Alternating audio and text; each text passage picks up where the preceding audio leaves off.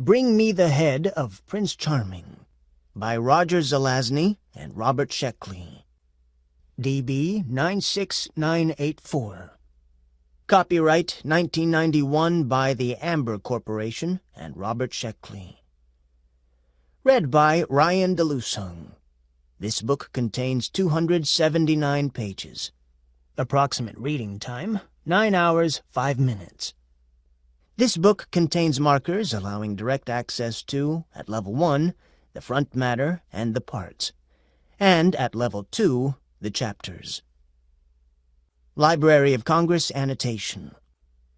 Every 1,000 years, the forces of good and evil compete to determine which side will control the turn of events in the upcoming millennium.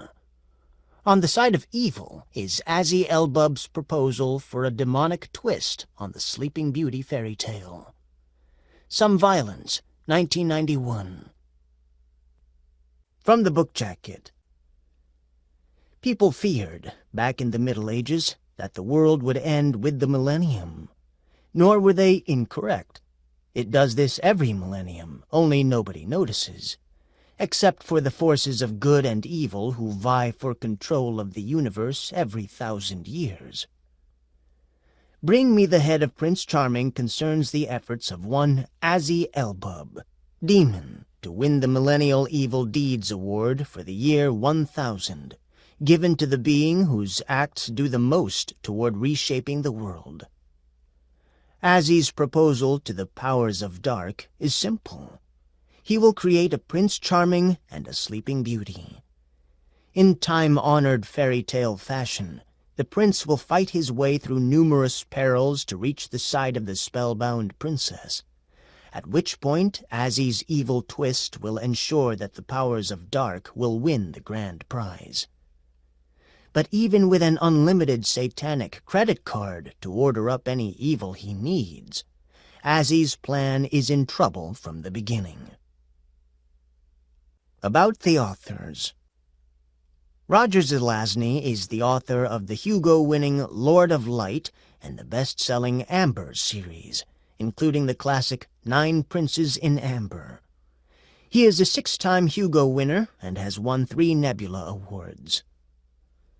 Robert Sheckley is a novelist and scriptwriter whose short fiction has appeared in Playboy, Atlantic Monthly, and the Magazine of Fantasy and Science Fiction. One of his short stories was adapted to film as The 10th Victim. Matins. Hero Sandwich. Chapter 1. The bastards were shirking again, and Azzie had just gotten comfortable. He had found a place just the right distance between the fiery hole in the middle of the pit and the hoarfrost-covered iron walls which encircled it. The walls were kept close to absolute zero by the devil's own air-conditioning system. The central pit was hot enough to strip atoms of their electrons, and there were occasional gusts that could melt a proton. Not that that much heat or cold was needed. It was overkill, over-harass, actually. Humans, even when dead and cast into the pit, have very narrow ranges, speaking on a cosmic scale, of tolerance. Once past the comfort zone in either direction, humans soon lost the ability to discriminate bad from worse. What good was it subjecting a poor wretch to 1,000,000 degrees Celsius if it felt the same as a mere 500 degrees? The extremes only tormented the demons and other supernatural creatures who tended the damned. Supernatural creatures have a far wider range of sensation than humans, mostly to their discomfort, but sometimes to their exceeding pleasure. But it is not seemly to talk about pleasure in the pit. Hell has more than one pit, of course. Millions upon millions of people are dead. More are dying every day. Most of them spend at least some time in the pit. Obviously, there have to be arrangements to accommodate them all. The pit Azzie served in was called North Discomfort 405. It was one of the oldest, having been put into service in Babylonian times, when people really knew how to sin. It still bore rusty bas-reliefs of winged lions on the walls, and was listed in the Hell Register of Places of Historical Distinction. But Azzie cared nothing for serving in a well-known pit. All he wanted was to get out. Like all pits, North Discomfort 405 consisted of a circle of iron walls enclosing an enormous garbage pit, in the center of which was a hole from which poured exceeding hot fire. Hot coals and burning lava spat from the hole. The glare was unremitting. Only full-fledged demons like Azzie were permitted to wear sunglasses. And the torments of the damned were accompanied and amplified by music of a sort. Menial imps had scraped clear a semicircle in the midst of the dense, matted, moldy and rotten debris. The orchestra was seated in this semicircle on orange crates. It was composed of inept musicians who had died in the act of performing. Here in Hell they were forced to play the works of the worst composers ever known. Their names are not remembered on earth, but in Hell, where their compositions are played without stop, and even broadcast on the Kazum circuit, they are famous. The imps worked away, turning and adjusting the damned on their griddles. The imps, like the ghouls, liked their people well rotted, and served up marinated in an admixture of vinegar, garlic, anchovy, and maggoty sausage. What had pulled Azzie from his repose was that in the sector directly ahead of him, the dead were stacked only about 8 or 10 high. Azzie gave up his comfortable, relatively, berth, and scrambled down through rotting eggshells and squashy entrails and chicken heads to the level ground where he could trample comfortably over the bodies.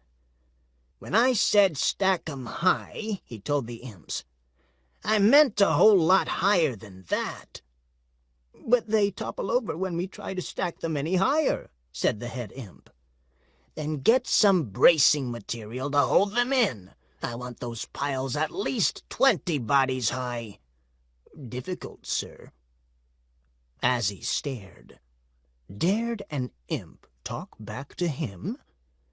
"Do it, or join them," he said. "Yes, sir. Bracing material going right up, sir." The imp ran off, shouting orders to his work crew. It had started out as another typical day in one of the pits of Hell, but it was to change dramatically, unexpectedly, in another moment. So it is with change. We go about our accustomed ways with lowered head and hangdog eye, tired of our accustomed round, sure it will go on forever.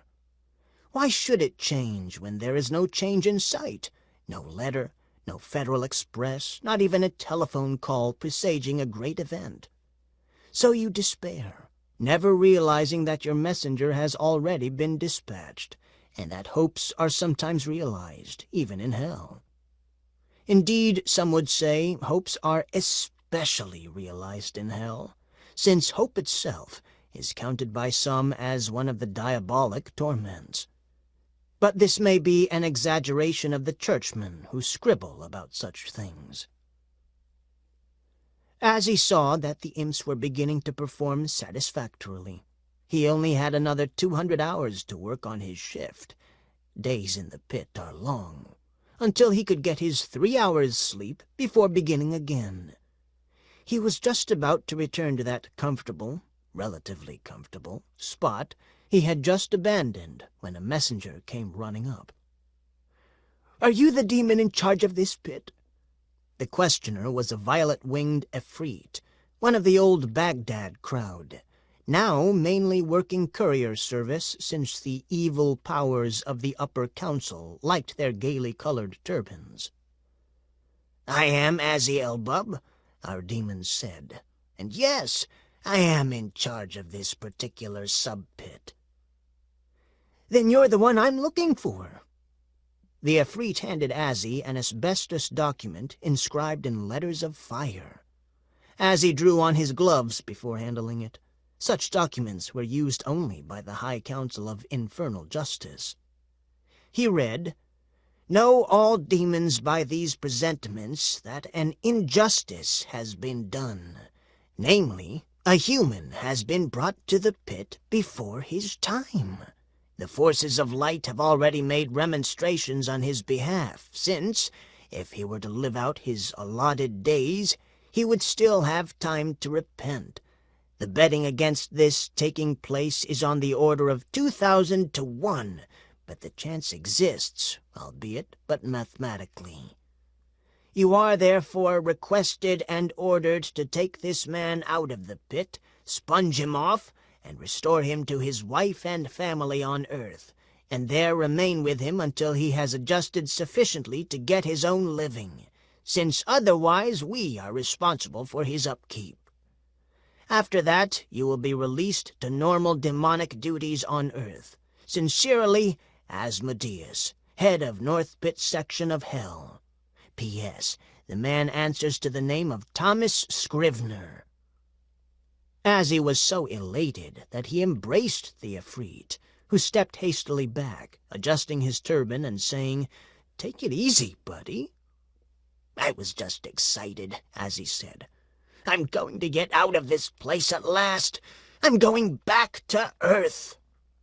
"A disappointing place," the Efreet said. "But to each his, her, or its own." Azzie hurried off to find Thomas Scrivener. He located the man at last in row 1002 WW. The pits of hell are laid out like amphitheaters. Every location can be traced. A master plan exists. In practice, however, what with the imps carelessly throwing people onto piles and the piles falling over onto other piles, people's locations in the pits are known only approximately. "Is there a Thomas Scrivener here?" Azzie asked. The mound of sinners at location 1002 WW turned away from their discussion and looked at him, those whose heads were faced in the right direction. Instead of repenting their sins, they considered pit time a social occasion, a chance to get to know neighbors, exchange opinions, have a few laughs. Thus do the dead continue to deceive themselves, just as in life. Scrivener, an old man in a middle position said. He turned his head toward his armpit with difficulty. "Sure, he's here. Any of you fellows know where Scrivener is?" The request was carried up and down the great mound. Men turned from their preoccupation with sports. There are plenty of sports in hell, but the home team always loses, until you bet against them. To say, Scrivener, sort of a tall, skinny, loony fellow with a cast in one eye?" "I don't know what he looks like," Azzie said. "I assumed he answered to his name." The mound of people mumbled and coughed and discussed it among them, as humans, living or dead, are wont to do about anything.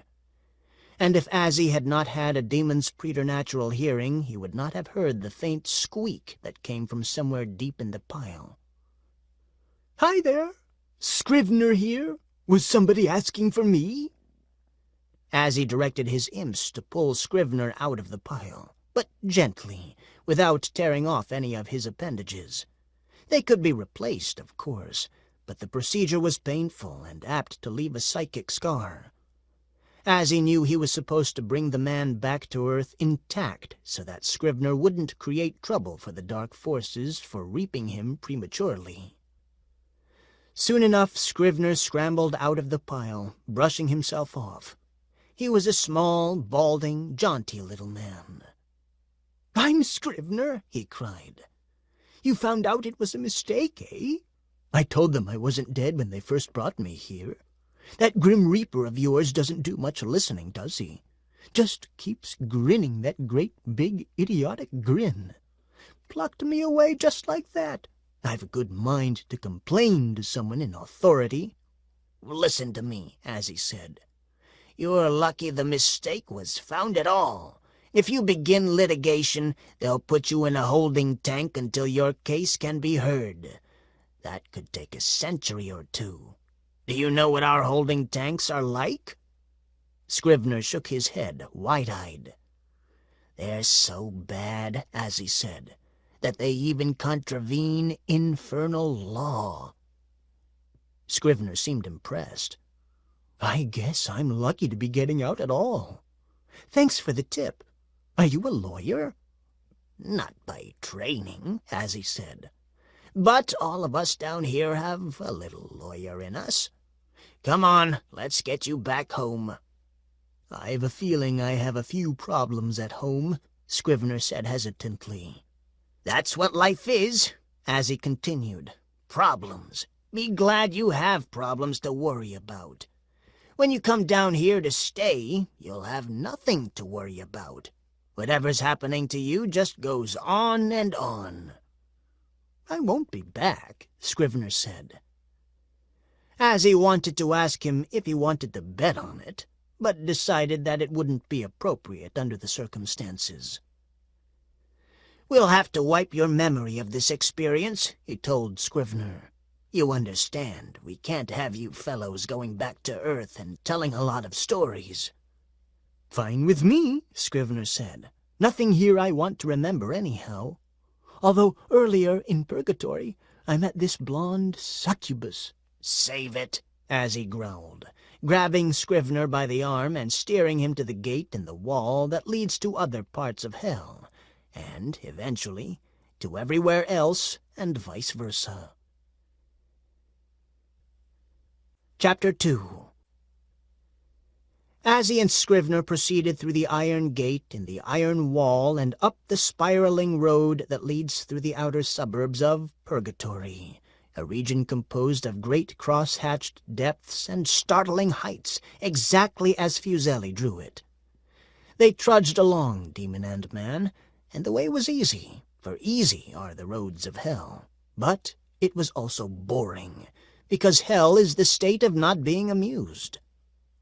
And after a while Scrivener said, "Is it much farther?" "I'm not sure," Azzie confessed. "I'm new in this sector. In fact, I shouldn't be here at all." "Just like me," Scrivener said. "Just because I fall into a corpse-like coma from time to time is no reason for your Grim Reaper fellow to grab me up without making proper tests. It was slipshod, I tell you. Why shouldn't you be here?" "I was intended for better things," Azzie said.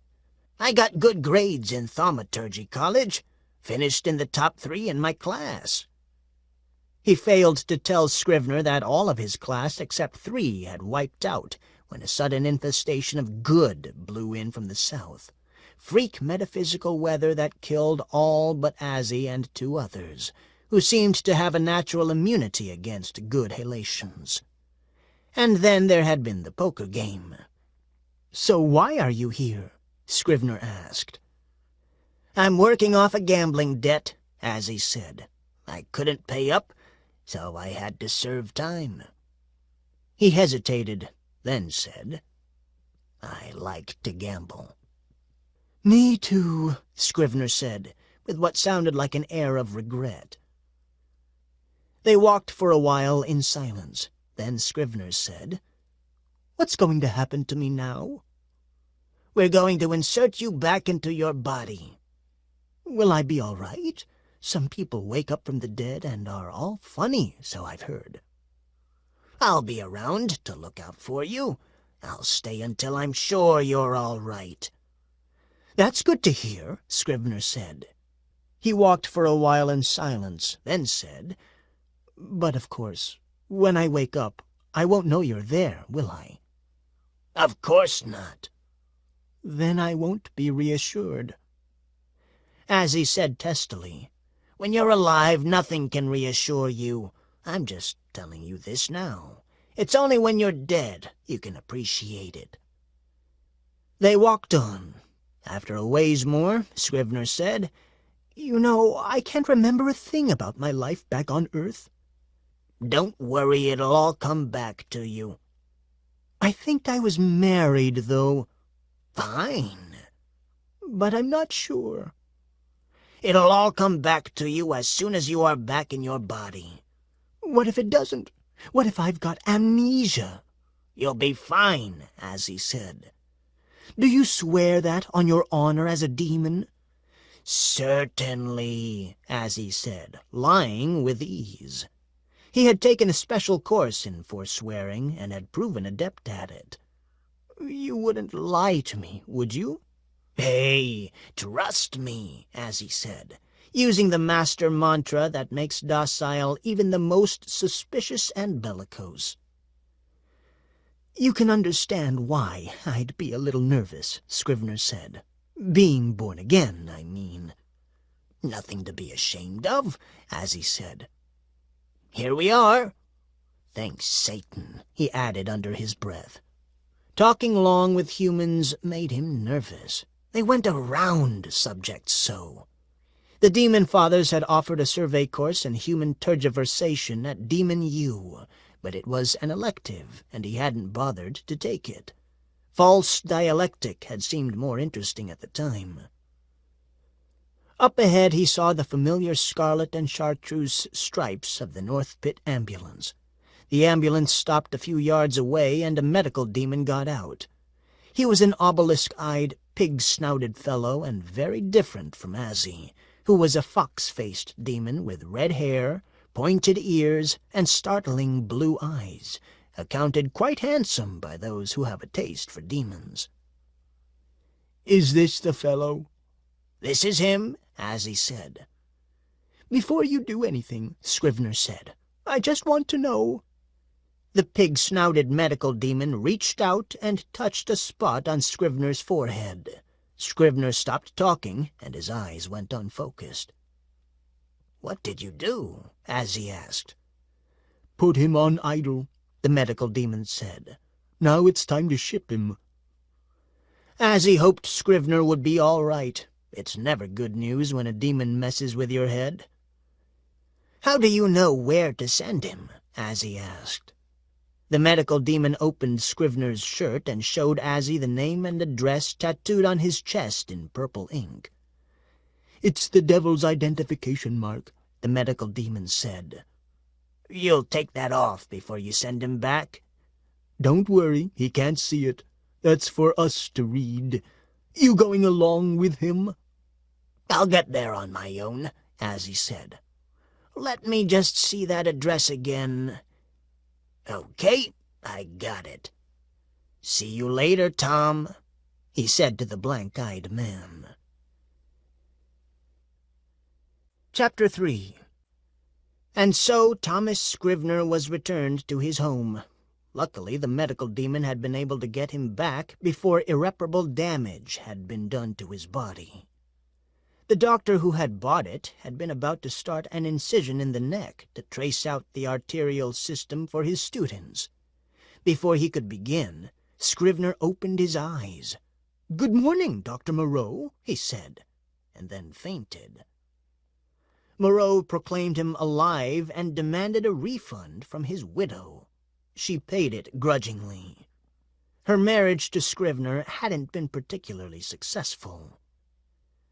Azzie had traveled to Earth by his own means, not wanting to go with Scrivener in the vehicle of the undead, whose rotting smells were a trial even for supernatural beings. He arrived just after Scrivener's resuscitation. No one could see him since he wore the amulet of invisibility.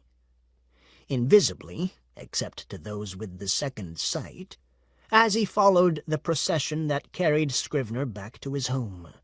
The good people of the village, rustics all, proclaimed it a miracle, but Scrivener's wife, Mio, kept on muttering, "I knew he was faking it, the wretch." Shielded by his invisibility, Azzie drifted around Scrivener's house, where he would live until Scrivener was past the claims period. Probably a matter of a few days. It was a fair-sized house, several rooms on each floor, and a nice, dank basement. Azzie took up his abode in the basement. It was just the sort of a place for a demon. He had brought along several scrolls to read and a sack of rotted cats' heads for snacks. He was looking forward to a quiet time. But no sooner had he settled in than the interruptions began. First it was Scrivener's wife, a tall wench with coarse brown hair, wide shoulders, and a big bottom, coming down to the cellar for provisions. Then it was the oldest son, Hans, a weedy lout who looked just like his father, searching for the honey-pot. Then Lotta, the maid-servant, down to pick out some potatoes from last year's harvest. What with one thing and another, Azzie got little rest. In the morning he looked in on Scrivener. The resuscitated man seemed to be on the mend. He was sitting up and taking herb tea, arguing with his wife and scolding the children. One more day, Azzie decided, and he'd be all right, and it would be time to move on to more interesting matters. The two dogs of the household knew he was there, and slunk away whenever he came by. That was to be expected. But what happened next was not in his plans. That night he went to sleep in the mouldy part of the cellar where some turnips had rotted, and he'd made a noisome little nest for himself. But he awoke abruptly when he sensed the presence of light. It was a candle's glow. Someone was standing there, looking at him. A child. How insufferable. Azzie tried to bound to his feet and fell back. Someone had tied a piece of string around his ankle. Sheer reaction made him rear up. A child. A little fat-faced, flaxen-haired girl of 7 or so. Somehow she must be able to see him. In fact, she had trapped him. As he swelled himself up to his full height, deciding he'd better impress this child at once, he tried to loom menacingly over her, but the strangely glowing string, one end of which she had tied to a beam, pulled him up short, and he fell again. The little girl laughed, and Azzie shuddered. Nothing sets a demon's teeth on edge quite so much as innocent young laughter. "Hi, little girl," he said. "Can you see me?" "Yes, I can," she said. "You look like a nasty old fox." Azzie looked at the tiny dial set in his amulet of invisibility. As he had feared, it showed that the power was down close to 0. Those fools at Supply.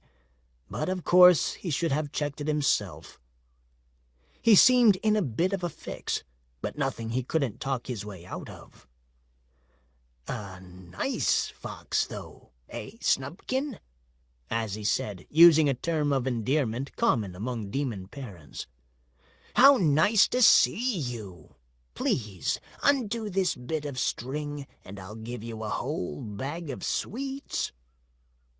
"I don't like you," the child said. "You're bad. I'm going to keep you tied up and call the priest." She stared at him accusingly, as he could see he was going to have to employ some cunning to get out of this one. "Tell me, little girl," he said, "where did you come by this bit of string?" "I found it in one of the storerooms of the church," she told him. "It was on a table with a lot of bits of bone." Relics of the holy saints! That meant that the string had to be a spirit catcher. The best spirit catchers were made from the rope that girdled the robes of saints. It was going to be difficult getting out of it. "Little girl, I'm just here to look after your father. He hasn't been well, you know, what with dying and coming back to life and all. Now be a dear and undo the cord. That's a sweet, good girl." "No," the little girl said, in that adamantine way little girls have, and some big ones, too. "Well, curse and blast," as he said. He struggled, but couldn't get his foot out of the spirit catcher, which had the annoying property of tightening each time he tried to loosen it. "Come on, little girl, fun's fun, but now it's time to let me go."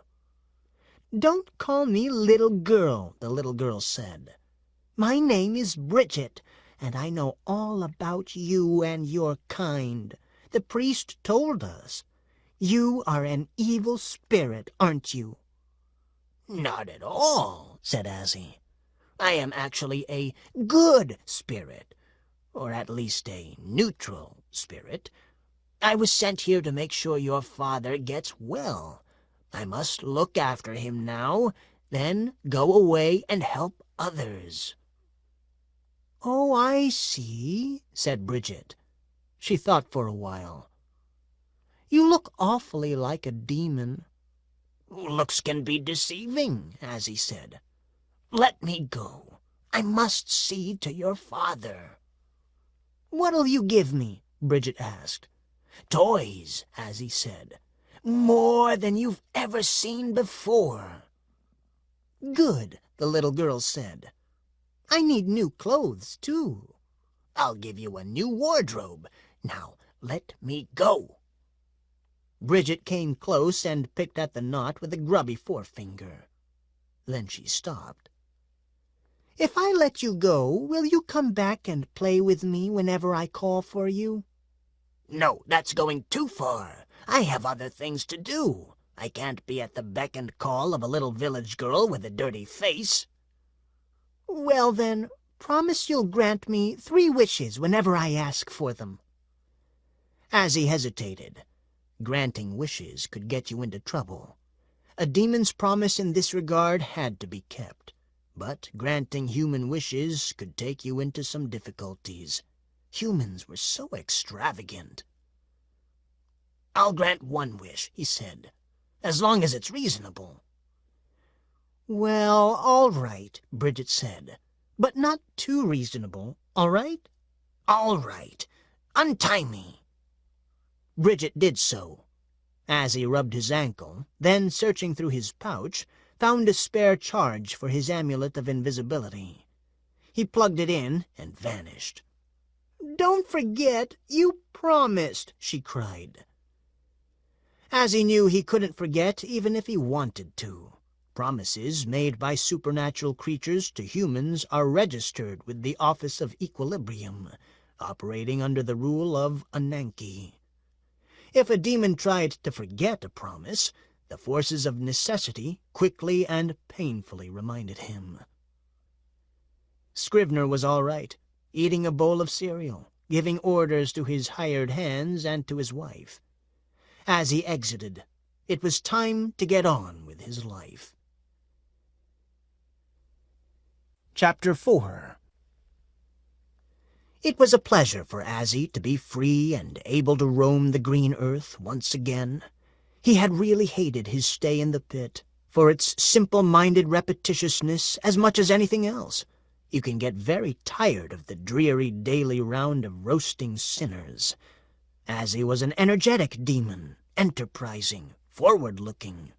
He was an agent of evil, and despite a certain air of frivolousness, he took his hellish duties seriously. After leaving Scrivener's village, the first thing he wanted to do was orient himself. This region was not familiar to him. Azzie had visited Earth last during Imperial Roman times, and had even been present at one of Caligula's notable feasts. Now, flying low over the land that had been called Gaul, he was guarded from mishap by his amulet of invisibility. The amulet also conferred a degree of impalpability upon its wearer, which was just as well when he passed through a large flock of trumpeter swans. As he flew, Azzie noted the forest stretching out on all sides. The village had been but a patch in that great forest that covered most of Europe and stretched from Scythia to Spain. Azzie found a muddy track running through it and followed it at an altitude of about 500 feet. The track stretched on and on, at last opening out into a proper paved Roman road. He accompanied a group of horsemen down the road and into a city of fair size. Later he learned this was Troyes, a part of the kingdom of the Franks, who were large barbarians with iron swords who had taken over all of Gaul and much more since the decline of Roman power. Azzie flew low and slow over the city, noting the many small houses and, among them, the palaces of lords and high churchmen. On the outskirts of the town a fair was being held. He flew above its tents and pennons, attracted to its cheerful bustle. He decided to pay it a visit. He came to earth and changed into one of his standard disguises, a kindly, portly man, balding and with a twinkling eye. His toga, which came with the disguise, looked out of place, so he purchased a cloak of homespun at a booth and looked more or less like everyone else. He strolled along, looking around, still slightly disoriented. There were several permanent structures and a field scattered with tents. All sorts of things were sold here: weapons, clothing, foodstuffs, livestock, tools, spices. "Hi there, you, sir." Azzie turned. Yes, the old crone was beckoning to him. She sat in front of a small black tent, Kabbalistic figures painted on its sides in gold. She was dark-skinned and appeared to be an Arab or a gypsy. "You called me?" "I did, sir," she said, in a villainous North African accent. "Come inside." A human might have been more cautious, because you can never tell what might happen inside a black tent with Kabbalistic figures. But for Azzie, that tent was the first familiar thing he had seen in a long time. There are whole tribes of demons who live in black tents and wander up and down the waste places of Limbo, and Azzie, although Canaanite on his father's side, was related to some of the wandering Bedouin demons. Inside, the tent was lined with richly figured rugs. There were oil lamps of finely wrought pewter on the wall, and embroidered cushions lay all over. At the far end was a low altar with a table for offerings. Behind it, looming high, was a heroic statue in the Grecian manner, of a handsome young man with a wreath of laurel in his hair. Azzie recognized the features. "So, Hermes is here," Azzie said. "I am his priestess," said the crone. "I was under the impression," Azzie said, "that we were in a Christian country and that worship of the old gods is strictly forbidden." "What you say is true," the crone said. "The old gods are dead, but not really dead because they have returned to life in new forms. Hermes, for example, has changed into Hermes Trismegistus, patron saint of alchemists. His worship is not approved, but neither is it forbidden." "I'm happy to see that," Azzie said. "But why have you called me here?" "You are a demon, sir?" the crone inquired. "Yes. How did you know?" "There is something lordly and sinister in your mien," the crone said. "An air of brooding, implacable evil that would set you apart from others, no matter how large the crowd." Azzie knew that gypsies were capable of subtle perceptions, which they then phrased to flatter their clients. Nevertheless, he reached into his pouch, found a gold denier, and gave it to her. "Take that for your cunning tongue. Now, what do you want of me?" "My master wants to have a word with you." "Well, good," Azzie said. It had been a long time since he had had a chat with one of the old gods. "Where is he?" The crone knelt down at the altar and began mumbling. In a moment the white marble was suffused with a rosy glow. The statue came to life, stretched, stepped down from its pedestal, and sat beside Azzie. To the old woman Hermes said, "Go find us something to drink." When she had left, he said, "So, Azzie, it's been a long time." "Quite long," Azzie said. "It's good to see you again, Hermes. I wasn't on Earth when Christianity defeated paganism, other commitments, you know, but I do want to offer my condolences." "Thank you," Hermes said. "But actually we lost nothing. We're all at work, all the gods. We move with the times, and we sometimes hold honored positions in both camps, saint or demon. Does wonders for one's perspective. There's much to be said for a kind of intermediate status." I'm glad to hear it, Azzie said. There's something sad about the thought of an out-of-work god. Never worry about us. I had my servant Aisa call you, Azzie, because she said you looked lost. I thought I could help. That is good of you, Azzie said. Perhaps you could just fill me in on what's been going on since Caligula. Well, in brief, the Roman thing collapsed under barbarian invasions and lead poisoning. The barbarians are all about now. They call themselves Franks and Saxons and Visigoths. They have formed an empire which they call the Holy Roman Empire. Holy? Azzie asked. That's what they call it. I don't know why. But how did the real Roman Empire fall? You can look it up in any history, Hermes said. Just take my word. It fell, and that was the end of the classical age.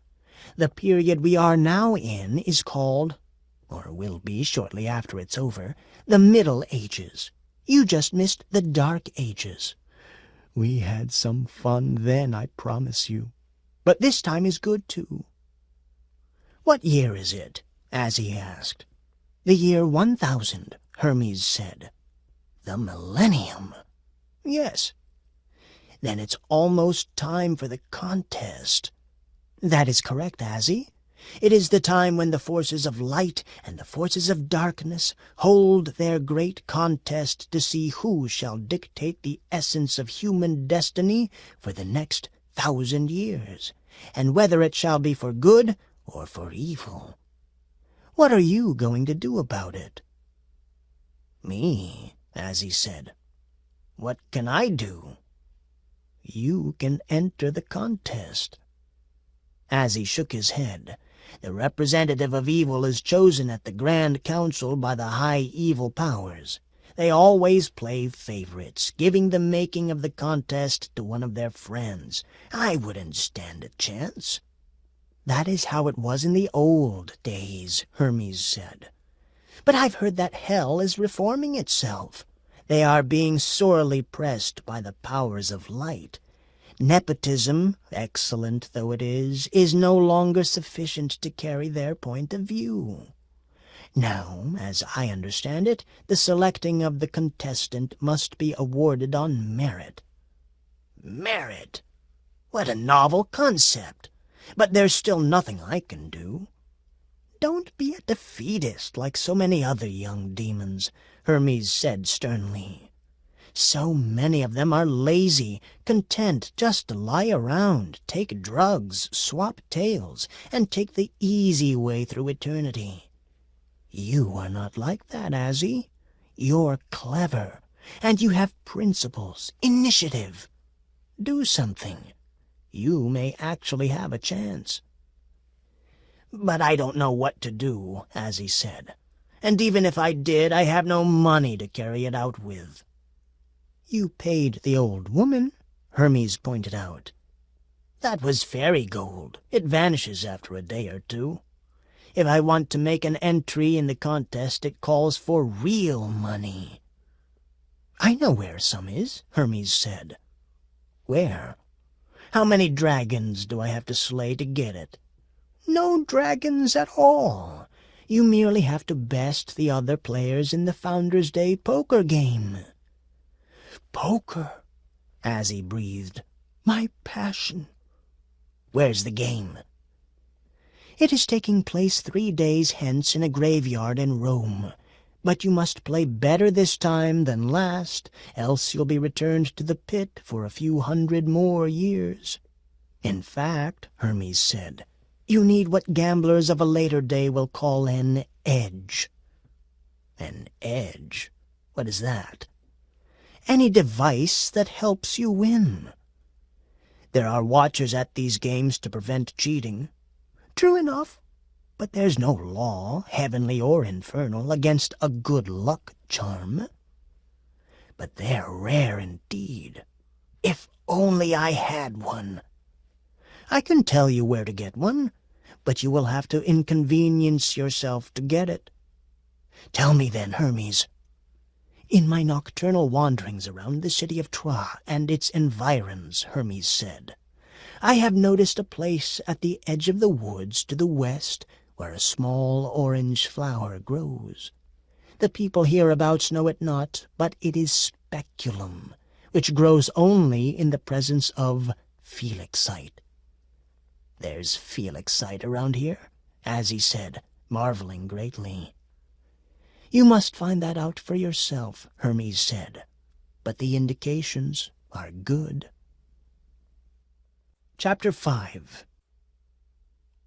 Azzie thanked Hermes and took his leave. He walked through a low field toward the woods that surrounded the city. He found the rare flower, which was low and inconspicuous. Azzie sniffed it. The odor of the speculum is delicious, and then bent low and put his ear to the ground. His preternaturally alert sense of hearing brought to his senses the presence of something below ground, something that moved and thumped, moved and thumped. It was, of course, the characteristic sound a dwarf makes as he cuts a tunnel with his pick and shovel. The dwarves are well aware that the sound of their digging gives them away, but what can they do? A dwarf needs to dig to feel alive. As he stamped his foot and sank into the earth, this is a talent that most European and Arabian demons have. Living in the earth is as natural for them as living on the earth is for men. The demons experience earth as something much like water, through which they can swim, though they much prefer to walk in tunnels. It was cool underground. The lack of light did not prevent Azzie from seeing around him very nicely, in a dim infrared sort of way. And it is rather pleasant underground. There are moles and shrews near the surface, and other creatures glide along the differing densities of the soil. At last Azzie came out in a large underground cavern. Phosphorescent rocks gave off a dim glow, and he could see, at the far end of the cavern, a solitary dwarf of the North European variety, dressed in a well-made green and red moleskin suit, with tiny jackboots of gecko hide and a little mouse-skin cap on his head. "Greetings, dwarf," Azzie said, adjusting his height upward as far as the rocky ceiling allowed so that he could loom over the dwarf impressively. "Hail, demon," the dwarf said, sounding not too pleased at stumbling over one. "Out for a stroll, are you?" "You could say so," Azzie said. "And what about you?" "Just passing through these parts," the dwarf said. "On my way to a reunion in Antibes." "Is that a fact?" Azzie asked. "Yes, it is." "Then why were you standing here digging?" "Me? Digging? Not really." "Then what were you doing with that pick in your hand?" The dwarf looked down and seemed surprised to find the pick there. "I was just tidying up." He tried to rake a few rocks together with the pick, but of course, since it was never intended for that purpose, it didn't do a good job. "Tidying up the earth," Azzie said. "What do you take me for, a moron? Who are you, anyhow?" "I am Rognir, a member of the Rolfingdorveria from Uppsala. Tidying up the earth may seem absurd to you, but it comes naturally to dwarves, who like everything to remain the same." "Frankly," Azzie said, "what you are saying makes no sense to me at all." "That's because I'm nervous," Rognir said. "As a rule, I talk quite sensibly." "Then do so now," Azzie said. "Relax. I mean you no mischief." The dwarf nodded, but looked unconvinced. He didn't trust demons, and you couldn't really blame him. There are many rivalries in the spirit kingdom which are unknown to man, since a Homer or a Virgil wasn't around when something was going on. The dwarves and the demons had been having quite a tense time of it recently, due to territorial disputes. Demons have always had a claim on the underground, despite their distant birth as fallen creatures of the light. They love the underground ways of earth, the deep caverns, bogs and sinkholes, caves and declivities, the passageways that present vistas of beautiful strangeness to their poetic but gloomy imaginations. The dwarves had their own claim on the underworld, considered themselves children of it, born spontaneously out of the chaotic, fiery writhings of the deepermost regions of primal flame. They were romanticizing, of course. The true origin of the dwarves is interesting, but there is no time to go into it here. What is important is the power of imagination, to take an idea and cling to it stubbornly. Thus the dwarves, and their insistence on being free to wander the underground ways as they pleased, without stint or restraint. This wasn't to the demons' way of thinking, however. They preferred territories. Demons like to stomp along alone, and other creatures tend to get out of their way. Not so the dwarves, who trooped along in their bands, white whiskers flowing, pickaxe and spade always ready, pounding and chanting, for they are great chanters, often passing directly through a demon convocation, for demons are always holding meetings on crucial points of doctrine, though their discussions are rarely noted by those who really dispose the power. Be this as it may, they hate being disturbed, and the dwarves had an uncanny power of choosing just the wrong place and time to dig to disturb a demon sitting deep in thought, motionless on a block of basalt, hands to his ears, as we see in some of the family portraits done in stone on the turrets of Notre Dame. The demons feel the dwarves are crowding them. Wars have been started on lesser issues. I believe, Azzie said, our tribes are currently at a state of peace. In any event, I have come only for something which will not even interest you, since it is not a precious gem. What exactly are you looking for? Rognir asked. Felixite, Azzie said. In those days, charms and talismans still had great power in the world, and there were many of them about, though the dwarves hid them in secret places, to keep them from the dragons, without much luck, since dragons knew that where you find dwarves, you find gold. Dwarves and dragons go together like lox and bagels, herring and sour cream, good and bad, memory and regret. The dwarves worked hard to extract Felixite luck stones from the depths of the earth. Felixite is found only in small quantities, in beds of Neptunic basalt, the very oldest and hardest kind. This stone of good omen, Felixite, was much in use back when everything was happier, better, dearer, truer, the Golden Age, which ended just before true humans came on the scene.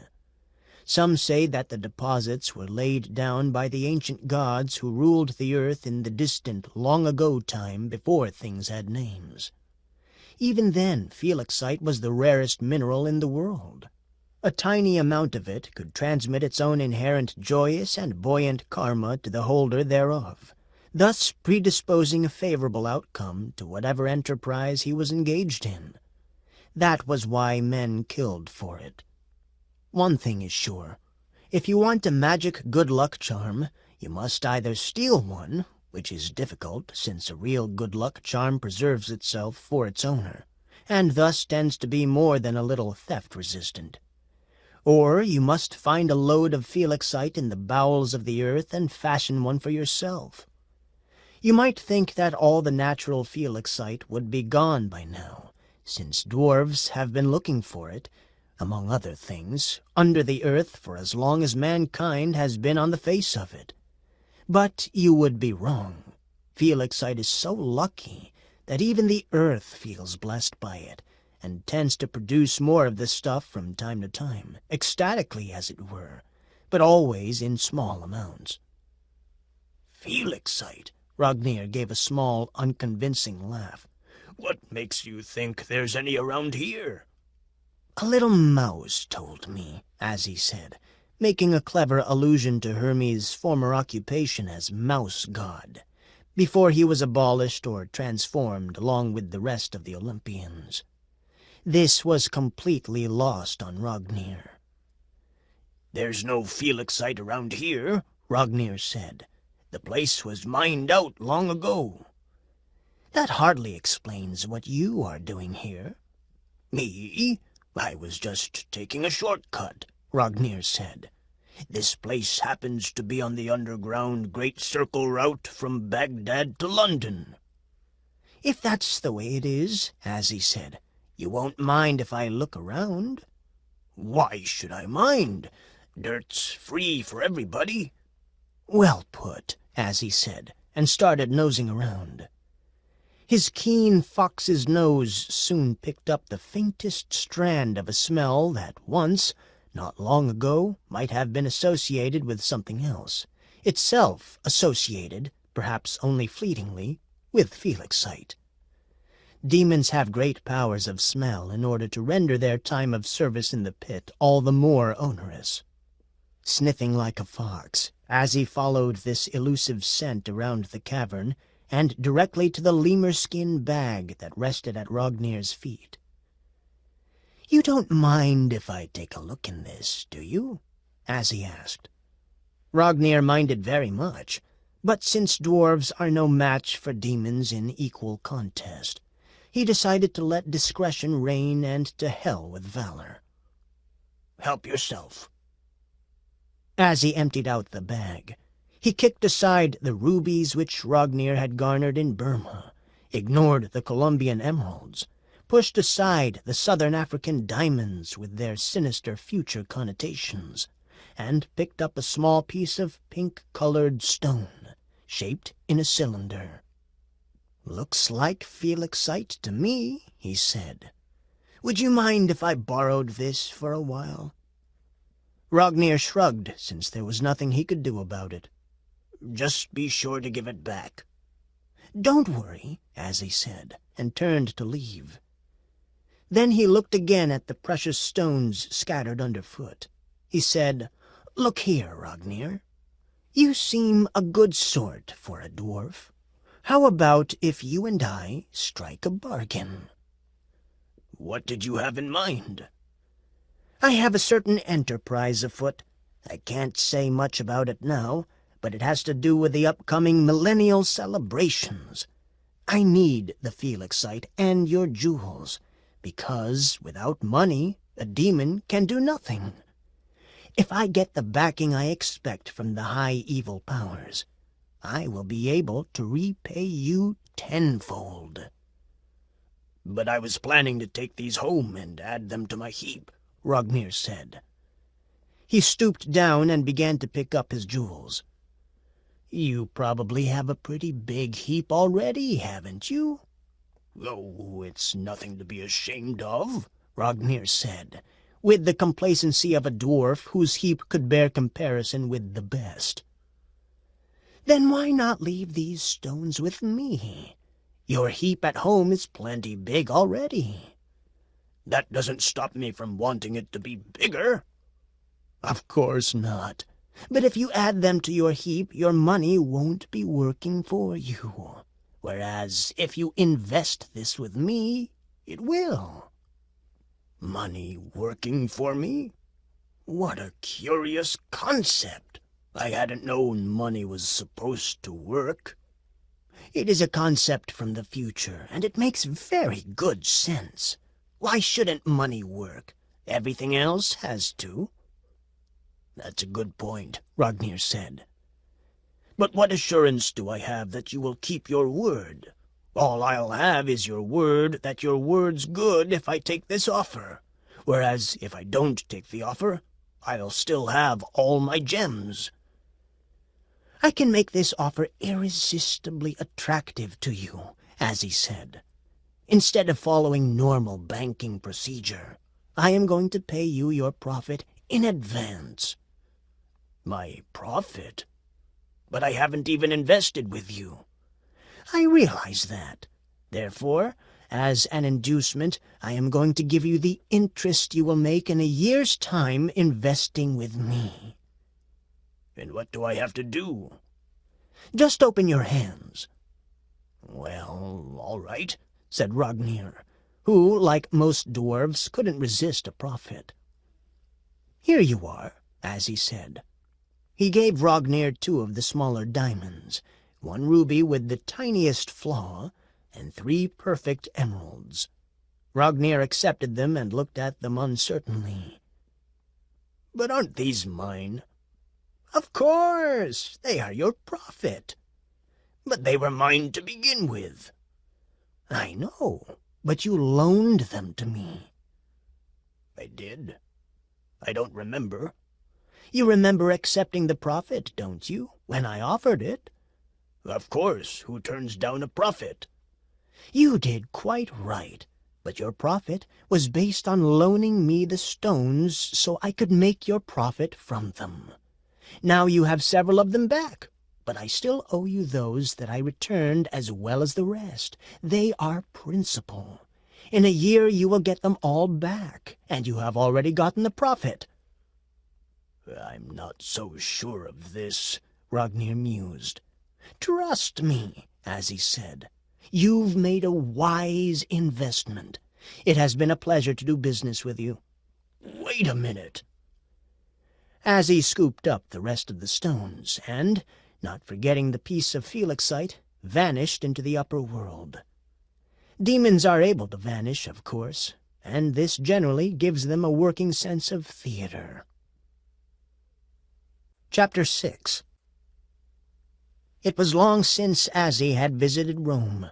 This city was an especial favorite of demons, and they had long been accustomed to travel there for sightseeing, sometimes individually, often in groups of hundreds, complete with women and children demons, and accompanied by guide demons who lectured on what had gone on in this place or that. There was no lack of good things to see.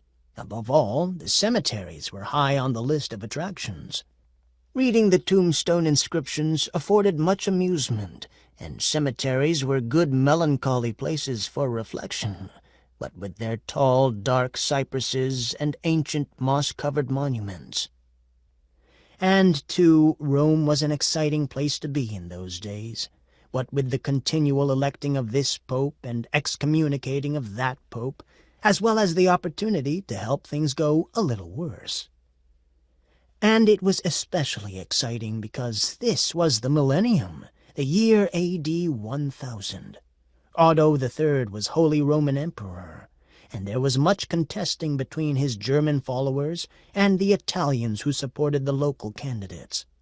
The Roman nobles were regularly up in arms against Otto, and there was continual attack and rout. It wasn't safe for a human to walk the streets after dark, and there were perils even by day. Bands of lawless mercenaries roamed the streets, and woe to man or maid who fell into their hands. Azzie flew in just at dusk, when the sun was setting over the Adriatic, illuminating the domes and towers of Rome with brightness, while the terracotta rooftops were already darkened with evening gloom.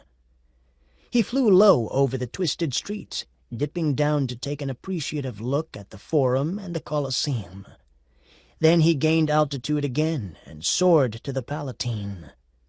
Here there was a very special cemetery, the Narbozzi, and this was the place where the demons, since time out of mind, had been holding their annual poker games. With luck, the game would be held here again this year. The Narbozzi Cemetery, stretching for many hectares along the undulating northern limit of the Palatine, was covered with marble sarcophagi, stone crosses, and family tombs. As he wandered among the Narbozzi's overgrown grassy ways, which became clearer to him as the sun went down, for demons see better at night, it being their natural medium. The cemetery was large, and he feared he might miss the location of the game altogether. He hoped not. He had his good luck amulet, Rognir's felixite, securely wrapped in parchment with the sign of King Solomon on it. Also in his pouch were the gemstones of Rognir's heap, his stake for the coming game. He hurried along, and soon the twilight had given way to full night. A horned moon appeared overhead, and Sirius the dog star glowed red in the heavens, a fine omen for evil. There was a sound of locusts and a throbbing of frogs from the nearby swamps. Azzie began to wonder if he had come to the wrong cemetery. Rome at this time held the world record for cemeteries of high antiquarian interest. It would take him too long to check them all out, and he didn't even have a complete list. He was just starting to curse himself for his lack of preparedness. He should have gotten in touch with the Supernatural Convention Committee to find the exact location of the game, when he heard a sound, reassuringly unhuman. He moved toward it, and it distinguished itself as laughter. It was coming from the east side of the Narbotsi, the side known in antiquity as the Accursed. As he came closer, he heard oaths being sworn, and then he made out the tremendous kettle-drum laughter of Nuzajoth, one of the great lords among demons, the sound of whose voice was unforgettable. Swiftly he flew to the source of the sound. The demons were camped in a little hollow between the great marble sarcophagus of Romulus and the more recent tomb of Pompey. They were in a small grove surrounded by a circle of ilex trees. Although they had been there no more than a few hours, the area already showed the signs of chaos and squalor which characterize demon gatherings. Huge vats of ichor had been brought in for refreshment. There were fires here and there, and kitchen familiars roasted people parts of many different nations over hot charcoal. Azzie was soon made welcome by the other demons. "Light meat or dark?" a succubus asked him. But Azzie had no time to eat, delicious though the young humans appeared to be, all golden brown from the spit. "Where's the game?" he asked. "Right over there," the succubus told him. She was an Indian demon, as Azzie could tell by the ring in her nose and the fact that her feet were turned backward. She smiled at him seductively. She was indeed beautiful, but Azzie had no time for dalliance right now, nor the appetite, because gambling fever was raging in his veins, and he hastened toward the circle. The card-playing demons were gathered in a circle lit by bale fires and tallow candles made of unsavory waxy substances. There was also an outer circle of demons, gathered to watch and comment on the action. As Azzie came to the circle, a big hand was in progress. In the pot were a scattering of gold coins, some silver denarii, and a human torso, worth plenty since blood was still dripping from the stumps of its arms and legs. The final bet was made, and a small pot-bellied demon with skinny arms and legs and a great long nose, a Laplander to judge from his reindeer sweater, won it and raked it all in. "New player!" someone called out, and they slid over and made room for Azzie. Azzie sat down, laid out his jewels in front of him, and was given cards. He was cautious at first. It had been quite a while since he had sat in on a game. This time, even with the lucky amulet of Felixite, he was determined to be cautious, bet only good hands, fold when he was in doubt, and do all the other things that poker players, human or demonic, are forever telling themselves to do. He converted some of his gems into body parts and began to play. There in the darkness, lit by the uncanny green-tinged flames of the bale fires, the game went on, with demons laughing and swearing as fortune shifted from one to the other. Demons playing poker are jolly companions, as long as things are going well for them. They start out a game in fine high fettle, betting entire human heads and raising limbs with gay abandon. All this is accompanied by the sorts of jokes demons consider hilarious, but other beings consider in poor taste. "Anyone for a hero sandwich?" one of the serving demons asked as a tray of human parts was passed around. Azzie's caution soon left him. He began to plunge, betting more and more wildly. He was thinking of the Millennial Evil Deeds banquet and how much he would like to participate. If only he could be a winner. He really wanted to represent evil in the great millennial contest between light and dark. But, unfortunately, his pile of parts kept dwindling. He knew he was betting wildly, stupidly, demoniacally, but there was nothing he could do about it. Caught up in the pace of the game, he scarcely noticed how the bigger demons seemed to be getting all the big pots. What was going wrong with his Felix sight? Why wasn't he winning any big hands? Then it occurred to him that all demons carry good luck charms, and the more important the demon, the better the charm he could afford. It stood to reason that the charms of the others were nullifying his own charm. He was being wiped out again. It was unthinkable and very unfair. The night passed rapidly, and it wasn't long before Azzie noticed a faint lightening in the eastern sky. Soon it would be dawn, when the game would have to break up, unless someone had the keys to a private tomb. At this point, Azzie had lost most of what he had started with. Feelings of rage and chagrin flooded his foxy head. The hand he was holding was another bust, a pair of deuces and 3 middle cards. He was about to fold it and give up when a feeling came over him. No, not exactly a feeling. More a sensation. It was a warm glow that came from the vicinity of his pouch. Was his good luck amulet trying to tell him something? Yes, it had to be. And it occurred to him that if the Felixite really wanted to help him, it would wait for a single hand, then put all its capacity into winning that one for him. So certain was he that this was the true state of affairs that he wagered recklessly on his bad hand, raising again and again. He was given his final cards. He didn't look at them, but continued betting. There came the showdown. Spreading his cards, Azzie saw his deuces, and saw that he had picked up another pair of deuces. He was about to declare 2 pairs, when it dawned on him that he had 4 of a kind. No one else was even close. The others grumbled and threw in their cards.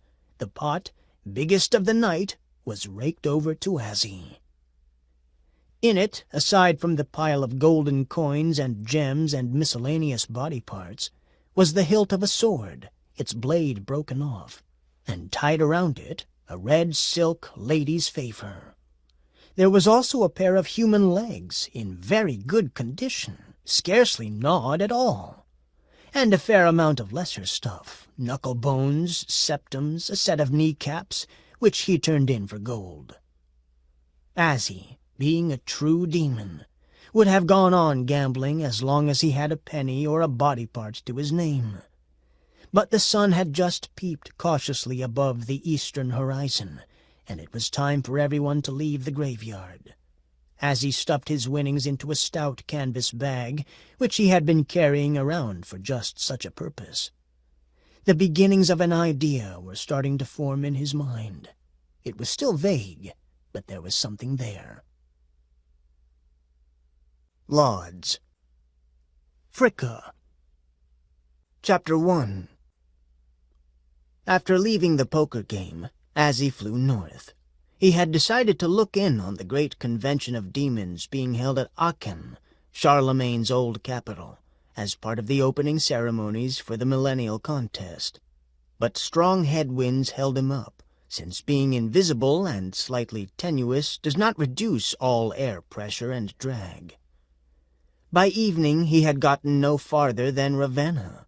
He decided to pass up the convention and found a nice graveyard to rest in outside the city walls. It was a pleasant place, with plenty of big old trees, oaks and willows, a pretty combination, and, of course, cypress, the stately death tree of the Mediterranean. There were nicely decaying tombs and mausoleums. In the distance he could see the sagging gray stone outline of the city wall. He made himself comfortable near a weathered headstone. What he needed now was a cozy fire. He raided a nearby mausoleum and found several exceedingly dry cadavers. These, together with some dead cats who had been poisoned by some busybody from the town, fed the flames. As night wore on, Azzie found that he was getting hungry. He'd had a fine feed last night at the poker game, and demons can go a long time between meals. But flying into headwinds all day had given him an appetite. He emptied his sack to see what provisions he had left.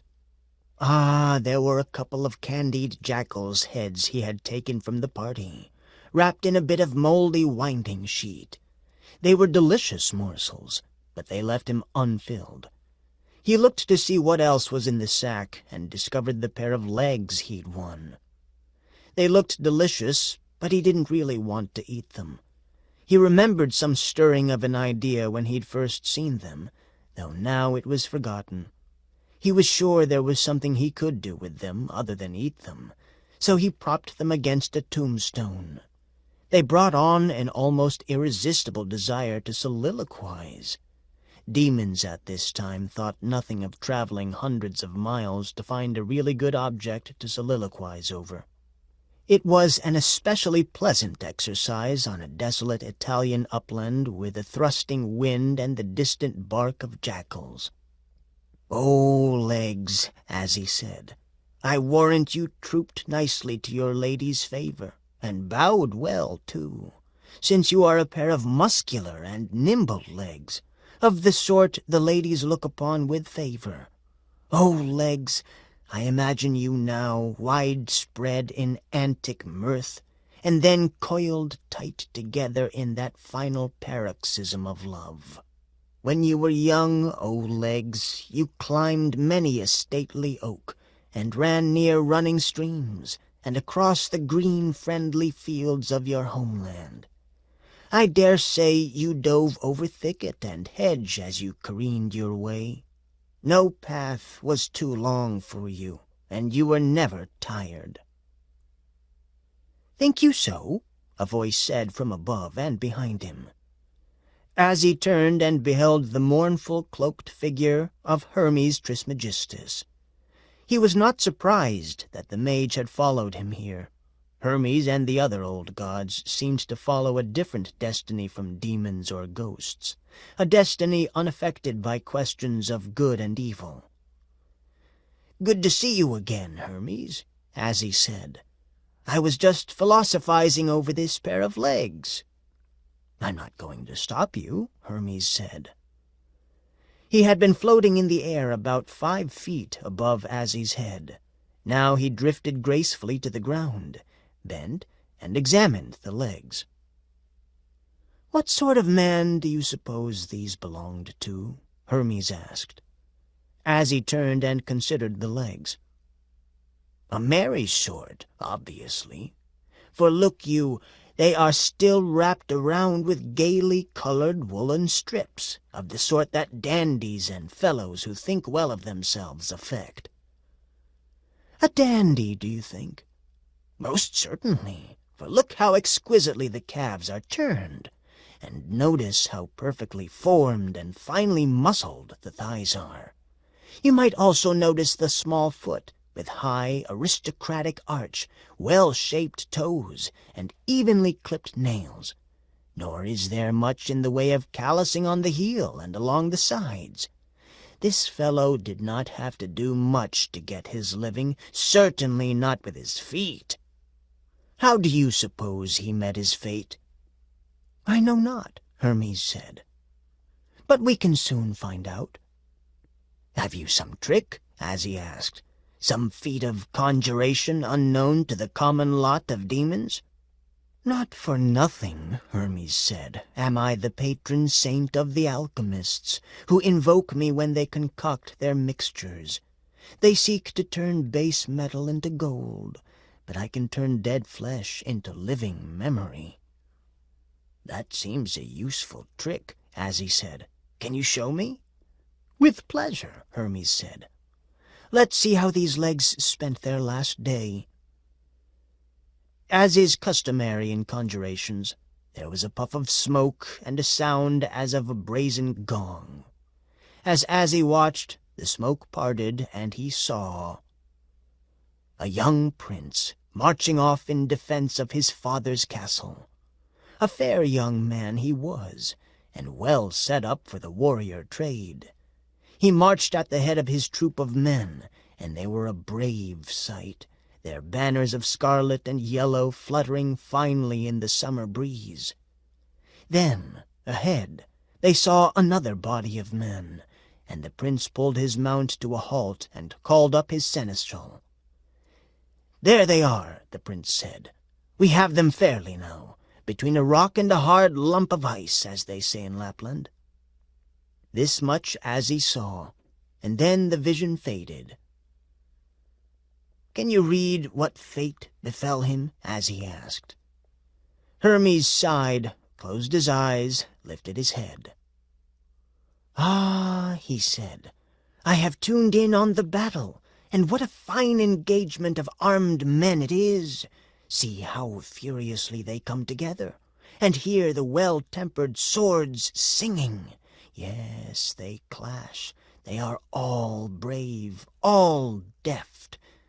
But what is this? One of the men has left the circle. Not even wounded, but giving retreat already. It is the former owner of these legs." "Poltroon!" cried Azzie, for it was as though he could see the engagement. "Ah, but he gets not off unscathed. A man is following, his eyes red with the blood fury, a huge man, a berserker, one of those whom the Franks have been fighting for hundreds of years, whom they call the madmen from the north." "I don't like the northern demons much either," Azzie said. "The berserker is running down the cowardly prince. His sword flashes, a sidewise blow struck with an uncanny combination of skill and fury." "Difficult to strike such a blow," Azzie commented. "The blow is well struck. The poltroon prince is cloven in twain. His upper half rolls in the dust, but his cowardly legs are still running. They are running now from death. Relieved of the weight of his upper body, they find it easy to run, though it is true they are running out of energy. But how much energy does it take for a pair of legs to drive themselves, when no one else is attached? Demons are pursuing these running legs because they have already passed the boundaries of the normal. Already they run in the limitless land of possibilities that is the preternatural.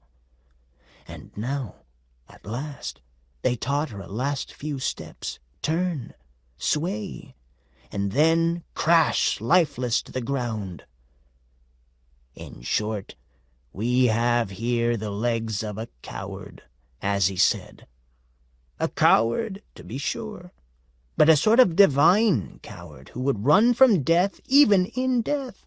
So afraid was he that what had in fact happened would happen."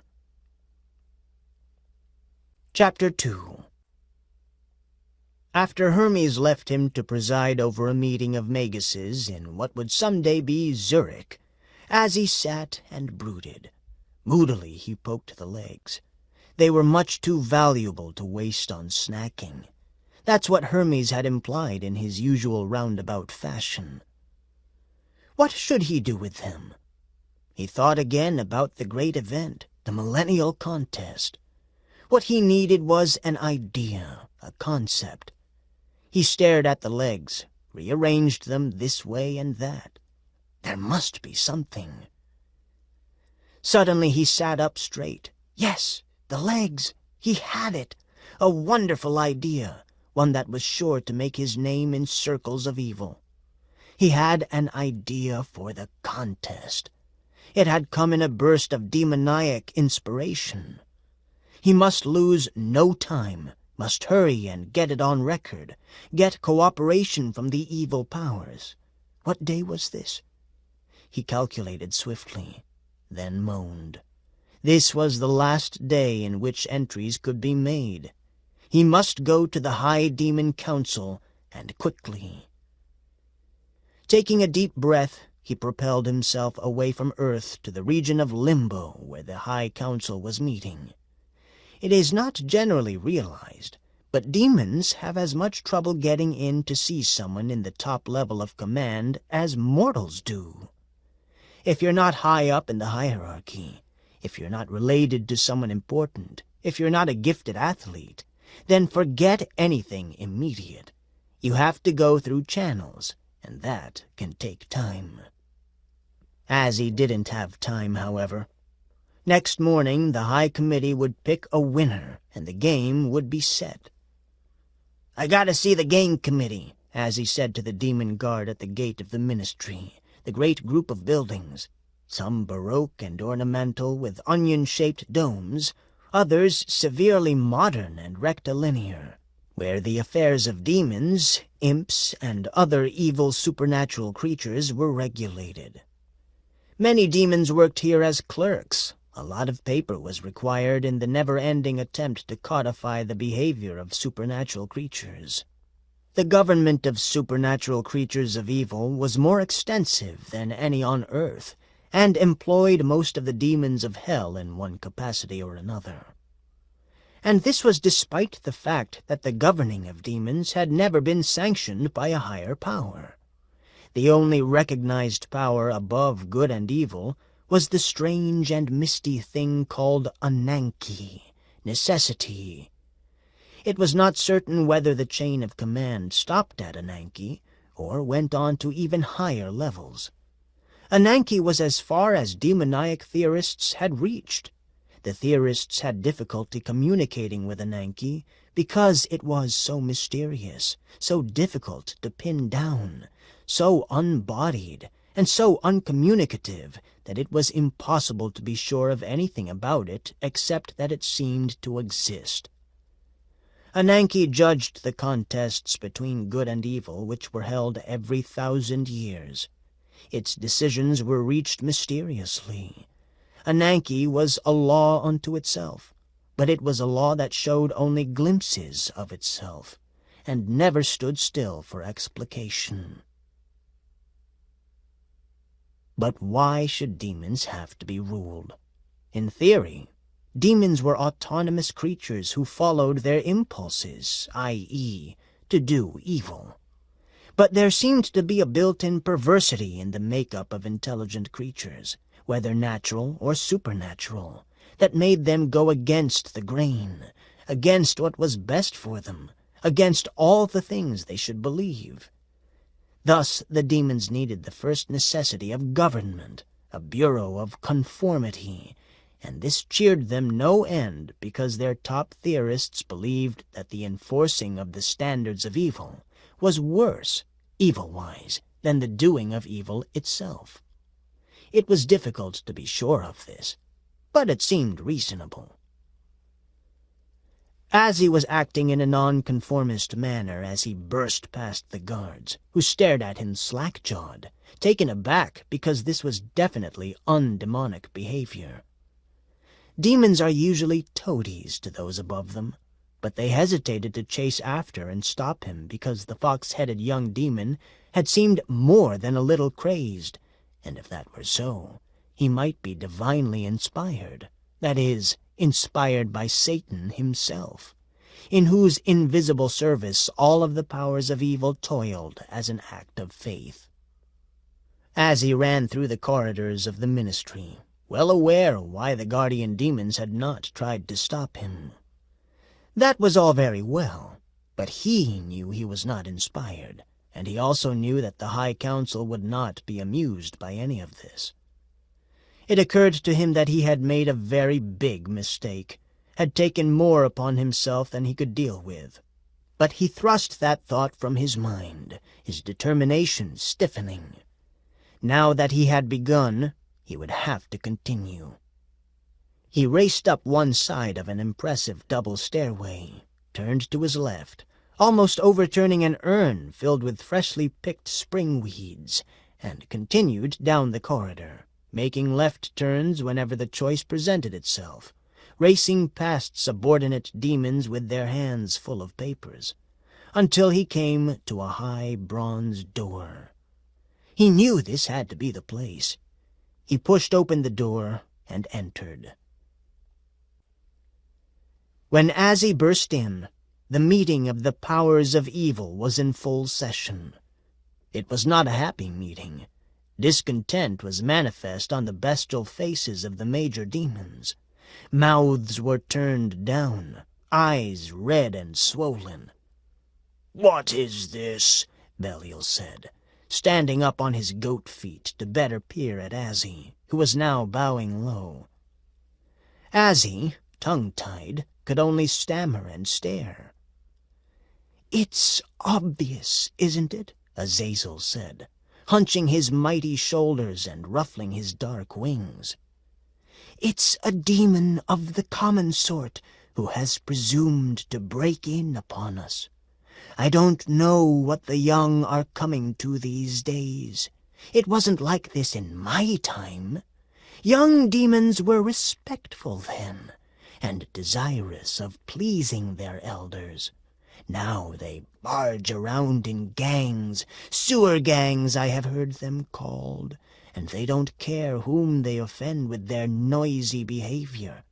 Not satisfied with this, they even elect one of their number to break into our inner sanctorum and taunt us." Belial, an old rival of Azazel's, pounded with his hoof on the table and said, in mincing words, "The right honorable member is sufficiently talented to expand a single demonic intrusion into an onslaught by a sewer warfare gang. I see no gang, only a single rather foolish-looking demon. I would also point out that sanctum is more correct than sanctorum in this case, which the honorable member would know if he had ever mastered the dear old mother tongue Latin." Azazel's eyes smoldered. Little wisps of blue smoke came out of his snout. Corrosive acid dripped from his nose and ate holes in the ironwood table. "I'll not be mocked," he said, "by a jumped-up nature spirit who has been made a demon rather than born one, and who, because of his ambiguous ancestry, cannot be relied upon to understand the true nature of evil." Other members clamored to be heard, because demons loved to argue about who really understood evil, who was most evil, and, by extension, who was insufficiently bad. Azzie, however, had now regained his poise. He realized that the attention of the Lord Demons would soon be turned to him. So he made haste to speak in his own defense. "Gentlemen," he said, "I am sorry to be the cause of this dispute. I would not have broken in on you if I had not something urgent to say." "Yes," Belial said. "Why have you come? And I notice that you haven't brought any presents, as is customary. What have you to say for yourself?" "I come without presents," as he said. "That is true. It was my haste, and I beg apology.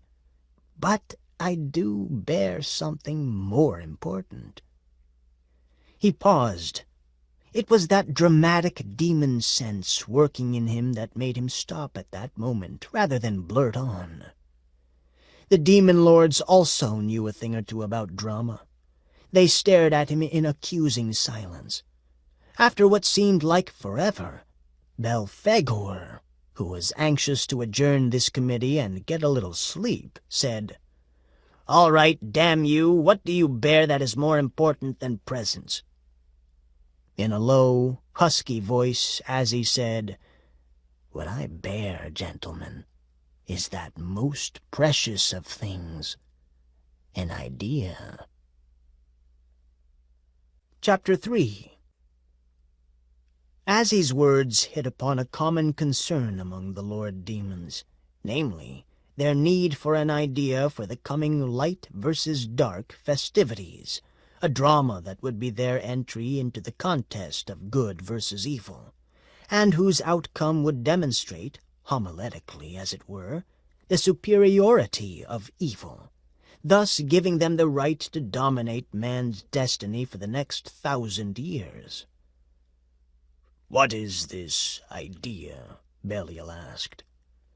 Azzie bowed low and began to tell them the story of Prince Charming. Fairy tales have great weight and resonance for demons as well as for humans. All of the demon lords knew the Prince Charming story, of how a youth came forth to save a princess who had been enchanted by a spell and cast into a perpetual sleep. This prince was Prince Charming, who, aided by his pure heart and loyal spirit, fought his way through the various dangers that beset the princess, conquered them all, won through the wall of thorns to her castle, climbed to the top of the mountain of glass upon which her palace had been set, and kissed her. Whereupon she awoke, and they married and lived happily ever after. Azzie proposed to stage this pretty story, but with characters of his own devising. "Gentlemen, give me a grant so that I can draw freely upon supply, and I will create a prince and a princess who will act out the Prince Charming Sleeping Beauty story and turn this insipid tale on its ear. My couple will demonstrate a different ending, their conclusion to the tale, arrived at by their own free will, with only a minimum of behind-the-scenes tampering on my part, will show conclusively, to the enjoyment of our friends and the confusion of our enemies, that given a free hand, evil must inevitably win in the contests of the human spirit." "Not a bad idea," Azazel said. "But what makes you think that your actors, given free will act the way you want them to?" "That can be ensured," as he said, "by careful selection of the body parts, and appropriate education once they are selected and animated into persons." "Careful selection?" Phlegethon asked. "What do you mean by that?" "Here is the very first item," as he said, "around which I intend to build my Prince Charming." He removed from his canvas bag the pair of legs he had won at the demon's poker game. The Lord Demons leaned forward to regard them. By the combined weight of their gaze, a cloud of body memory issued forth, and each demon could see for himself the history of this pair of legs, and how their owner had come to lose them. "A devilish, cowardly pair of legs indeed," Belial said.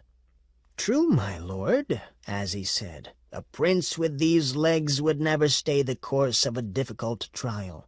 The legs themselves would almost haul him back to shameful safety." "Is that the destined outcome of your planned charade?" Belial asked. "No, it is not, lord," as he said.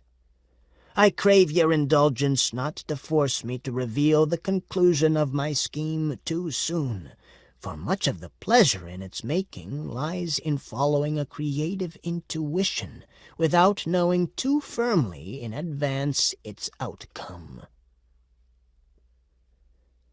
There may have been difficulties about Azzie's plan, but the time to select an entry was at hand, and nothing better had come along. The assembled Lord Demons nodded. "I think we have something here," Belial said. "What do you think, my colleagues?" The others humphed and griffed, but finally gave their assent. "Go forth, then," Belial said to Azzie, "and do what you have promised. You are our entry, our chosen one. Go and produce horror and evil in our name." "Thank you," Azzie said, genuinely moved. "But I'll need money to do this. Body parts such as I want don't come cheap. And there is the matter of the other things I'll need. 2 castles, 1 for each protagonist, and a mansion for myself from which to operate. Also the wages of a servant, and quite a few other things." The lords issued him a black credit card with his name embossed in fiery letters above an inverted pentagram, insertable any place dark and sinister. "With this," Belial said, "you will have instant and unlimited credit with supply. You can call them up any time and anywhere, so long as you find some place foul in which to insert the card. But that should be no difficulty, the world being what it is. It is also good for control of meteorological phenomena." "But you must supply your own hero and heroine," Azazel told him. "And, of course, the directing of the action is all your responsibility." "Accepted," Azzie said. "I wouldn't have it any other way." Chapter 4. If someone had been watching from a high window in the steeply pitched narrow old house above the main square in the village of Hagenbeck, he might have seen a man arriving in the public coach from Troyes. This man was tall and attractive. He was neither young nor old. His face was not displeasing, and had about it a sternness that marked its owner as a person of some consequence. He wore clothing of good English cloth, and his shoes had fine brass buckles. He got off at Hagenbeck, went directly into the inn, and asked for rooms. When the owner, Herr Gluck, wondered about the new arrival's ability to pay, Azzie, for such it was, produced a purse in which rested innumerable pieces of Spanish gold cast in doubloons. "Very fine indeed, sir," the innkeeper said, cringing to show his appreciation. "We have our finest apartment open. Usually it is occupied, but everyone is gone to the great fair in Champagne." "Then it is mine," said Azzie. It was very fine, the main room having a large bower window. There was even a little bathroom in which to clean up, not that demons make much use of such things. At first Azzie lay down on the big bed with its feather-down coverlet and its fine plump pillows. It seemed to him that his career was finally beginning. He was amazed at how quickly he had moved, from a lowly servitor in North Discomfort 405 to the impresario of a fine new game for the millennial celebrations. He lay on the bed and pondered his good fortune for a time, then bestirred himself, anxious to get his scheme started. The first thing he needed was a servitor. He decided to consult the landlord about this requirement. "Of course you must have a servitor," the fat landlord said. "I was amazed that such a fine gentleman as yourself didn't come equipped with servants and a considerable travelling chest. Since you have money, that shouldn't be hard to put to rights." "I need a special sort of servant," Azzie said. "One who may be called upon to do deeds of a most unusual nature." "Might I inquire," the landlord asked, "just what nature your Excellency is speaking about?" Azzie looked keenly at the landlord. He was fat and complacent-looking, but there was a sinister cast to his features. This man was no stranger to evil deeds. He was a man who would stop at nothing, and who knew a sort of glee at the thought of evil deeds, finding in them the excitement his normal life lacked. "Landlord," Azzie said, "the deeds I will require may not be entirely within the ken of the king's law." "Yes, sir," the landlord said. "I have prepared here," Azzie said, "a little list of the requirements I need in a servitor. I wish you could tack this up somewhere." He handed a sheet of parchment to the landlord. The landlord took it, moved it back and forth to get into reading range. It read, "Servitor needed, a man not squeamish, accustomed to blood and gore, honest and reliable, up for anything." He read it several times, then said, "A man like this might be found. if not in our village of Hagenbeck, then in nearby Augsburg. But I shall be pleased to nail this on our front wall, along with the listings for hay and oats, and we shall see what comes of it." "Do that," Azzie said, "and send me up a flagon of your best wine, in case the weight becomes onerous." The landlord louted low and took his departure. Within minutes he sent up the servant girl, a poor creature with deformed face and halting gait, carrying not only the flagon of wine, but also some small cakes which the cook had baked just that day. Azzie rewarded her with a silver penny, for which she was pathetically grateful. He then sat himself down and feasted. Demons do not really require food, of course, but when they take human form, they also take on human desires. This appetite for food was one of them.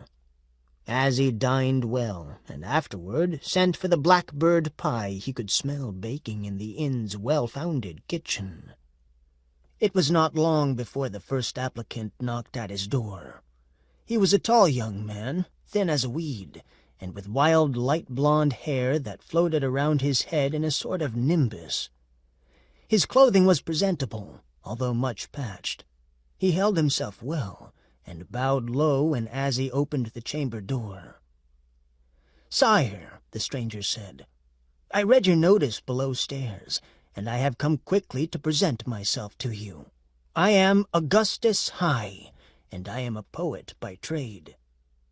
"Indeed?" said Azzie. "This is a somewhat unusual post for a poet." "Not at all, sire," High said.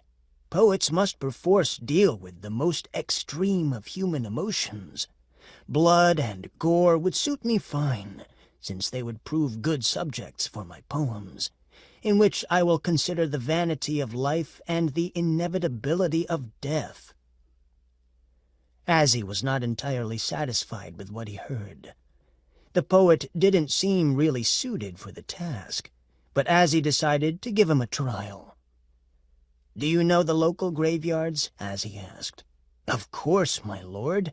Graveyards are a favorite place for poets who crave contemplation to bring to their minds great and dolorous deeds." "Then hie you to such a place this evening, when the moon is down, and bring me a nicely aged human skull, with or without hair, it makes no difference. And if you can bring me some lady's fingers, all the better." "Lady's fingers, sire? You are referring to the confection of that name?" "Not at all," said Azzie. "I am referring to the actual and literal objects." High looked uncomfortable. "Such items are hard to come by." "I know that," Azzie said. "If they were easy, I would go forth and get them myself. Now go and see what you can do." High left, not happily. Already his hopes were fading. Like all poets, he was more used to talking about blood and gore than actually getting his hands into it.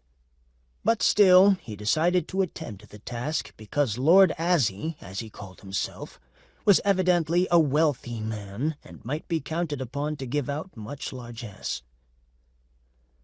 Azzie's next caller was an old woman. She was tall and lean, dressed entirely in black. She had small eyes and a long nose. Her lips were thin and bloodless.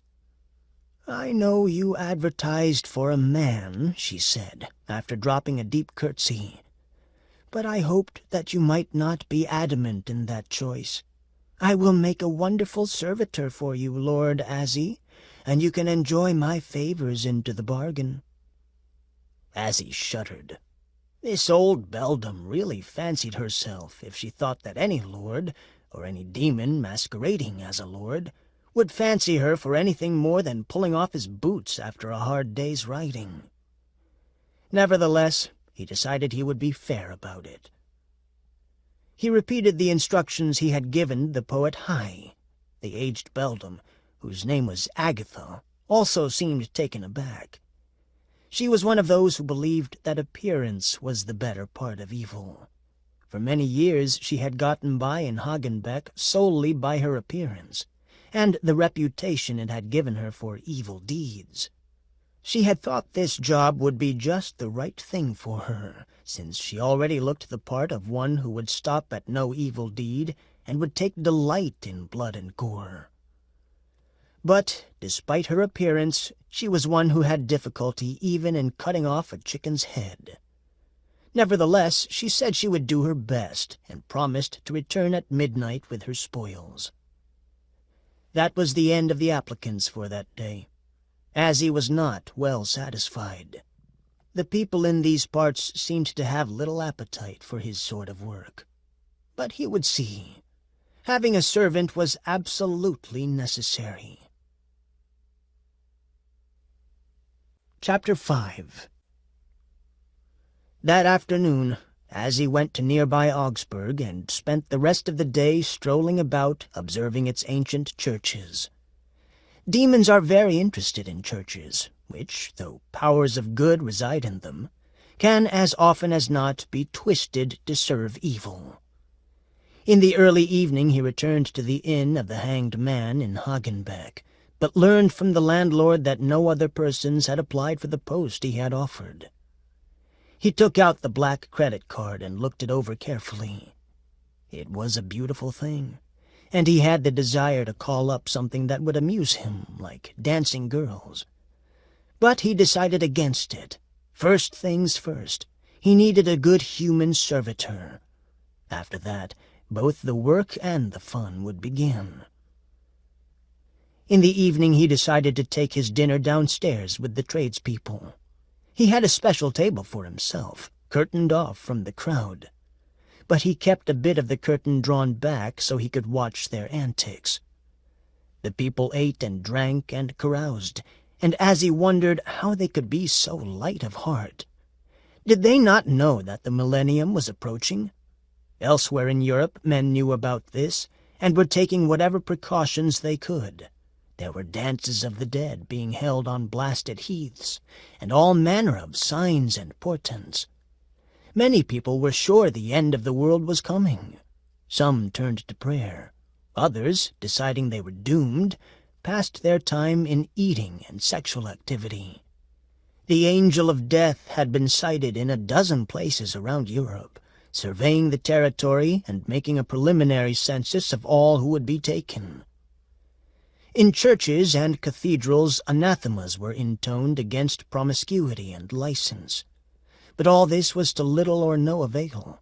People's spirits had been roused and frightened by the approach of the grim year, when it was said the dead would rise in the streets, the figure of the Antichrist would be seen in the land, and all things would gather themselves for apocalypse, the last great battle between the forces of good and evil. Azzie himself had no need for such vulgar superstitions. He knew that mankind's game was a long way from being played out. There would be contests like this for many thousands of years into the future, as there had been for thousands of years into the past, though the memory of mankind retained only the most confused memories of this. At last Azzie grew tired and went up to the bedroom. It still lacked a half-hour or so of midnight. Azzie didn't believe either High or Agatha would return. They seemed not to be made of stern enough stuff, but he decided to show them the courtesy of staying up for them anyhow. The minutes dragged by, and a hush fell over the village. This was the time Azzie loved best, the minutes approaching midnight, when the complexion of the world changed, when the dusky sanctities of evening had been forgotten, and the saving grace of dawn was still far away.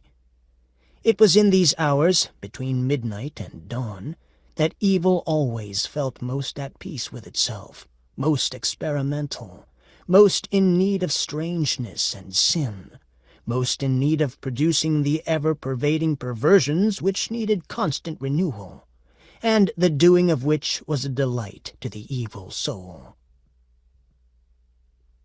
Midnight came and passed, and no one knocked at his door. Azzie was growing bored, and the big four-poster bed with its fluffy eiderdown looked exceedingly comfortable. It was a temptation, and since demons are not supposed to resist temptation, he gave in, got up on the bed, and closed his eyes. He fell into a deep sleep, and in that sleep a dream came to him. In his dream 3 maidens, clad all in white, came to him carrying holy articles in their hands. They beckoned to him, saying, "Come, Azzie, join us in our frolic." And Azzie, looking at them, was greatly desirous of joining them, for they smiled and winked at him most enticingly. But there was something about them he didn't like, something which said to his trained eye that they really didn't care for evil, were merely feigning it in order to lure him into their clutches. Nevertheless, he was drawn toward them, almost against his will, even though he repeated to himself lines from the credo of evil. That the good is capable of assuming a pleasing form, and that a demon must take care not to be seduced by that which only seems evil. The credo didn't help. They reached out to him. He never learned the outcome, because he was awakened by a tapping at the door. He sat up and pulled himself together. How ridiculous it was to be afraid of being tainted by good. It was a standard fear among demons, and it gave him a turn, dreaming of it. The tap came again. As he checked his appearance in the cracked mirror, he smoothed his eyebrows, brushed back his red hair, and gave an experimental leer. Yes, he was decidedly horrific tonight, ready for any applicant who came through the door. "Come in," he said. When the door opened and he beheld his visitor, he was more than a little surprised. The person who entered was not familiar. He was a very small man with a large hump upon his back. He had on a large black cloak which was wrapped completely around him, its hood raised. His long, bony face was dead white, sepulchral. As he advanced, Azzie noticed that he walked with the help of a cane. "And who," as he asked, "are you, to come calling upon me at this hour?" "I am Fricka," the lame hunchback replied. "I have come in answer to your ad. You wanted a servant, it seems, one who would be up for anything. I put myself forth as just such a person." "You are not afraid to recommend yourself," as he said. "But there are 2 applicants ahead of you. I set them a simple task, and now I await their return." "Ah, yes," Fricka said. "I happened to meet them, the poet and the beldam. They were at the gates of the cemetery, trying to get up the courage to do what you required of them." "They should not have delayed so long," as he said. "The time set for their appearance is already past." "Why, master," Fricka said, "they met with certain unfortunate accidents, and so I have come in their stead." "What accidents?" as he asked. "My lord," Fricka said, "I brought the items you requested of them." Fricka reached inside his cloak and took out a leather satchel of tanned cowhide. Opening it, he removed 2 packets wrapped in sackcloth. Opening one, he removed 8 fingers and 1 thumb, neatly severed, perhaps with a razor. "Behold," Fricka said, "the lady's fingers." "These are somewhat gummy," as he said, examining the fingers and nibbling one of them. "They are the best I could provide on short notice," Fricka said. "And why is there not a full set? A thumb is missing." "Your lordship might not have noticed," Fricka said, "since to notice such a thing would be beneath your dignity. But I would point out, sire, that Agatha, who aspired to the post of your servant, had a thumb missing. I do not know the story of its loss, and I'm afraid now I can't find it out for you." "It is of little importance," as he said, "but I also asked for a head." "Ah, yes," Fricka said. "The quest you set for the poet. Now you would think, sir, that his would be an easy task, since our local cemetery is full of the sort of specimens you asked for. But he walked around outside the graveyard, then finally went in and put his spade here, and then changed his mind and put it there, until at last I got sick of waiting for him to complete the task. So I took the liberty, my lord, of procuring the object and eliminating my opposition in a single stroke." So saying, he opened the satchel and displayed the head of High the poet. "Not cleanly severed, I notice," Azzie said. But it was just for form's sake, for he was well pleased with the work of this applicant for the position of his helper. "I regret there was no time to wait for the perfect stroke," Fricka said. "But since he is well known hereabouts as a bad poet, I dare say he's missed many a clean stroke himself." "Fricka, you have done very well. You shall enter my employ at once.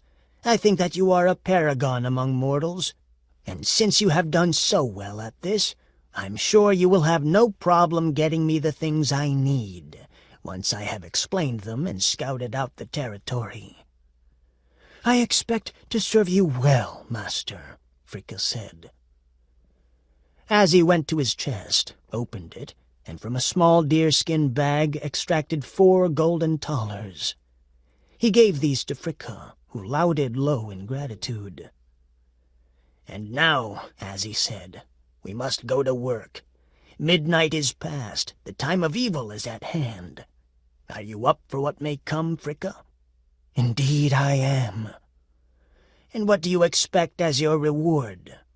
"Only to continue serving you, lord," Fricka said. "After death, as before." Thus Azzie knew that Fricka knew who, or rather what, he was. He was pleased to find so intelligent a servant. He bade Fricka pack the things. They would set to work at once. Chapter 6. Before anything else could be done, Azzie needed a place from which to operate. The Inn of the Hanged Man possessed many fine features, but the space was too limited and the other customers too apt to be curious. And as Azzie and Fricka gathered their specimens, there was the problem of the smell. Azzie knew several master's spells to keep human meat relatively fresh, but not even a magic spell could take away the odor of death and decay that hung over his work. Even hiring men to bring down ice from the Alps was insufficient, for keeping constant relays going would be a monumental enterprise. And the powers of darkness had vetoed his scheme in this regard, saying it didn't warrant the expense, and it would call too much attention to him and his work. The question, then, was where to locate the home and alchemical laboratory that would be needed. He needed to stay close to the heart of Europe, because that was where the action was. He settled finally upon the town of Augsburg, in the Alps near Zurich. It was a fine, small city, located on a trade route. This meant that he could purchase from passing vendors the spices and simples he needed for the work. Augsburg was also good because it was a well-known center for witchcraft. Since everyone there suspected everyone else of sorcery, no undue suspicion was likely to fall upon him. He met with the Burgomeister and arranged the long-term rental of the high-steepled Château des Arts on the northern edge of town. This noble old building, built over the ruins of a Roman villa which had been lived in by a praetor in the old days of the Roman Empire, suited him admirably. Since the cellar was extensive, there was no problem over where to keep his growing collection of body parts. And finally, he was near enough to Zurich and Basel to ensure a good supply of additional material from the medical schools in those areas. But it was summer, and even his preserving spells were pushed to their limits. Finally, he had to resort to an additional remedy. It was known of old that when anything organic was put into a vat containing ichor, it kept for a long time. Indeed, ichor was the universal solution, good to drink, capable of miracles when used for other purposes. Obtaining a sufficient quantity of ichor proved a problem, however. Supply tried to keep every drop of it for themselves. It was only after asking Hermes Trismegistus to intercede for him that Azzie received a quantity adequate for his purposes. And even then he had to counsel Fricka, on pain of great torture and possible death, not to touch the precious supplies. The breasts, haunches, kneecaps, and elbows were easy enough. Ribs and shoulders were in good supply. But Azzie wanted to know the antecedents of every piece of meat he bought, and this knowledge was often beyond the ken of the men he dealt with. Bit by bit, as the warm days wore on with the deepening of greens and the spread of summer flowers, he collected a goodly mess of pieces. But these were the least important parts. The heads, the faces, the hands, these were crucial and hard to come by. More days passed. Summer storms rattled and rolled, and it seemed he was getting no closer to his goal. He assembled a sample human, which stumbled about, gibbering until he put it back in the rendering vat, a poor, doddering idiot. The creature's brain had evidently decayed before it could be preserved. Azzie began to wonder whether he hadn't bitten off more than he could chew. But the bright days of summer made the year's end deadline seem an eternity away, and he called in laborers to repair the chateau. He hired husbandmen from nearby villages to put in quick-growing crops. He found these chores an oddly satisfying way of passing the time while the headhunt went on. The Chateau des Arts was conveniently situated for journeys south to Italy, west to France, east toward Bohemia and Hungary. So while he filled his time with householder's tasks, he sent Fricka far and wide on a big gray horse, 2 pack animals trailing behind. While Fricka turned up many curious and useful items, it seemed a slack season for heads. Heads. He told the mayor of the town, Estel Kastelbrocht, that he was engaged in various researches to find cures for the plague, the ague, and the tertian fever, which had been sweeping these parts since Roman times. He explained that it was necessary to conduct his researches on human flesh, with methods learned from the great alchemists of the period. The mayor, and then the people, took him at his word, for he seemed a jolly sort, never reluctant to treat local sick, very often with good results.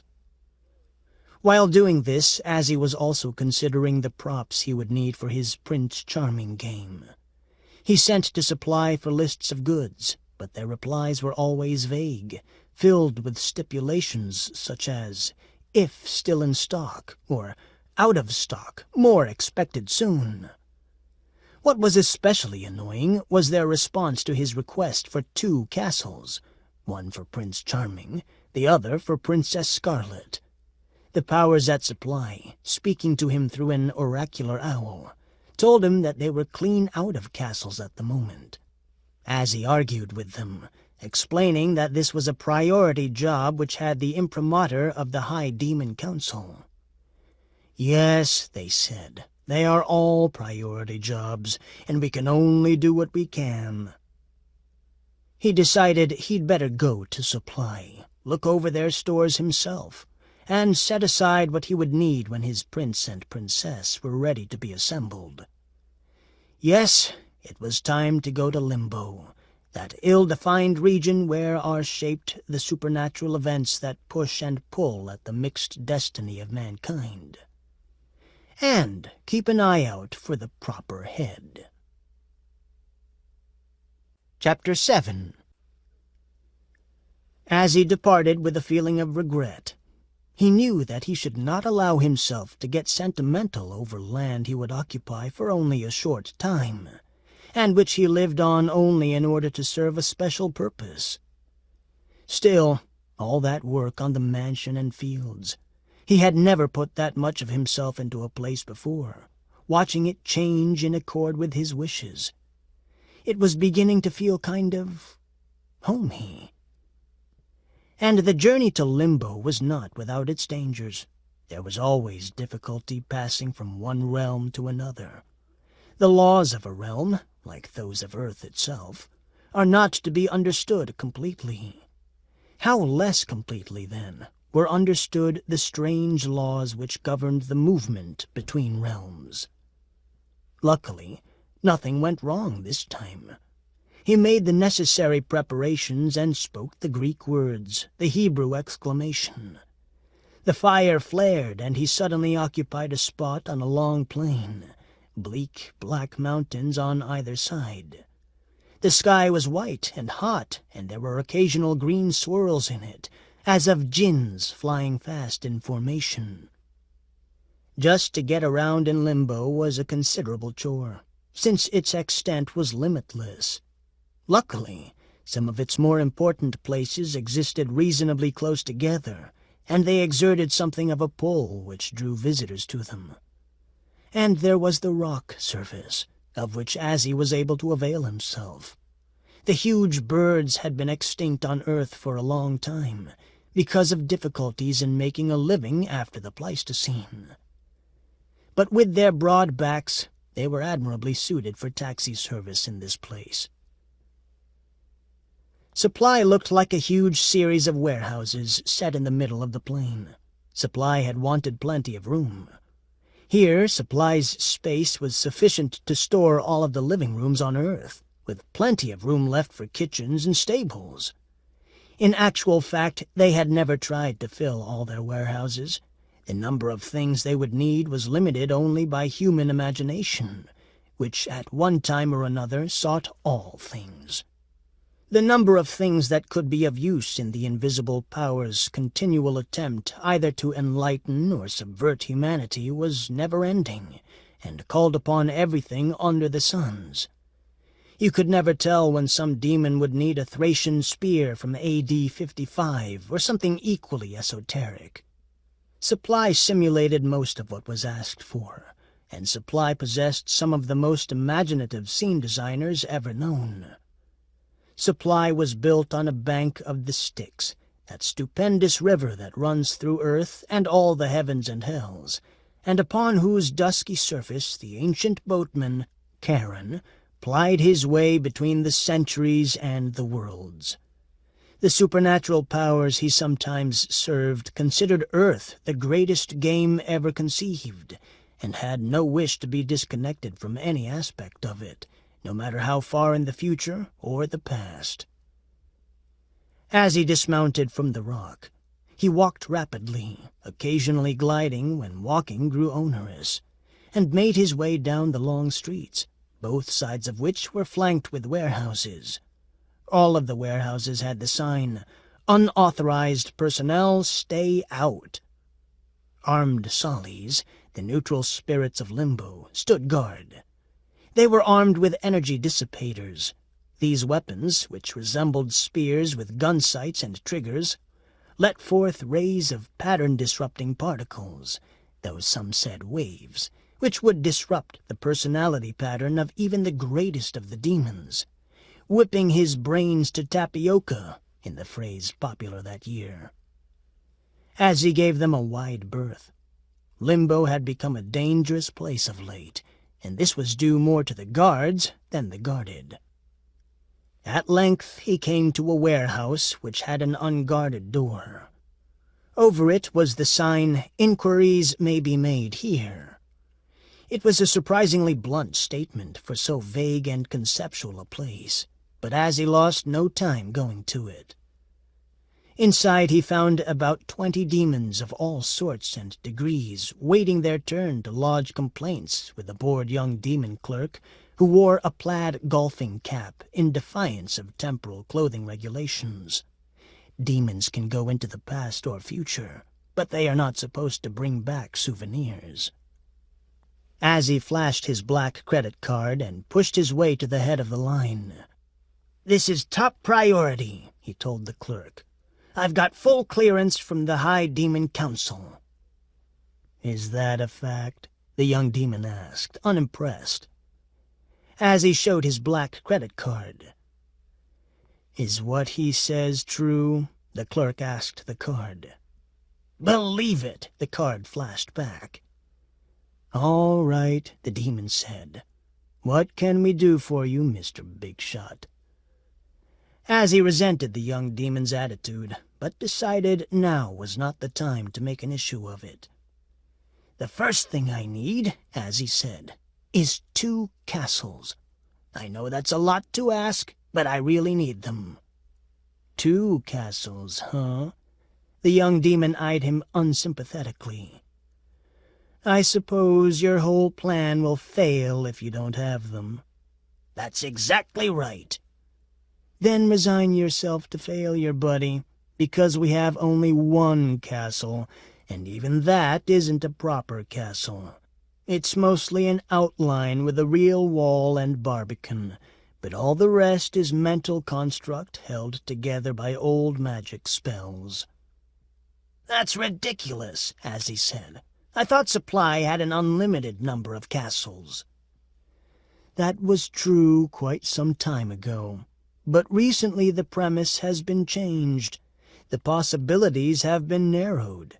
It means a lot more trouble for everyone, but it keeps things interesting. That, at least, is the theory of the Supply side deviltry." "I never heard of it," Azzie said. "Do you know what you're talking about?" "If I did," the clerk said, "would I be in this menial job telling guys like you they can only have 1 castle?" "All right," Azzie said. "I'll take the castle you've got." The clerk scribbled something on a sheet of parchment. "You'll have to take it as is. We haven't got time to patch it up any further." "What's the matter with it?" "I told you about the magic spells that hold the place together. There are not enough of them, so parts of the castle disappear every now and then." "Which parts?" Azzie asked. "That depends on the weather," the clerk said. "Since the castle is bound together by dry weather spells, long periods of rain play hell with its provisional existence." "Isn't there a plan of some sort showing which parts vanish when?" "Of course there's a plan," the clerk said. "But it needs updating. You'd be crazy to trust it." "I want it anyway," Azzie said. He had a lot of respect for scratchings on parchment. "Where do you want me to put this castle?" the clerk asked. "Just a minute. This won't work. I really do need 2 castles. I have 2 different beings. One of them has to get from his castle to the castle of the woman he loves, or thinks he loves. I really need 2 castles." "How about 1 castle and 1 very large house?" "No, it's entirely out of the spirit of the game." "Make do with 1, the clerk suggested. You can shuttle them around. It's easy enough to change the appearance of a castle, especially when rooms keep on disappearing." "I suppose I'll have to," Azzie said. "Or I could use my chateau for one of them. How soon can you send it?" "Hey, for you, I'll get on it right away," the clerk demon said, in a voice that implied Azzie wouldn't see that castle before hell froze over. Azzie caught the tone and tapped the black credit card. It flashed, "Do what he says. No horsing around." "All right," said the clerk. "I was only kidding. Where do you want this castle delivered?" "Do you know a region of Earth called Transylvania?" "Don't worry, I'll find it," the clerk said. Wouldn't know where I could turn up a good head, would you? Human? Male?" The clerk just laughed. And so it was that Azzie left Supply and returned to Earth, where nearly a week had passed. He went to the Chateau des Arts and was irritated to discover that Fricka was nowhere to be found. He went outside and mounted his horse. He was going to ride into Augsburg and seek him out. Storming into the office of Estel Kastelbrucht, he asked directly whether he had seen the man. There seemed no need for great subtlety. "Indeed I did," Kastelbrucht said. "He was hurrying down the street, and he went into the house of Dr. Albertus over yon. I heard him muttering something about a head—" "Thank you," Azzie said, passing him money, as was his wont on dealing with anyone in an official capacity, when he could afford it. Chapter 8. The doctor's house was at the end of the little lane that led to the town wall. The house stood all by itself, a tall, narrow old building with ground floor of stone and upper levels of dressed timber. Azzie marched up the steps and swung the great bronze knocker.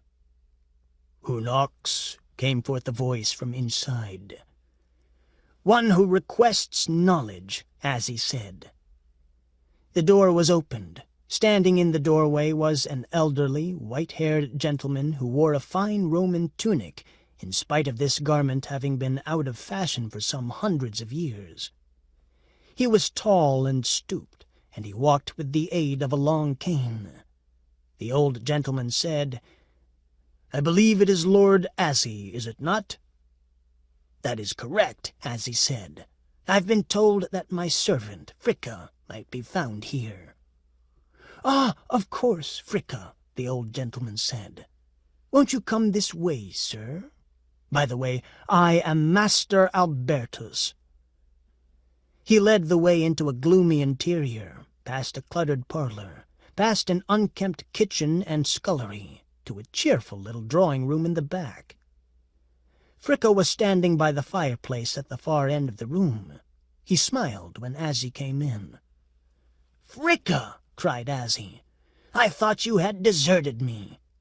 "Nay, master," Fricka said. "I would not dream of it. What happened was that during your absence I took myself to the village tavern in search of companionship, and there to quaff the strong red wine that gives this region its ferocious valor. There I met this gentleman, Messer Albertus, who is my old master from the days when I was an apprentice in Salerno."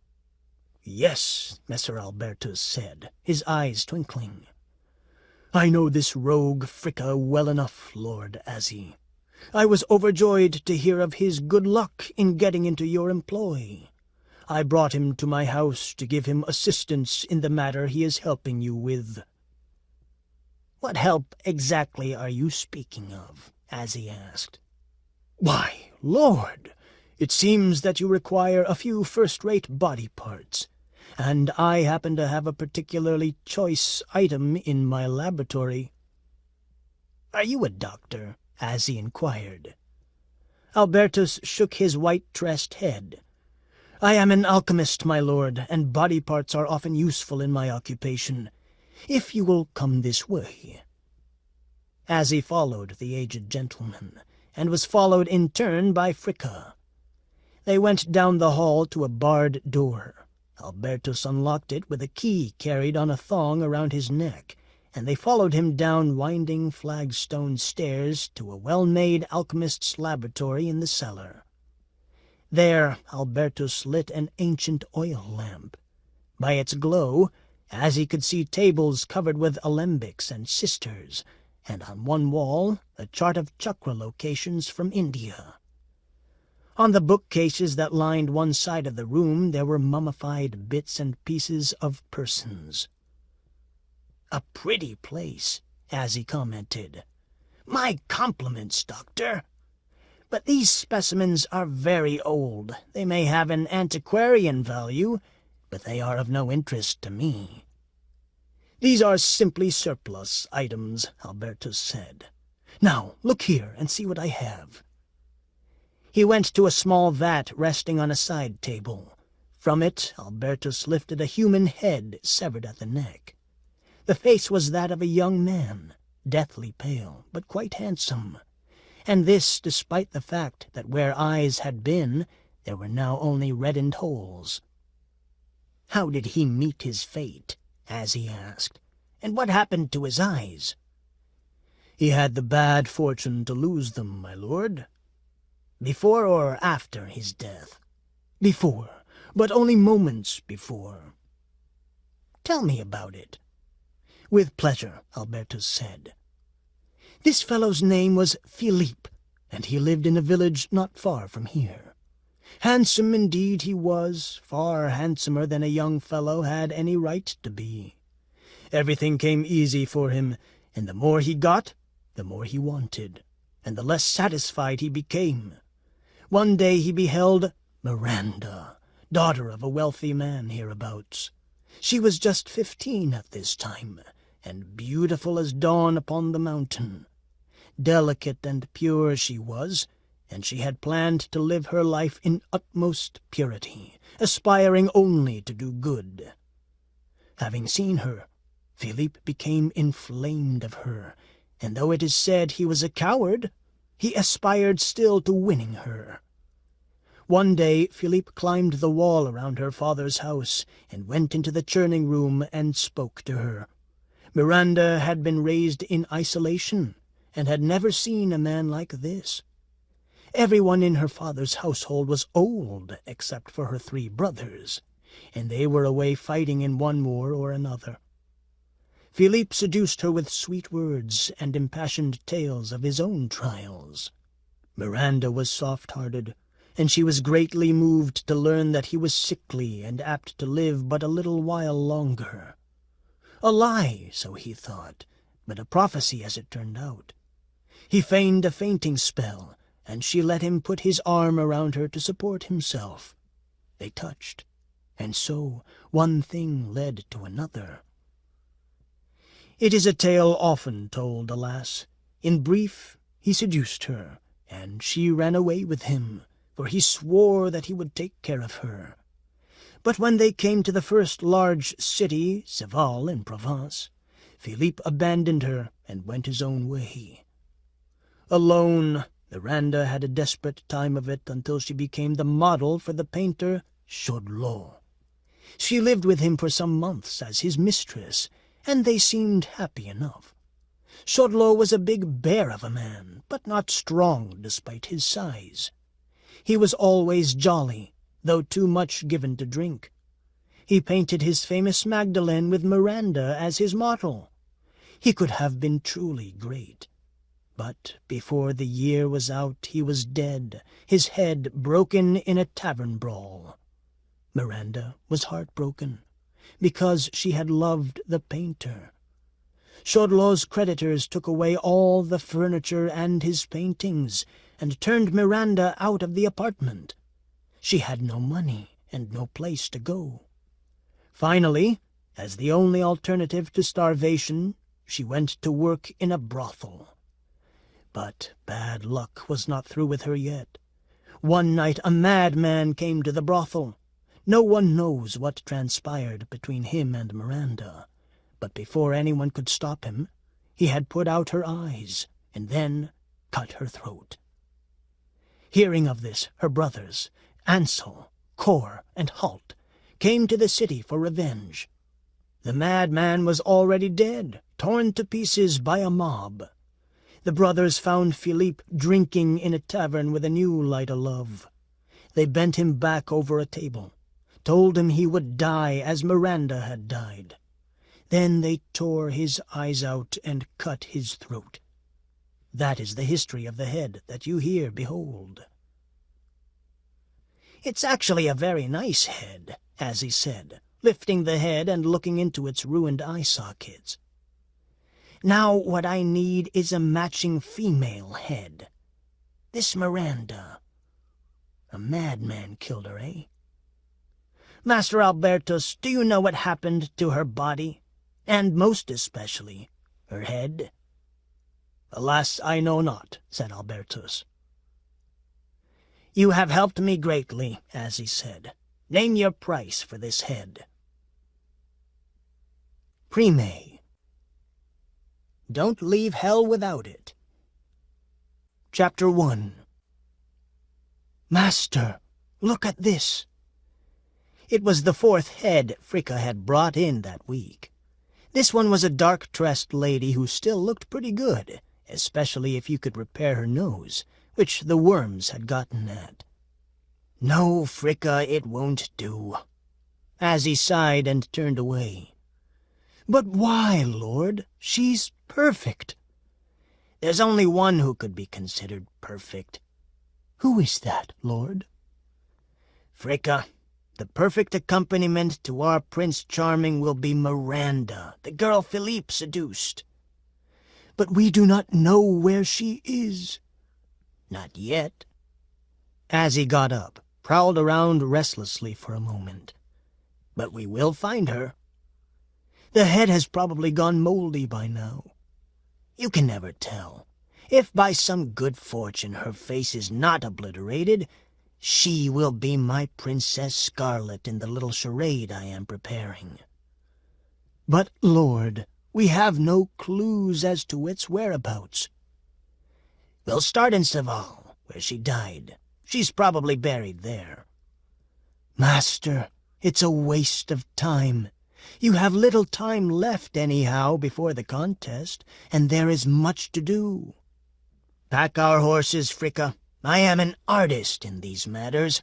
I must have Miranda's head for my princess." "She had a gaudy history, master. But why this particular wench?"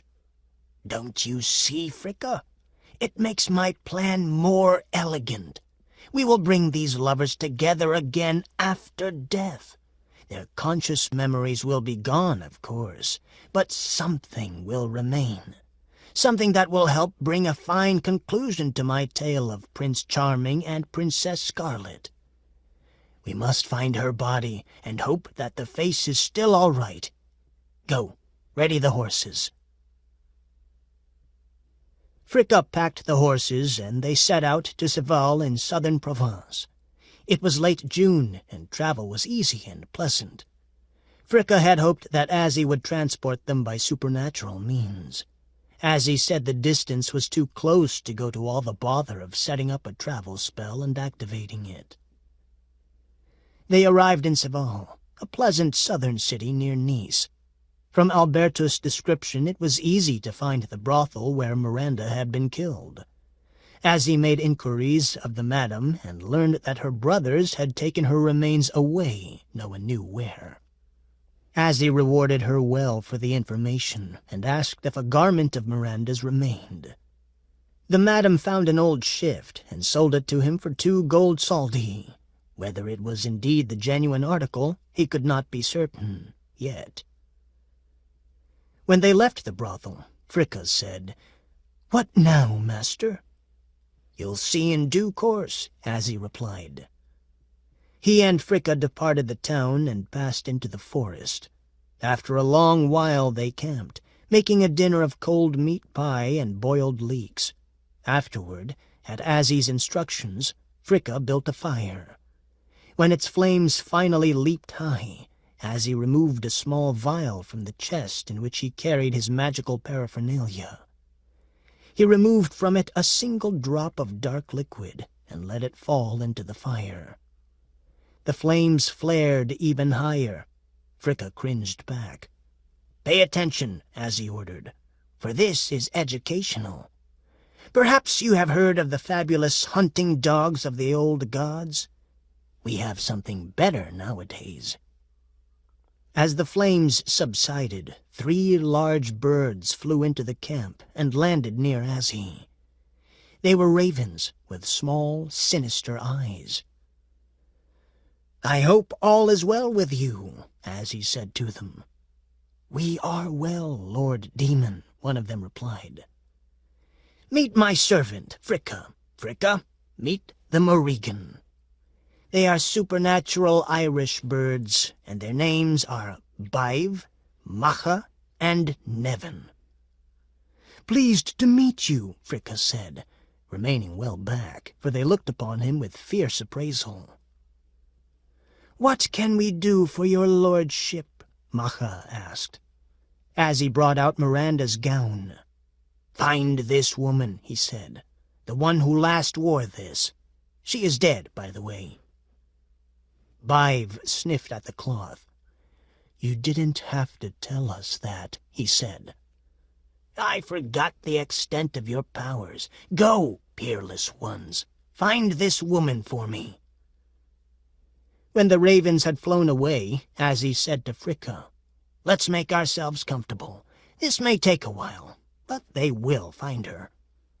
"I never doubted it," Fricka replied. Azzie and Fricka ate more cold meat pie and leeks.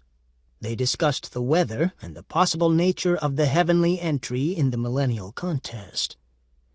The day wore on. The brassy blue sky of Provence was a huge dome radiating sunlight and heat. They ate more leeks. After a long while, a raven returned, announcing itself as Nevin. It circled twice, then settled upon Azzie's outthrust wrist. "What did you find?" Azzie asked. Nevin cocked his head, then, in a small voice, replied, "I believe we've located the one you want." "Where is she?" The other two ravens fluttered down. One perched on Azzie's head, the other on Fricka's shoulder. Macha, the eldest, said, "Yes, it's definitely the woman you want. The scent is unmistakable." "I suppose she is dead?" Azzie asked. "Of course she's dead," Macha said. "That's the way you wanted her, isn't it? If not, you could always have her killed." Azzie didn't bother explaining that there were rules against that sort of thing. "Where will I find her?" "Go a couple of leagues down this road, and you'll come to a town. She'll be in the second building on your left." "Thanks, baleful bird," Azzie replied. Macha nodded, then rose into the air. The others followed. In a moment they were gone. Azzie and Fricka mounted and headed down road, south. It was an old Roman road that crossed southern Europe, headed toward the great fortress city of Carcassonne, in better condition than many roads they had taken. They passed along it in silence, and after a time they came to a fair-sized village. Azzie sent Fricka on ahead to locate accommodations while he tended to the matter of Miranda's head. He walked to the house the ravens had indicated. It was the largest in the lane, and dark, with an unpleasant look to its little slit windows and ill-thatched roof. He knocked at the door. No answer. He tried the latch. It was not secured. He walked into the main room. It was dark inside, with only a little light showing through cracks in the ceiling. There was a strong smell of wine. His sense of danger kicked in, a moment too late. He plunged through a hole in the floor and fell into the room below, landing heavily. When he sat up, he found himself inside a bottle. Chapter 2. It was a glass bottle with a wide neck, of a type not seen much in these days, large enough to hold a medium-sized demon like Azzie. The fall had made him dizzy for a moment, and he heard a noise above his head, but didn't know what it was until he looked up. Then he saw that the bottle had been stoppered with a wooden plug. Azzie recovered his senses quickly. What was he doing in a bottle, anyhow? Peering through the green-tinged sides, Azzie saw that he was in a room illuminated by many candles. There were 3 rough-looking men standing around a little table, arguing. Azzie tapped on the glass to get their attention. They turned. One of them, the one with the ugliest features, came forward and spoke to him. Since the bottle was stoppered, no sound came through. Azzie indicated this by pointing to his own ear and shaking his head. When the loutish fellow understood, he told the others. Once again their argument raged, this time more furiously. Finally, they came to a decision. The first man climbed up a ladder set alongside the bottle and loosened the wooden plug slightly. "You can hear now," he said. "But if you try anything, We'll push the plug in tight and go away and leave you here forever." Azzie made no move. He figured he had a decent chance of driving it out before they could hammer it in securely. But he was interested in hearing what they had to say. "You came for the witch, didn't you?" the man said. "It might be easier if I knew your names," Azzie said. "This is Ansel, here is Cor, and I am Halt. We are brothers, and the dead witch Miranda is our sister." "Indeed," Azzie said. "Where is she?" "We have her close by. We've preserved her with ice." "But at great expense," his brother Ansel reminded him. "We must get back the cost of the ice, and that's only the beginning." "You're going too fast," Azzie said. "What makes you think this sister of yours, whom you call a witch, is worth anything at all?" "The doctor told us." "What doctor is that?" Azzie asked. "Old Dr. Parvenu. He is also our local alchemist. After that crazy fellow killed Miranda and we brought her back, our first thought was to consult Dr. Parvenu, who is an expert on these matters. This was after we had killed Philippe, of course." "Yes, I know about her seducer, Philippe," Azzie said. "What did Dr. Parvenu tell you to do with your sister's body after she'd been murdered?" "He advised on the entire affair, and he told us to keep her head." "Why?" "He said that beauty like hers would surely tempt a demon." Azzie saw no need to enlighten these fellows as to what he intended to do with Miranda's head. He felt quite at ease. Demons learn early how to cope with the bottle trick, and these fellows didn't seem too clever. This crazy fellow who killed Miranda, who was he? "We heard only that his name was Armand. None of us ever saw him, because he was dead by the time we reached the brothel. After the people found out what he had done to Miranda, they were so incensed that they beat him to death and tore his body into rags." "And now you would sell your own sister's head?" "Of course! She was a whore! What difference does it make what we do with her head?" "I guess I could give you a few pieces of gold for her," Azzie said. "Unless her features are all battered and distorted." "Not in the slightest," Ansel said. "She looks as good now as she did while she was alive. Better, perhaps, if you like the languid type." "Before I buy," Azzie said, "I must see her." "You shall, but from the bottle, of course." "Of course," Azzie said. "Trot her out." Ansel called to his brothers to bring out Miranda's head. Cor and Halt scuttled to the back of the cellar. Soon they returned, bearing an object. Before presenting it, Ansel wiped it with his shirt to get off the ice crystals. Azzie saw that she was quite lovely, even in death. The long, sad lips were slightly parted. Her ash-blonde hair clung to her forehead. A drop of water glistened on her cheek. Azzie knew at once that his instinct had been correct. She was indeed the one he needed. "So what do you think?" Ansel asked. "She'll do," Azzie said.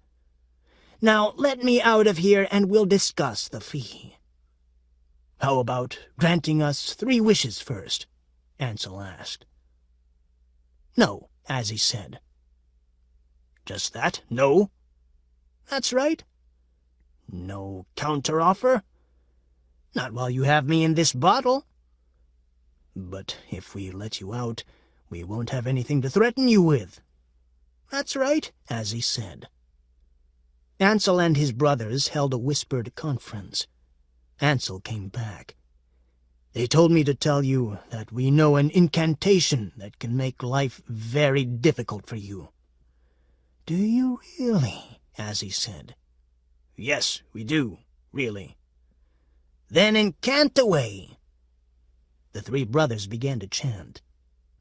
"Excuse me, fellows," Azzie said, But I think you have some of the words a little wrong. You should say Fantago, not Fandrago. Subtle, but there it is. Pronunciation is everything in the matter of magic spells. Come on, Ansel said. Grant us a couple of wishes. What's it to you? I know you think demons have all sorts of special powers, Azzie said. But that doesn't mean we have to use them. What if we don't release you? How would you like to spend years in a bottle? Azzie smiled. Have you ever wondered what happens when the demon and the people who have captured him can't reach an agreement on his ransom? The old stories don't tell about that, do they? Be sensible now. Don't you think I have any friends? Sooner or later they'll see I'm missing and come looking for me. When they find me here, your prisoner, well, perhaps you can imagine what they might do. Ansel thought about it and didn't like what he came up with. But why should they do anything to us? By the rules of magic, we are allowed to trap demons. We caught you fair and square. Azzie laughed. It was a horrible sound he had practiced for occasions such as this. What do you poor fools know of the rules of magic, or for that matter, of the laws that govern the conduct of creatures supernatural? You'd do better to confine your dealings to human things. Once you get into the supernatural area, you can never tell what might happen.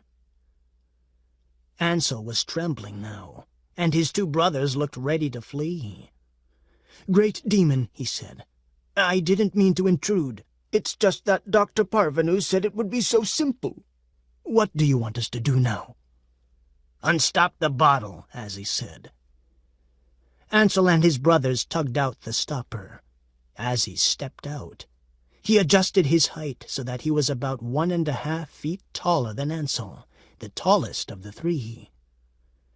"Now then, my children," Azzie said, "the first thing to learn about dealing with supernatural creatures is this. Despite the folklore to the contrary, they will get the better of you every time. So don't try to trick them or cheat them. Note how you opened the bottle for me when actually I was helpless." The brothers exchanged looks. After a moment, Ansel asked, "You mean we actually had you at our mercy?"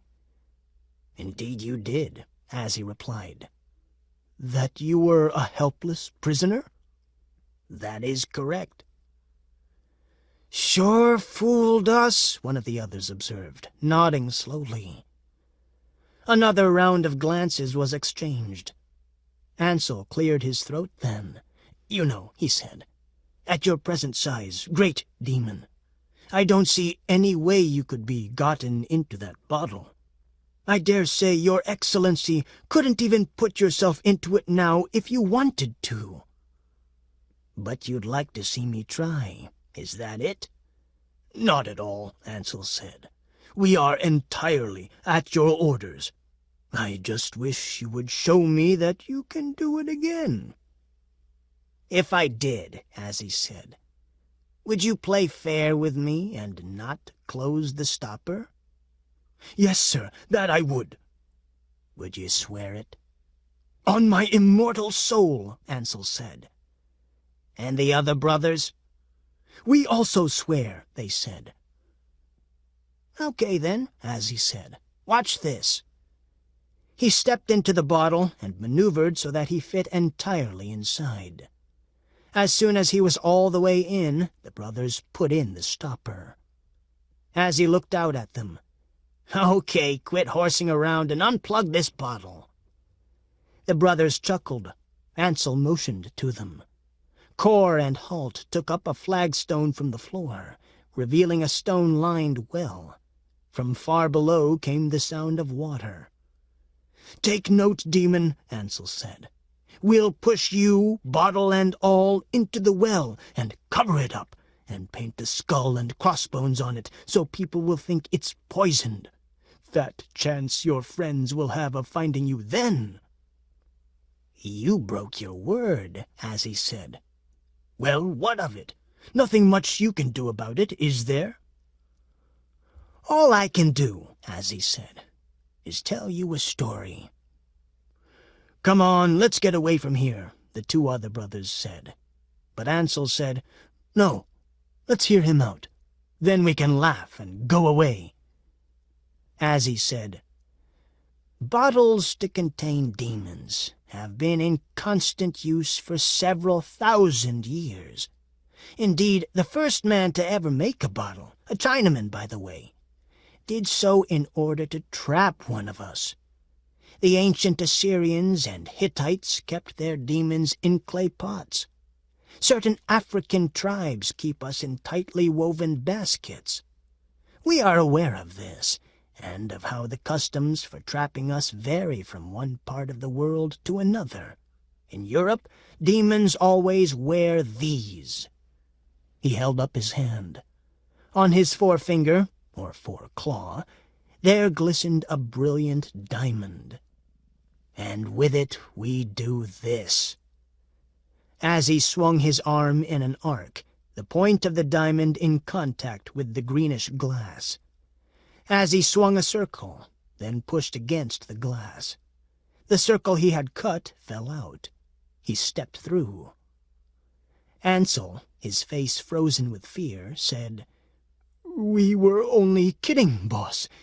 Isn't that right, boys?" "That's right," said Cor and Holt, both of them grinning from ear to ear, sweat dripping from their rudimentary brows. "Then you'll like this," Azzie said.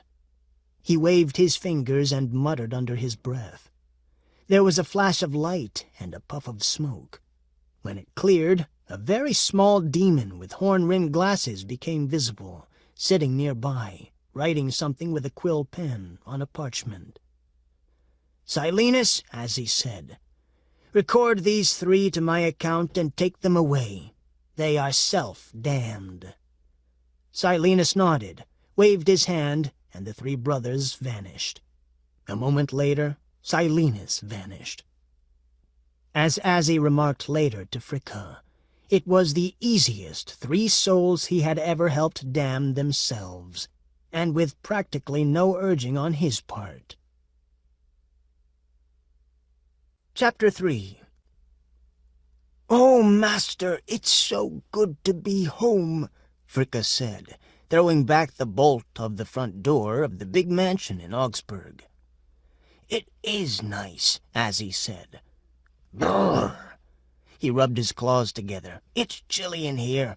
You must build a fire as soon as you put away the body parts."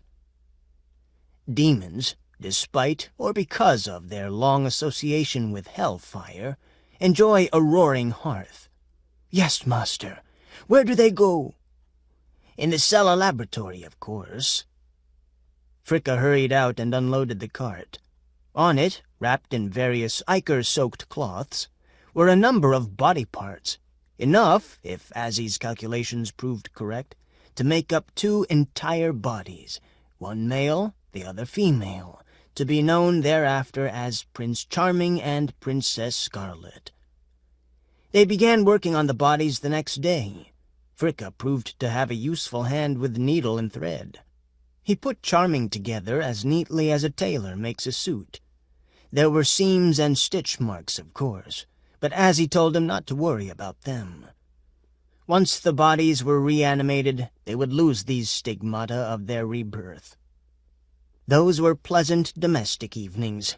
Azzie would settle into a corner of the lab with his copy of King Solomon's Secrets, which he had always meant to read, but never found the time for. Now it was very pleasant to sit in the lab with its smells of fusel oil, kerosene, sulfur, ammonia, and, permeating it all, the rich, complex odors of scorched and putrid flesh. To sit there with his book open on his knee, glancing up every now and again to watch old Fricka, his hunchbacked shadow thrown monstrously against a wall by a low-set light, bent over his work with a tiny steel needle. The needle had been hammered out for him by the Rud, smallest and most cunning of the dwarves of Central Europe. The thread was the finest silk from Taprobany, so gossamer and transparent that it seemed as if the lips of the gaping wound separating an arm from shoulder were adhering to each other by some sort of physical magnetism, or by magic. But the only magic in this case was Fricka's tiny needle, making its neat little holes and forming, bit by bit, a whole man from the pile of body parts stacked neatly at his left side on a bed of glacial ice. Fricka was a careful workman, but he did bear watching. More than once he put feet where arms should be, either because of dim-sightedness or some perverted sense of humor. But when he joined the princess midsection to Charming's head, Azzie decided that this was too much. "Stop that nonsense," he told Fricka, "or I'll put you in a pit where you can fuse gravel into rock for a few centuries to teach you seriousness." "Sorry, master," Fricka said, and worked with exactitude and propriety thereafter. And so the bodies took shape. Apart from the pending matter of appropriate eyes, the only real problem was Princess Scarlet's mismatched hands. It was not so important that they were of different sizes, but one was yellow and the other white, and this could not be permitted. Azzie discarded the yellow one and made a quick expedition to the Schnachtsburg Doctoring Center. There, in a shop dedicated to necrophilious memorabilia, he was fortunate enough to find a pickpocket's hand for Princess Scarlet. Soon after his return, Azzie received word from Supply that his castle was ready for delivery to his coordinates in Transylvania. Azzie departed immediately, flying across the Alps to the plain of Hungary. The land stretched ahead of him, lushly green, tree-scattered. He found the exact spot he had picked, which he remembered from the grove of tall purple trees that bloomed there, the only ones of their kind in the world, trees whose existence ended before modern science could declare them anomalous. Marionette was there waiting for him, a thin, ill-favored demon from Supply who wore pince-nez and carried a scroll attached by brass studs to a well-smoothed piece of wood, the progenitor of the clipboard. "You Azzie Elbub?" Marionette asked. "Of course I am," Azzie said. "Why else would I be here?" "You could have your reasons. Got some ID?" Azzie showed the black credit card with his name engraved on it. "It doesn't have a picture," Marionette noted. "But I'll accept it all the same. Okay, where do you want it?" Azzie looked around. The site he had chosen was rolling countryside. He looked it over critically. "I want the castle right there," he said. "Over there on that flat piece?" "That's it. But first you must put down a glass mountain." "I beg your pardon," Marionette said. "I want a glass mountain. The enchanted castle must sit on top of it." "You want the castle on top of a glass mountain?" "Of course. That's where enchanted castles always stand." "Usually, maybe even often, but not always. I can cite several traditional tales." "This castle is going to stand on a glass mountain," Azzie said. Marionette took off his pince-nez, polished them on his gray fur, put them back on. He opened his briefcase. It was made of well-tanned human skin, and its clasps were yellowed teeth. Azzie admired it, and decided to get one like it when he had the time. Marionette opened the case and shuffled through papers. At last he selected a sheet and read it with pursed lips. "This is your original work order," he said. "It says nothing here about a mountain." Azzie came over and read the work order. "It says here you will supply standard landscaping." "Standard landscaping does not include a mountain of glass. Why not have us move in an existing mountain?"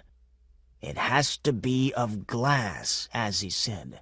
"As far as I know, there are no existing mountains of glass." So why not take a dead volcano instead, Marioneth said, with lots of obsidian. It won't do, Azzie said. Glass mountains have been a feature of folklore since people began telling tales. Surely you have one somewhere in supply? Marioneth pursed his lips and looked doubtful. Maybe we do, and maybe we don't. The point is, it isn't on the work order. Can't we put it there now? No, it's too late. Can't we get around that somehow? Azzie asked. What do you mean?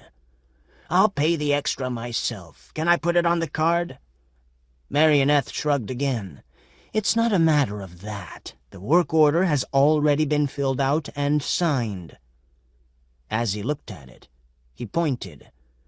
You could write it in right there, just above the signature. 1 glass mountain and 1 enchanted forest.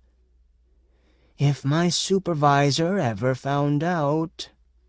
And I'll make it worth your while, Azzie said.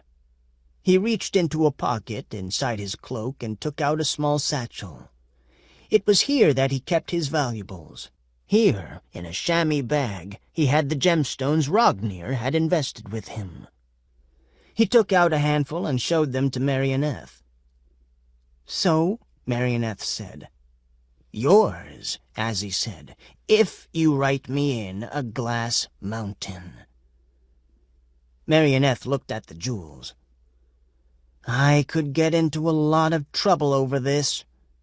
Azzie added a few more gems.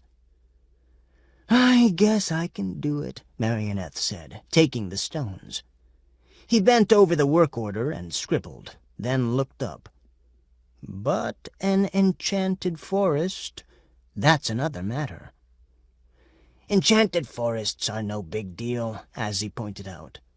They're not rare like glass mountains. Everywhere you go you find enchanted forests. Until you need one in a hurry, Marioneth said, his gaze on Azzie's chamois bag. I suppose you want a road through it too, huh? Nothing fancy. A dirt track would be fine. And who's to survey it, eh? I'd need a surveyor, and a surveyor's services... I know, it isn't on the original work order. Azzie selected 4 more stones and gave them to Marioneth. Will that do? That takes care of the forest and the basic landscaping. But you also want it enchanted, right? That's what I told you. What good would it be if it weren't enchanted? Don't get huffy with me, Marioneth said. This forest is nothing to me. I'm just trying to understand the order.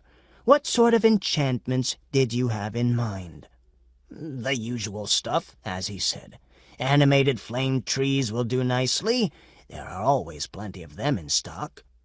You're a horticulturist that you know that, Marioneth said caustically. Fact is, there are damn few flame trees available at this time of year, and I suppose you want them to have magic thorns? Of course. Magic thorns aren't standard. A few more gems changed hands.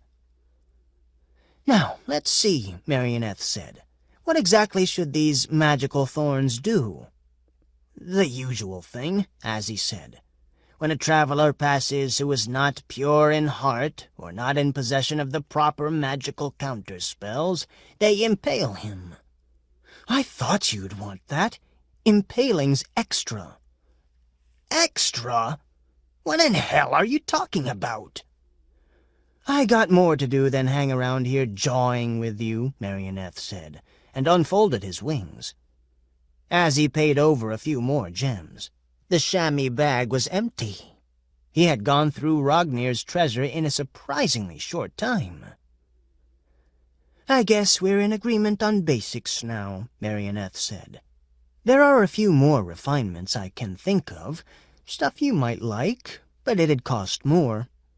Never mind the refinements, Azzie said. Just do what we've agreed upon. And quickly, please. I have other matters to attend to. Marioneth called up a work crew, and the demons started building the forest. They worked rapidly, thorough professionals once they got moving. Some of the younger demons were obviously unaccustomed to manual labor, but the supervisors kept them up to the mark and things proceeded nicely. As soon as the basic forest was in place, with the spells set up but not yet activated, the head work crew demon left an underling to put in the shrubs and wildflowers, and turned his attention to setting up the castle. Crews up in limbo threw down the building blocks with gusto, and the demons below cursed and dodged and caught up the pieces and put them together. Piece by piece, a high structure of crenellated walls and pointed turrets rose into the air. It was historically inaccurate, but definitely of fairy tale design. At this stage, there were a few small mix-ups. When it came time to dig the moat around it, they found they lacked earth-moving equipment. A team of dragons was summoned and bribed with an offering of maidens. After they had dined, the dragons scooped out a fine moat, 20 feet wide, 30 feet deep. But of course there was no water in it, and no one seemed to know who was in charge of getting the water. Azzie finally solved the problem by ordering a weather spell from supply and calling up a brief but very heavy rain. This, plus the water from the runoffs, did the trick nicely. A pair of swans added a touch of class. Soon the castle stood, tall and stately, a lofty collection of stone towers in the midst of domed shapes. From the topmost towers, bright banners floated in the breeze. The place was unfurnished, of course, and extremely drafty, because no one thinks of closing up the chinks and gaps in magical castles. Azzie ordered furniture from supply. There was a problem on how to light the place. He decided upon magical lighting, since it was difficult to see anything with oil lamps. At last, it was all together. Azzie stood back a few hundred yards and admired. It was a castle that mad King Ludwig would have loved. It would do. Azzie returned to the mansion to finish work on the principals. The bodies looked fine now in their vats, all seams faded. The ichor and spells had done their work to perfection. But the bodies had no intelligence as yet, since that comes last, and they did some strange things as one part of the body or another came to life. Azzie worked to stabilize them, and, at last, had them set up properly. Then Fricka pointed out that both creatures were still blind. "You're right," Azzie said. "I was saving that for last." He sat and remembered Yelleth. Yes, he'd saved that for last. Chapter 4. Azzie liked witches. He considered them a sort of permanent dating pool where a demon could always find a companion for a Saturday night. Back in those days, witches' Sabbaths were the primeval form of nightclub. "Fricka, bring me chalk, candles." Fricka hurried to the pantry where the magic supplies were stored. There, in a stout chest, he found the things Azzie needed. The candles were as thick as a man's wrist, and they stood almost as high as Fricka himself. He bundled 5 of them under his arm, 1 for each point of the pentagram. The candles were as hard as petrified flesh and slightly greasy to the touch. Fricka brought them and the chalk to the front room. Azzie moved the trestle table out of the way. He had taken off his cloak and doublet. Long muscles gleamed under his shirt as he tugged an extra suit of armor into a corner. "I don't know why I keep all this junk around," Azzie said. "Give me the chalk, Fricka. I'll inscribe the figure myself." Azzie bent low and, lump of chalk in his right hand, inscribed a large 5-sided figure on the stone floor. A ruddy glow from the fireplace outlined his figure, tinging it red, accentuating his fox-like look. Fricka almost expected to see Azzie's legs change into the furry red legs of a fox. But despite his excitement, Azzie retained his human shape. He had worked on it for a long time, since demons of experience take great pains to shape their human forms to suit their self-ideals. Fricka watched as Azzie inscribed the Hebrew letters of power, then lighted the candles. "Yeleth," Azzie intoned, crossing his claws and genuflecting in a manner that hurt Fricka's eyes. "Come to me, Yeleth." Fricka could see the beginning of movement in the center of the pentagram. The candles gave off coiled streamers of colored smoke. These danced up and down, coalesced, gave off bright sparks, then settled into a solid shape. "Yeleth!" he cried. But it was not. The being in the pentagram was a woman, but there all resemblance to the Yeleth he remembered ceased. This was a short, stout female with orange hair and a hooked nose. This female crossed her arms and glared at Azzie. "What do you want?" she asked severely. "I was just leaving for my coven meeting when you conjured me. If I hadn't been caught by surprise, I would have cancelled your spell, which was wrongly cast anyhow." "You're not Yeleth, are you?" Azzie asked.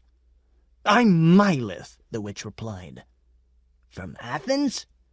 "Copenhagen." "I'm dreadfully sorry," Azzie said. "I was trying to conjure up Yeleth from Athens. The spirit exchange must have gotten things mixed up." Myleth sniffed, rubbed out one of Azzie's Hebrew characters, and scribbled in another. "You had the wrong exchange. Now, if there is nothing more—" "I'll be happy to conjure you back to your home," Azzie said. "I'll do it myself," Myleth said. "No telling where your charm would land me." She made a gesture with both hands and vanished. "That was embarrassing," Azzie remarked. "I think it amazing," Fricka said, "that you can conjure anything. My last master, the demon Throdius, was quite unable to conjure at all on Saturdays." "Why, do you suppose?" Azzie said. "He had been an Orthodox rabbi before becoming a demon," Fricka said. Again he conjured. Again colored smokes coiled in the center of the pentagram. But this time, when they coalesced, instead of a short, ugly, orange-haired witch standing in the pentagram, there was a tall, good-looking, black-haired witch in a silk shorty nightgown. "Yeleth!" Azzie cried. "Who is it?" the witch asked, rubbing her eyes. "Azzie? Is it really you? My dear, you should have sent a messenger first. I was sleeping." "Is that a sleeping garment?" Azzie asked, for through and around the peach-colored diaphanous garment he could see her plump and well-shaped breasts, and, by walking around her, get a look at her rosy bottom, too. "Shorty nightgowns are the newest sensation in Byzantium," Yeleth said. "I don't suppose they will catch on in Europe. Not soon, anyhow." She stepped out of the pentagram. "It is wonderful seeing you, Azzie, but I really need some clothes." "I've seen you in less than that," Azzie said. "I know, but this is not one of those times, and your loutish servant is staring at me. I must have a wardrobe, Azzie." "And so you shall," Azzie cried. "Fricka!" "Yes, master?" "Get into the pentagram." "Master, I really don't think—" "Don't think, just do it." Grumbling, Fricka hunched his way into the center of the pentagram. "I'm sending you to Athens. Pick up all the ladies' garments you can. I'll bring you back in a few minutes." Yeleth said, "There's a fur-collared deep blue dress in the anteroom. It's the one with 3/4-length sleeves. Please be sure to bring that. And in the little closet near the kitchen you'll find—" "Yeleth," Azzie said. "We can bring more clothing later if there proves to be a need. Right now I'm in just the slightest hurry." Raising his hands, Azzie recited a spell. Fricka vanished in mid-grumble. "Well now, Yelleth said. "We are alone. Azzie, why didn't you call me sooner? It's been centuries." "I was in the pit. Lost track of time," he explained. He escorted Yelleth to the big couch that was pulled up to the fire. He brought her wine and a plate of little cakes he knew she liked. They settled down onto the couch, and Azzie employed one of his minor music spells to call forth a chorus of popular airs of the day. He sat down beside her and looked deep into her eyes. "Yelleth," he said, "I have a problem." "Tell me about it," Yelleth said. Azzie did, forgetting Fricka for several hours, so earnest was his explanation. When he finally conjured Fricka back, it was dawn, and the servant arrived yawning, draped in lady's clothing. Chapter 5. Azzie took Yelleth to the lab where Charming and Scarlet, now entirely assembled, lay side by side on marble slabs, veiled with 2 linen tablecloths, since Azzie had often observed that people look better slightly clad than not clad at all. "They make a cute couple, don't they?" Azzie said. Yelleth sighed. Her long, mobile face was beautiful one moment, sinister the next. Azzie tried to adjust his perception so that he would see only her beautiful side, but it was difficult. Witches have obscure feature cyclings. Azzie had felt ambivalent about Yelleth for a long time. Sometimes he thought he loved her. Sometimes he hated her. Sometimes he tried to solve the problem by attacking it head-on. Sometimes he preferred to forget it in favor of simpler problems, such as how best to spread evil and further the general bad. Sometimes, a lot of the time, he didn't know what to do. He loved her, but he didn't always like her. But she was also his best friend, and when he had a problem, he turned to her. "They're real cute," Yelleth agreed, "except for the lack of eyes. But you know that." "It's why I'm showing them to you," Azzie said. "I've already told you that I'm going to enter them in the millennial contest. They are going to act out the Prince Charming tale entirely on their own, no urging from me, utilizing the famous free will that all intelligent creatures are said to possess. And they are going to come to the wrong conclusion and condemn themselves forever. But I need eyes for them, not just any eyes. Special eyes. I need enchanted eyes. I need them in order to give the story that special air, that flavor, that fairy tale savor, if you know what I mean." "I understand perfectly, my dear," Yelleth said. "And you want me to help?" "Oh, Azzie, you are such a child. What gave you the idea that I would find eyes for you?" Azzie hadn't considered that. He scratched his scalp. Scaly. That's what the pit did to you every time. And considered. He said, "I thought you'd do it because it's the right thing to do. I mean, you want evil to win as much as I do, don't you? Consider if good rules human destiny for the next 1,000 years. It could put you out of business." "You have a point," Yelleth said. "But it is not entirely persuasive. Why should I help you? I do have a life of my own, and other business in progress. I'm into administrative work for the Coven, and I've been doing some teaching." Azzie took a mental breath, the kind he always took before embarking on one of his really big lies. As he drew in that mental breath, his genius and all his faculties took heed and helped him into the role he knew was needed. "Yelleth," he said, "it's very simple. I love you." "Oh, really?" she said, scornfully, but not closing off the conversation. "That's rich. Tell me more." "I have always loved you," Azzie said. "You sure acted like it, didn't you?" Yelleth said. I can explain why I never called, Azzie said. I'll just bet, Yelleth said, waiting. There were 2 reasons, Azzie said, not knowing at the moment what they were, but saying there were 2 in case one wasn't enough. Yes? Let's hear them. I've already told you I was in the pit. And you couldn't even send a postcard? I've heard that "I was in the pit" excuse before. Yelleth, you must simply believe me. There are some things a man can't speak about. But take my word for it, things came up. I could explain if there were time, but the important thing is I love you. The bad enchantment has ended at last, and we can be together again, just as you have always wanted, and as I secretly have wanted too, though I said otherwise. What enchantment? Yelleth said. Did I mention an enchantment? You said, now the bad enchantment has ended. I said that? You sure? Of course I'm sure. Well, I shouldn't have, Azzie said.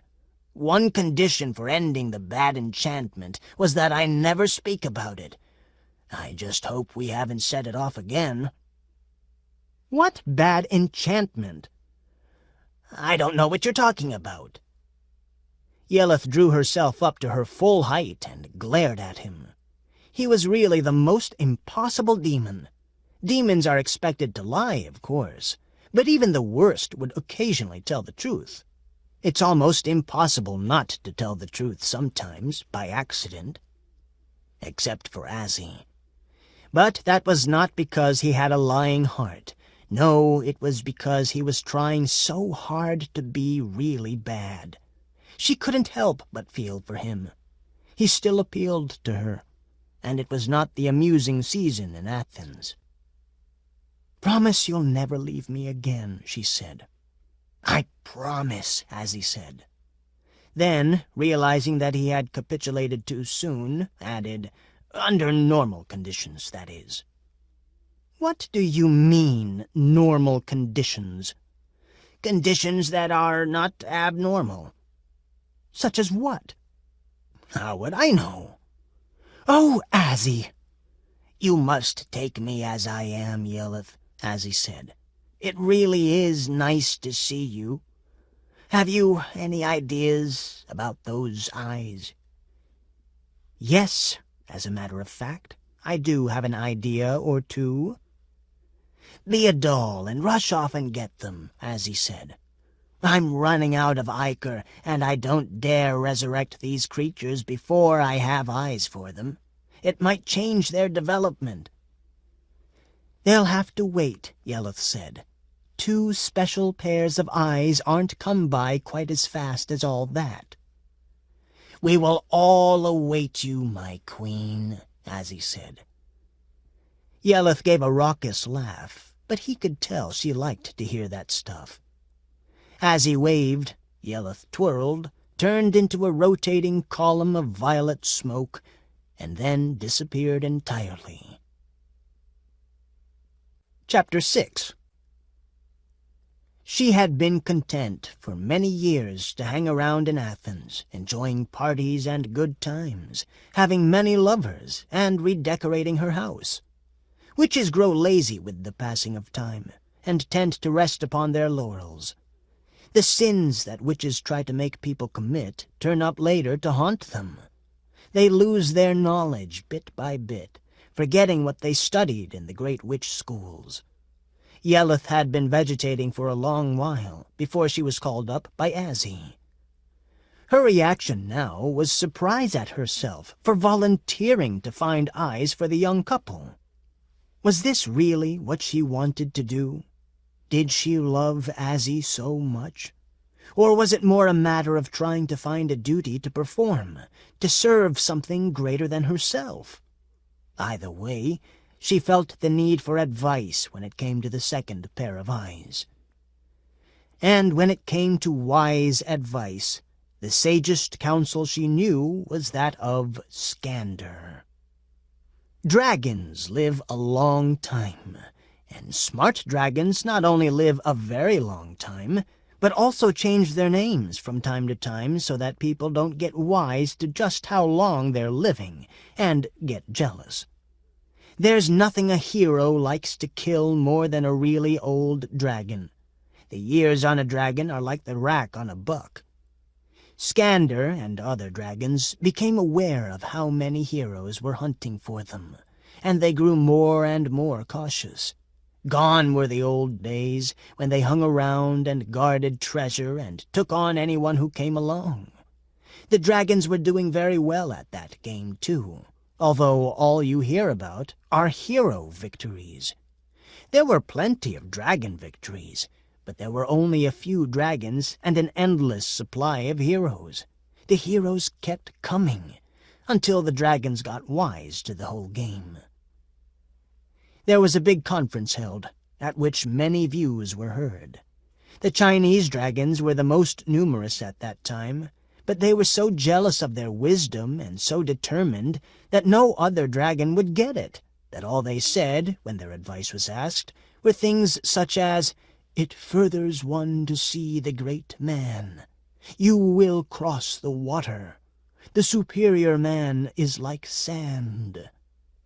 And the Chinese philosophers, who had a taste for obscurity, collected these into books, which they sold to Westerners in search of wisdom. The final decision at the conference was to bow to necessity, give up some of the more aggressive tactics, which had given dragons bad repute, and maintain a low profile. Dragons voted universally to give up their time-old pursuits of hoarding and guarding in favor of the new disciplines of ducking and dodging. "Don't just stand around guarding treasure," they announced to each other.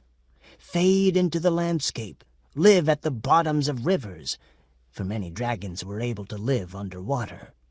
Guild dragons, they were called, that fed on sharks and killer whales and mahi-mahi. The land dragons had to adopt a different strategy.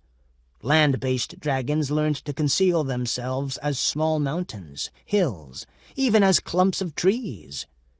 They gave up their old habits of ferocity, contenting themselves with an occasional hunter who strayed into their territory.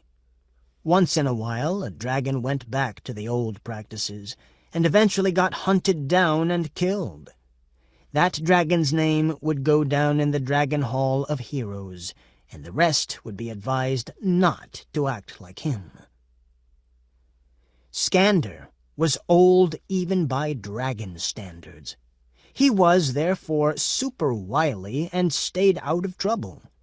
He lived in Central Asia, somewhere near Samarkand, but he had been around since before the city was founded. You could have searched for ages and not found Skander if he didn't want to be found. But if you did find him, he was often a helpful dragon, and he had a vast store of lore. He was also quirky, however, and given to mood swings. Yelith knew this, but she had to make the attempt. She picked up a bundle of power brooms, the sort you can fly on. These were the witch's greatest accomplishment. They ran on spells, which the witches' sisterhood put together at their headquarters in Byzantium. The power of spells ran in cycles, some years good, others not so good. Spells were subject to natural forces, but these were not clearly understood, and there were occasional recalls. The logical starting place, it seemed to her, was the place she had met Skander last time, Dragon Rock.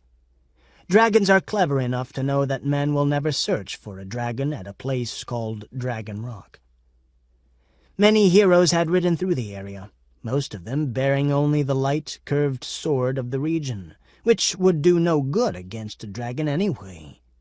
Not that Skander cared to try issues even with these lightweights. Skander's hide, with its overlapping scales, was able to withstand the blow of an avalanche, and he thought nothing of swords unless they were backed up with really powerful spells. But humans were sneaky. They'd seem to be aiming at a shoulder, and then, pow! You'd get an arrow in the eye. Somehow dragons, despite their extreme intelligence and centuries of experience, were prone to getting arrows in the eye. They never fully caught on to the trick that men used of pretending to shoot in one direction and then actually shooting in another. It wasn't according to dragon practice, and went against their idea of a warrior's ethics. For whatever reason, Yelleth had met Skander at Dragon Rock, where she had been visiting relatives who had recently moved to the area from Scythia. Skander at that time had been taking advantage of a rare shape-changing spell that had come his way. Dragons are always in search of shape-changing spells because, being intelligent, they aspire to appear in human society. Although humans don't know it, dragons in altered shapes have been present in many of the courts of the world, where they love to argue with philosophers. More often, though, dragons simply get tired of all the years alone. All the more alone since dragons of either sex are suspicious of dragons of the opposite sex. It is for this reason, not for lack of opportunity or lustiness, that dragons rarely mate, and it is even more rare that they have young. Among the dragons who do have young, there's no agreed-upon rule as to which parent is to bring up the children. There's not even consensus on who bears them. The dragons did away with most of that instinctual stuff ages ago. Creatures of reason now, they fought over these matters among themselves. It is said that in the settling of these arguments, much of the race of dragons was wiped out. And heroes had a field day against dragons in their confusion. It amazed dragons to think that knights, beefy guys in metal suits, could kill them, since the humans were so obviously unintelligent and had only their court rituals going for them. But the humans were winning because they were single-minded about killing, while the dragons were single-minded about nothing at all. Yelleth flew to the Samarkand region and made inquiry in the town of Yardigi, the nearest village to Dragon Rock. It was a low, miserable place, and there was nothing on its one street but souvenir shops. These were filled with dragon lore, but there were no customers. When Yelleth asked about this, a bookstore owner named Ahmed told her, "It is because the long-awaited boom in dragon lore has not yet come to pass. Other places are getting all the attention. In Britain, for example, where no dragons have stirred for centuries, they run guided tours of where they used to be and outsell us 100 to 1. Where is the dragon? Somewhere up the trail over in his cave at Dragon Rock. But no one ever seems able to find it unless the dragon wants visitors. And you never know about that. He's quirky." Yelleth went in the direction indicated, and, after paying her entrance fee, was allowed onto the path. Moving along it, she rounded a number of turns, past a small refreshment stand, past Dragon Rock itself. Nothing resembling a cave was apparent at either hand. It was not until she heard a deep, resonant chuckle that she halted. "Skander," she called. The sound came again. "It's me, Yelleth." Suddenly she became aware of a shadowy place between two boulders which might be more than shadow. Moving to it, she saw that it continued back into a greater darkness. She entered there. At what point she passed within the greater darkness of the hillside she could not be certain. Yet, after a time, the echoing of her footfalls convinced her that she was entirely indoors. "Skander?" she repeated. There was still no reply, but she became aware of a faint illumination ahead and to the right. Following it around a bend, she entered an area where the stone itself seemed to glow, overhead and at either hand. With this visibility, she increased her pace. The passage branched several times, and in each instance she followed the path of greater brightness.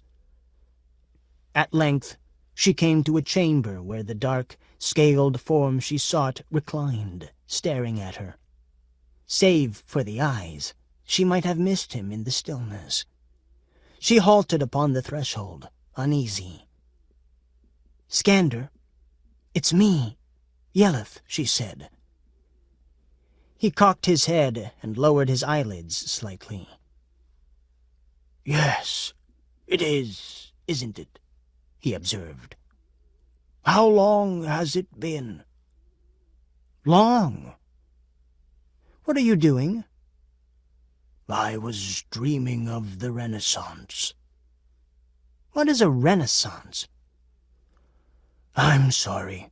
I'm getting my centuries mixed up," he replied. "The Renaissance comes later.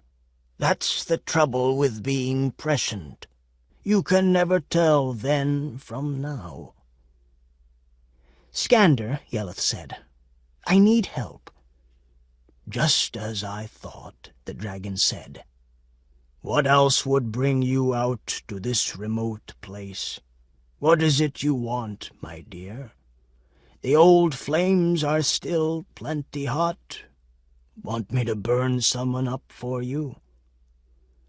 "I need eyes," Yeleth said, and explained about Azzie and Prince Charming and Princess Scarlet.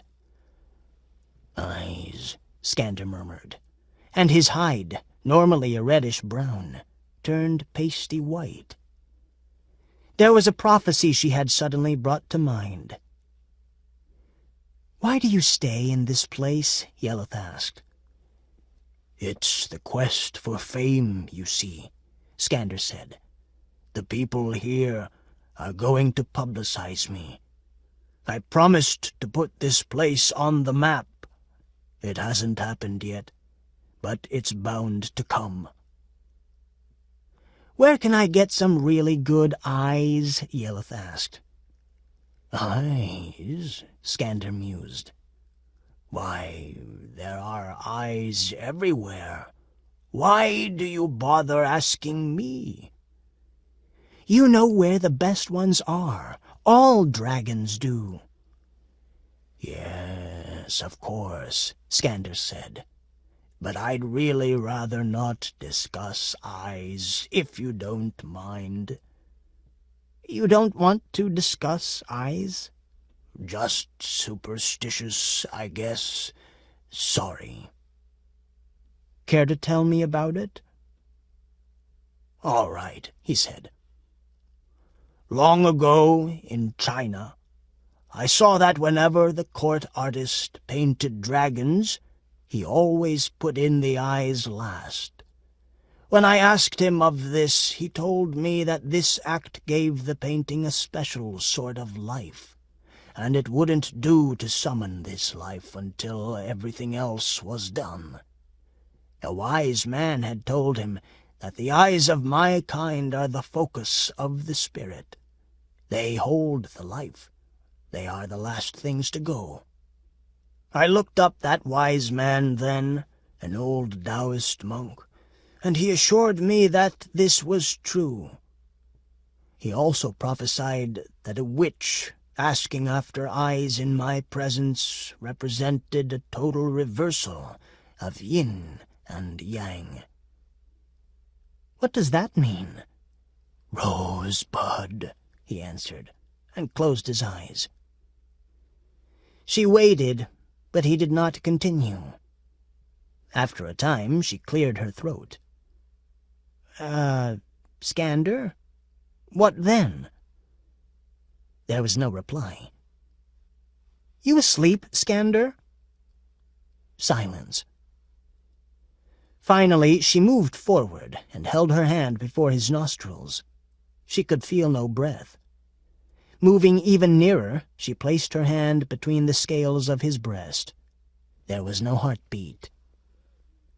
"Oh, dear," she said. "What now?" But she already knew.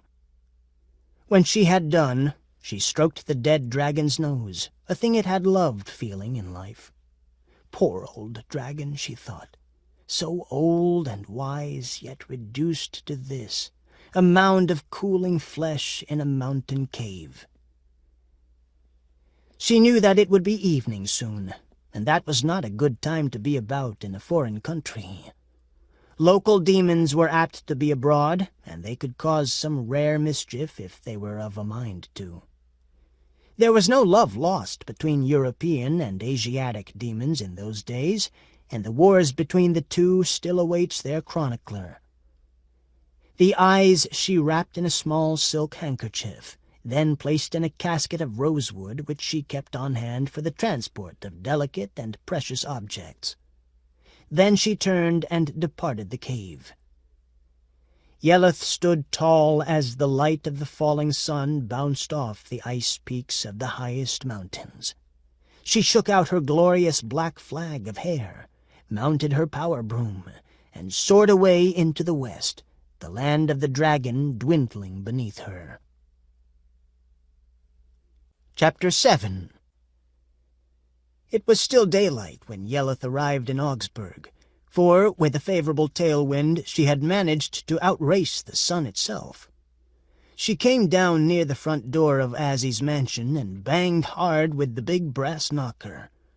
"Azzie, I'm back! I've got them!" A cavernous silence followed. Although it was a summer afternoon, there was a chill in the air. Yelleth felt faintly uneasy. Her witch's sense warned her that something was amiss. She touched the protective amulet of amber she wore around her neck. She knocked again. At last the door was opened. Fricka stood there, meager face screwed into an expression of grief. "Fricka, what is the matter?" "Alas, mistress, things have gone very wrong indeed." "Where is Azzie?" "That, milady, is what has gone most wrong. He is not here." "Not here? But where could he be?" "I do not know," Fricka said, "but it wasn't my fault." "Tell me what happened." "A few hours ago," Fricka said, "the master was preparing a solution to wash the hair of Princess Scarlet, since it had become dirty and tangled. He had finished it, and I was drying the lady's hair. I recollect it was somewhat past the noon hour, for the sun was full and high when I went out to gather firewood." "Get on with it," Yelleth said. "What happened?" "I came in with the firewood, and Master Azzie was humming a merry tune as he clipped Prince Charming's fingernails. He always takes great care with details, you know. All of a sudden he stopped humming and looked about. I looked too, though I had heard no sound. Master Azzie looked entirely around him, and when his gaze rested on me again, I could swear he was a changed demon. Some of the fire had gone out of his hair, and he had grown pale. I said to him, 'Did you hear something, master?' And he said, 'Yes, a caning sound, and it will bring me no good. Quick, fetch me my master's spell book.' And so saying, he slumped to his knees. I rushed to do his bidding. He had not the strength to open the book. It is that very large, brass-bound one you see on the floor near your feet. He said to me, 'Fricka, help me turn the pages. Some cunning trick of weakness is undemoning me.' I assisted him, and he said, 'Faster, Fricka, faster, before the heart goes out of me entirely.' And so I turned the pages faster, doing it all myself now, since the master's hand had fallen away, and it was all he could do to keep his eye, which had lost its usual luster, focused upon the page. And then he said, 'Right, stop there. Now let me see.' And that was all." "All?" said Yelleth. "What do you mean, all?" "All that he said, mistress." "I understand that well enough, but what happened?" "He vanished, Mistress Yelleth." "Vanished?" Yelleth said. "Before my very eyes he vanished entirely out of sight. I was beside myself, knowing not what to do. He had left no instructions, so I went into hysterics for a time, then decided it best simply to await your arrival." "Describe to me the manner of his vanishing," Yelleth said. "The manner?" Fricka asked. "Yes. Was it a smoke vanishment, in which he dwindled quickly to nothing? Or was it a flash vanishment, in which he disappeared with perhaps a small clap of thunder? Or did he shrink down to the size of a point first?" "I know not, mistress. I shut my eyes." "Shut your eyes? You are a fool, Fricka." "Ah, mistress, but I peeked." "And what did your peek tell you?" "I saw the master become very thin and slide off sidewise." "Which side?" "The right side, mistress." "Did he slide away smoothly, or with a sort of up-and-down motion?" "With motion." "This is very important, Fricka. Did he at any time change color before vanishing completely?" "You've got it, Mistress Yelleth. He changed color indeed, just before he slid away into nothingness." "What color did he change into?" "Blue, milady." "It is as I thought," Yelleth said. "Now let us look at his conjuring book." Fricka lifted the heavy volume to a lectern where Yelleth could read it more easily. It was still turned to the page Azzie had regarded just before his disappearance. Yelleth bent over it and quickly translated the runes. "What is it?" Fricka asked. "It is a general unbinding, Fricka," she told him. "This is the spell that demons use when something or someone is trying to conjure them. It is called the Grand Countervalence." "Was he too late?" "Obviously." "Conjured," said Fricka. "But the master is a conjurer himself." "Of course he is," Yelleth said, "and a very good one. But all who conjure, Fricka, are subject themselves to conjuration. It is one of the great laws of the unseen realm." "So I have heard," Fricka said. "But who could conjure the master away like that?" "There are many possibilities," Yelleth said. "But given the sequence of events, it is most likely that it was some mortal, a witch, perhaps, or an alchemist, or some other demon, who had a hold of some sort over Azzie, and thus was able to call him away without his consent." "But when will we see him again?" Fricka asked.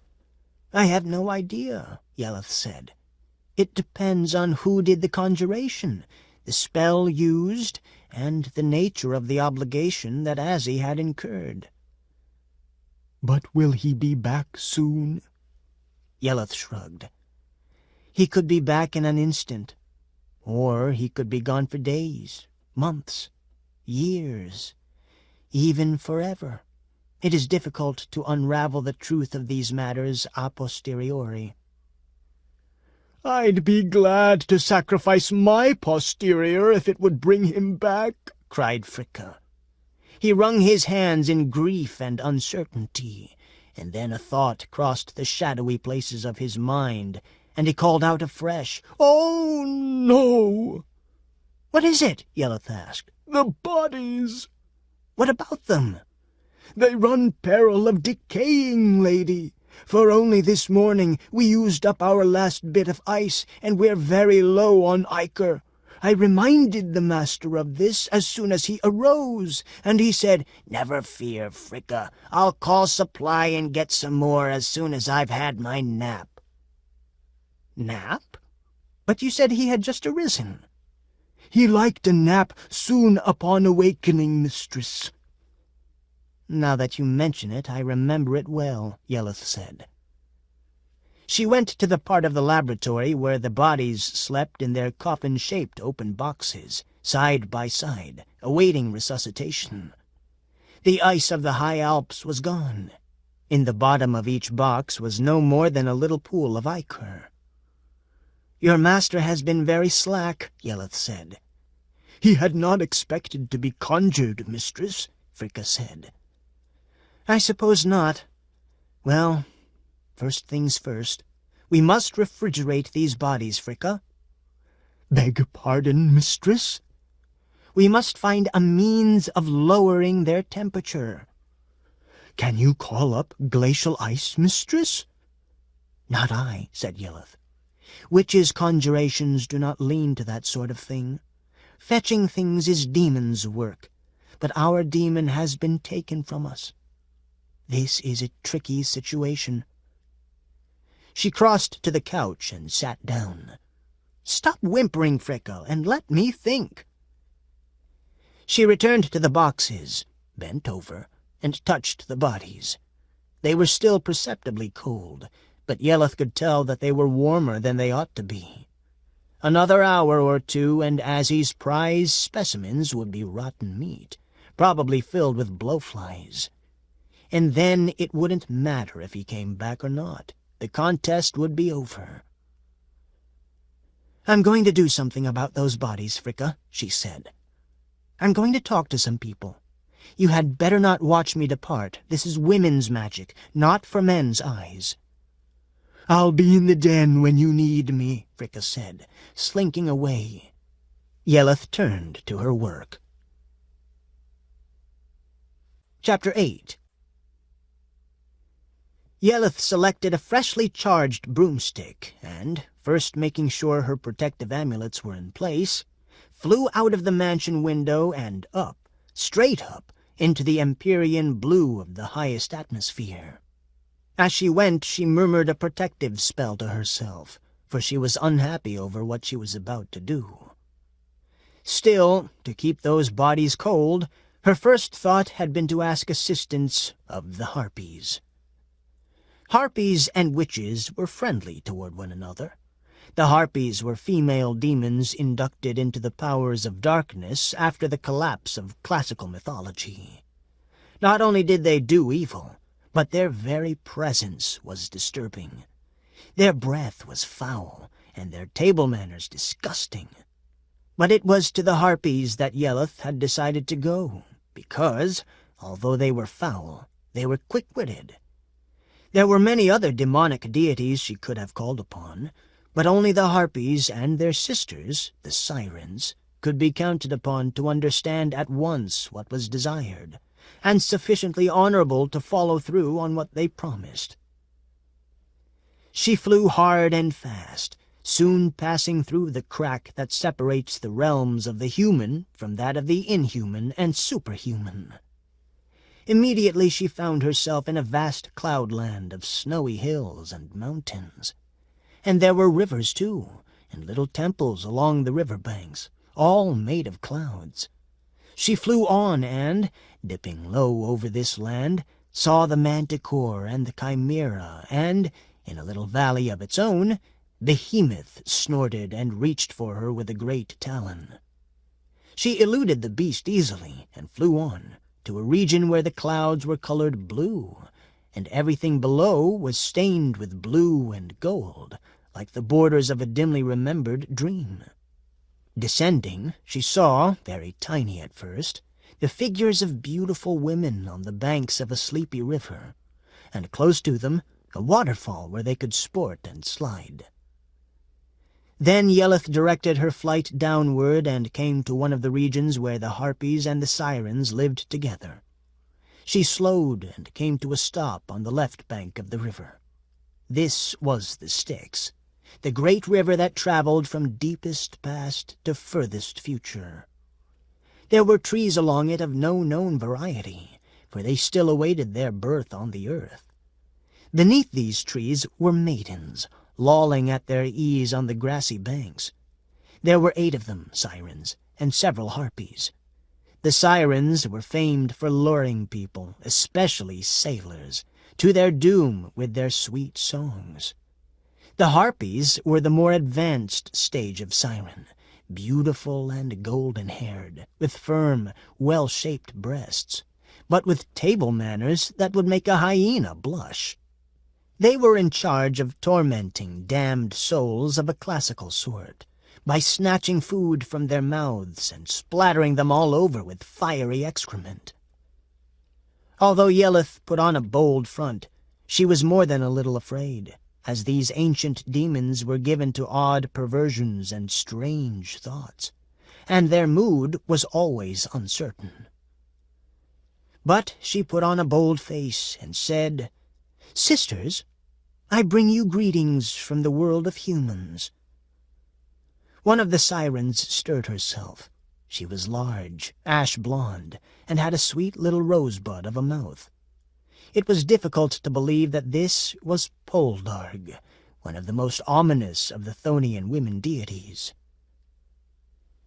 "What do we care for the world of humans?" Poldarg said. "The banks of this fine river are our home. Here we entertain each other by singing of fine exploits of the past. And from time to time, a man falls into our hands, having escaped over the side of Charon's boat. Then we get him from the river deities, and we play with him until he goes mad. And then we eat him, each of us tearing off her share."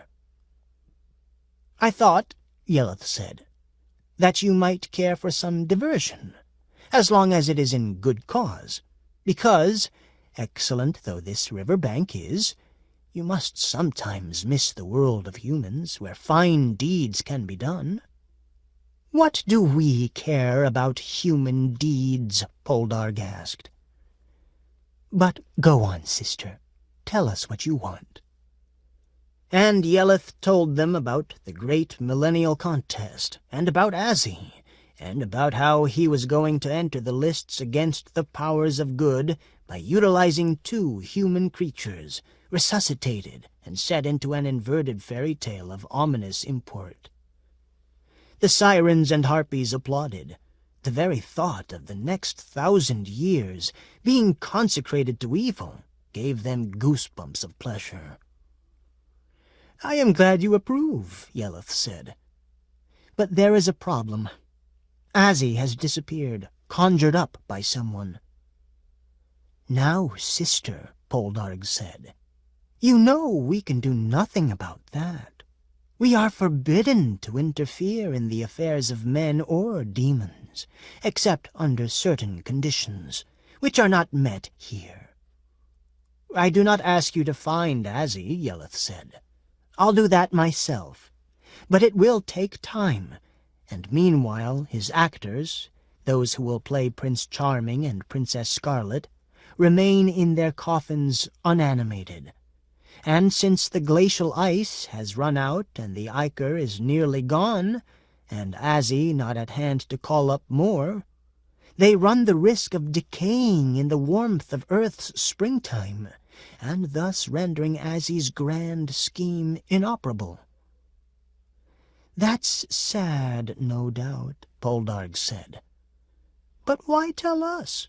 We have no glacial ice here." "Of course not," Yelith said. "But you are beings of the air, well accustomed to towing helpless creatures from Earth to their damnation." "True. But what has this to do with your prince and princess?" "I thought," Yelith said, "that you might lend a hand in the preserving of their bodies. It is cold that is needed, the cold of the upper reaches of the atmosphere." The harpies conferred among themselves. Then Poldarg said, "Very well, sister. We will take care of these bodies for you. Where did you say they were?" "In the mansion of the demon, in Augsburg. The way to find it—" "Don't worry," Poldarg said. "Harpies can find any place on Earth. Sisters, come with me." Poldarg spread her dark wings and sped into the upper atmosphere. 2 more harpies followed. Yelith watched them go. Harpies were known to get easily bored.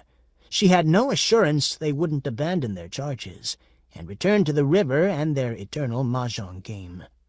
But they had a tradition of honor among peers. She just hoped they felt her a member of that select group. Yelleth went aloft now. She had an idea where Azzie might be. Chapter 9. When the harpies went off to carry back the bodies, no one had thought to notify Fricka. The first thing he learned of the new arrangement occurred when a pair of harpies burst through the window. He was sitting on a low stool in Azzie's laboratory, listening to the drip, drip of melting ice and waiting for Yelleth to return. Suddenly there was a great fluttering and a bad smell. For the purpose of efficient flight, the harpies had retracted their legs, so their wide, brazen wings supported only a trunk with prominent breasts and a head. They cawed in loud, grating voices and voided themselves over everything. Fricka yelped and ducked under the table. The harpies spun around the room, buzzing and shrieking. When they spotted the coffins, they flapped over to them. "Stay away, you wretches!" Fricka shouted. He went after them with a set of fire tongs. The harpies turned and attacked him, driving him from the chamber with their steel-tipped wings and green-tipped nails. Fricka hurried after a bow and arrow. Before he could fetch them, the harpies had lifted the prince and princess and, flapping heavily now, rose into the air. Fricka at last located the weapons and hurried back, but the harpies were gone, risen high into the sky, and vanishing into the crack between the real and the unreal. Fricka shook his fist and then sat down. He hoped Azzie wouldn't ask him to explain too much. He had very little idea what had happened. But for that matter, where was the master? Chapter 10. Azzie had been working in his laboratory when he felt the familiar psychic tug which tells you that you are being conjured. It is a sort of pull that starts from the inside of your stomach. Not unpleasant, but always an unwelcome signal of what lies ahead. It would be all right, perhaps, to be conjured when you were just sitting around without anything much to do. But people tend to call you up just when you are most heavily engaged in something delicate.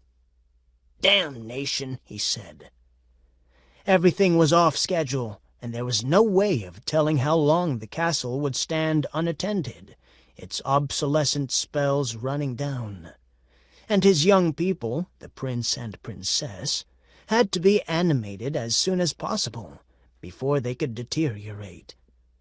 And here he was, flying through the air, unable to recite his countervalence in time to prevent what was happening. Not that it necessarily would.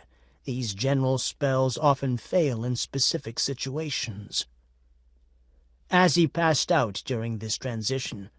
When he recovered, he had an ache in his head. He tried to stand up, but he seemed to be on some slippery surface. Every time he rose, he fell down again. He was also a little sick to his stomach.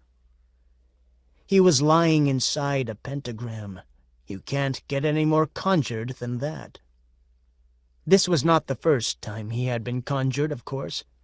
Every demon who wishes to lead an active life among mankind must become accustomed to being conjured many times, since mankind plays tricks on demons just as demons do on people.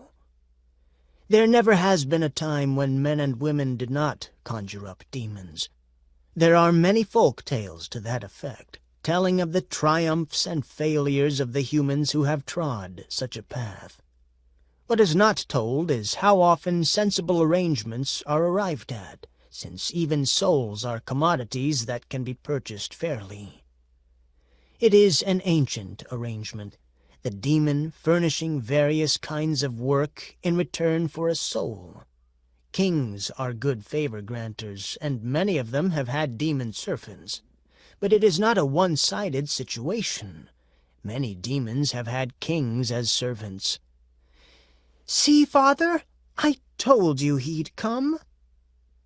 That was the voice of Bridget, a triumphant voice.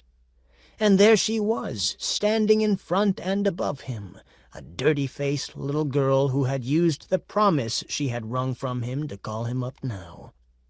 "Looks like you did all right," a man's heavy voice said. It was her father, Thomas Scrivener. The fellow seemed to have regained his senses, but, of course, he lacked his memory of the pit and of his meeting with Azzie. Azzie was thankful for that. Once humans got too much knowledge, they became dangerous. "Oh, it's you," Azzie said, remembering the little girl who had caught him with a spirit catcher back when he was shepherding her father. "What do you want?" "My promise," Bridget said.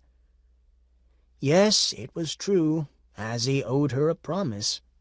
He would have dearly loved to forget it, but the world of magic registers promises between humans and supernatural creatures as facts of physical import. It was impossible for Azzie not to deal with this. "Well," Azzie said, "open one of the sides of the pentagram and let me come out and we'll discuss it." Bridget leaned forward to rub out a line, but her father seized her and pulled her back. "Don't let him out. You'll lose all power over him." Azzie shrugged. It had been worth a try. "Master Scrivener," he said, "tell your little girl to be reasonable. We can clear this up quickly and I can be on my way." "Don't listen to him," Scrivener said to his daughter. "Demons are rich. You can ask for anything you want, anything at all." "I'd better explain about that," Azzie said. "That is the popular superstition, but I can assure you it is not true. Demons can only fulfill wishes within their individual powers. Only a very high demon, for example, could grant you great wealth. I, however, am a poor demon working on a government grant." "I'd like a new doll," Bridget said to her father. Azzie tensed and leaned forward. It didn't quite constitute a wish, since it hadn't been directed to him. But if she would say it again... "A doll, Bridget?" he asked. "I can get you the most wonderful doll in the world.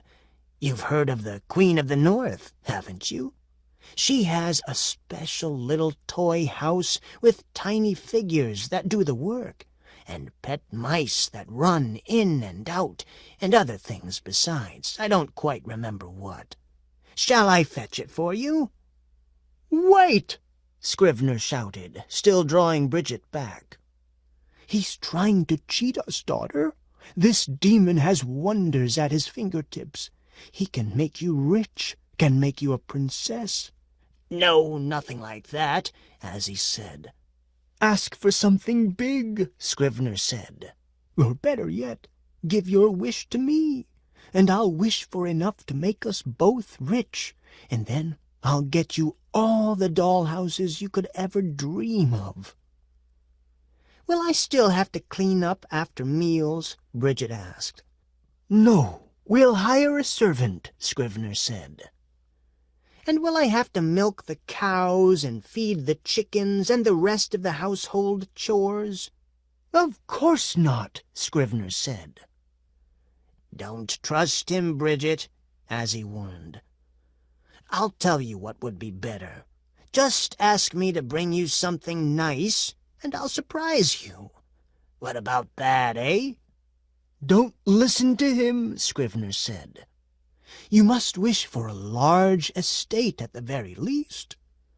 "Don't listen to him," Azzie said. "He always bullies you, doesn't he? But I remember when he was mighty glad to have my help." "What are you talking about?" Scrivener asked. "I never saw you before." "That's what you think," Azzie said. "Bridget, what color do you want your dollhouse?" "Where did we meet?" Scrivener asked. "What I really want," Bridget said, "is—" "Wait!" Scrivener cried. "If you ask for something insignificant, I'll tan your hide, young lady." "I wish you'd stop shouting at me," Bridget cried. "I can take care of that for you," Azzie said, and made a gesture. Thomas Scrivener opened his mouth, but no words came out. He strained, his tongue waggled, his cheeks puffed in and out, but he could form no sound. "What have you done?" Bridget asked. "Fulfilled your wish," Azzie said. "He'll not shout at you again, you or anyone." "That wasn't fair," Bridget said. "I was talking to my daddy, not to you. You still owe me a wish." "Come on, Bridget," Azzie said. "Make a wish, then. I have to get out of here." Thomas Scrivener tried to speak. His face was purple, and his eyes bulged like hard-boiled eggs. He was one hell of a looking sight, and Bridget started to laugh, then stopped abruptly. Something had appeared in the air. It solidified. And there was Yelleth, appearing from nowhere, looking disheveled, with smoke coming out of the end of her broom. "Azzie!" she cried. "Good thing you told me of this wish situation, and I remembered. Is there a problem?" "It's obvious, isn't it?" Azzie asked. "I'm still trying to get this kid to name a wish so I can grant it and get out of here. But she and her father keep arguing about what it should be." Thomas Scrivener made pleading gestures to Yelleth. "What have you done to him?" Yelleth asked. "Well," Azzie said, "Bridget here said she wanted him to shut up, so I shut him up for her." "Oh, Azzie, stop playing around. Little girl, what do you want to be when you grow up?" Bridget considered. "When I was little, I wanted to be a princess." "I don't know whether Azzie can handle that," Yelleth said. "I don't want that now," Bridget said. "Now I want to be a witch." "Why do you want that?" "Because you're a witch," Bridget said. "I want to be like you and ride a broomstick and enchant people." Yelleth smiled. "Azzie, what do you think?" "One more witch, what does it matter?" Azzie asked. "Is that it, kid? You want to be a witch?" "Yes," said Bridget. Azzie turned to Yelleth. "What do you think?" "Well, I do take on apprentices from time to time. Bridget is a little young, but in a few years—" "Oh, yes, please," Bridget said. "All right," Yelleth said. "Okay," Azzie said. "You got it, kid. Now let me out of here." "First, give my father his voice again." Azzie did as was requested of him. Thomas Scrivener went to give Bridget a good slap alongside the head. He found his arm held by an invisible force. "What did you do?" Bridget asked Yelleth. "It's simple enough magic," Yelleth said. Turning to Scrivener, she said, "Be good to your little girl. In a few years she will be able to make mince pies of you, and you'll have me to reckon with, too." Terce. Yelleth. Chapter 1. After Bridget released Azzie from his captivity, Yelleth tied together 2 of her broomsticks with a stout straw rope and, with Azzie clinging behind her, rode them back to Augsburg. The sensation of the virile young demon clinging to her was very sweet to Yelleth. She felt a frisson of delight when his claws, gripping her shoulders, accidentally brushed her breast. What bliss it was to ride with the beloved high above the clouds! For a while all thought of sin or sinner was forgotten, all question of good and evil put aside as she cavorted in the high blue of the sky, through violet-tinged clouds formed into fantastical shapes, melting and reforming before her eyes. Azzie liked it too, but urged her to hurry home. They had to recover the young couple from the harpies. Back at the mansion, Yelleth had a chance to wash her hair and pin it up securely. Then she was ready for the journey. Using a freshly charged broomstick, Yelleth mounted the heights, flying alone now, darting and sweeping with quick control. The earth fell away, and soon she was in the sparkling realms of the sky. There she searched and searched, but not a sign of the harpies could she discover. She circumnavigated the world by its outer edge, and still did not find them. But then a slow-moving pelican appeared, and told her, "You're looking for the harpies with the two stiffs? They told me to tell you they got bored, and have parked the couple in a safe place and gone back to rejoin their sisters." "Did they say anything else?" Yelleth asked, making slipstream movements to keep her speed down to that of the slow-moving pelican. "Just something about a mahjong game," the pelican said. "Didn't they say where this safe place was?" "Not a bit of it," said the pelican. "I thought about reminding them, but they were off, and there was no way I could overtake them. You know how fast they go with those newfangled brazen wings." "In which direction did they fly?" Yelleth asked. "North," the pelican said, motioning with his wing-tip. "True north or magnetic?" "True north," the pelican said. "Then I think I know where they are," Yelleth said.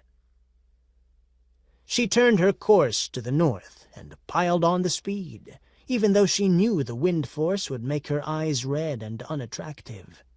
She overflew the land of the Franks in no time, then passed the deep fjord-pierced coast where Northmen still worshipped old gods and fought with hammers, axes, and other farm tools. She went past the lands of the Lapps, who sensed her passing as they trekked over the snow with their reindeer herds, but pretended not to see her, since the best thing to do with ambiguous phenomena was to ignore them. And at last she came to the North Pole, the real one which existed within the imaginary point of true and absolute north, and could not be reached by mortals. Slipping through the fold of reality in which it lay, she saw, below her, Father Christmas Village. It was built upon the solid sheet of ice with which the North Pole was capped. The buildings that had been set up here were very fine indeed, being half-timbered and wainscoted. Over to one side Yelleth could see the workshop, where Father Christmas gnomes made gifts of all sorts for mortals. These workshops are well known. What is less well known is the fact that there is a special room at the back where essences of good and evil are received from the secret storage places of Earth. In each gift, a bit of good luck or a bit of bad luck was inserted. Exactly who got what kind of luck was a matter no one could tell. But it seemed to Yelleth as she strolled through the workshop, watching the little men with their hammers and screwdrivers, that the process was more or less random. There was a hopper in the center of the big work table, and into it fell glistening bits of good or bad luck, each of them like a little bouquet of herbs. A dwarf would reach in and insert the luck into the Christmas gift without even looking to see what it was. Yelleth asked the dwarves whether a pair of harpies had come by recently, carrying 2 frozen people. The dwarves shook their heads irritably. Making and stuffing Christmas presents is precision work, and if people talk to you, it spoils the rhythm. One of them jerked his head toward the back of the workshop. Yelleth went that way and saw, at the end of the long room, a door with an inscription on it, Santa's office. She went there, knocked, entered. Santa was a big, fat man with the sort of face that smiled easily. But looks don't always tell the story. Santa was frowning, and his face was long and drawn as he talked into a magical seashell. "Hello? Is this supply? I need to talk to someone." The answer came out of a baboon's head, stuffed and mounted on the wall. "This is Supply. With whom am I speaking?" "Claus here. Santa Claus." "Yes, Mr. Claus. Are you authorized to speak to us here in Supply?" "I guess you haven't heard of me," Santa Claus said. "I'm the one who brings presents around every December 25th by the new calendar." "Oh, that Santa Claus. When do you start bringing presents for demons?" "I'm overworked enough bringing presents for humans," Santa Claus said. "I've got this problem." "Just a minute," the voice said. "I will connect you with the problems clerk." Santa Claus sighed. He was on hold again. Then he noticed Yelleth, who had just entered the room. He blinked 3 times rapidly behind his little rectangular spectacles. "Goodness gracious! You're not a dwarf, are you?" "No," Yelleth said. "And I'm not a reindeer either. But I'll give you a clue. I got here on a broomstick." "Then you must be a witch." "You've got it." "Are you going to bewitch me?" Santa asked, slobbering slightly as he perceived Yelleth's charms, which had been brought into prominence by her wind-blown clothes. "I wouldn't mind being bewitched, you know. Nobody ever thinks of bewitching Santa Claus. As if I don't need a little cheering up from time to time, eh? Who brings Santa Claus presents, eh? Ever think of that? It's give, give, give all the time around here. But what do I get out of it?" "Satisfaction. You bask in everybody's love." "It's the presents they love, not me." "The giver is part of the given," Yelleth said. Santa Claus paused and considered. "Do you really think so?" "How could it be any other way?" "Well, that's better then. Might I inquire what you are doing here? There's never anyone but dwarves and reindeer around here, and me, of course." "I came," Yelleth said, "because I need to pick up some packages that were left for me here." "Packages? What kind of packages?" "1 male, 1 female, both humans, both frozen solid. The harpies brought them here." "Oh, those terrible harpies," Santa said. "They've left the snow yellow for miles around." "What about the frozen people?" "They're out and back, in the woodshed." "I'll pick them up now," Yelleth said. "Oh, and one thing more. There's a little girl on Earth named Bridget Scrivener." "Little dirty-faced kid with a saucy manner?" Santa always remembered the children. "That's her. What I'd like you to do is bring her a dollhouse this year. The sort you usually only give to princesses, filled with moving figures, wallpaper, radios, and other magical things." "This kid was real good, eh?" "Goodness had nothing to do with it," Yelleth said. "She got a promise from a demon, and this is part of the payoff."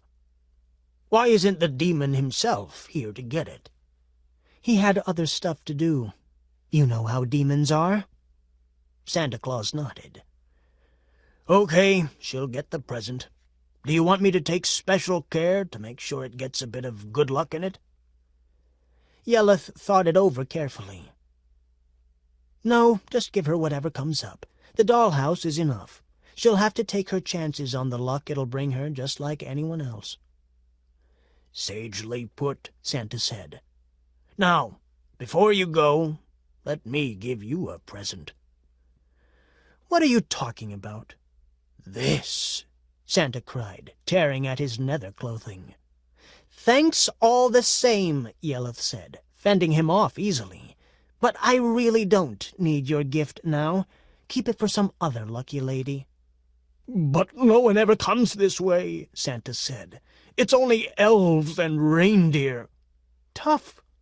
Yelleth went to the woodshed. She carried out the bodies of Charming and Scarlet.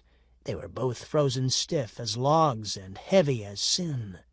Yelleth had to call on all her witch strength to lift them. "Send me one of your witch friends," Sandra shouted. "Tell her I give presents." "I'll tell them," Yelleth said. "Witches love presents." And then she rose into the air, bearing Scarlet and Charming, heading for Azzie's mansion in Augsburg as fast as she could fly. Chapter 2. Azzie was pacing nervously in the back courtyard when Fricka said to him, "I think that's her, master." He was pointing into the eastern sky. As Azzie watched, Yelleth appeared, flying slowly with 4 broomsticks, and carrying the 2 frozen bodies by ropes suspended from them. "Careful how you put them down," Azzie shouted as she soared in for a landing. "Don't tell a witch how to ride a broomstick," Yelleth said, elegantly setting down her burden near the door to the alchemical laboratory. "At last," Azzie said, hurrying over to look at the couple. "Took your time about getting here, didn't you?" "Thanks a lot," Yelleth said. "Go fetch your own bodies next time, and get your own eyes." Azzie instantly changed his manner. "I'm sorry, Yelleth, but I really have to hurry up, or I'll never get these 2 set up and rolling by contest time. I've gotten some more ichor. Let's stow Charming for the present and get Scarlet to the castle and animate her." "Just as you wish," Yelleth said. "That's great," Azzie observed when they were done with the prince. "Now I just hope everything is ready at the castle. We'll go there at once." And so they did. Yelleth carried Scarlet, still rigid with cold, and Azzie, utilizing his considerable flying powers, followed carrying Fricka and a sack of provisions and spells he thought he'd need.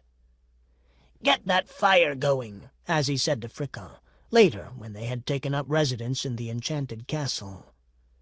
They were in an upper story, where a chamber had been prepared for Princess Scarlet. First, of course, they had to animate her. "Have you got the eyes?" Azzie asked. "Right here," Yelleth said. "I got this set from Chaudlot, the artist who painted her as the Magdalene." "And for Prince Charming?" "The eyes of Skander, the dragon." "Very nice," Azzie said. "Why is it still so cold in here?" Fricka had been stoking the big fireplace in the bedchamber for over an hour, and the place was still cold. The stone walls seemed to absorb the heat. At this rate, they'd never get Scarlet thawed out. They could see her in a rather distorted fashion through the bluish ice. Her features seemed to be at repose. Fricka's stitches were not too noticeable. The dancer's legs he had attached to the trunk of the Magdalene model were stitched around the mid-thighs, but the stitching looked like a garter. Fricka had some surprising skills. But why did she take so long to thaw out? Was there a magical spell on this ice? Azzie poked at the ice with his claws and found that it had barely softened. The fire still wasn't hot enough. Azzie had requisitioned room-warming spells quite a while ago, but they still hadn't come through. He repeated his request now, using the unlimited credit card to ensure instant delivery. In a moment there was a soft explosion in the air, and a brand-new warming spell fell into the room, neatly encased in its opaque eggshell. "At last," Azzie said, cracking the shell. The spell whooshed silently out, and the room warmed up 10 degrees almost at once. "Now for the animating procedure," Azzie said after some thawing had occurred. "Quick, Fricka, the ichor."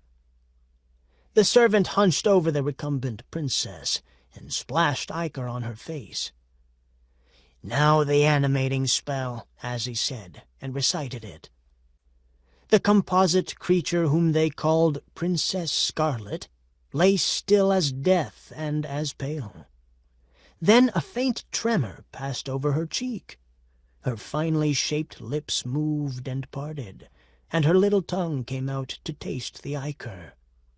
Then her delicate nose widened, her body stirred, relaxed again. "Quick," Azzie said, "put in the eyes." The eyes fit into place easily. Another spell was necessary now, a vision startup spell, quite rare, but Supply had managed to find one. As Azzie chanted, Princess Scarlet's eyelids fluttered, then lifted. Her new eyes, of deepest sapphire, gazed out at the world. Her face took on expression, animation. She looked around and gave a soft moan. "Who are you all?" Scarlet said. Her voice was loud and snappish, and conveyed in addition a sense of peevishness. Azzie didn't like the sound of that, but luckily he didn't have to love her. That was Charming's task. The princess, a newly created being, had no memory. Now it was necessary to explain matters to her. "Who are you?" Scarlet exclaimed again. "Your Uncle Azzie, of course," Azzie said. "You remember me, surely?" "Oh, sure," Scarlet said, though of course she didn't. Death had wiped her mind of its memories, the good and the bad alike, and returned her to the world a tabula rasa. "What's going on, Uncle Azzie? Where's Mummy?" That had been an expected question. All living creatures assume they had a mother, and never take it into their heads that someone might have sewn them together out of a collection of parts. "Mummy and Daddy," as he said, "which is to say, their Royal Highnesses, are under an enchantment." "Did you say Royal Highnesses?" "Yes, my dear. You, of course, are a princess, Princess Scarlet. You want to release your parents from their spell, don't you?" "What? Oh, sure," Princess Scarlet said. "So I'm a princess." "They can be released," as he said, "only after you have been rescued from your own enchantment." "I'm under an enchantment?" "That is correct, my dear." "Well, take it away then." "I'm afraid I can't do that," as he said. "I'm not the right person." "Oh, what sort of a spell am I under?" "You are under a sleeping spell. You spend 20-some hours a day either sleeping or napping. They call you the Napping Princess. Only one man can break the spell. That is Prince Charming." "Prince Charming? Who's that?" "Nobody you've met before, my dear. Prince Charming is a fine, handsome young man of noble family who has just recently heard of your plight. He is on his way here to awaken you with a kiss and take you away to a life of bliss." Scarlet considered. "It sounds good, but are you sure I'm not dreaming this?"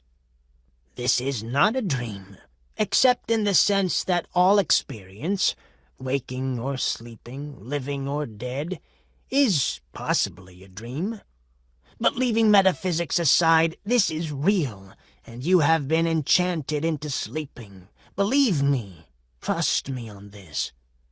Obviously, you aren't asleep at the moment, because I need to talk to you and advise you on a few things." "Maybe the spell isn't working," Scarlet said. "I'm afraid it is," as he said, surreptitiously taking out the sleep spell from his pouch and pressing the little pin that activated it. Scarlet yawned. "You're right. I am sleepy. But I haven't even had dinner." "We'll have it ready for you when you awaken," as he said. The princess' eyes closed, and soon she was in a sound sleep. Azzie, under the watchful eye of Yelleth, carried her to her bedroom, and tucked her in. Over the next few days it became apparent that Princess Scarlet was going to be difficult. She didn't want to listen to Azzie. Not even Yelloth, with her calm and intelligent ways, could get through to the girl, not even in the guise of her aunt. That Scarlet was beautiful, there was no doubt.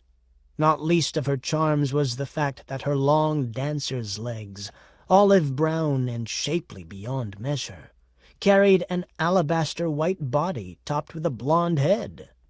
Her dark legs gave Princess Scarlet the look of wearing silk stockings.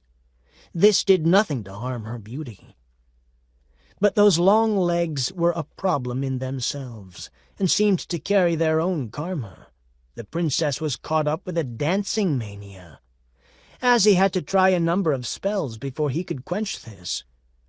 But even under the napping spell, Princess Scarlet walked in her sleep, her long legs guiding her to the great downstairs ballroom, where she danced to flamenco music heard only by herself. Azzie had to take into account the princess' peregrinations during sleep. "Yelloth," he asked, "will you stay and look after her? I'm afraid she's a bit unstable. She might fall and do herself harm. But she has spirit, and I'm sure she'll do what we expect of her." "I suppose so," Yelloth said. "By the way, I asked Santa Claus to give Bridget a fancy dollhouse for Christmas." "Oh, thanks." "I just told you in case you had forgotten you'd promised her one." "I hadn't forgotten," Azzie said, though he had. "But thanks anyhow. Take good care of her, okay?" "I'm doing this for you, Azzie," Yelloth said in a melting voice. "And I really appreciate it," Azzie said, in a voice which expressed the opposite. "Gotta go get Charming up and moving. Catch you later, okay?" Yelloth shook her head as her demon lover departed in a flash of showy fireworks. Why had she ever fallen in love with a demon? And if a demon, why this particular demon? She didn't know. The ways of fate were inscrutable, to say the least. Chapter 3. "I just hope we don't have any trouble with this one," Azzie said. "You got those dragon eyes ready, Fricka?" "Yes, master," Fricka said. He opened the waterproof deerskin bag in which the dragon's eyes soaked in a solution of ichor, salt water, and vinegar. He lifted out the eyes, first remembering to wipe his hands on his smock, for hygiene in those days, while still rudimentary, seemed important in this situation. "Beautiful, aren't they?" Azzie said, inserting them into Charming's eye sockets and applying ichor around the edges. And indeed they were handsome eyes, colored like smoky topaz, with a deep glitter to them. "They worry me, these eyes," Fricka said. "I believe that dragons' eyes see through falsehood." "Just what a hero needs." "But won't he see through this falsehood?" Fricka asked, indicating with a sweep of his arm Azzie, the mansion, and himself. "No, my poor Fricka," Azzie said. "Dragons' eyes cannot see through the falsehood in their own situation. They can detect the flaw in others, but not in themselves. He won't be easily led astray, our Prince Charming, but he won't be wise enough or sufficiently far-seeing to discover his own situation." "Ah," said Fricka, "he stirs." Azzie had already taken the precaution of assuming his kindly uncle disguise. "There, there, lad," he said, smoothing back the youth's golden hair. "Where am I?" Charming asked. "You might better ask who you are," Azzie said. "And then you should want to know who I am. Where you are comes a distant third on the list of vital questions." Well then, who am I? You are a noble prince whose original name has been lost, but who is referred to by everyone as Prince Charming. Prince Charming, the youth mused. He sat up. I suppose that means I'm of noble blood, doesn't it? Yes, I suppose so, Azzie said. You are Prince Charming, and I am your Uncle Azzie. Prince Charming accepted that readily enough. Hello, Uncle Azzie. I don't remember you, but if you say you're my uncle, that's fine with me. Now that I know that, can I ask where we are? Certainly, Azzie said. Augsburg. That's nice, Charming said, a little vaguely. I've got a feeling I've always wanted to see Augsburg. And so you shall, Azzie said, smiling to himself to think what a docile creature he'd created. You'll get a good look at it during training, and again when you ride out of town on your quest. My quest, Uncle? Yes, lad. You were a famous warrior before the accident that took away your memory. How did I come by this accident, Uncle? Fighting bravely against many foes. You slew numbers of them. You're very good with a sword, you know. But one of the caitiffs sneaked up behind you and hit you over the head with a broadsword when you weren't expecting it. That hardly seems fair. People are often unfair, Azzie said, though you're too innocent to realize that. But never mind. Your pure heart and lofty spirit will win you golden opinions wherever you go. That's nice, Charming said. I want for people to think highly of me.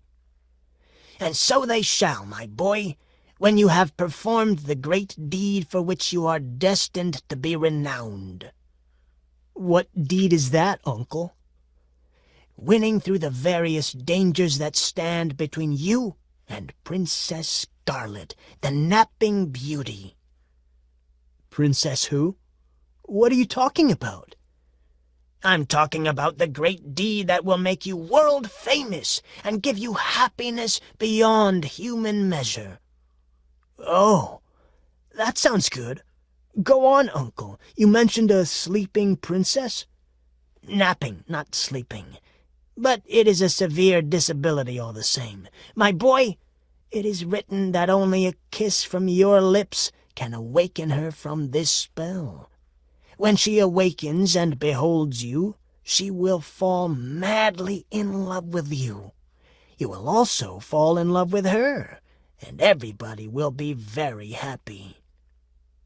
She's good-looking, this princess? Asked Charming. You better believe it, Azzie said.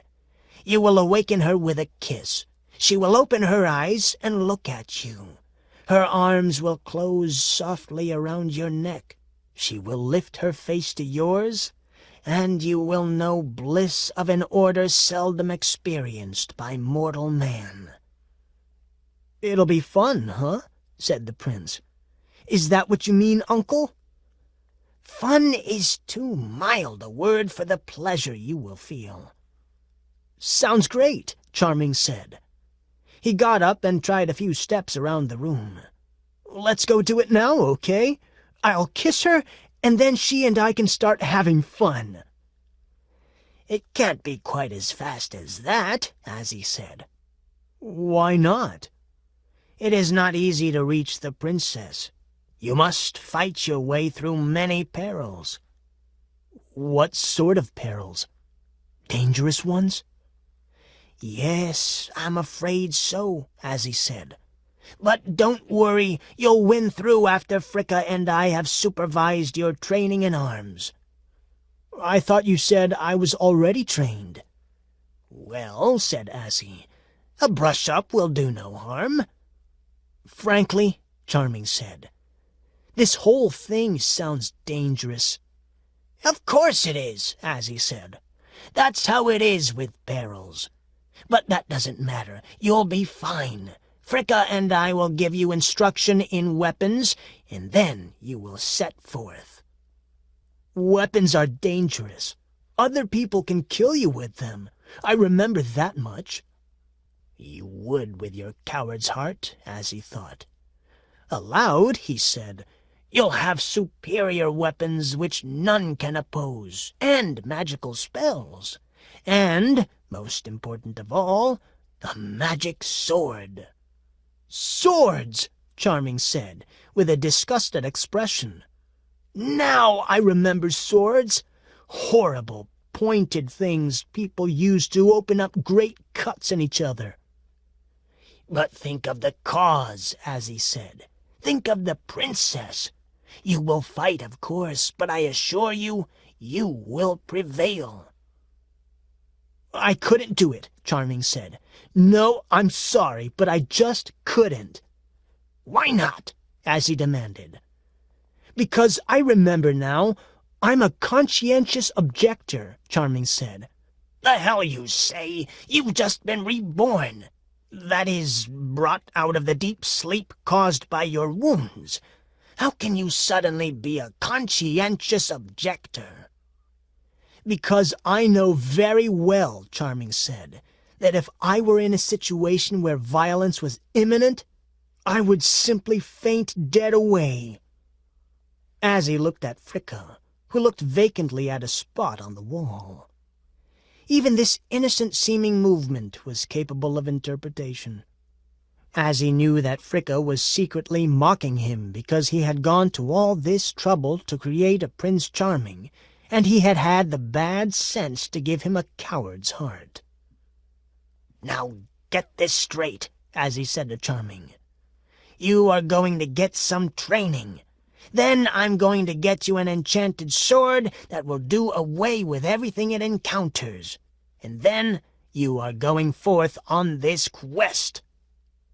What if I get hurt? Prince Charming, as he said sternly, you had better master this fear of yours. I assure you, you are going to go out of here with a magic sword and see what you can do with it. Or you are going to get it from me. And since I have demonic friends, getting it from me is apt to be more painful than anything you can imagine. Now go to your room and wash up. It is almost time for dinner. What are we having? Charming asked. Something French with plenty of sauce, I hope. Beef and potatoes, as he said. We're building fighting men here, not dancing masters. Yes, Uncle, Charming said, and walked away. There was a pronounced slink to his walk. Azzie glared at Fricka, daring him to comment. The servant lurched away. Azzie found a chair in front of the fire and sat. He stared thoughtfully into the fire. He was going to have to come up with something extra. Prince Charming was sure to cut and run the first time he was in peril. And that would make Azzie a laughingstock everywhere in the 3 worlds. And that Azzie was not going to take. Chapter 4. The next morning, Azzie began Prince Charming's training. First, there were exercises in swordplay. For a young man about to face dangerous enchantments, the sword was the great all-purpose weapon. Properly used, a sword can kill just about anything. Prince Charming showed considerable natural talent with the blade. His trunk and right arm had been the property of a swordsman who had been highly skilled. This skill showed when Charming lunged and parried, advanced with stamping right foot, retreated with his sword swinging a windmill of flashing steel. Even Azzie, no mean swordsman himself, was hard-pressed by Charming's impetuous advances and cunning ripostes. But the prince seemed constitutionally unable to press his advantage once he had won one. Azzie, clad in an old exercise tunic and wearing only a mild sword-turning spell on his upper body, worked with him over and over on the basic maneuvers. "Come on," Azzie said. panting as the two went at it in the shadowed exercise yard behind the mansion. "Get your back into it! Attack me!" "I would not want to hurt you, Uncle," Charming said. "Believe me, you won't touch me. Come on now, go for me." Charming tried, but his native cowardice prevented him. Whenever he got close enough to Azzie to perform a killing stroke, he faltered, and the lithe demon was able to batter aside his guard and touch him. Worse than that, when Azzie attacked, shouting fierce words and stamping his foot, Prince Charming's skill fell apart, and he had to turn and run. Fricka, watching, shook his head. Who would have thought that one little part of Charming's body, a coward's heart, would expand and suffuse his entire frame? As he tried the various spells at his command, hoping to enchant the prince into courage, but something obdurate about him seemed impervious to exhortation and spell alike. When they were not fencing and exercising, Prince Charming went off to a little gazebo in the far end of Azzie's estate. Here he kept his collection, because, despite his promising appearance, he was given to playing with dolls, dressing them up, and setting them out for high tea. Azzie thought of taking the dolls away until the prince could attack properly, but Fricka advised him against it. "Oftentimes," he said, "the removing of a childish pleasure can drive a young man into a decline. Charming is uncertain enough as it is without you taking his dolls from him." Azzie had to agree. It was obvious to him that something had to be done. But first he had to get the prince's enchanted sword. Supply had been promising one for what seemed like ages, but still hadn't been able to come up with the genuine article. They had plenty of fairly lucky swords, of course, but none that was truly enchanted, with the ability to pierce any guard, to cut through dragons' scales, to plunge deep into the heart of an enemy. All the magic swords they knew of were already in use by other heroes, since Azzie's was by no means the only quest going on at this time. Azzie pleaded that his contest was special, since its winning or losing involved no less than the fortunes of evil for the next 1,000 years. "Sure," the supply clerk said. "That's what they all say. Important, crash priority, believe me, we've heard it all before." "But in this case it's really true." The clerk smiled unpleasantly. "Sure, it's true, same as all the rest." Azzie decided to leave Charming's training in the hands of Fricka, who seemed to frighten Charming just a bit less than did Azzie himself. Azzie betook himself to Princess Scarlet's castle to see how the preparations were going there. He came down on the outskirts of the enchanted forest. He had spent a lot of time and thought on this, and Supply had been pretty good about getting him what he wanted. He stood at the edge of his forest, peering in. It was green and bosky, just as a forest should be. As he advanced into it, no sooner was he within the green confines than the trees began to move, and their limbs swung down slowly to grasp and seize him. Azzie eluded them with ease. The forest hadn't really received its full complement of fabulous animals and other strange creatures, and the branches moved so slowly that even a dimwit like Charming could avoid them without difficulty. Damn it, he thought. Why was Supply holding out on him? Angry, he flew back to Augsburg to see how Fricka was proceeding with the training. He found his servant sitting on the front stoop, eating an apple. "What's the matter?" Azzie said. "Why aren't you exercising him?" Fricka shrugged. "He said he'd had enough. He said that he had decided to take a vow not to kill any living thing. Would you believe it? He's turned vegetarian and is considering joining a monastic order."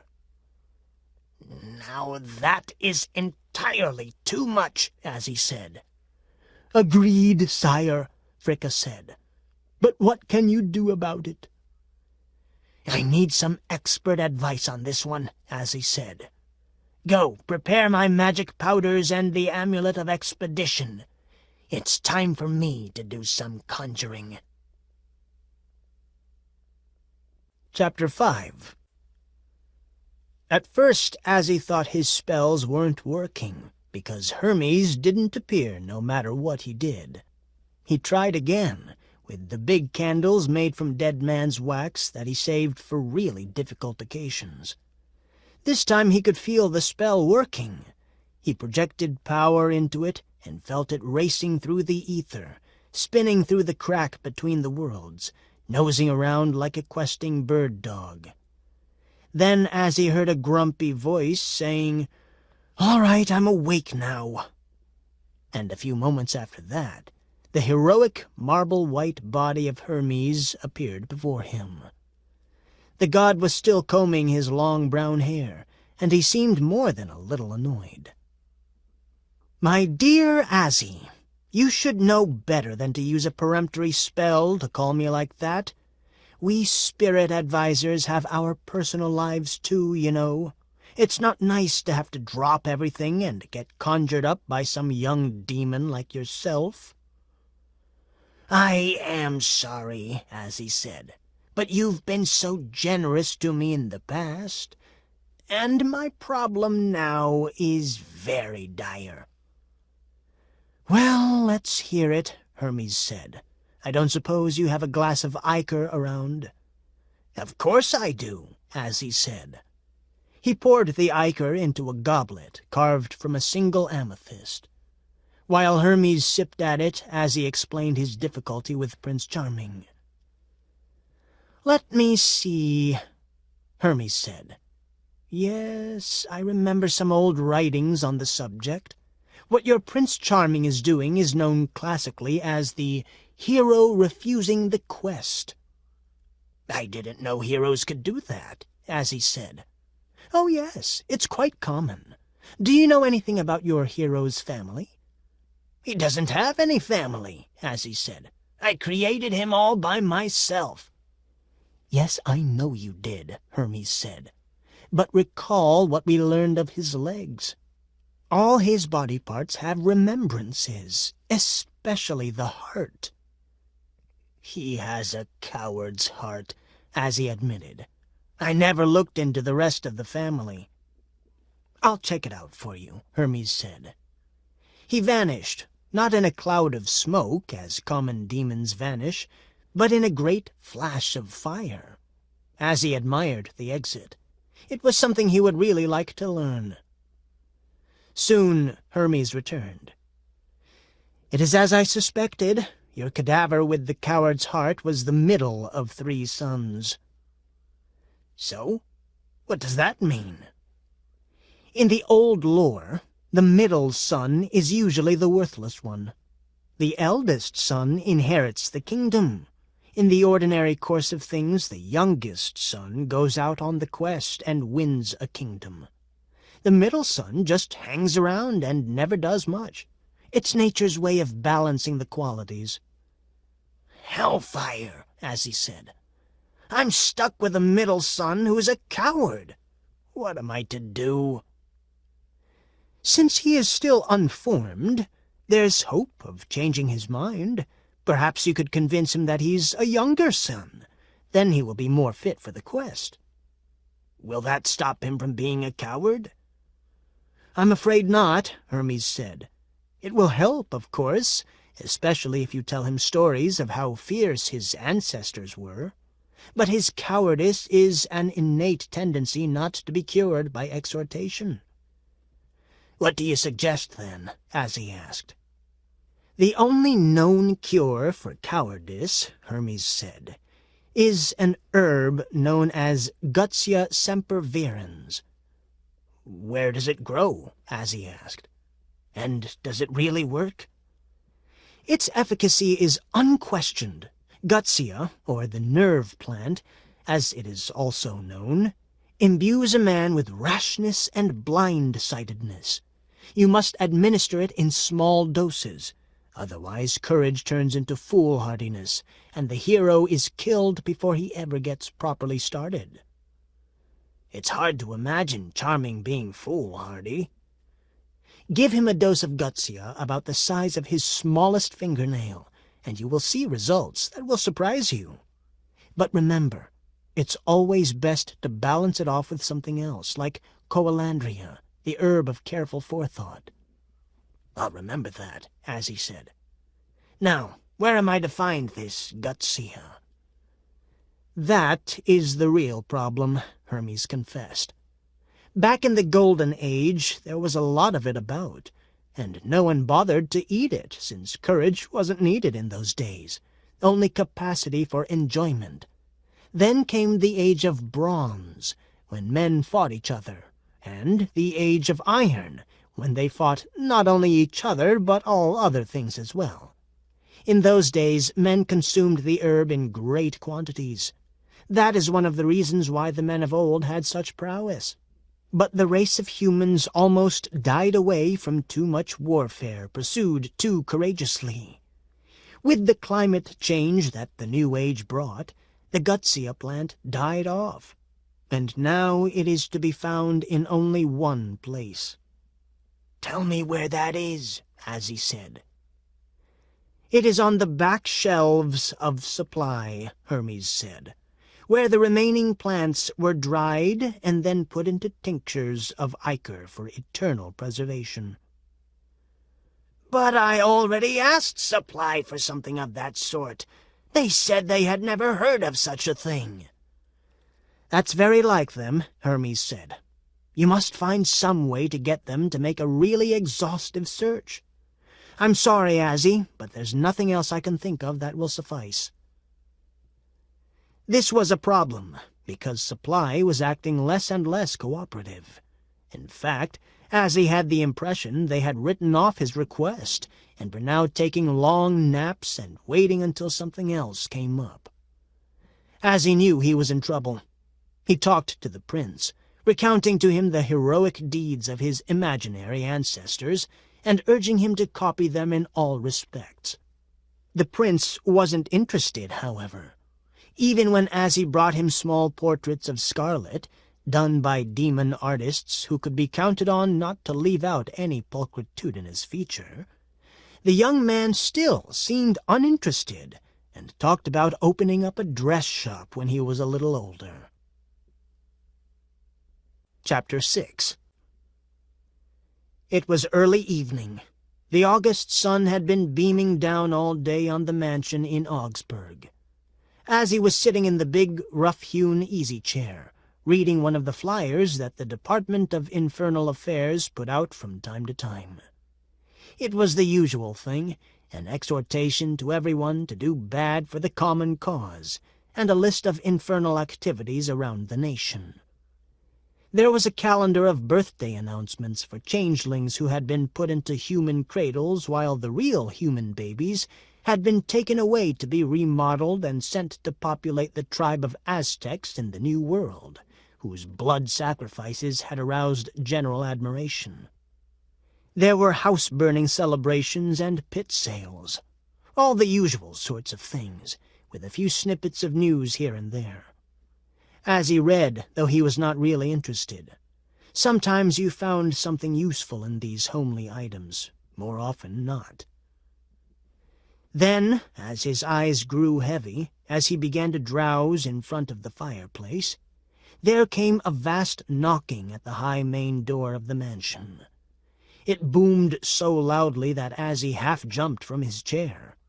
Prince Charming, who was copying Greek dress patterns from a clay tablet onto parchment, was up and gone before the last clap had echoed away down the bosky glen.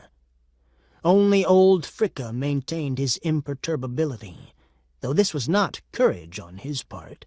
The sudden heavy noise had frightened him into immobility, as the rabbit is said to freeze when the falcon thunders down on him with angry wings and grasping talons. "Pretty late for a caller," Azzie mused. "Aye, sire, and pretty loud, too," Fricka said, unfreezing enough to tremble all over. "Pull yourself together, man," Azzie said. "It's probably some traveler who has lost his way. Put up a big kettle of water and I'll see who it is." Azzie went to the door and threw back its massy bolts, twice forged of vulcanite steel. Standing in the doorway was a tall figure dressed in white. He wore a simple golden helmet with dove's wings fastened to each side. He was clad in snow-white armor, and from his shoulders a white ermine coat depended. The figure was handsome in an insipid sort of way, with large, well-formed features and big blue eyes. "Hello," the figure said. "I think I have the correct address. This is the residence of the demon Azzie Elbub, is it not?" "You got that part right," Azzie said. "But whatever you're selling, I don't want any. How dare you intrude on me in my hour of rest?" "Terribly sorry to impose, but they told me to get here as quickly as I could." "They?" "The steering committee of the Powers of Light Council on the Millennial Contest." "You're from the Powers of Light?" "Yes. Here are my credentials." He took out a scroll tied with a scarlet ribbon and handed it to Azzie. Azzie unfurled it and read, in the heavy Gothic print used by the council, orders to permit the bearer, Babriel, an angel of the second order in the forces of light, the right to go wherever he pleased and to observe all things that took up his interest, and that this general privilege also specifically applied to the demon Azzie Elbub, to whom he was now seconded as an observer. Azzie glared at him. "By what right do the Powers of Light send you here? This is strictly a Powers of Darkness production, and the other side has no right to interfere." "I can assure you, I have no intention of interfering. May I come in and explain further?" Azzie was so taken aback by the creature of good's effrontery that he made no complaint when the tall, golden-haired angel stepped inside the mansion and looked around. "What a nice place this is! I especially like the symbols on your wall." He indicated the right, or west, wall, where, set in niches, were a series of demons' heads done in black onyx. The demons had various aspects, including ape, falcon, asp, and from the New World, a wolverine. "Those aren't symbols, stupid," Azzie said. "Those are busts of my ancestors." "What about this one?" the angel asked, indicating the wolverine head. "That's my uncle Zanzibar. He emigrated to Greenland, arriving with Eric the Red, and stayed on to become a graven image." "What a far-traveling family you have," said the angel, with an expression of admiration. "I do so admire evil for its dash and vigor. It's wrong, of course, but fascinating all the same. I'm Babriel, by the way." Fricka now spoke up. "If you're an angel, where are your wings?" Babriel unbuckled his armor, beneath which, much cramped, was a pair of wings which unfolded to reveal themselves colored a beautiful palomino. "What do you want?" Azzie asked. "I'm doing important work. I have no time to hang around and chat." "I told you, the Powers of Light sent me. It was decided by the High Council that your entry in the millennial contest was of great interest to us. Since it is so important an occasion, it seemed only fitting that we should dispatch an observer to make sure that you didn't cheat. Not that we are accusing you of that, of course. It just seemed businesslike of us to keep an eye on what you were up to. No offense intended." "I haven't got trouble enough," Azzie remarked. "Now I got to have an angel looking over my shoulder." "I just want to watch," Babriel said. "We hear a lot about evil where I come from, but I've never seen any close up. "It must be pretty dull where you come from," Azzie said. "It is, of course. But it's good, so of course we like it anyhow. But this chance of seeing a real demon in action, doing bad things, well, I must confess, the idea of evil titillates me." "You like it, huh?" Azzie said. "Oh, no, I wouldn't go so far as to say that. But I am interested, yes, and perhaps I can even be of some help." "To me? Are you kidding?" "I know it must seem odd, but good, by its very nature, tends to be helpful, even in an evil cause. Real good has no prejudice against evil." "That's all I want to hear about good," Azzie said.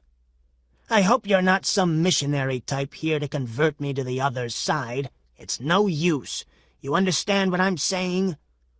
"I'm sure I won't be any trouble," Gabriel said. "And your own people have agreed to this." "Your scroll looks official enough to me," Azzie said. "Well, I've got nothing against it. Observe all you want. Just don't try to steal any of my spells." "I'd rather lose my right arm than steal from you," Gabriel said.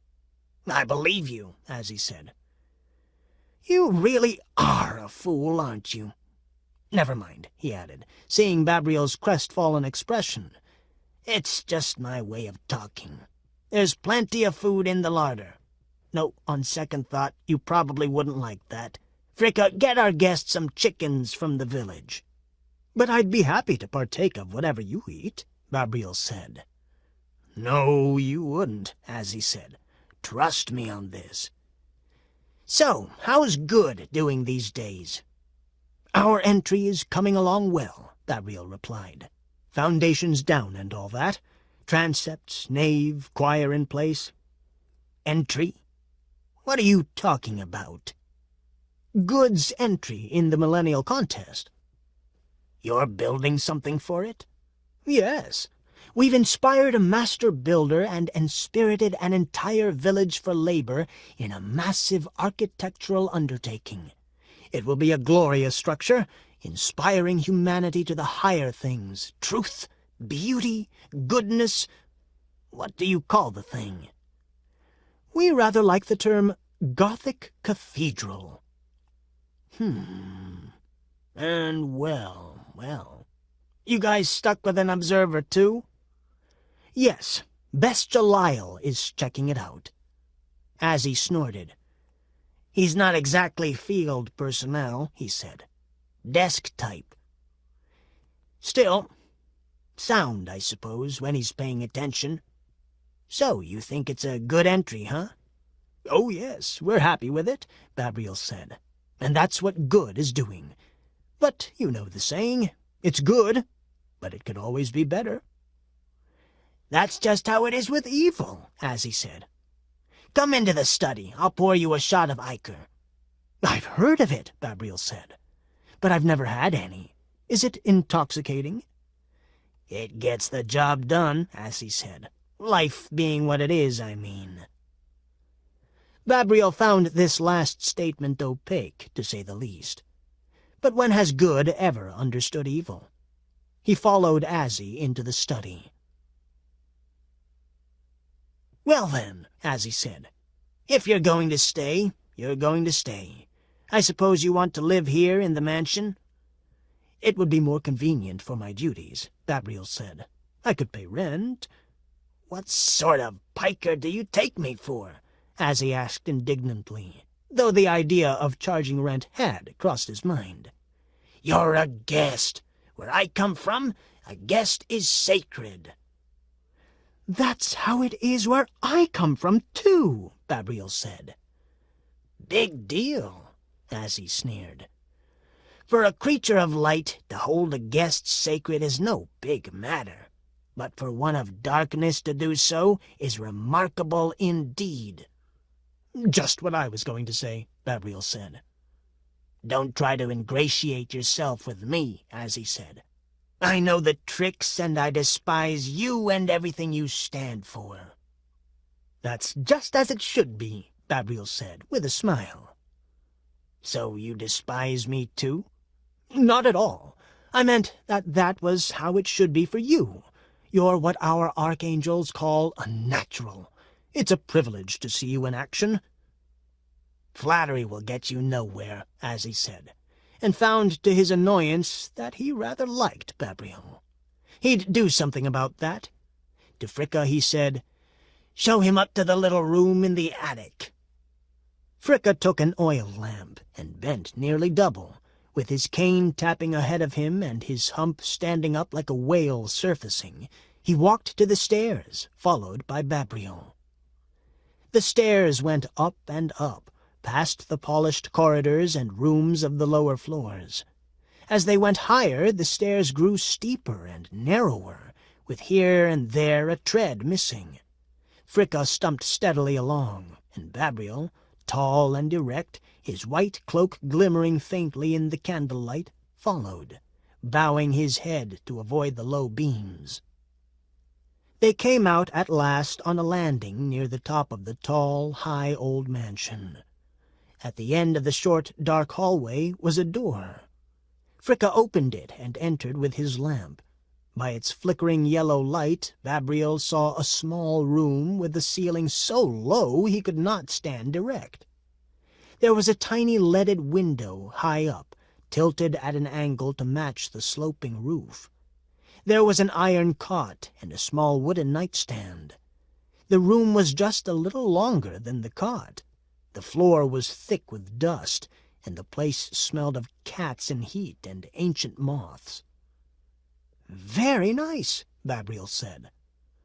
"A trifle small, perhaps," Fricka said. "Perhaps if you asked the master, he would let you have one of the third-floor suites." "No need," Gabriel said. "This will do nicely."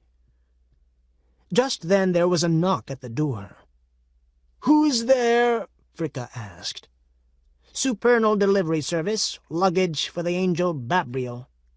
"Ah, thank you," Gabriel said. He opened the door. A man of medium height stood there wearing a deliveryman's cap. He handed Gabriel a piece of paper and a pen. Gabriel signed and handed back the paper. The deliveryman tugged at his forelock and disappeared. "It's my luggage," Gabriel told Fricka. "Where should I put it?" Fricka looked around doubtfully. "On your bed, maybe. But then you'd have no place to sleep." "It'll work itself out," Gabriel said, and pulled his suitcase into the room. It was a very large suitcase, and the only place there was room for it was on the bed, since he and Fricka between them used up most of the available floor space. Gabriel looked at the room and said, "Do you think it'll go into the corner?" Fricka looked at the acute angle formed where the room's walls met. "You couldn't push a mouse's corpse into that corner, much less a big suitcase like that." "Let's give it a try anyway," Gabriel said. He pushed the suitcase off the bed and toward the corner. Although it was only a few inches from the end of the bed to the corner, the trunk kept moving. The wall, instead of stopping it, bulged outward to make room for it, and the other walls bulged out to stay in proportion. The ceiling lifted too, and Fricka soon found that he was in quite a large room, rather than the tiny room he had entered. "How did you do that?" Fricka asked. "Just one of those things you pick up when you move around a lot," Gabriel said modestly. Aside from growing larger, the room had also grown brighter, for reasons that didn't make themselves immediately apparent. Fricka's eyes widened, then widened again as he heard a curious scuttling noise at his feet. He looked down and saw something small, about the size of a rat, scurrying out of sight. Fricka blinked, and when his vision cleared, he saw that the floor, which had been an inch deep in dust and cat droppings, had been freshly swept and polished. A certain panic gripped him. "I'll tell the master you're settling in nicely," Fricka said, and departed.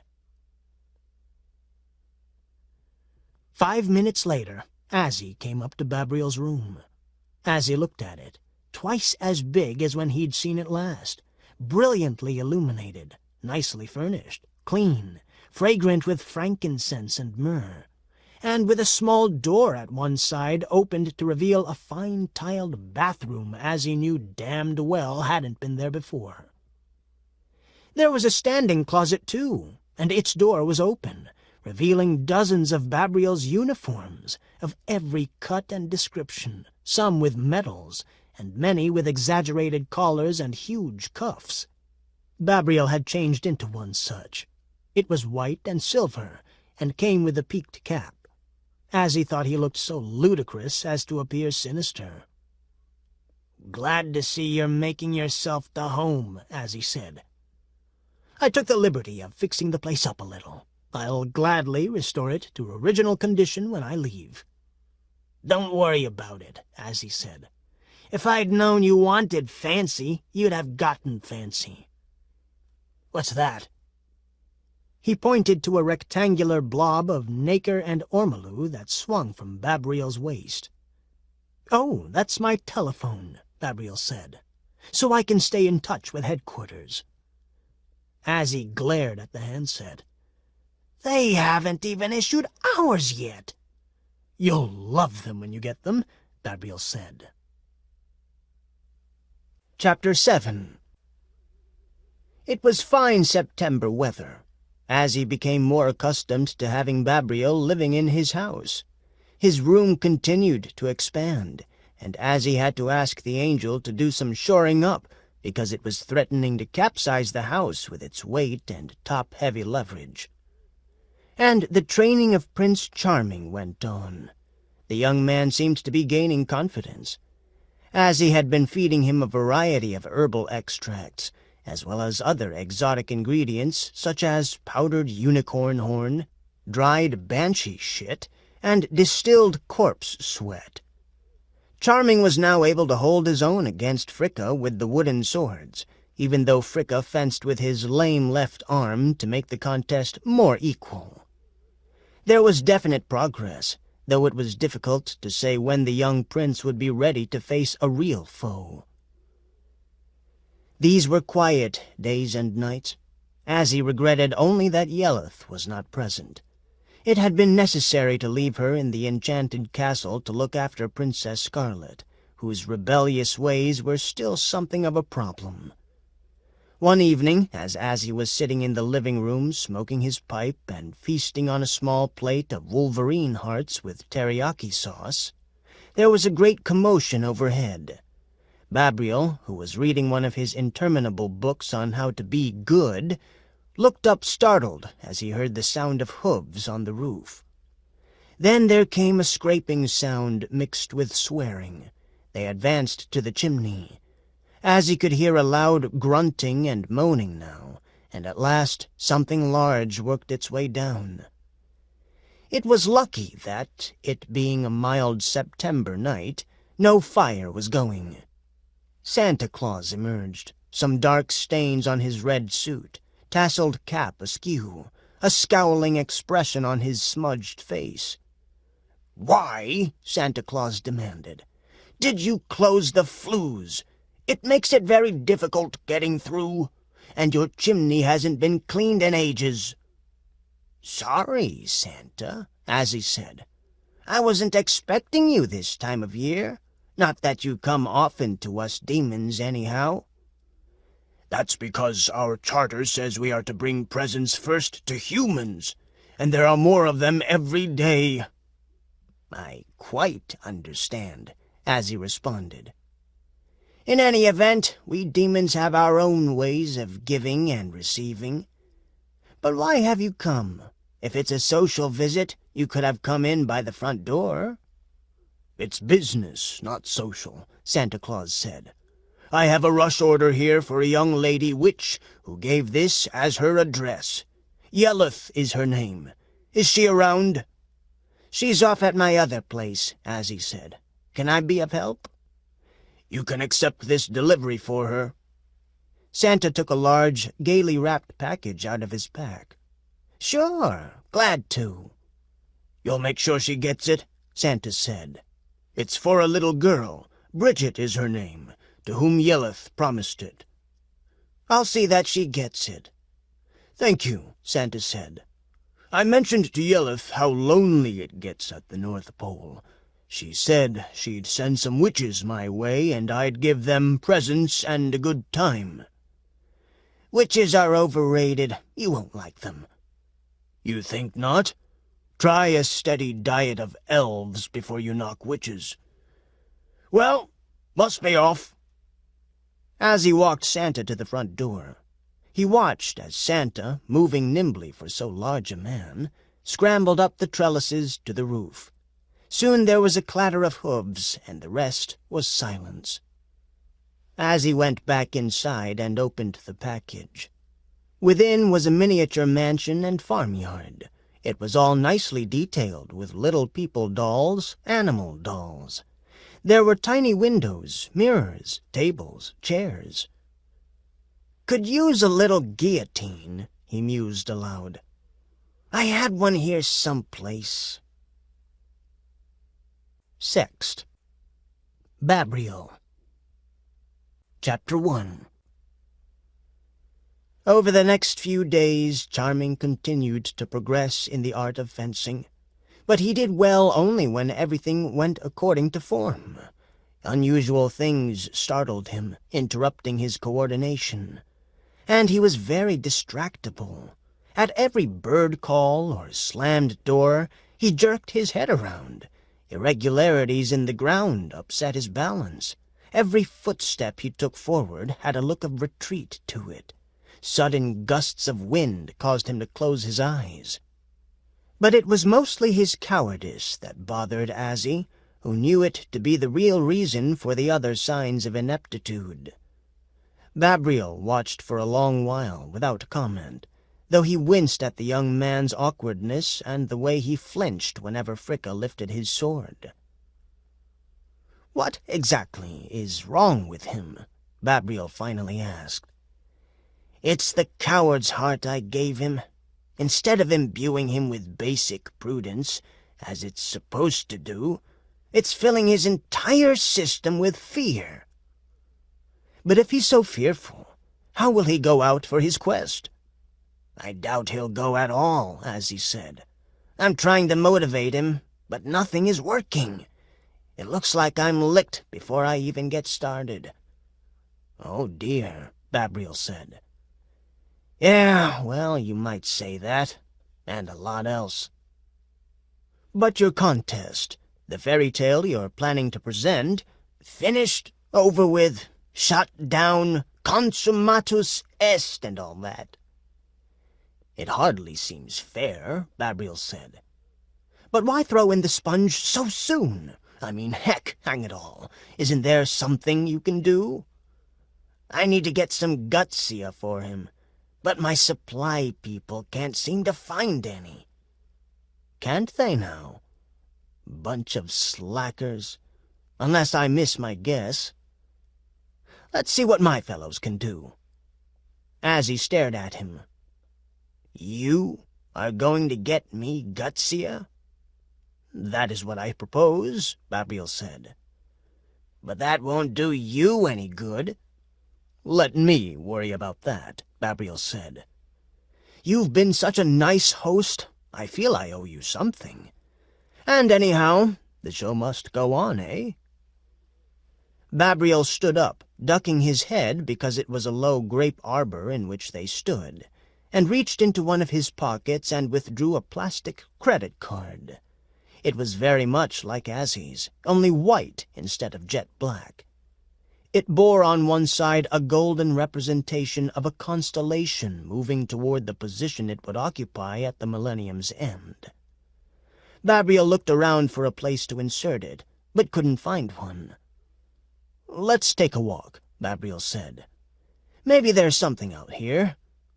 Ah, here's a bay tree. They're always good." He found a slit in the bay's bark and inserted the card. "What's supposed to happen now?" Azzie asked. "Give them a moment to respond," Babriel said. "This is an unusual location for a transmission from an angel of light, you know." "How's the Gothic cathedral coming?" Azzie asked. "The walls are a lot higher," Babriel responded. In a moment there came a soft explosion, then the sound of a carillon, followed by a fanfare of trumpets. The supply clerk of light appeared before them. She was a young blonde woman who wore a plain white gown which did not prevent Azzie's noting that she looked pretty good and might be fun to cavort with. He began to hum the ancient melody called "The Night a Sinner Met an Angel," and edged toward her. The angel slapped him sharply with the small order book she was carrying. "Don't be crude," she said in a nice voice that showed that although she meant it, she didn't hold his attitude against him. Then, to Babriel, "How may I help you?" Azzie started to tell her how she could help him, but Babriel frowned and said, "What I need, dear person, is a quantity of the herb gutsia, which is used by mortals for the acquiring of courage." "I knew you wanted it for a mortal," the supply clerk said. "I can tell at a glance that there's no lack of courage in thy make-up." "It is dear of thee to say so," Babriel said. "Praise the Lord." "Praise her," said the clerk. "What?" Azzie said. "I had always been led to believe—" "We use he and she interchangeably when speaking of the supreme principle of good." "Sometimes we even call her it," the clerk said. "Not that we believe that she is an it, but we try to show no prejudice." "Can't you make up your minds?" Azzie asked. "It makes no difference," she told him. "Supreme good is beyond sexuality." "That's not what we're taught," Azzie said. "According to our experts, sexuality is the highest expression of evil, especially when it's good." "As it could be between you and me, babe," Azzie ended, his voice going husky and a disturbing odor of musk emanating from him. The clerk frowned and patted her hair and turned to Babriel. "Canst thou not restrain this ill-visaged spectre of evil who leers at me with unveiled meaning?" "Oh, hey," Babriel said. "That's just Azzie. He's a demon, you know.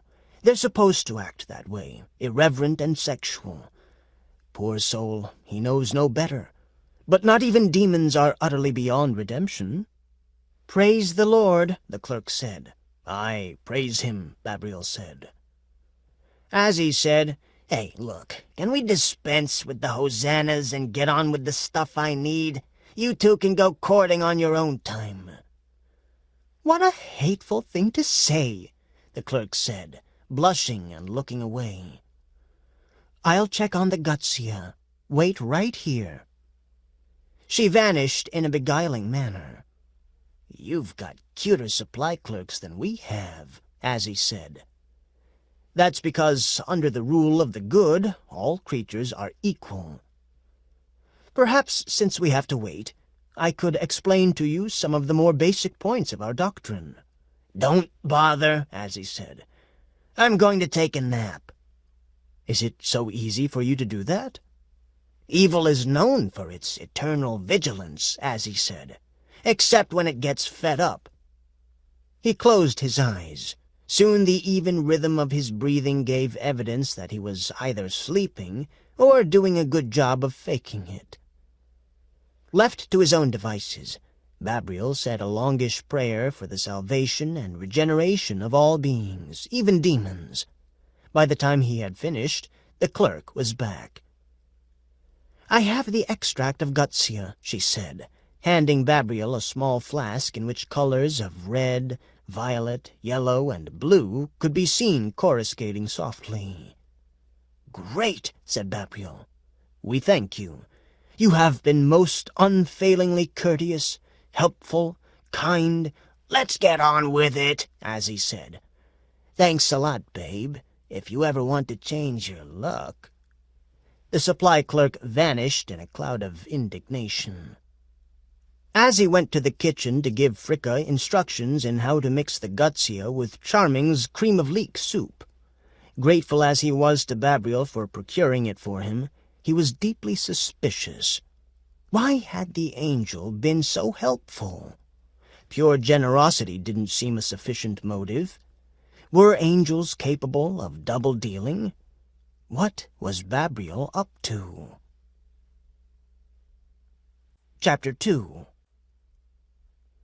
Azzie administered the gutsia that evening, and Charming showed a remarkable improvement. Over the next few days, his fencing skill and aggressiveness picked up. He was no longer interested in his dolls. All in all, it seemed a good time to Azzie to bring up the subject of his quest.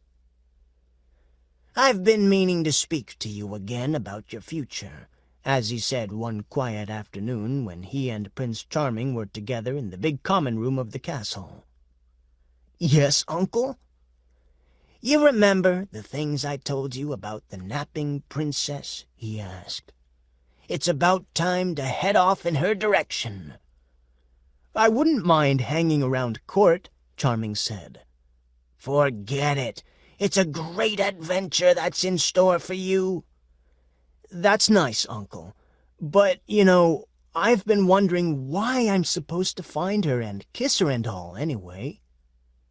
Azzie took on a tone of deepest portent.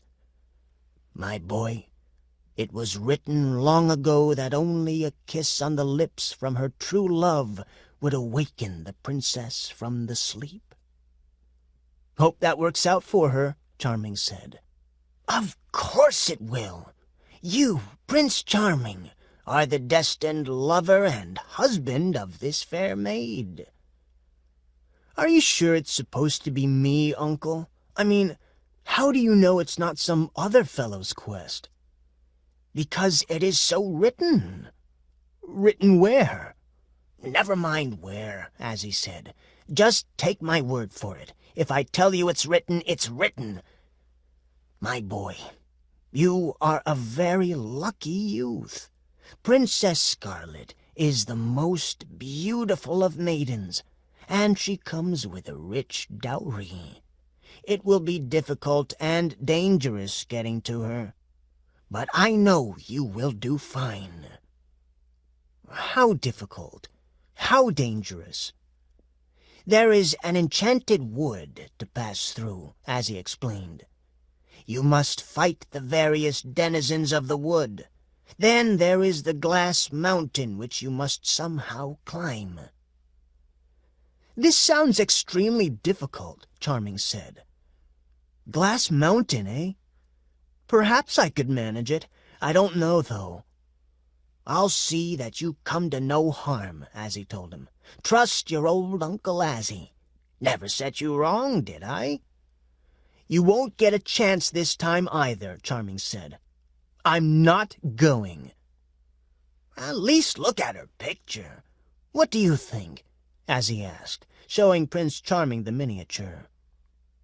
"She looks all right," Charming said, in tones of profound disinterest. "Pretty, huh?" Azzie said. "In a common sort of way." "Fine, bright eyes, eh?" "Astigmatic, no doubt." "And the mouth?" "A regular sort of mouth," Charming said. "Tiny, dainty." "Smallish," Charming conceded. "She's lovely, is she not?" "She's okay, I suppose," Charming said. "But I'm too young to have a princess of my own forever and forever. I haven't even dated yet." Charming's lack of interest was dismaying, as he had not expected this. As a fairly typical demon, he was usually in a state of concupiscence. The very idea that this prince could be so blasé about the beautiful princess astounded him. It irritated him also, and when he thought about it further, it worried him. If Prince Charming evinced no more than a polite interest in Scarlet, how could he be expected to go through hell and high water to reach her bedside and awaken her with a kiss? With his attitude, he'd be more likely to send her a letter saying, "Time to wake up now, miss." In vain Azzie pointed out the princess' charms. Charming met them with a devastating indifference, which hurt Azzie's feelings, since the princess was his creation. But he couldn't be too angry, since he had created the prince as well, and thus was more or less responsible for his attitude. This was a turn of events Azzie had not expected. It had never occurred to him that his prince would not fall instantly in love with Scarlet. Now that his cowardice seemed somewhat under control, it seemed he was romantically sluggish. "Damn," Azzie observed, gnashing his teeth. "Oh, damn! Another design flaw." It was a hellish situation. Chapter 3. In the evening he put Charming out of the way with a magic sleep. Then he headed for his conjuring room. Fricka was there, humming to himself as he topped off vials of Agius Regi, Bloodswort, Hellbane, and other herbs and simples which wizardly demons find useful. "Put that crap away," Azzie said. "I need to do some conjuring.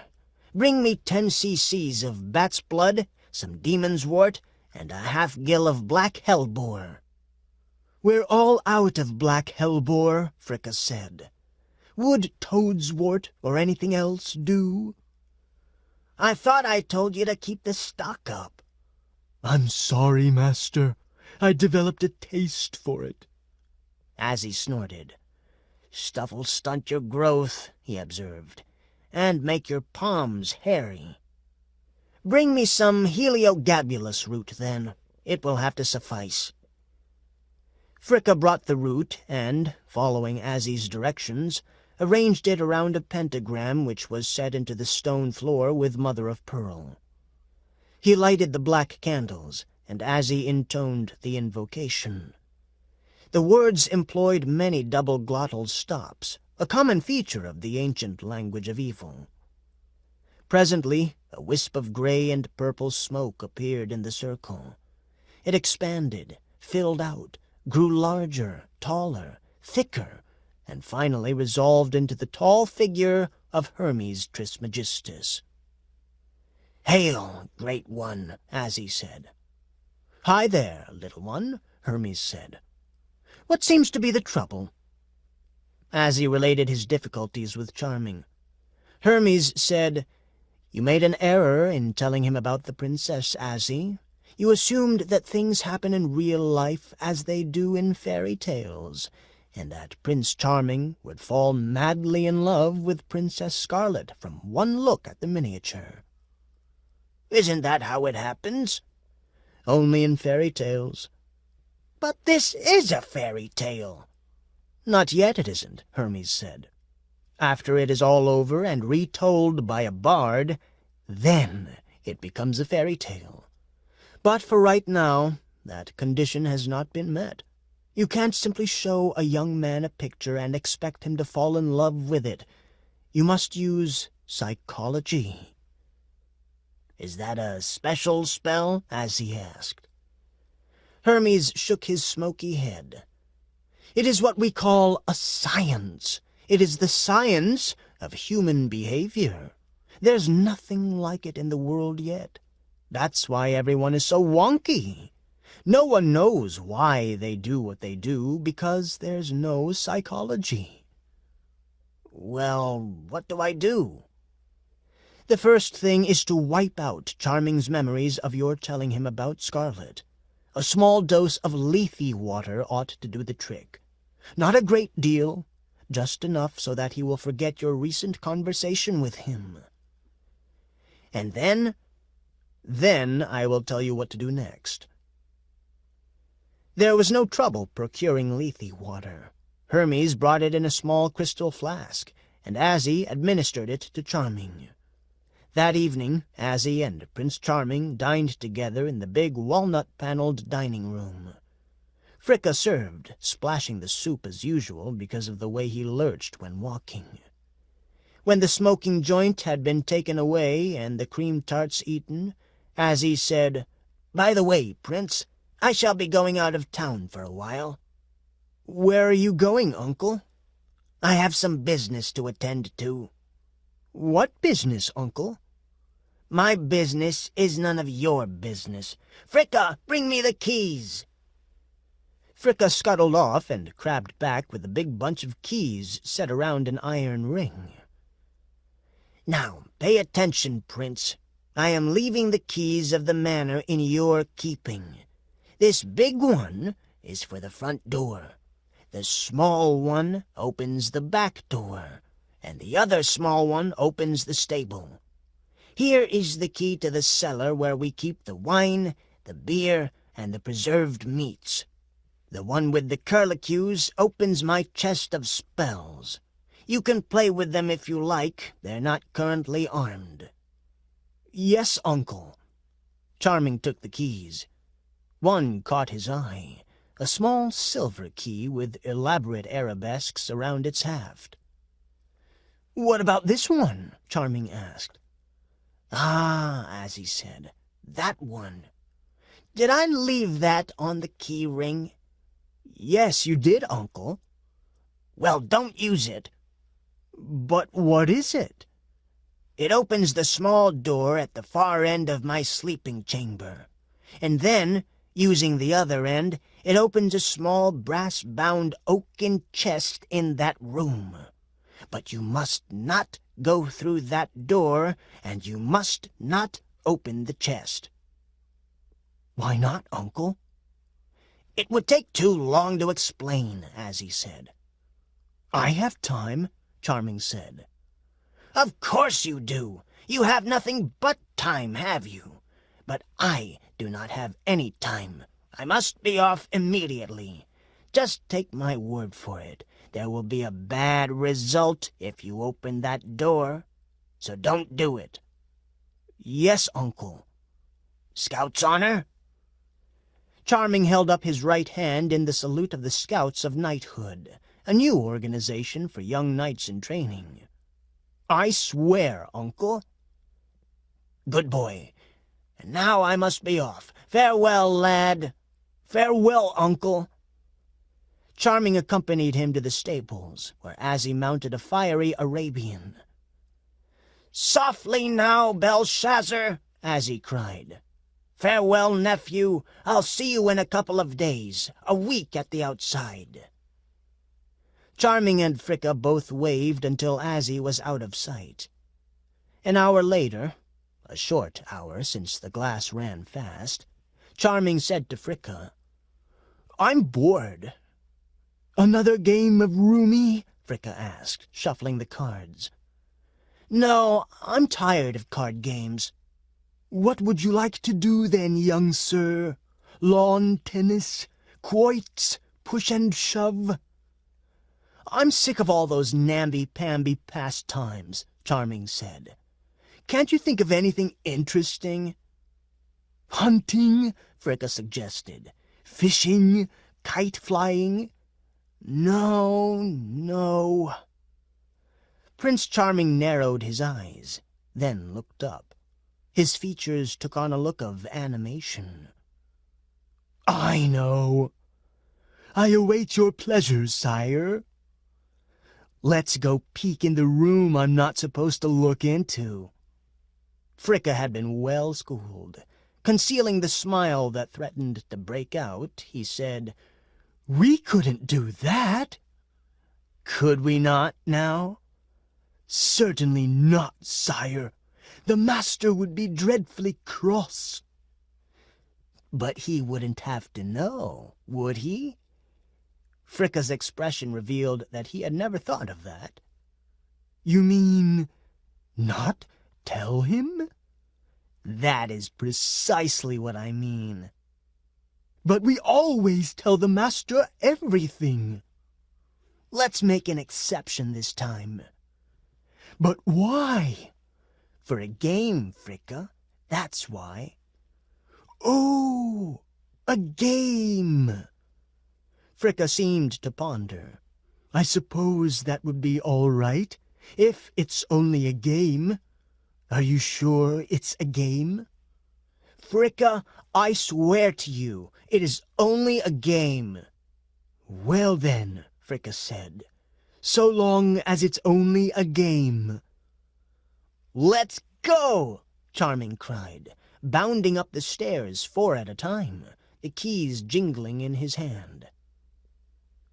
Outside the manor house, Azzie, who had parked his horse in the wood and returned on foot, or rather on wings since he had fully operational wings beneath his resplendent tunic, hovered above the high bedroom window and smiled to himself.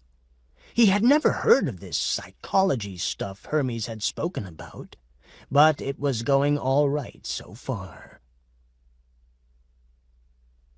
Chapter 4. Yeleth was just tucking a blanket about Princess Scarlet, who had dropped off to sleep in mid-conversation with her, when the knocking occurred upon the castle gate. It was not like Azzie to knock, and Yeleth could not imagine any other visitor, there atop the glass mountain. Leaving the girl in the leather arms of the huge chair, she moved quickly out of the sitting room and headed for the castle's main hall. The sound came again as she traversed the high-ceilinged stone room. She unlatched the normal-sized postern door beside the big gate, opened it, and looked outside. A tall, not uncomely figure, clad in white and gold, returned her gaze and smiled. "Yes," she said. "Am I correct in assuming this to be the castle of the napping beauty, Princess Scarlet?" he inquired. "You are," she replied. "But you can't be Prince Charming, can you? It's a little early, and those aren't the right eyes.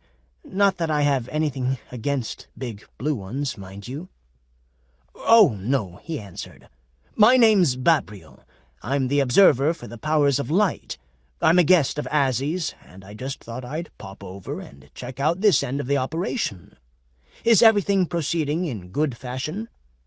"Why, yes," she said. "Won't you come in?" "Thank you, I will," he replied. "I'm Azzie's associate," she said, "in this matter. My name's Yeleth. Glad to make your acquaintance." She offered a hand. He raised it and pressed it to his lips.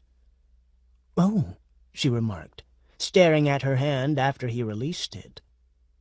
Come this way. I'll take you to see the lady. She's napping now, of course." "Of course," he replied, seeming to realize suddenly that he was still holding her hand and releasing it quickly. "If it is convenient." "Certainly, certainly." She turned and led him across the hall. "Nice hall," he observed. "Thanks." "You and Azzie been together long?" "Oh, we go way back, but we're not exactly together right now. Except on this project, I mean." "Clever entry you have." "I suppose so. It's all Azzie's idea. I'm just helping him out, for old time's sake." "I see. Brotherhood of evil and all that," he said. "Sisterhood, too, of course," he corrected quickly. "Sort of." "This way," she said, leading him out of the hall and into the sitting room. "There she is, napping beauty. Pretty, huh?" "Lovely," he remarked. Yeleth blushed as she realized he was looking at her. Immediately he suffered a coughing spell. "May I get you something to drink?" she offered. "A little ichor, perhaps?" "Please." "Have a seat. Be comfortable." She hurried off, returning in a few moments with a pair of drinks. "Here. Thought I'd join you," she said. "Thank you." He sipped it slowly. She seated herself nearby. "I take it the project goes well," Babriel repeated after a time. "Oh, Azzie has his problems, I understand," she answered. "You must be a great help and comfort to him." "I wouldn't know," she replied. "He's been somewhat uncommunicative." "I don't understand." "The last time we talked he was a trifle cold. It may be he has more problems than I realize. Or it may just be... What? That he's just that way to me. They sipped their ichor in silence for a time. Then, "It is in the nature of evil to be nasty, I guess," Babriel observed, "even to its friends and allies." Yeleth looked away. "He wasn't always like that, to me." "Oh." "Your side is nicer about these things, I suppose?" "I'd like to think so." "But then you have to be. The nature of things." "I suppose. But I like to think that we do it because we really want to. It just makes us feel good." She turned toward Princess Scarlet. "Look at her," she said. "Poor thing has no notion that she's only a counter in a game." "But she wouldn't exist, save for that." "Still, it might be better than being used." "An interesting theological point." "Theological hell. Excuse me. But people aren't things to be manipulated that way." "No, "They have free will. So she's still her own person. That's what makes this whole thing interesting." "Free? Even when the choices are artificially narrowed?" "That's another interesting theological point. That is, yes, I suppose it isn't very nice. Still, what's to be done? She really is something of a game piece." "I guess so. I can't help feeling a bit sorry for her, though." "Oh, I do too. We're big on sympathy." "Is that all? I mean, it doesn't help her much." "But we're not allowed to help in this. Though, now you mention it, I suppose I could recommend her for some grace." "Wouldn't that be cheating, helping her?" "Not really. Grace sort of helps without helping, if you know what I mean. It kind of helps you to help yourself." I can't see that as cheating." "Yes, maybe I should." Another sip. "Have you always been that way?" she asked. "What way?" "Kind." "I suppose so." "How refreshing. It makes it easier having you as the observer." "Have you always been a witch?" "It was a career choice a long time ago." "Enjoyable?" "Most of the time." "What sort of entry does the power of light have going?" "Oh, we're calling it a Gothic cathedral, a radically new concept in the architecture of devotion and goodness." "How does it differ from the regular variety? Here, let me freshen your drink." "Thanks." When she returned, he began explaining Gothic cathedrals. She smiled and nodded regularly, fascinated. Chapter 5. Scarlet paced before Yeleth. "I'm getting so sick of napping," she said. She continued to pace.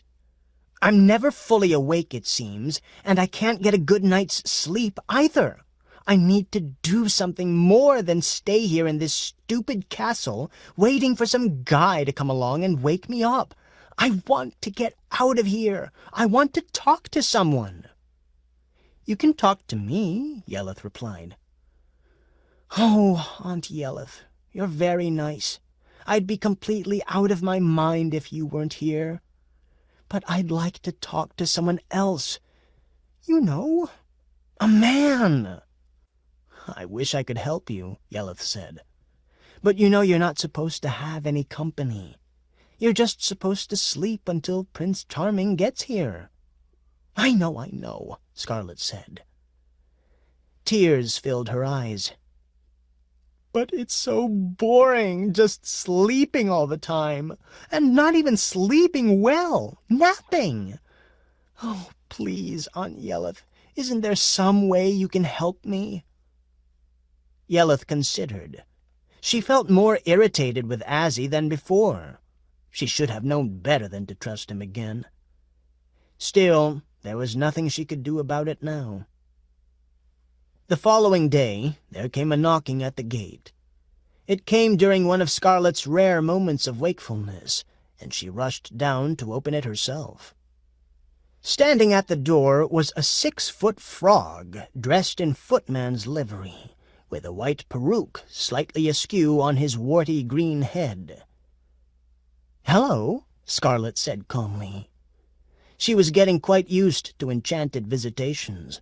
After talking with Azzie, who was very strange, in his puff of smoke comings and goings, and Yelleth, who spent considerable time before a magic mirror, observing the townspeople at the foot of the mountain, as well as points distant, including the nether regions and lower astral realms, nothing could surprise her. "Are you the prince who's supposed to awaken me?" "Heavens, no," the frog said. "I am a messenger." "But underneath the frog disguise, you're really a handsome young man, aren't you?" "Afraid not," he replied. "I've been enchanted to possess the power of human speech and made to be 6 feet tall." "What are you like when you're not enchanted?" "I'm 6 inches tall and I croak." "What do you want?" "I have an invitation for you." He held out a square of cardboard upon which letters had been embossed. "You are invited to a celebration. Masked ball in honor of Cinderella and her prince. Music by Orlando and the Furiosos. Giordano Bruno and the Hermetic Tradition. Spartacus and the Revolting Slaves. Charades, door prizes, tasteful revelry." "Oh, thank you," Scarlet said. "But why did Princess Cinderella ask me? I don't even know her." "She heard that you are alone here and is sympathetic to your plight. She's had her own problems, you know." "I'd love to go, but I have no ballroom gown." "Surely you can get one." "And transport. How would I get there?" "Merely contact Enchanted Ball Caterers, and at the proper time they will dispatch me with a coach fashioned out of a pumpkin." "Oh, but won't I get pumpkin juice on my gown?" "Not a chance of it. The interior is upholstered in rarest watered silk." "Watered?" "It's dry, don't worry." "Thank you, thank you!" Scarlet rushed off to tell Yelleth about the wonderful invitation. "Faith, child, Azzie has a spell over this whole place," Yelleth replied. "It would take a plenipotentiary pass to get you out of here, and that only the powers of darkness can supply." "But what can I do?" "Nothing, poor dear," she mused. "Though if you had Azzie's unlimited credit card, then a lot would be possible. And he keeps it so carelessly, too, in the upper pocket of his waistcoat. You'll just have to hope that he drops it when he visits you next, and that you can pick it up before he misses it." "But what if he doesn't drop it?" "Your own hands can help you," Yelleth said, "especially the left one." Scarlet looked at her hands. The left one, the pickpocket's hand, was slightly smaller than the right one, and looked, she didn't know how to say it, somehow more sly than its near mate. "What is it about my left hand? I can see it small and, I suppose, dainty. But what of it?" "That hand has a skill for getting what you need." "And if I had the card?" "Why, then," Yelleth said, "you could call up a ballroom gown and get an order through to the Enchanted Ball Caterers. Then you could go to the ball, so long as you came straight back." "Why are you telling me these things?" Yelleth looked away. "Anger and pity, my dear," she said at length. "The first is a strength, and the second a weakness. So think of it mainly as the first. And it is time that you learned about balls and free will." She patted Princess Scarlet's hand, which half succeeded in removing a jeweled ring as she was about it. "Yes," she continued, "the hell with Azzie." And she smiled. "That's grace for you." Chapter 6. The next time Azzie came to call, Princess Scarlet was all smiles. She chattered about her dreams, which were the only interesting things in her daily life. She showed Azzie dance steps she remembered from before her death. She danced tempestuously, her little feet stamping on the floor in the figures of the seguridillas, and she ended in a whirl of movement as she pirouetted across the room and collapsed into Azzie's arms. "Let me embrace you, Uncle. You have done so much for me." Azzie felt her small, pointy breasts pressing into his chest, and thought not at all of what her clever little fingers were doing. Yelleth said, once she was alone with Scarlet, "Do you have it?"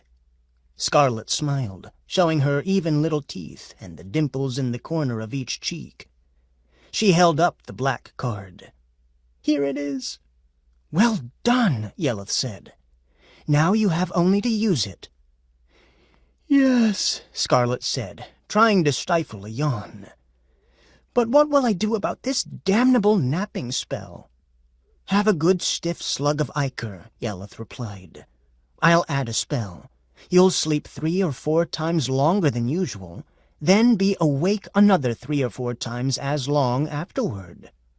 Scarlet brightened. "Hurry," she said.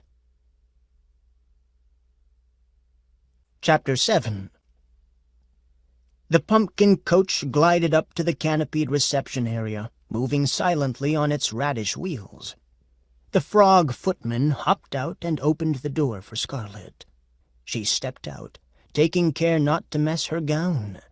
It was a beautiful thing, pink tulle with a sprig of hyacinth, created especially for her by Michael of Perugia and charged to Azzie's account. Uniformed attendants welcomed her and led her inside. The ballroom was a blaze of color and light.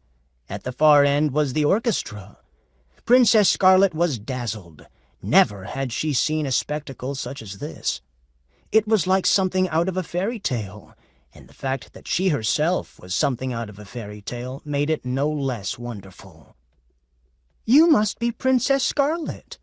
Scarlet was being addressed by a radiantly beautiful young woman of about her own age. "Are you Princess Cinderella?" Scarlet said. "How did you recognize me? Do I have soot on my nose?" "Oh, no. I just assumed, having gotten your invitation." Scarlet was filled with confusion, but Cinderella laughed and put her at ease. "It was just my little jest. I am so glad you could come. I heard you are under a sleeping spell."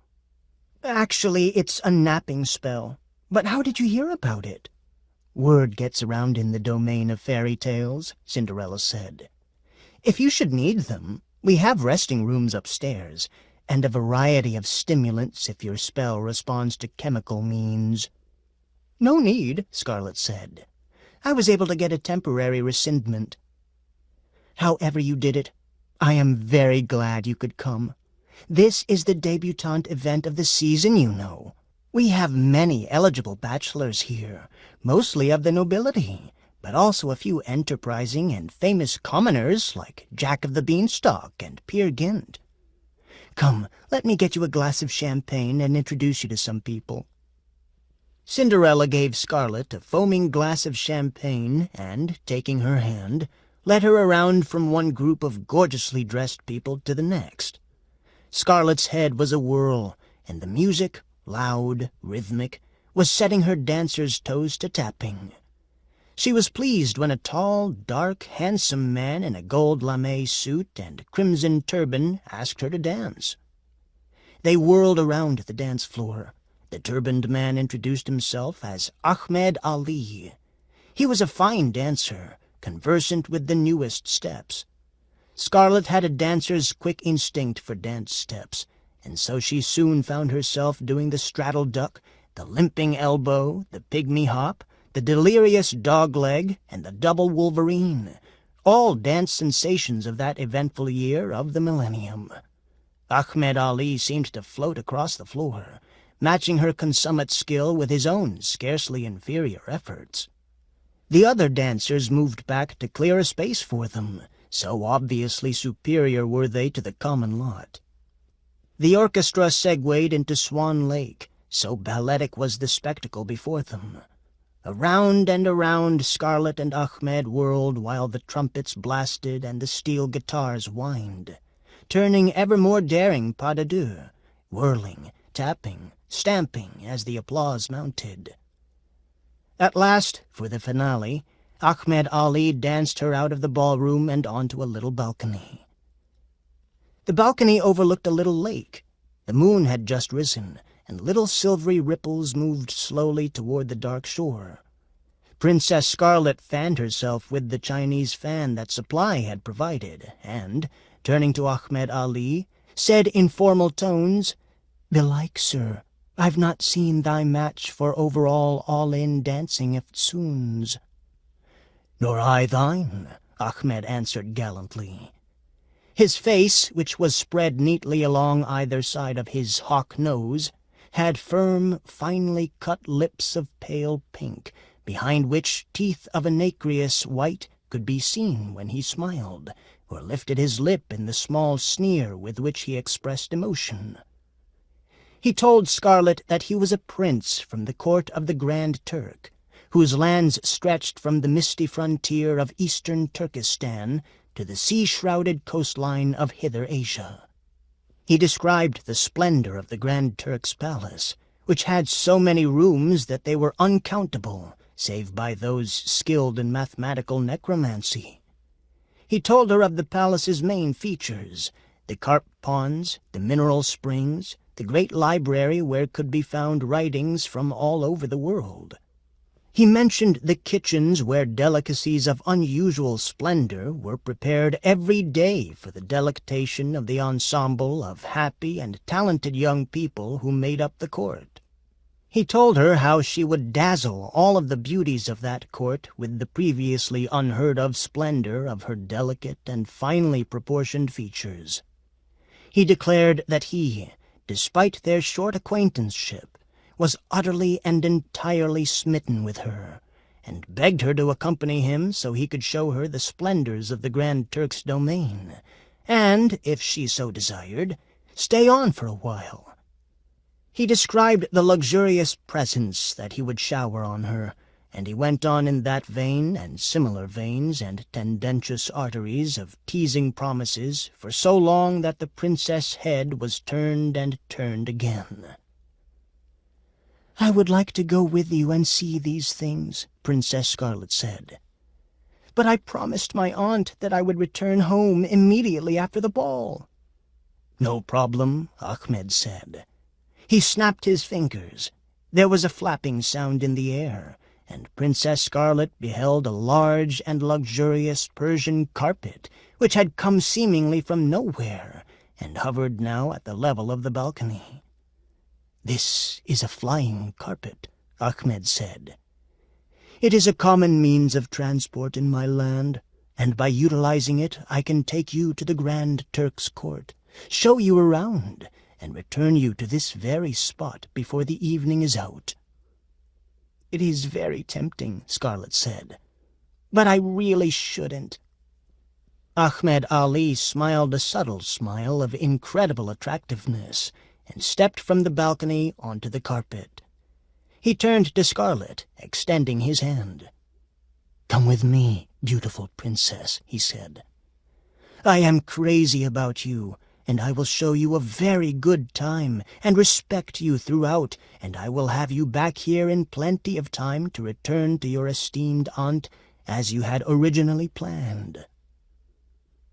Princess Scarlet knew she shouldn't, but the unexpected freedom, the temporary relief from the napping spell, the grandeur of the ball, the mysterious and tantalizing presence of Ahmed Ali, the glass of unaccustomed champagne, and the perfume of the Mater delirium plant that grew beneath the balcony, all combined to make her senses reel and cause a feeling of boldness to come over her. Scarcely knowing what she was doing, she accepted Ahmed's hand and stepped onto the carpet. Chapter 8. Cinderella was just about to go to the sumptuous buffet and get herself another glass of champagne, and perhaps a plate of sherbet, too, when a footman came up to her, bowed low, and said, "There is someone, Princess, who wishes to converse with you." "A man?" "A demon, I opine, though manlike for all of that." "A demon?" Cinderella mused. "I don't remember asking any demons." "I believe he came on his own recognizance, Princess," said the footman, straining to find enough time to mention that he, the footman, was himself a prince in disguise. "What does he want?" "I do not know," the footman said, brushing his wrist against his luxuriant mustache. "He claims it is a matter of great importance." This exchange might have gone on longer if, at that moment, Azzie hadn't come striding up with 2 doormen clinging to his coat-tails, trying to restrain him. Azzie gave a shrug that sent them sprawling, and said, "You are Cinderella?" "Yes, I am." "And this is your party?" "Yes, it is. And in case you're thinking of crashing it, I have demons of my own whom I can call up at a moment's notice." "It seems that you invited my niece, Princess Scarlet, to your festivities." Cinderella glanced around. Several of the guests seemed to be taking an interest in the conversation, and the footman was still hanging around, twirling his ridiculous mustache as he tried to insert himself and his bogus credentials into the proceedings. "Come over here to the secret bower," Cinderella said. "There we can talk quietly." They walked to the bower. "You can put your broomsticks in the corner," Cinderella said. "I think I'll hold on to them. Enough small talk. Where's Scarlet?" "Are you really her uncle? You shouldn't have left the child alone so long in that enchanted castle. I didn't think it would do any harm to invite her to my party." "Where is she right now?" Azzie said, his foot tapping ominously. Cinderella looked around, but she couldn't see Scarlet. She called over a footman, another one, not the one with the mustache. This one had a little goatee, and told him to find Princess Scarlet. In a moment the footman hurried back. "I am told she left with the turbaned gentleman, Ahmed Ali." Azzie turned to the footman. "How did they depart?" "By flying carpet, my lord." Azzie rubbed his chin and looked thoughtful. "And in what direction did they head?" "Due east, my lord." "Do you know who this man is?" he asked Cinderella. "He's a nobleman from the courts of the Grand Turk, ruler of all Turkestan." "Is that all you know?" "Know you something, al contrario?" "Did he tell you his court position?" "No, not specifically." "He is the chief procurer for the seraglio of the Grand Turk." "How do you know this?" "I make it my business to know such things," Azzie said. "Procurer? Surely you don't mean—" "I mean," Azzie said, "that Princess Scarlet is at this very moment being transported across international boundaries for purposes of white slavery and imperial prostitution." "I had no idea," Princess Cinderella said. "Where is my Grand Vizier? Strike Ahmed Ali's name from the guest list. Put a double line through it. My dear demon, I can't tell you how sorry I am." But she was talking to herself. Azzie had already leaped to the rail of the balcony and, pausing only to activate the broom's drive mechanisms, soared off onto the ambient air, going east, due east. Flying carpets are swift, powered as they are by the strongest spells of mighty jinns. But they are not aerodynamically efficient and tend to be unstable. The leading edge of a carpet in flight invariably curls up like the front of a toboggan and provides an airfoil that slows flight. Still, Ahmed was making good time. As for Scarlet, she had started to think about her situation and found it a little less delicious than she had earlier. As she looked at Ahmed, sitting tailor fashion at the carpet's controls, she noticed the cruel lines etched down his face, which somehow she had overlooked earlier, and the angry way his black mustache curled down and then back up again, terminating in needle-sharp waxed points. It occurred to her that she had been just a touch precipitous when she had accepted this invitation. It was only then that she thought about Prince Charming, her intended. He might even now be entering the enchanted castle. What if he arrived and didn't find her, and went away and found someone else? Would she be doomed to live alone under the napping spell for the rest of her life? Was there any salvation for napping beauties who have the bad luck not to be found by their Prince Charmings? And anyhow, what was she getting herself into, and was this Ahmed really sincere? "Ahmed," she said, "I have changed my mind." "Indeed?" Ahmed said, in an offhand way. "I want to go back to Cinderella's party now." "The Grand Turk's court is just a little way from here," Ahmed said. "I don't care. I want to turn back right now." Ahmed turned to her, and now his face was ugly with machismo, self-pride, hatred, bad faith, as well as a touch of pusillanimity. "Little princess, you have chosen this adventure, and now there is no turning back." "Why are you doing this?" she asked. "There comes a time when only the truth will suffice." "It is my job," he replied, "and my master, the Grand Turk, will reward me well for adding you to his seraglio. Need I put it any clearer?" "I'm not going to any seraglio. I'll die first," Scarlet said. She moved to the edge of the carpet. Peering over, she saw, far below, the Isles of Greece, dark lumps in a milk-white sea. She decided that things weren't so extreme as to warrant suicide, at least not yet. She shrank back to the middle of the carpet, already mourning the handsome young prince who she seemed destined now never to meet. She brushed back her long hair, which was getting ratty from the wind, and saw, behind her, for that was the direction in which she turned in order to ease a crink in her neck, a tiny speck in the sky moving directly toward them. The speck grew, and hope blossomed in Scarlet's heart, and she turned away so as not to betray her emotions or her discovery to Ahmed. Azzie, driving the 2 broomsticks at full throttle, saw the flying carpet ahead of him, outlined fantastically against the full moon, and he closed in, his eyes slitted against the airstream.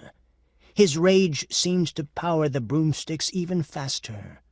He gained rapidly on the flying carpet, and then, coming up behind and above it, nosed the broomsticks over into a power dive.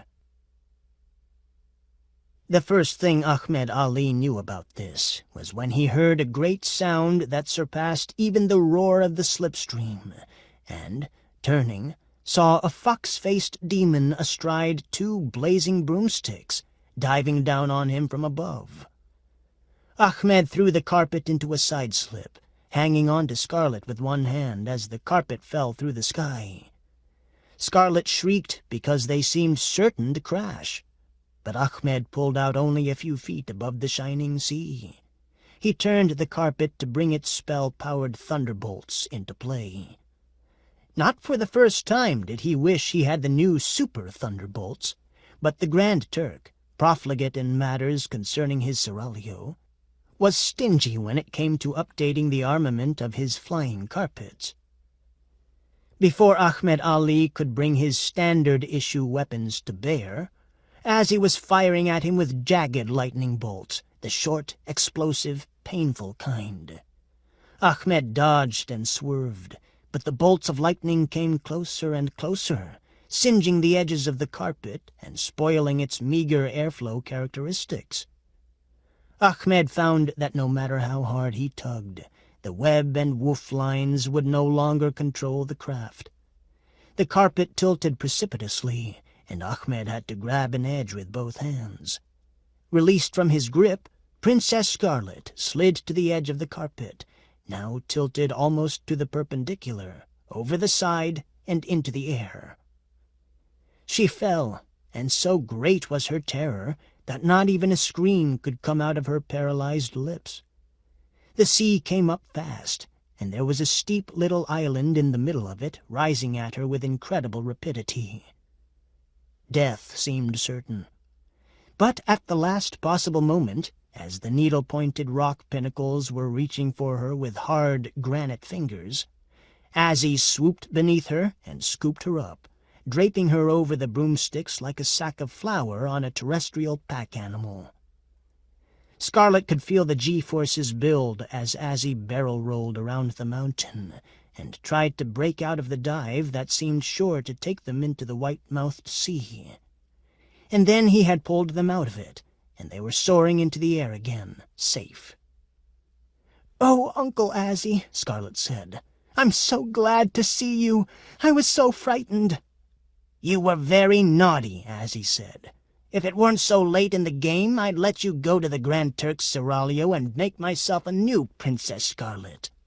My young prince deserves a faithful heart."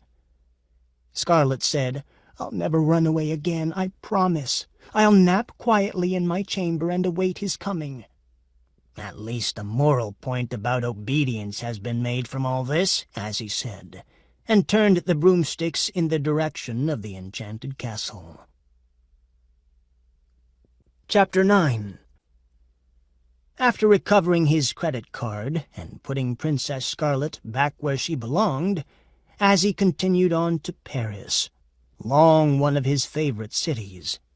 He had decided to stay away from Augsburg for a few days in order to give Prince Charming a chance to moon over the miniature of Princess Scarlet, which he had been forbidden to touch, and so fall in love with her according to the rules of psychology.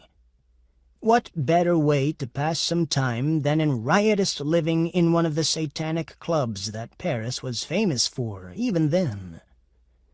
The one he chose, the Heliogabulus Club, was in a cave under Paris.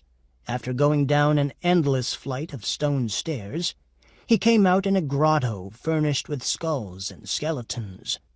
Torches flamed in their iron wall holders, casting gloomy shadows here and there. The tables were sarcophagi brought in by some ingenious entrepreneur from Egypt, where they have a never-ending supply of them. Coffins of the more ordinary sort served as chairs. Drinks were served by menials dressed in priests' cassocks and nuns' habits. These wretches also served as complacent bodies for the orgies that climaxed most evenings' entertainments. Sex and death. It was one of Europe's first theme bars. "What'll you have?" the heavy-set man in priest's garb asked Azzie. "Give me an expensive imported beer," Azzie told him. "And do you have anything to eat?" "Nachos," the servitor said. "What are they?" "Something which Francois the Expeditious brought back from the New World." So Azzie had the nachos, which turned out to be oat chips covered in a smelly camembert with tomato sauce over them. He washed them down with a piggard of dark ale imported from England, and started feeling better at once. As Azzie was eating, he had the feeling that someone was watching him. He began looking around the room. There was a table in the far corner which was dark, unlighted even by a candle. He could perceive movement in the gloom. The sense of being watched seemed to emanate from there. Azzie decided to ignore it at first. He ordered up another plate of nachos and switched to wine. After a while he began to grow tipsy. Then, as the evening rollicked on, Azzie became drunk. Not just pig drunk, but demon drunk. That was very drunk indeed. He began to sing a little song that demons from Canaan sing when they are having a good time. The lines went, "Oh, I am feeling no pain, and I haven't any name for the fine old fun that often doth come when I'm drunk and feeling no pain." The song had several other verses, but he was having difficulty remembering them, or, indeed, anything else. It was very late. He had the feeling he'd been in this place a long time. Looking around, he saw that the other patrons had fled. What had they put into his wine? He was dizzy now, far more than tipsy. He was staggering drunk. There was an odd feeling in the pit of his stomach, and he wasn't sure he could stand up. Finally, with great deliberation, he brought himself to his feet. "Who's doing this to me?" he said, but the words came out all garbled. "Hello there, Azzie," a voice said behind him. Azzie had the feeling he'd heard this voice before. He tried to turn around, but just then something heavy crashed into the back of his head, near the left ear, always a delicate spot in demons. Normally he could throw off the effects of a blow like that. You don't put a demon down easily. But this time, combined with the strong spirits and with whatever somebody may have mixed into the drink, he had no resistance. Damnation! He had gotten himself into a spot, and that was all he thought at the moment, because he passed out so quickly he wasn't aware of doing so until much later. Chapter 10. As he awoke some undetermined time later, he came back to consciousness groggily and not too happily. He had a hangover which was monumental in its size and extent. He tried to roll over to ease the aching in his head, and found that he could only move slightly. His arms seemed to be tied, also his legs, and he himself was strapped to a very large chair. He opened his eyes 2 or 3 times, experimentally, then opened them definitively and looked around. He was in a sort of underground grotto. He could see the walls of the cave, shining with phosphorescence from the mica in the rocks. "Hello?" he called. "Is anyone there?" "Oh, yes, I'm here all right," a voice said. As he strained, and after a while perceived a figure in the gloom. It was a small figure, and it had a beard. He recognized the features, such features as were visible under all the facial hair. Rognir! For it was indeed the dwarf whom he had gotten to give him the Felixite and his treasure. "Greetings, Azzie," Rognir said. His voice was bright with malice.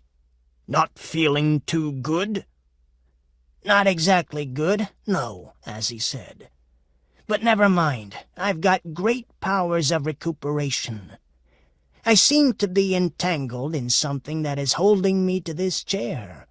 If you would kindly release me, and give me a drink of water, I think I'd be quite all right." "Release you?" Rognir said. His laughter was scornful, as the laughter of dwarves so often is. Others joined in, following it up with mutterings. "Who are you talking to?" Azzie asked. Now that his eyes were growing more accustomed to things, he could see that there were other figures in the cavern with him and Rognir. They were small men, dwarves all, and their eyes glittered as they stood in a ring, peering up at him. "These are dwarves of my tribe," Rognir said. "I could make introductions, but why bother? You aren't going to be here long enough for small talk and amusing conversation." "But what is this all about?" Azzie said, though he had a pretty good idea. "You owe me, that's what it's about," Rognir said. "I know that, but is this any way to discuss it?" "Your servant wouldn't allow us in when we came to talk to you about it." "That fricka," Azzie said with a chuckle. "He's so protective." "Perhaps he is, but I want my money, and I'm here to collect immediately, at this moment." Azzie shrugged. You've probably already gone through my pockets.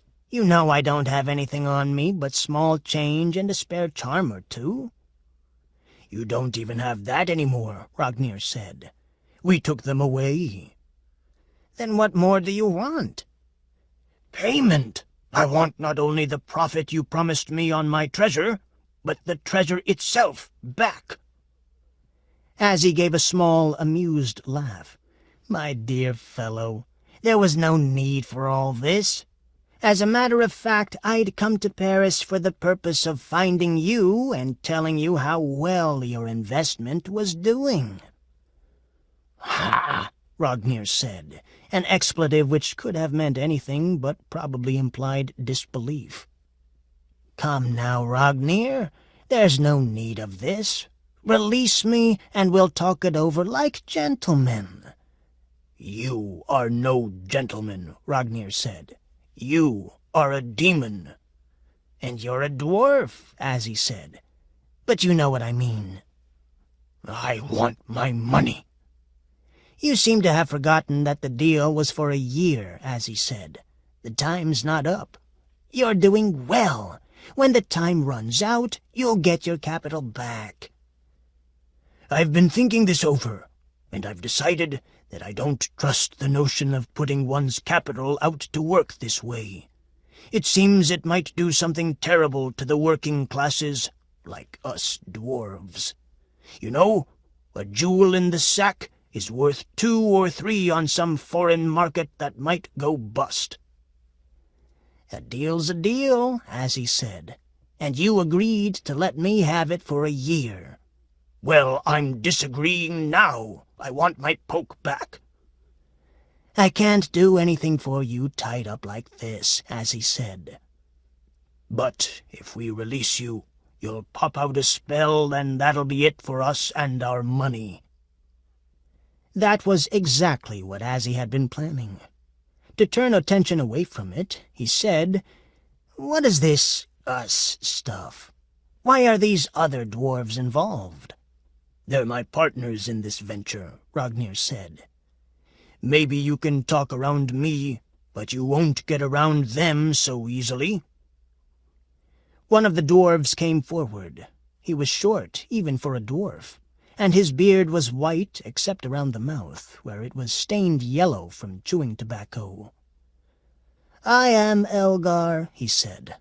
"You have hoodwinked this simple-minded dwarf Ragnir, but you're not going to get away with that with us.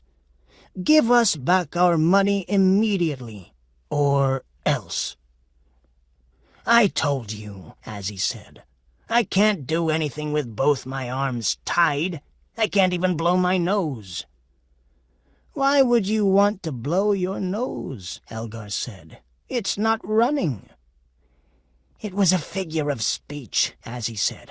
"What I meant—" "We know what you meant," Elgar said. "You're not going to put anything over on us. We have plans for you, my fine friend, since you can't pay." "I can pay, but not trust to a chair like this." He smiled in a winning manner. "Untie me, and give me a chance to go after some funds. I'll come right back, and I'll swear any oath you please to that effect." "You're not going anywhere," Elgar said. "If we give you an inch, you'll be all over us with your damnable enchantments. No, you have a count of 3 to produce everything you owe to Ragnir.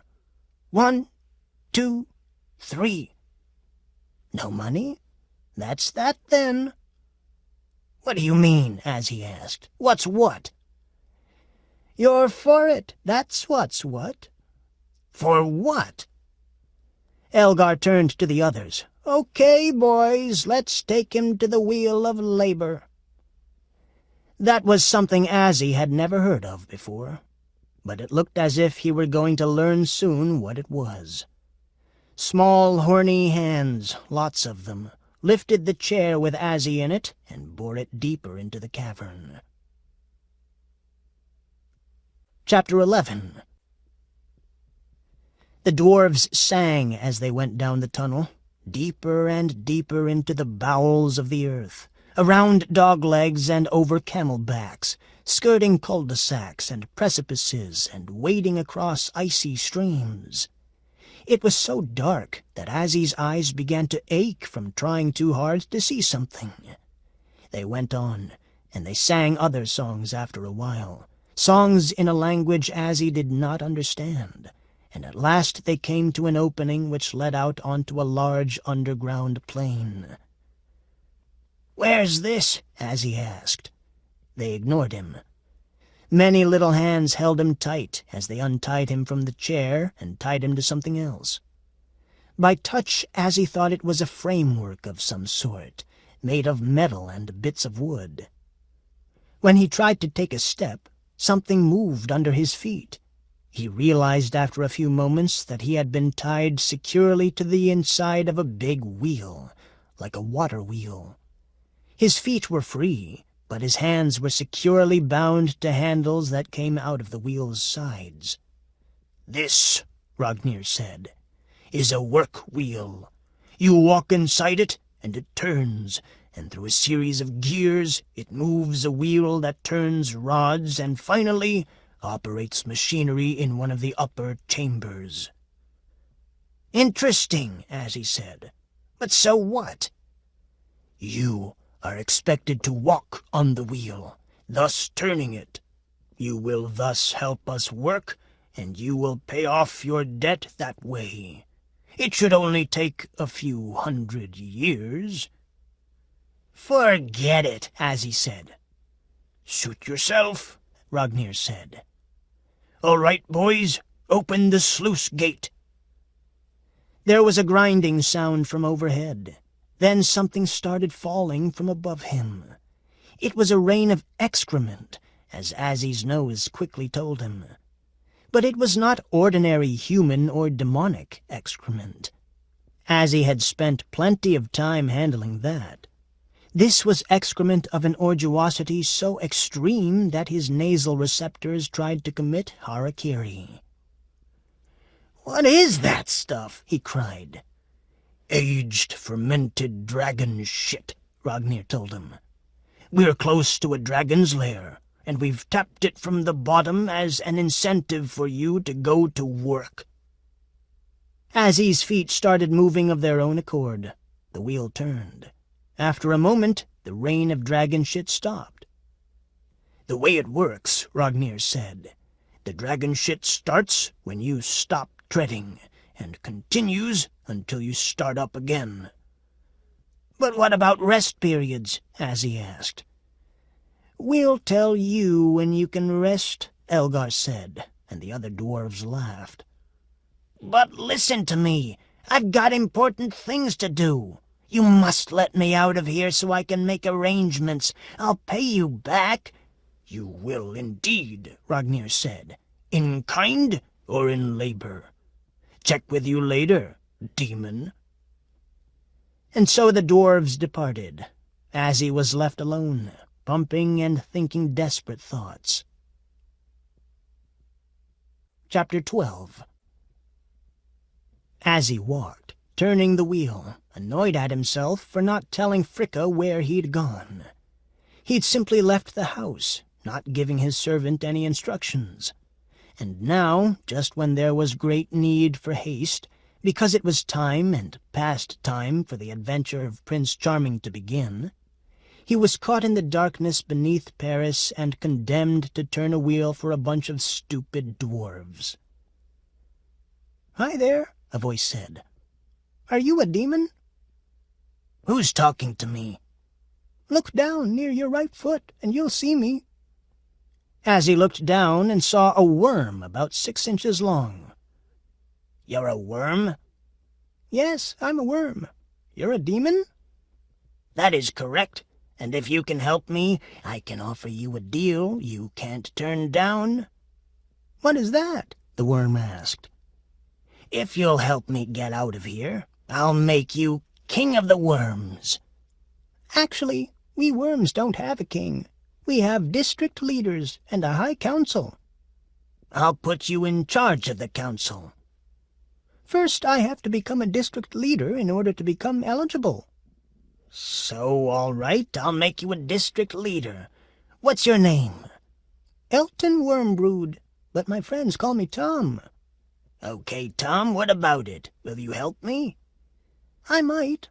It's been pretty quiet down here. I just might help you in order to relieve the tedium. Then again, I might not. Well, which is it going to be? I'm not sure. Don't rush me. We worms are kind of sluggish thinkers. Sorry. Take your time. Have you had enough time yet? No, I haven't even begun to think about it. Azzie controlled his impatience. All right. Take all the time you want. Call me when you've decided. The worm didn't reply. Is that all right? Azzie asked. Is what all right? That you'll tell me when you've made up your mind. That sounds all right, the worm said. But don't get your hopes up. Don't worry about it. I'll wait. And so Azzie began to wait and continued turning the wheel. He could hear the worm moving very softly about the chamber, now on the surface, now burrowing under the earth and rock. Time passed. Azzie couldn't tell how much time. It felt like an awful lot of it. What was annoying was that Azzie's chest itched. An itch is a most uncommonly irritating thing when your hands are tied to a wheel. Azzie found that by arching backward, he could just reach around to the front with his tail. Carefully now, since his tail was very sharp-pointed, Azzie scratched himself. It felt wonderful. But, annoyingly enough, there was something which blocked a really satisfying scratch. He worked the end of his tail carefully up and around it. Yes, there it was. Clenching it in his tail, he brought it out farther where he could see it. It was a couple of inches long and seemed to be made of metal. "I'm still thinking," the worm said. "That's good," Azzie answered. He lowered his head and got the cord from which the object hung up and over it. He lowered the object and touched it with his fingertips, first retracting his claws for better tactile contact.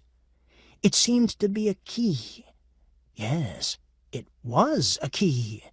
As he remembered now, he had kept a spare key to the castle hanging about his neck, where it would be safe no matter how many times he changed his clothing.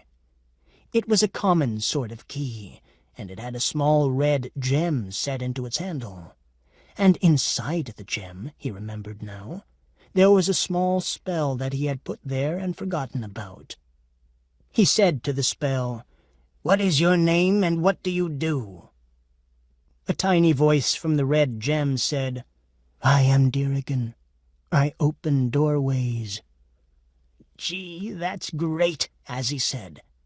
"How about getting these bindings off me?" "Let me take a look at them," Dirigan said. Azzie passed the key over his manacled hands. The light within the jewel pulsed softly, throwing out a ruddy glow. "I think I can do something about this." The jewel glowed more fiercely, then died out. The manacles fell open. Azzie's hands came free. "Now, guide me out."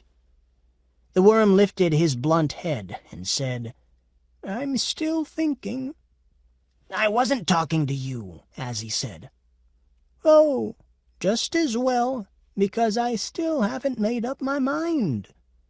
"What mind?" Azzie muttered. With his hands free, he felt strong, capable of action again. He moved away from the wheel.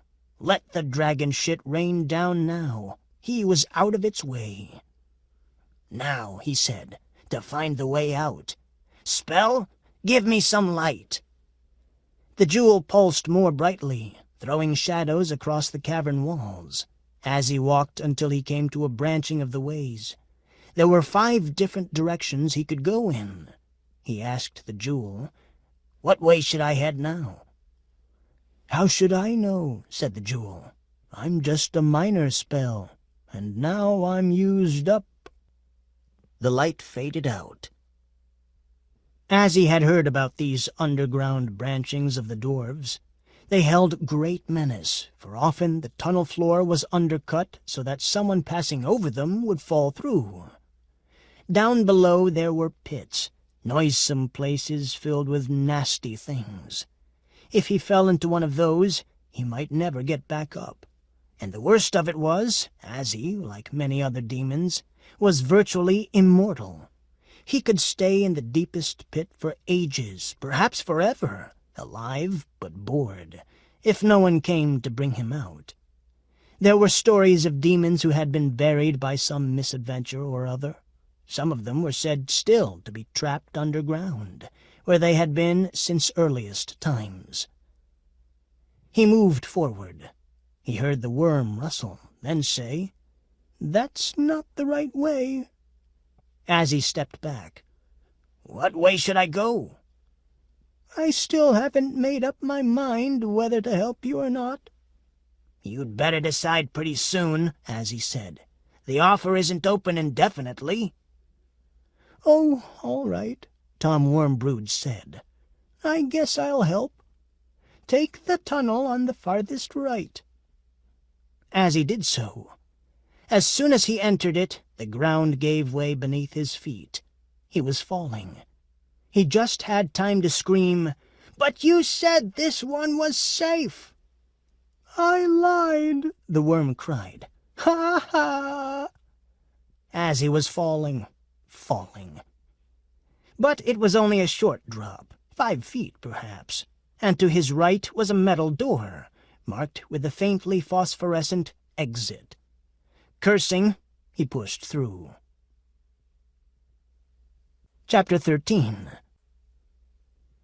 In Augsburg, Fricka was wringing his hands, pacing up and down the front yard, watching the sky for a sign of the return of his beloved master.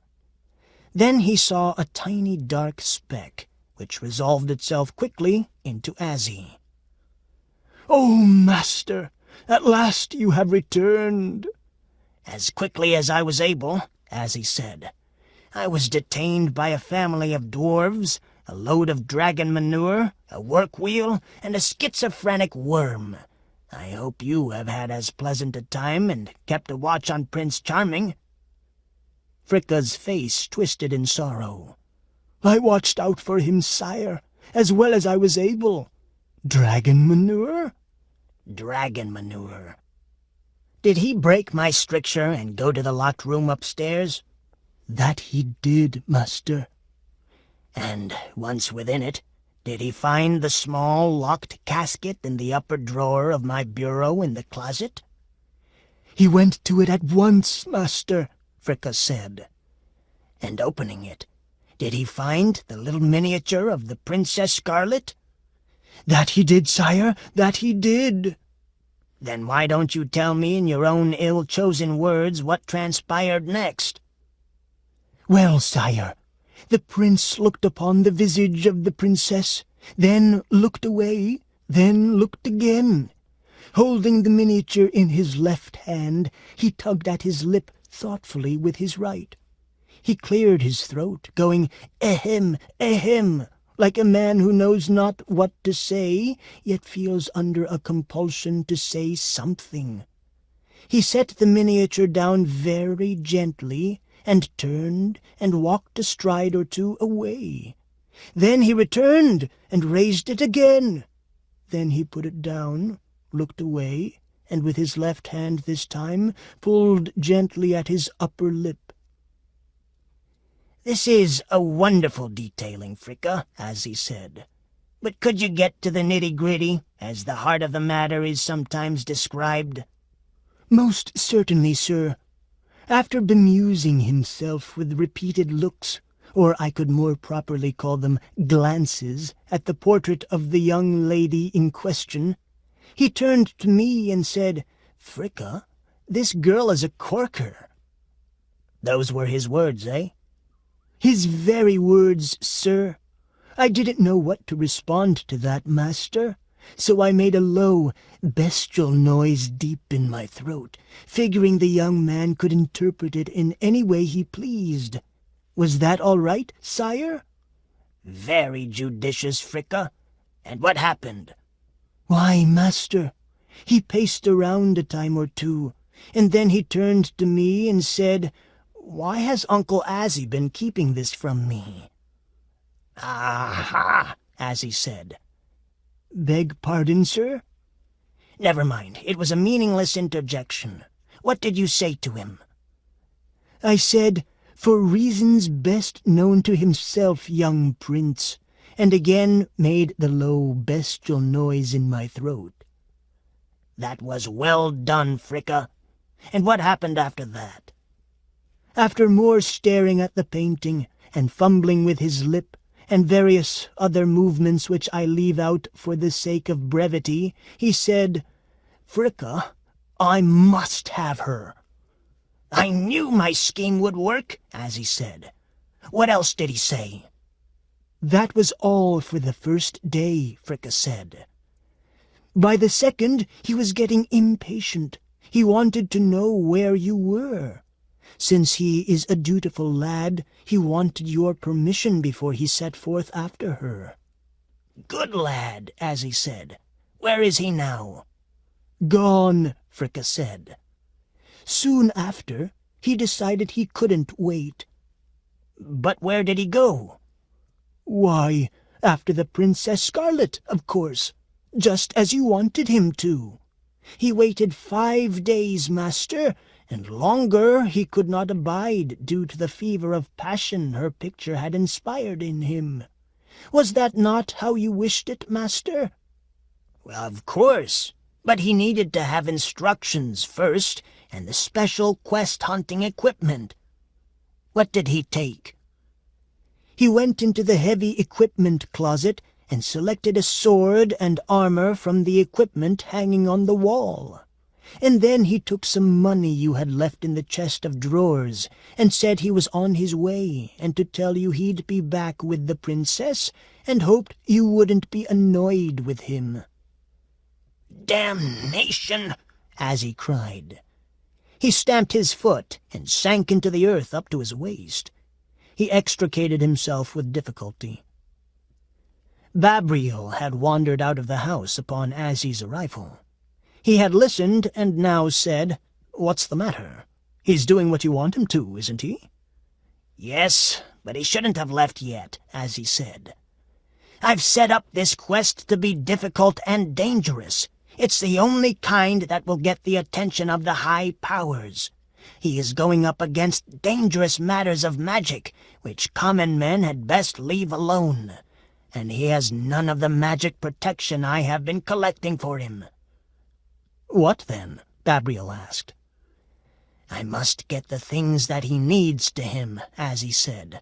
"And I need to do this quickly, quickly. Did he tell you where he planned to begin his search?" "Not a word of it, sire." "Well then, which way did he go?" "He went straight ahead, that way," Fricka said, pointing. Azzie looked in the direction indicated.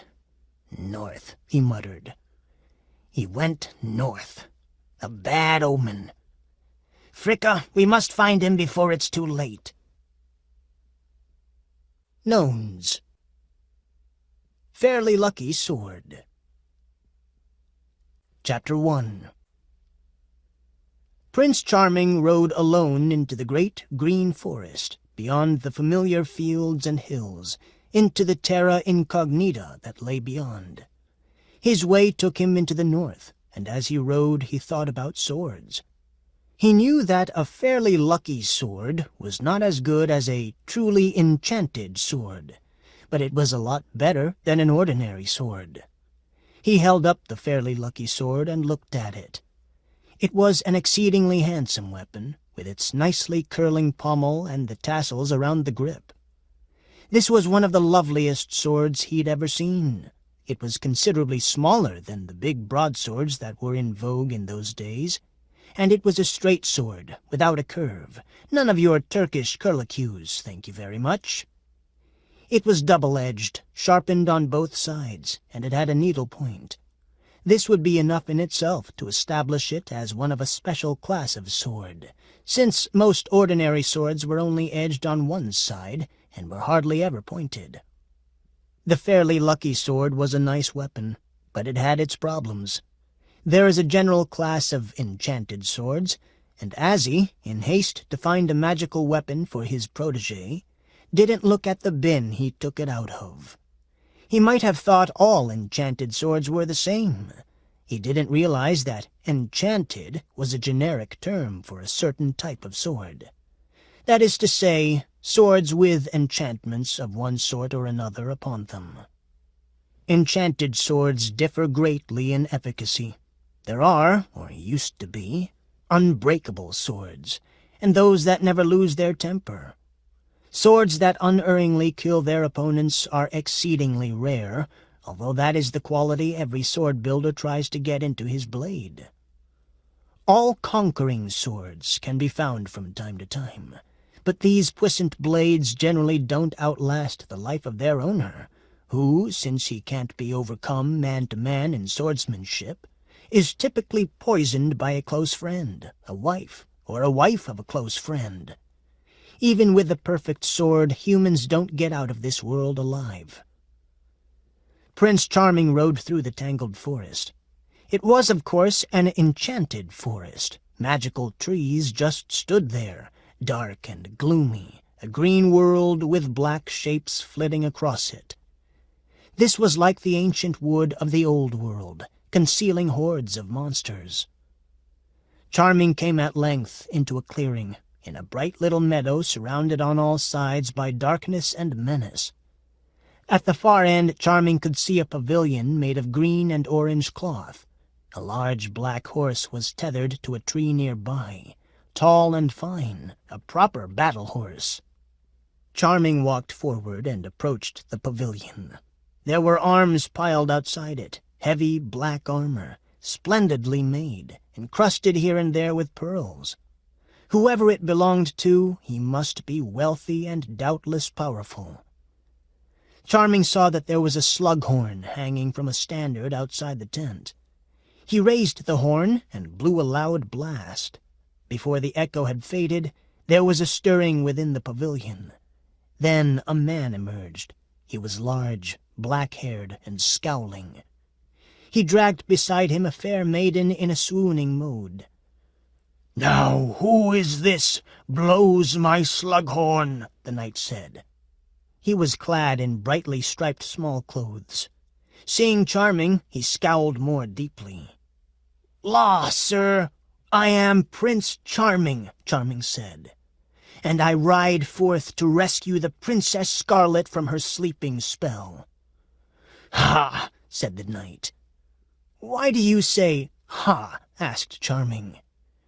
"Because it behooves me to make a scornful sound on hearing of this slight and utterly insignificant quest of yours." "I suppose your quest is more important?" "Of a surety it is," the man replied confidently. "For know, young man, that I am Parsifal, and I quest after no less a thing than the Holy Grail." "The Grail, huh?" said Charming.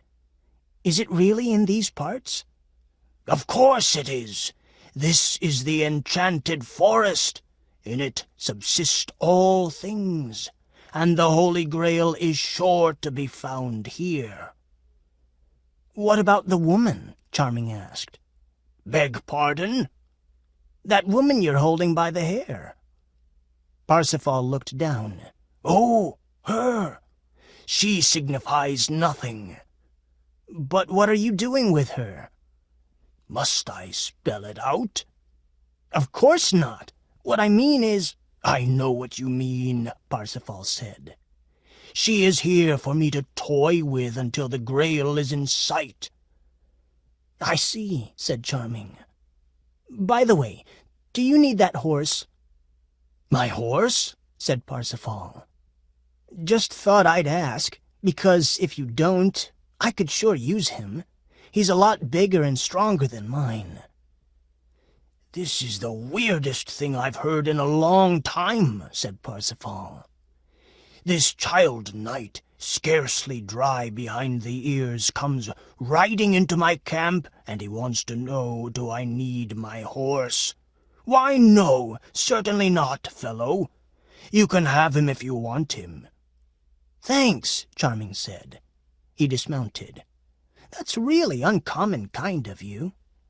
"But first," Parsifal said, "you will have to fight me for him." "I was afraid there'd be a condition attached." "Yes, there is. I see you have a fairly lucky sword." "I do," Charming said, drawing it and holding it out. "Nice, isn't it?" "Nice," Parsifal agreed. "But of course it's not an enchanted sword like mine." He drew his own and showed it to Charming. "I don't suppose," Charming said, "a sword like mine would be much good against a sword like yours." "No, in all honesty, I don't think so," Parsifal said. "Fairly lucky swords aren't bad, but you can't expect much of them against a real enchanted sword." "I didn't think so. Look, do we really have to fight?" "I'm afraid we do," Parsifal said, and attacked. Prince Charming jumped out of the way and swung his fairly lucky sword. The two swords clanged together with an uncanny sound. This was succeeded by an even more uncanny sound when Prince Charming's blade broke. "I win!" cried Parsifal, swinging up his enchanted sword for the death stroke. Charming thought he was finished, so he used his final seconds to think over his memories, which in his case didn't take very long. But Charming's time on Earth was not quite up. Since his sword had been fairly lucky, and a very good example of its kind, it happened that when it broke, a single bright shard of metal had flown upward, penetrating Parsifal's throat, where the gorget revealed a fraction of an inch of flesh. This was the cause of the "gog," Parsifal voiced, before he fell to the earth with a thunderous sound. "Sorry, but you asked for it," Charming said. He turned and moved away, figuring that someone else would be along after a while to bury the man. "Take the handsome sword," a voice recommended. "Who said that?" Charming asked. "Me," Parsifal's sword explained. "Take the horse, too." "Who are you?" Charming asked. "They call me Excalibur," the sword said. "What do they say about you?" "Read my runes," the sword answered. Charming took up the sword and looked at its gleaming blade. Sure enough, there were runes engraved there, though he couldn't understand them. He looked at the sword with respect and said, "Why did you speak to me?" "I'm not supposed to," the sword admitted. "But I couldn't just let you walk away and leave me. I'll be out of work, and I love my work. You'll find me very useful. If anyone gives you trouble, they'll have me to answer to." As Charming turned toward the horse, "Hold, sir!" cried the maiden, rising from her semi-recumbent position upon the earth. "I beg thee succor me by thy knightly oath." Not recalling any oaths of a knightly sort, Charming nevertheless replied, "What sort of succor did you have in mind?" "I am a Valkyrie," she explained, "and this man overpowered me on a battlefield by feigning death to lure me near. I can only go home to Valhall now if I summon the Rainbow Bridge and have a suitable trophy to take with me. Can you help me locate my horn, which he appropriated?" "That seems easy enough," Charming replied, "especially if it's the slug horn I blew on my approach. Is that it, hanging from the standard by the tent?" "Indeed it is," she replied, crossing to it, raising it to her lips, and winding it in an eerie fashion. Instantly, the end of a rainbow fell from the sky, barely missing Charming. "Thank you, good sir," she stated, commencing to gather Parsifal's armor. "Don't you want the dead knight?" Charming asked. "I thought you ladies collected them." "I've no use for a knight who can't keep his myths straight," she observed. "Good armor, on the other hand, is hard to come by." She dinged the breastplate with a sharpened fingernail, carried the pieces to the rainbow, blew him a kiss, called, "Be seeing you," and vanished in a flash of light.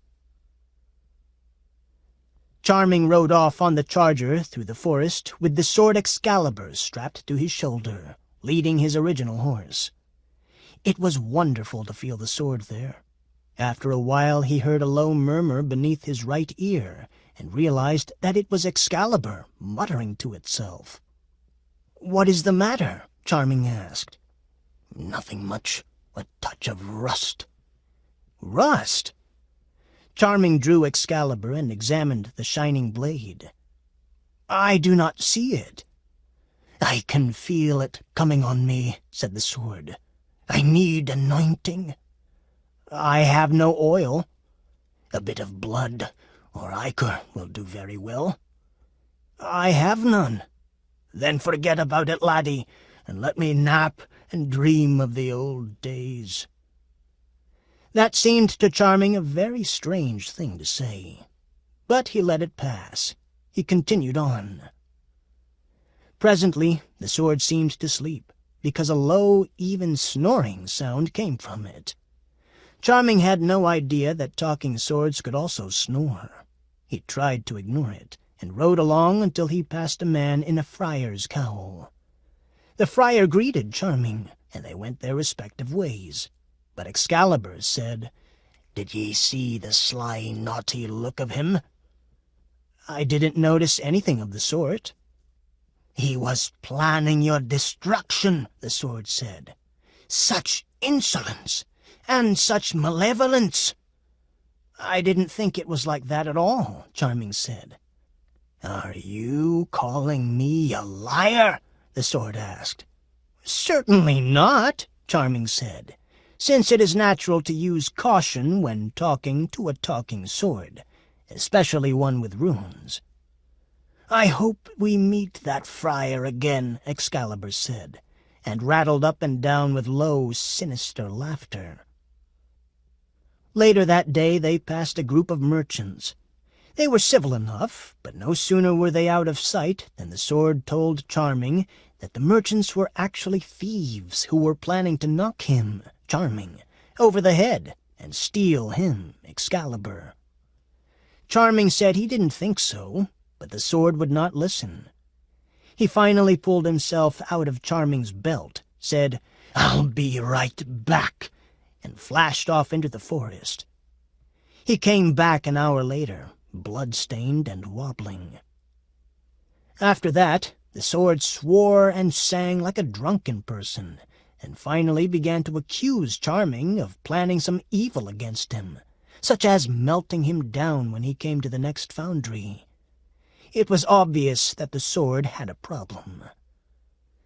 That evening, when he lay down for a little rest and the sword had gone to sleep, Charming got up and ran away from Excalibur as fast as he could. Chapter 2. Relieved of the sinister company of Excalibur, Charming continued his search for Scarlet's castle. He moved silently through the forest, huge trees on all sides, vines and creepers using up whatever space was left. It was an undersea kind of landscape, green and wet, with odd noises coming from all around him. Prince Charming walked. Unfortunately, Parsifal's big black horse had run off with his first horse when he abandoned Excalibur. Meanwhile, Azzie, in Augsburg, was rushing about his mansion frantically, trying to put together the things he needed to give to Charming once he found him. "Quick, Fricka! Better put in a bottle of magic wound ointment."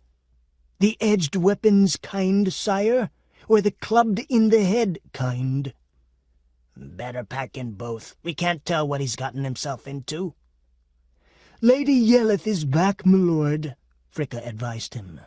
Oh? I thought she was keeping an eye on Scarlet. More bandages.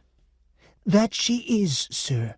Though in your absence she's felt obliged to maintain the agreement on your behalf by reporting developments to the Observer on a regular daily basis. The Observer? That being Babriel? Of course! Good girl. Where is she now? In the parlor, I believe, conferring with the Observer over tea. Here are the bandages. I'd best stop by and say a quick hello before we leave. Thanks, Fricka. Yelleth and Babriel were stealing glances at each other over tall flagons of wine, and exchanging glances through the haze of burnt mist which surrounded the smoking crumpets. They seemed to have developed a taste for each other's company. You could tell by the way Yelleth arched her back at every opportunity. As for Babriel, it seemed that some heavenly analog to desire was working itself out in him. Azzie bounded into the room, grinning or grimacing, as the case may be, causing Yelleth to spring to her feet. "Azzie, dear, I thought you still far gone," she announced, rushing toward him, embracing him. "I was just taking advantage of the opportunity." "Opportunity for what?" Azzie asked. "Why, to see how things are going on your end of the business," she stated. "How fares the project?" "The moment is crucial," Azzie observed, disengaging himself. "And my presence is required on the scene. I think you'd better get back to Scarlet's castle to watch developments on that end. Hi, Bab. How's Good doing these days?" "Why, we've just come up with a very interesting and inspiring touch for our entry. We're calling them stained glass windows. I'd really like you to see them sometime." "Sorry, I'm in a hurry right now." "Stained glass?" "Yes, beautiful and morally instructive." "Ugh, sounds terrible. Sorry I can't stay and chat. Have another drink. It's good for you. Fricka, have we got everything we need?" "Here, master, is the final thing," cried Fricka, stumping into the room. He was holding in his hand 2 long horseman's boots made of limp red leather. There was nothing unusual about them, except for the small dials set into the heels. "My 7-league boots!" Azzie cried. "Fricka, you're a genius." Azzie put them on, hefted the sack containing spells, extra swords, and other odds and ends. He tapped the heels of the boots twice, activating them. "I'm off!" he cried. Azzie went through the front door in a single stride and took to the air. Babriel and Yelleth rushed to the windows to watch, for they had never seen 7-league boots in operation before. Azzie's pair was not new, but they worked perfectly. Off he went, just clearing the houses of Augsburg, but gaining altitude, and climbing steadily. The 7-league boots took him high into the air, and Azzie could see the great forest below him, stretching to every horizon in a boundless sea of green. Every once in a while a clearing broke the uniformity and showed a settlement below. This went on for a long time. Azzie didn't know where he was and decided to ask directions. He tried to get the boots to take him down. The boots refused to vary from their previous course. That was the trouble with 7-league boots. They were very literal, taking you exactly 7 leagues at a step, not an inch more or less. He reached down and hammered at them. "I want to go down right here." But the boots ignored him, or at least didn't register his complaint. Straight and true they carried him, above the forest and its several rivers, coming down at last outside a town. Amazed peasants in the village of Vuden in eastern Wallachia watched as a demon made a perfect landing in the middle of the weekly fair. "The enchanted forest!" Azzie cried. "Where is it?" "Which enchanted forest?" the villagers cried back. The one with the enchanted castle with the sleeping princess in it. Back that way about 2 leagues, the villagers cried, pointing the way Azzie had just come. Once again Azzie soared into the air, and once again the 7-league boots took their full 7-league stride.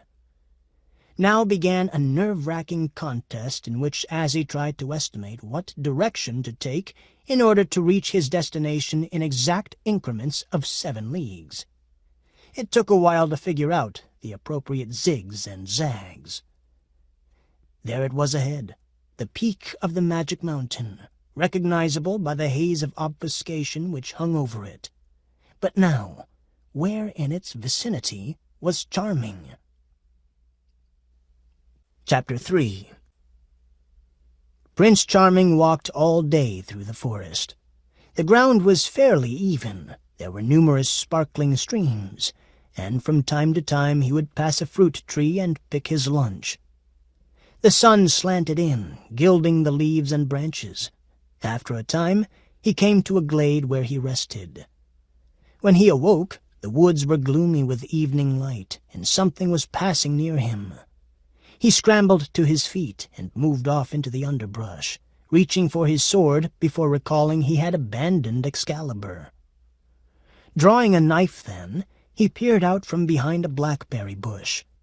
He saw a shaggy little pony enter the clearing. "Hello, young man," the pony said, halting, and staring at the bush. Charming was not surprised that the pony could speak. After all, it was an enchanted forest. "Hello," he said. "Where are you going?" asked the pony. "I'm looking for an enchanted castle that is supposed to be somewhere nearby," Charming said. "I am to rescue a maiden named Princess Scarlet, who lies there in an enchanted sleep." "Oh, the napping princess thing again," the pony said. "Well, you're not the first who has been through these parts in search of her." "Where are the others?" "They've all perished," the pony said, "except for a few who are still striving onward, and who are destined to perish soon enough." "Oh. Well, I'm sorry for them, but I guess that's how it should be," Charming said. "It wouldn't do to have the wrong fellow awaken her." "So, you're the right fellow?" the pony inquired. "I am." "What's your name?" "Charming." "Prince Charming?" "Yes."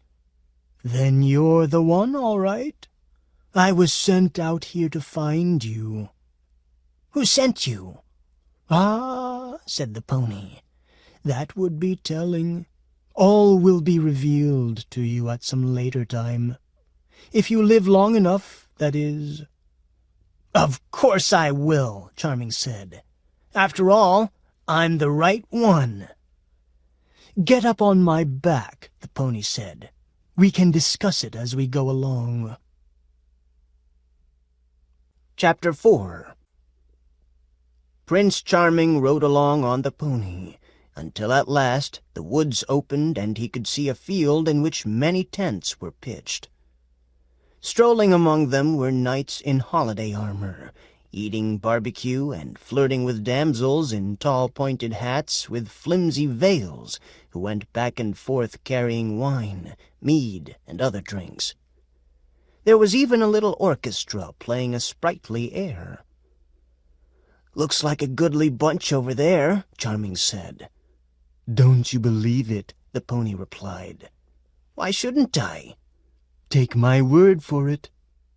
Charming knew, in the part of his mind which housed ancient wisdom, that shaggy little ponies who appeared mysteriously in the woods could be counted on to give good advice.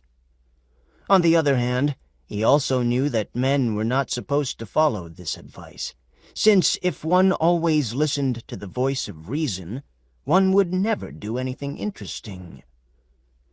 "But I'm hungry," Charming responded, "and perhaps those knights know the way to the enchanted castle." "Don't say I didn't warn you," the pony said. Charming kicked the pony in the ribs, and it ambled forward. "What ho!" cried Charming as he rode into the midst of the knights. "What ho to you!" the knights called back. Charming rode closer. "Art thou a knight?" the foremost of them called out. "Indeed I am." "Then where is thy sword?" "That's quite a story," Charming said. "Tell it to us then, will thee?" "I met this sword named Excalibur," Charming said. "I thought it was a proper blade, but no sooner had we started traveling together than it opened on me a mouth such as you would not believe, and it grew passing strange, till finally I had to escape it lest it kill me." "That's your story, is it?" a knight asked. "That's not my story, it's what happened." The knight made a gesture. 2 knights came out of a white pavilion carrying a baby blue satin pillow between them. Lying on this pillow was a sword. It was dented, covered with rust, and its tassels were frayed, but it was recognizably Excalibur. "Is this your sword?" the knight asked. "Yes, though that's not how it looked when last I saw it," said Charming. Speaking in a thin, shaky voice, Excalibur said, "Thanks, fellas. I believe I can stand on my own." The sword rose off the pillow, almost fell over, then balanced steadily on its point. The bright jewel in its pommel looked at Charming without winking. "It's him, all right," Excalibur said. "He's the one who abandoned me on the field of battle." The knights turned to Charming. "The sword asserts that you abandoned it on the field of battle. Is that true?" "It wasn't like that," Charming said. "The sword is raving." The sword swayed, then regained its balance. "My friends," it asked, "do I look deranged? I tell you, he threw me away for no reason at all, and left me to rust on the hillside." Charming made a gesture of finger to the temple, denoting that the thing referred to was crazy. The knights didn't seem convinced. One said to another, in a clearly audible voice, "A little weird, perhaps, but definitely not crazy." One of the knights, a tall, gray-bearded man with the eagle-eyed look and thin lips of a spokesperson, took out a sheet of ruled parchment and a stylus. "Name?" "Charming." "First name?" "Prince." "Occupation?" "Same as first name." "Present assignment?" "Mission." "What type of mission?" "Mythic." "Nature of mission?" "Awaken napping princess." "By what instrumentality?" "A kiss." After completing their questions, the knights retired to a quiet part of the field to consider what to do next, leaving Charming trussed hand and foot with silken cord and rolled under a hedge. It seemed to Charming that these were not the ordinary run of knights. Their line of questioning was unexpected.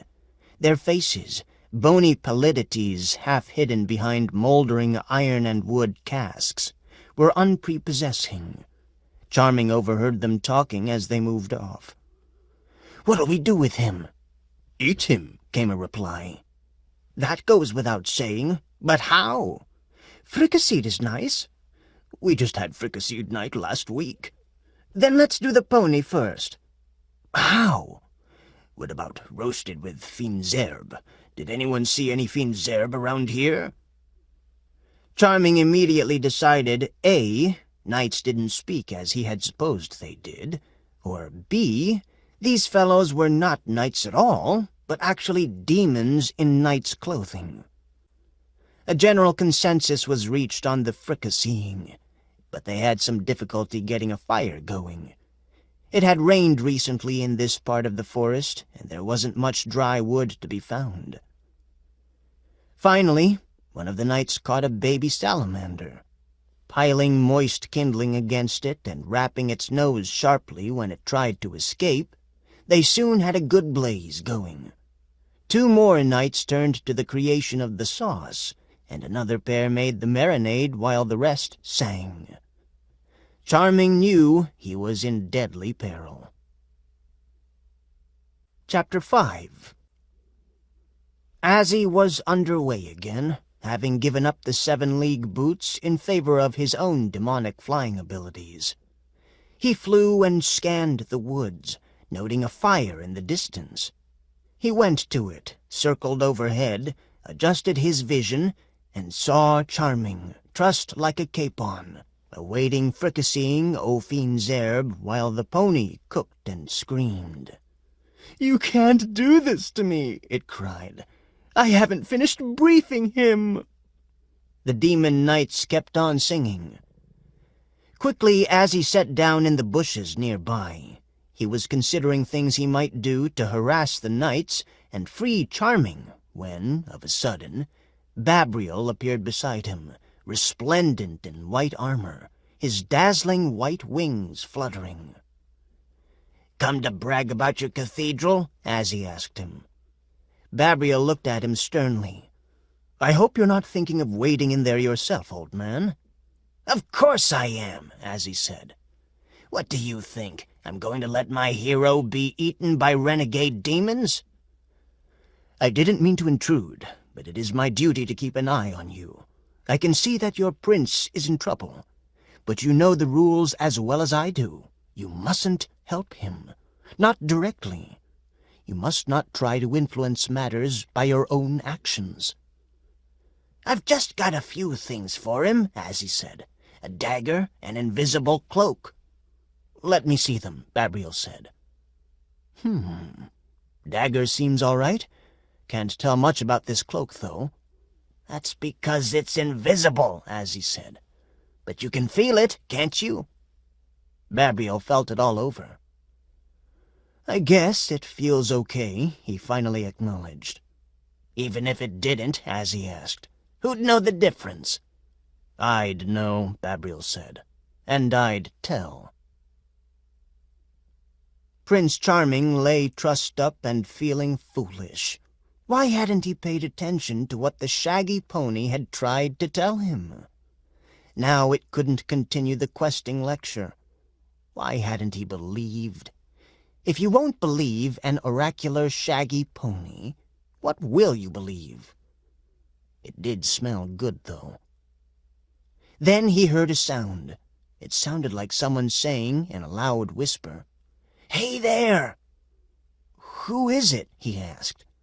"Your Uncle Azzie." "I'm glad you're here, Uncle. Can you get me out of this?" "Not directly, no. But I do have a couple of things for you." "What?" "The first is an enchanted dagger. It will cut your bonds." "And the second?" "A cloak of invisibility. You can use that to get out of the mess you're in." "Thanks, Uncle. I'd do the same for you." "I doubt that," Azzie said. Aiming with care, he dropped the dagger. It went point first into a log beside which Charming was propped. "Got it," Charming said. "Good boy. Now here's the cloak of invisibility. Be sure to read the instructions. And above all, do not remove them under penalty of law. Good luck. I'll see you a little later." Charming heard something soft falling, landing near him with a hushed whisper. That would be the cloak. After the enchanted dagger had cut his bonds, he looked for the cloak but couldn't find it. That figured, he realized. It wouldn't be easy to find an invisible cloak, especially on a dark night. Chapter 6. The demon knights were returning. They were singing, "Fair is foul and bread is dead. Put peas pudding in his head, and stuff his gut with fine persimmons, till he looks like Jack Fitzsimmons." No one had ever explained the meaning of this verse. It was very old, from a time when men found obscurity a comforting way of life. The demon knights sprawled about the campground then, grunting, stretching, chuttering, yawning. With an occasional belch and considerable scratching, they settled themselves quickly. Charming turned to the cloak. It wasn't there again. Then he caught sight of the tag, a small square of cloth with phosphorescent writing on it. It said, "Do not remove this tag under penalty of divine punishment. Please read instructions on other side." Charming tried to read the instructions on the other side, but they were not illuminated. He arranged the cloak around himself as well as he could, and started walking softly among the sprawled ranks of warriors. A slight inconsistency in the height of the ground caused him to stumble and brush against one of the figures. "Here there!" An unsteady hand reached out and seized him. "Boys, ye ken what I've found?" "Why you got your fist half clenched like that, Angus?" the others cried. "Because within it, my friends, I've got hold of an invisible spy." "I'm not a spy," Charming cried. "But you are invisible. Won't try to deny that, will you?" Charming broke free and ran. The knights got up and chased after, awakening others with their loud hoots. From behind him came their cries. These were answered by shouts from ahead. At first Charming thought it was an echo, but then the fact that the cries from before him were becoming louder tipped him off to the real situation. There were demon knights ahead as well as behind. They must have moved quickly to cut him off. He saw that he was going to have to pass through their ranks. Pausing to redrape the cloak of invisibility, he was fascinated to see his hand disappear as soon as the cloth was passed over it. Charming could look through the cloak and through his hand that it covered and see the ground beneath it. Of course, the part of his hand that was not covered remained as visible as always. More visible, in fact, since the existence of an arm in which the hand terminated bloodlessly and at a slant did nothing to make it more imperceptible. Quickly, he draped himself as best he was able and set off running again. He plunged into a broad, grassy field. Horsemen appeared by moonlight on the edge of the meadow. Then one of them pointed and waved, saying, "There, where the grass is parted! That's where he must have gone!" Immediately a squadron went out in pursuit. Charming dodged back into the woods, and there, finding a shallow cave, concealed himself long enough to tear out the cloak's lining.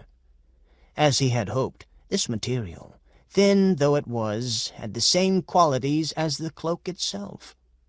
And so Charming could devise a mask for himself, a full-length wraparound mask, and thus even his head was concealed. He could do nothing about the movements of his passage, however. Every footfall was marked by a bruising of leaves and bending of small boughs and grasses. At least hiding his head was rendering the finding of him more difficult. He hurried, even knowing that he was kicking up a considerable trail. It occurred to him that he might do better if he could get himself to move slowly and carefully, thus eluding his pursuers while he was among them. That was how a fairy tale prince might act, he thought, but that was not the way he was at all. He was running, his long legs exulting and stretching and striding, hurrying away from danger. Viewing himself from the viewpoint of his legs, he was a soaring creature proceeding by leaps and bounds. But the fact was the horses of his pursuers were moving faster. They were coming up on either side of him, the riders only slightly impeded by the necessity of having to sight his movement through the bending branches that marked his passage. They closed in, their steel lance points winking at him. He could see a clearing ahead, but doubted that he could make it. It was all the more tantalizing because it contained a long limestone shelf. The stone would neither retain his footprints nor reveal his passage. It was going to be close. One of the knights took aim with his lance and came charging. It was only at this moment of extremity that his salvation came. He did not know whether it was natural or induced somehow by Azzie. Where before the air had been still, now a wind rose up. Not just a little wind, but a full-blown gale, bearing drops of icy water and a scattering of hail. On all sides the foliage blew into wild disarray, making his movements undetectable. The leading knight missed him by 5 feet. The second wasn't even close. The knights spread apart, trying to contain him within their circle. But Charming easily slipped between them and hurried down to the limestone shelf. This he was able to traverse without leaving a trace. When he stopped, the wind had died again, and there were no sounds of pursuit. He realized he had eluded the demons. Chapter 7. Prince Charming ran until his legs grew numb and his lungs fiery. At some point he collapsed and slept. When he awoke, he saw himself to be in a sunlit meadow. At the far end of it, a mountain rose into the sky, a gigantic Matterhorn of the imagination, a dream mountain of multicolored glass. In front of the mountain, and blocking further access to it, was a dense forest of what looked like metal trees.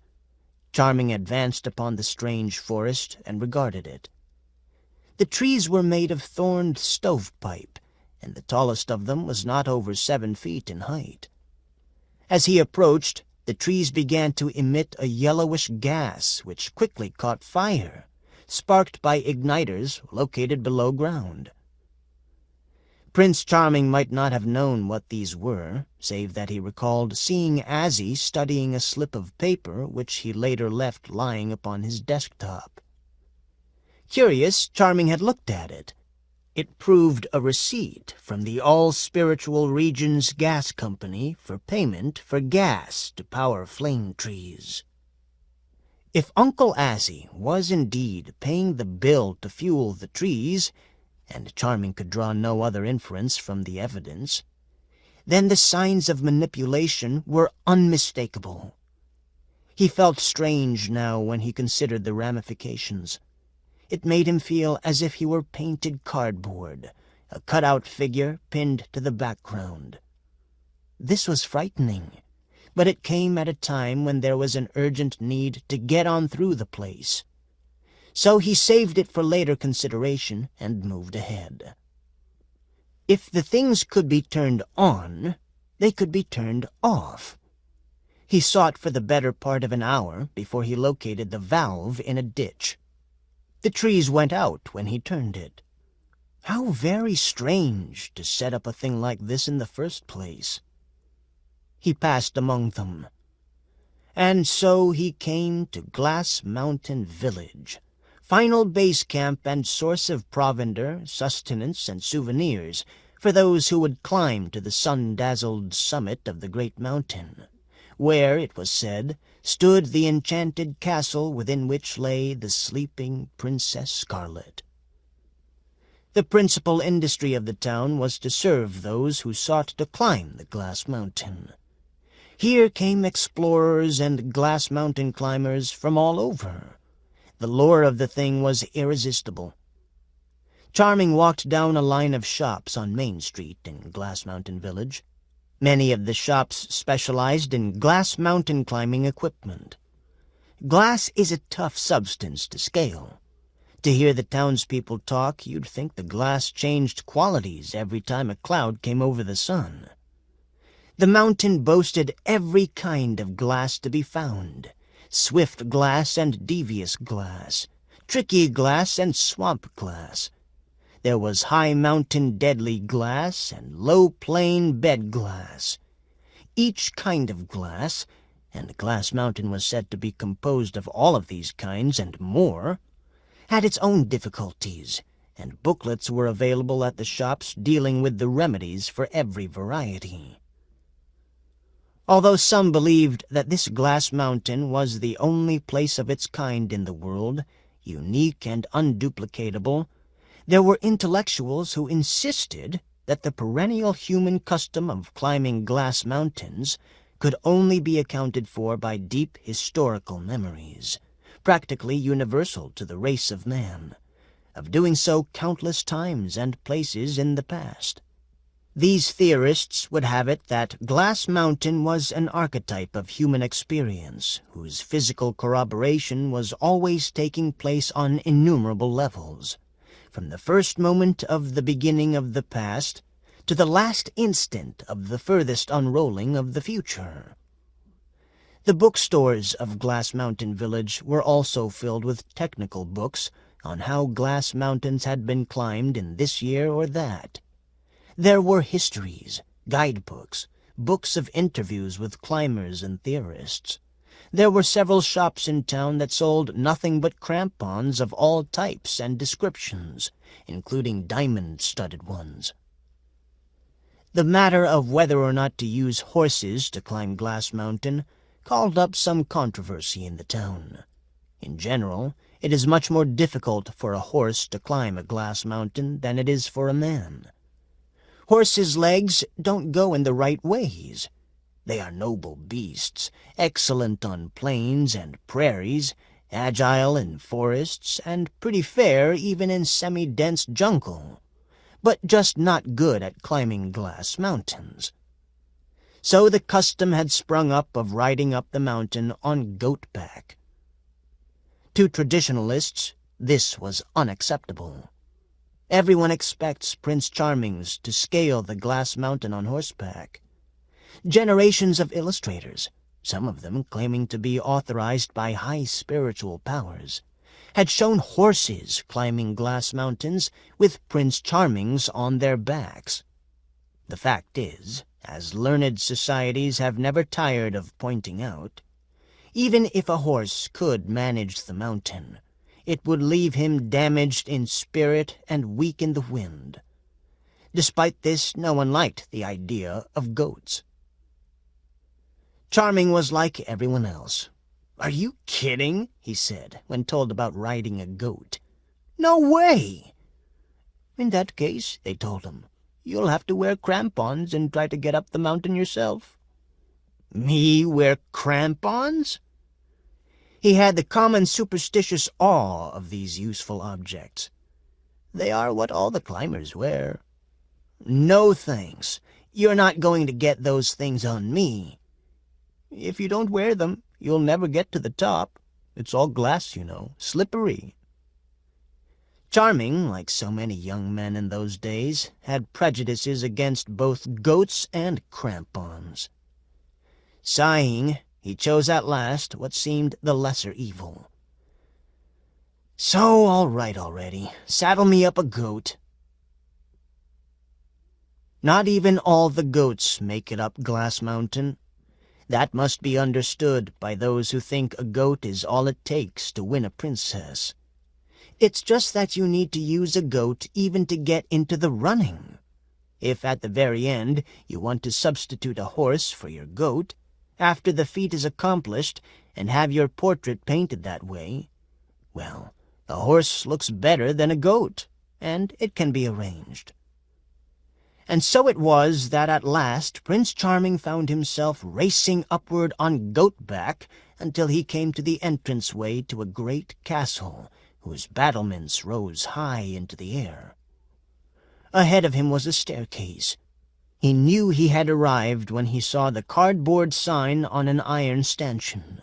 It read, "You have arrived at the enchanted castle. The sleeping princess is in the first chamber to the right at the top of the stairs. Congratulations."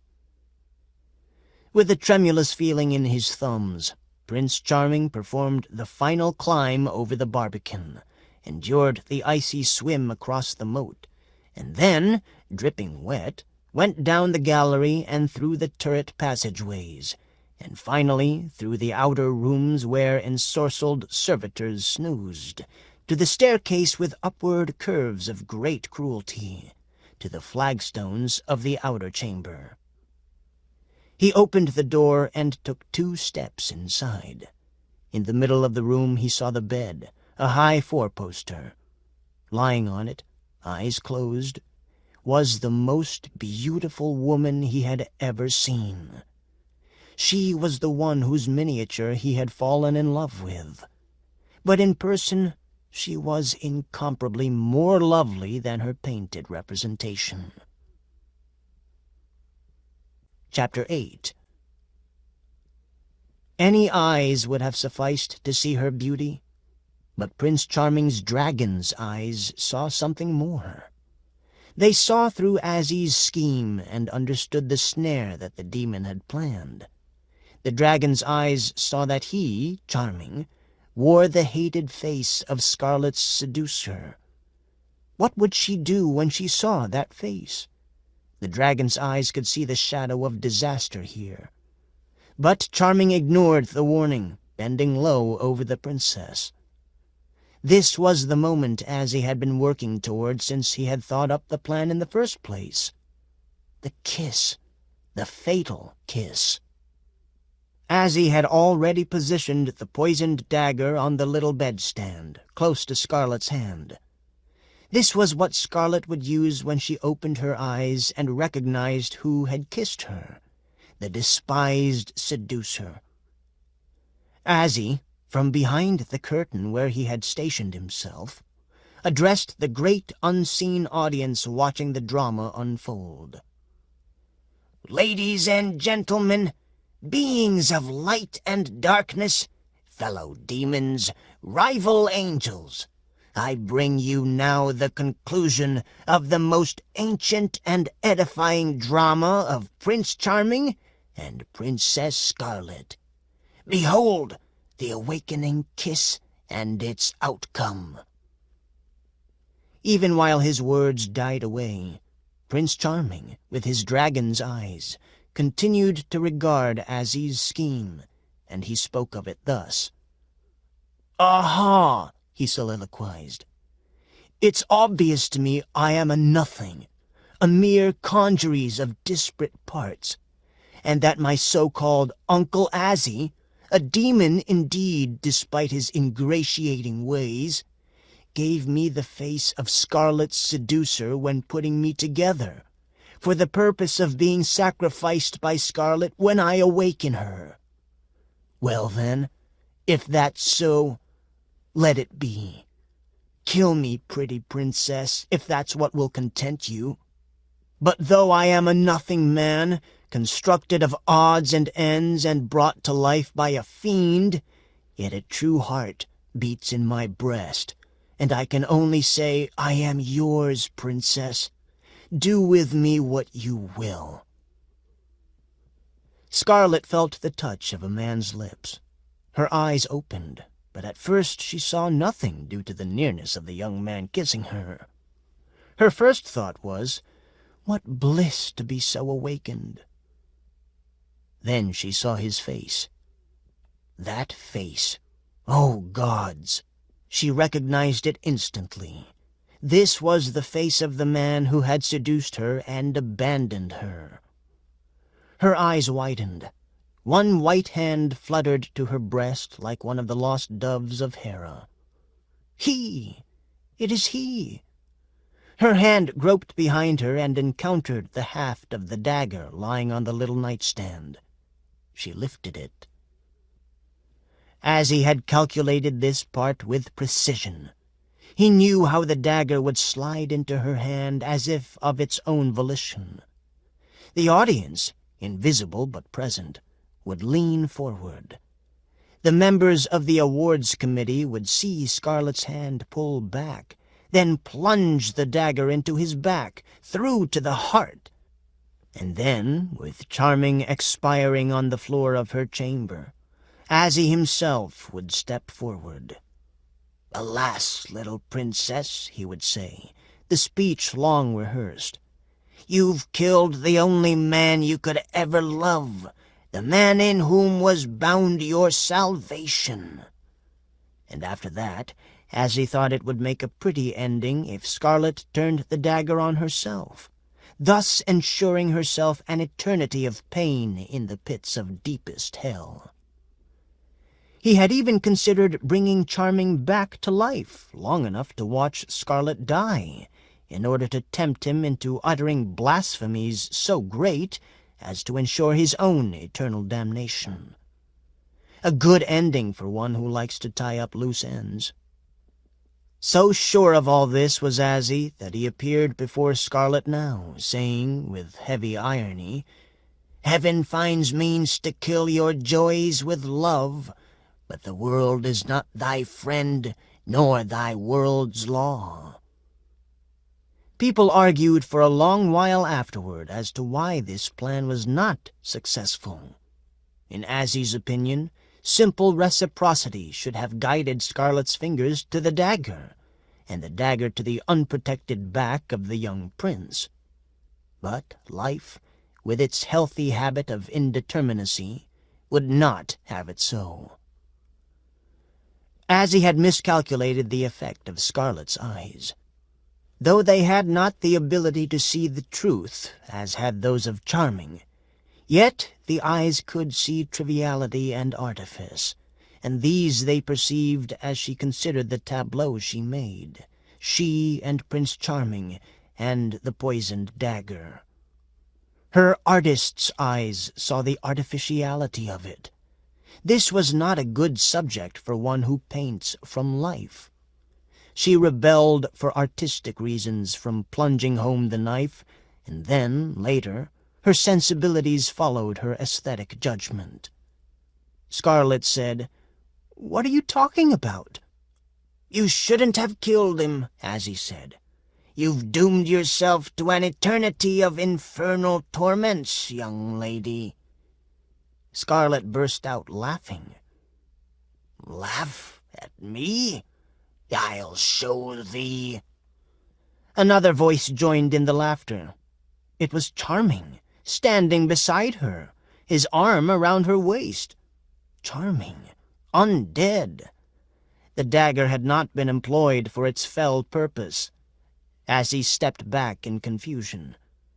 They were alive, those two, and somehow love had won out over the ancient predestination of Azzie's curse. Seeing these beautiful young people together, the audience of angels and demons was moved. There wasn't a dry eye in the place. "This isn't what I meant!" Azzie cried. "This isn't what I meant at all!" But this was what he had produced, a merry little tale of love and redemption which caught everyone's fancy and ensured that good, not evil, would win the destiny of men's souls for the next 1,000 years. Vespers. The Owl of Hermes. Chapter 1. Yeleth's slim fingers went tap, tap, tap on the door that led into Azzie's alchemical lab.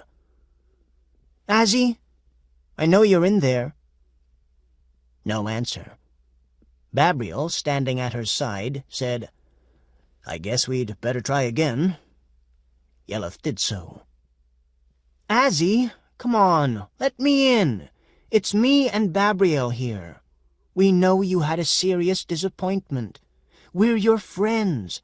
We want to be near you." There was a harsh grating sound. The steel rod that served as the door bolt was withdrawn. The beamed wooden door of the alchemical lab opened a few inches. Fricka's long-nosed face appeared. "Is the master here, Fricka?" Yeleth asked. "Oh, yes, miss. He's inside, but I wouldn't go near him right now. He's in a rather foul mood. It's not impossible he would do somebody a mischief at this time." "Nonsense," Babriel said. "Let me speak with him." He pushed his way in through the door. Azzie was seated on a little throne he had set up in one corner of the laboratory. He lounged there in his purple cloak, with an orange tam-o'-shanter pulled over one eye. He looked like hell. His eyes were bloodshot. Tankards and bottles of ichor were strewn around the floor. There were other bottles on nearby shelves, jocund in their fullness, within easy reach. "Come now, Azzie," Gabriel said. "You've put up a very good contest. Remember, it's not winning or losing that counts. It's how you play the game." "You've got that entirely wrong," Azzie said. "What counts is winning. How you play the game counts for nothing." Gabriel shrugged. "Well, different rules, different divine imperatives, I suppose. But you really should stop drinking now, old man. Here, let me help you up." He extended an arm to Azzie. Azzie gripped it with one hand and tried to claw it with the other. Gabriel deftly fended him off and helped him to his feet. "After all, old man," Gabriel said, "what does it matter who wins, really?" Azzie stared at him. "Am I hearing you correctly?" "Well, yes, of course. I mean, as creatures of light and darkness, we must take the long view. We all serve life and death, intelligence, and all the other supernal forces." "I shouldn't have lost," Azzie said. "It's because I got no cooperation from the powers of darkness. You yourself, Gabriel, my opponent, were more help than people on my own side. That's the trouble with evil. It's not cooperative, not even with itself." "Don't take it so hard," Gabriel said. "Come with us, Azzie. We'll all go to the awards dinner and have a few laughs." "Oh, yeah, sure," Azzie said. "The damned awards dinner. All right, I'll be there in a bit. You go on ahead, though. I've got a few little things I have to do first. How's the Gothic whatchamacallit coming?" "They're just finishing the bell tower," Gabriel replied. As they departed, Gabriel said to Yelleth, "You know, we really ought to do something nice for Charming, for the wonderful way he managed his part." "What a fine idea," she replied. Azzie gnashed his teeth. When they were gone, he summoned Fricka. "Did you ever hear anything like that?" he asked him. "Like what, master?" "Like those two sappy-faced so-called friends of mine. Did you hear them talking on the way out? Such nonsense! Can you imagine? They want to reward Charming for a job well done." "Yes, master," Fricka said. "Very funny. Ha, ha." "I thought so too," Azzie said. "Well, I think we will give Master Charming a little acknowledgment of the part he's played in screwing up my drama by taking from him the life that was my gift to him. I can't kill him myself, though. Not directly. There are rules. Stupid rules, but rules all the same, that prohibit a demon from savaging and killing a human being for no reason at all." "Oh, that's too bad, master," Fricka said. "Yes, I've always thought that too," Azzie said. "But I believe we can get around it." "Oh, master, how will we do that?" "Fricka," Azzie said, "how would you like to be an avenging warrior for a change, instead of a cringing servitor?" "Sounds nice," Fricka said. "How do we do that, master?" "We've got plenty of body parts left over," Azzie said, "and I'm a master at the art of human sculpture. Come with me. Lie down on yonder marble slab." "Master, I'm not sure this is such a wonderful idea." "Shut up," Azzie said. "Don't argue with me. Remember, I can replace your personality as easily as I can change your body." "Yes, master, of course." Fricka lay down on the table. Azzie found a scalpel and sharpened it on his heel. "Will it hurt?" Fricka asked. "Of course it will hurt," Azzie told him. "Anesthesia hasn't been invented yet." "What did you say hasn't been invented yet, master? Something?" "Never mind. Bite down hard on your lip. I'm going to begin cutting." Chapter 2. Prince Charming was leaning out of one of the high windows of the enchanted castle. He was in a good mood, lazy and well pleased. Love does that to a man, at least for a while, and Charming was in the first rush of it. Still, it was disconcerting to see, as he watched through the window, bits and pieces of the enchanted castle disappearing. He looked again toward the stables. Half of them had disappeared while he was looking the other way. He reminded himself that they'd have to get out of here soon. This castle wasn't going to last long, the way the power of its protective spells was running down. "Darling, come down. Our guests want to meet you." Scarlet's voice floated up the staircase to the bedroom where Prince Charming was supposed to be arranging his tunic. He liked to have his clothes look good. He knew this party was a big occasion for Scarlet, because this was the time she was bringing over Cinderella and other storybook friends. Charming wasn't completely sure how he liked having all his friends imaginary beings from folklore, but it seemed to be working out all right. He was interested in the way the enchanted castle worked. As he stood there, watching, he could see a piece of the entrance road which led under the castle wall. Suddenly, a section of the wall vanished. A stone gargoyle on one of the battlements disappeared. "Charming!" Again Scarlet's voice. "Where are you?" A slight petulance to the voice. It occurred to Charming that he didn't know his sweetheart very well. He had assumed that the eternal happiness promised to them in the fable was of the self-creating, self-adjusting kind, not meaning he had to do adjustments himself. All right. With a final glance at his appearance in a tall mirror, he departed and went down the stairs. Below him, in the great ballroom, an orchestra in black tie and white perukes was sawing away at something polyphonic. The guests stood about, under the great crystal chandeliers, sipping champagne and nibbling canapes. There was Scarlet, arm in arm with Cinderella, who had become her greatest friend. It had been Cinderella's idea to have a waking-up party for Scarlet. It would also serve as an engagement party for Scarlet and Prince Charming. Prince Charming recognized two famous Irishmen among the guests. They were Cuchulainn and Finn McCool. Looking around, he saw other heroes from France, Germany, from the Orient, Roland, Siegfried, Aladdin. They saw him, and a round of applause went up. There were exclamations of, "Well done, old man!" the words one wants most to hear after having awakened the napping princess.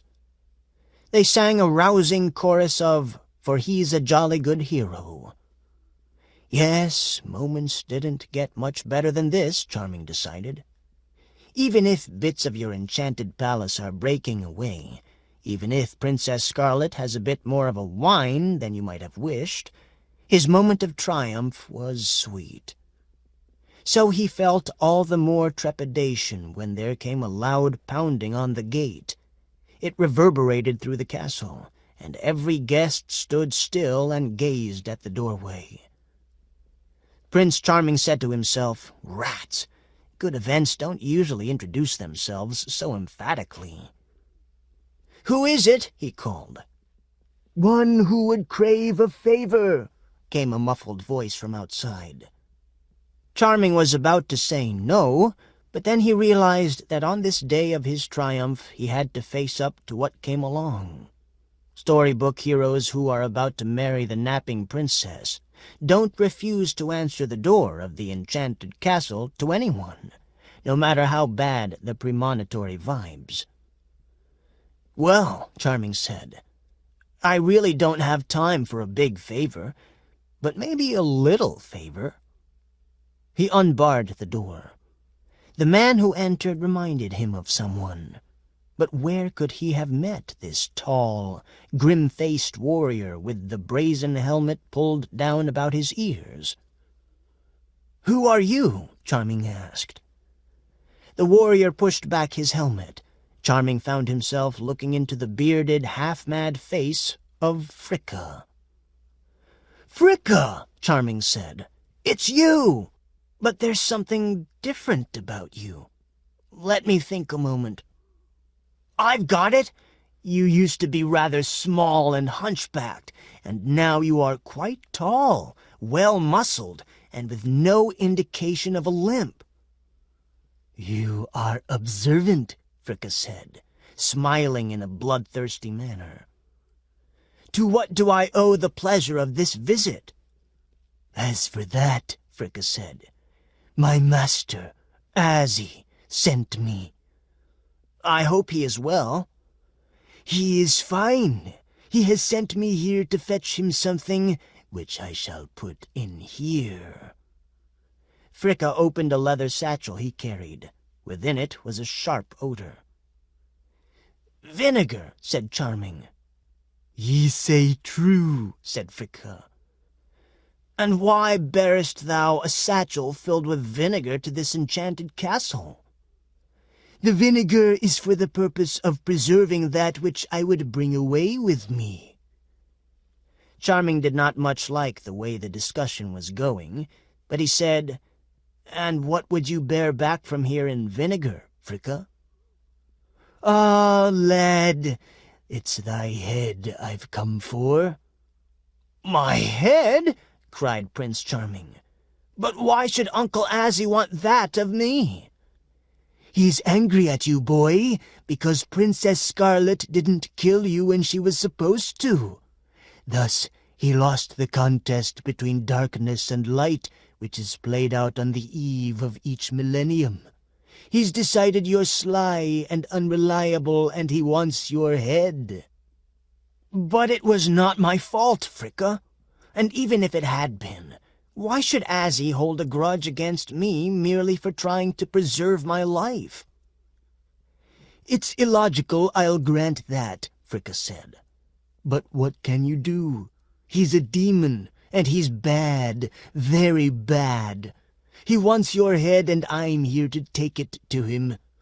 I hate to tell you this, for it is your wedding day. But I have no choice over timing. Say goodbye to your princess. It is to be hoped you have enjoyed her favors betides, because there'll be no aftertides when I've taken your head and sword." "You're really serious about this, aren't you?" Charming said. "Better believe it.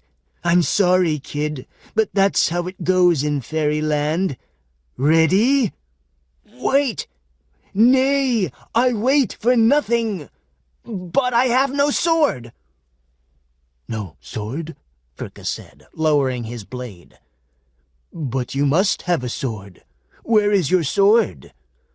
"I need to get it."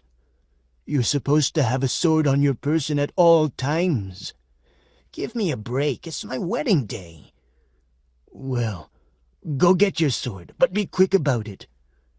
"Fricka, you were practically a father to me. How can you do this?" "Well, I'm playing a pretty traditional role," Fricka said.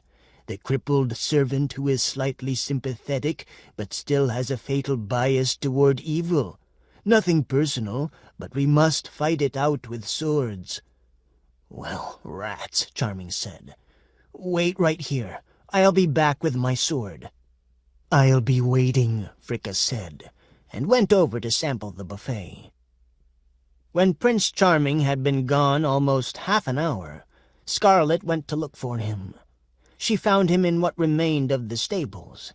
He had just finished saddling up the swiftest goat he could find. Scarlet said, "What do you think you're doing?" "I don't know how to tell you this," Charming said, "but I think I've got to get out of here." "Coward," Scarlet said. "Bitch," Charming said. "But our new life together has hardly begun." "What matter a new life if I'm too dead to enjoy it?" "Maybe you could defeat him." "I don't think so," Charming said. "Frankly, though, I'm not happy about running out like this. I sure need the advice of some wise spirit." There was a flash of light. A voice said, "I thought you'd never ask." It was Hermes Trismegistus. Chapter 3. Never had the demigod looked handsomer. His dark cloak, draped artfully over his massive white marble body, looked miraculously beautiful. Every strand of his hyacinthine hair was in place. A faint oriental tilt to his eyes gave him a look of unutterable beauty and wisdom. The blankness of his eyes, which, in the classic statuary mode, were without pupils, made him seem preternaturally wise. Even his sandals gave off an air of sapience. "Oh, Hermes," Charming said, "what Azzie is doing isn't fair, sending out Fricka to take my head, and all because I haven't fallen in with his scheme of having Princess Scarlet murder me." "It does seem unfair," Hermes said. "But whoever said demons were otherwise? Has he even the right by divine law to send his servant to take my head?" "Let me see," Hermes said. He removed from a fold of his cloak a thick scroll. He threw it into the air, and it unwound, soaring upward with paper spilling down. Hermes snapped his fingers, and a small spotted owl appeared. "Find me the relevant passage for laws regulating the actions of demons' assistants," Hermes said. "You got it," said the owl, and fluttered up into the air, darting close to the endlessly long page of the scroll. Finally it darted in on a section, pinched the parchment in its beak, and brought it back to Hermes. Hermes read the entry and shook his head sorrowfully. "As I feared. He can do anything he wants with you via a servant, since he created you. Assembled, actually, but it comes to much the same thing." "But why should that give him power of life and death over me?" "That's how it goes in the creation game, but you are not without recourse." "What can I do?" "Kill Fricka." "You think I might be able to? He looks awfully strong to me." "Yes, but you're a hero. Maybe if you had a good sword." "I had Excalibur, but we parted ways.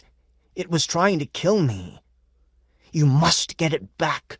It will take a magic sword to kill a supernaturally augmented demon's assistant."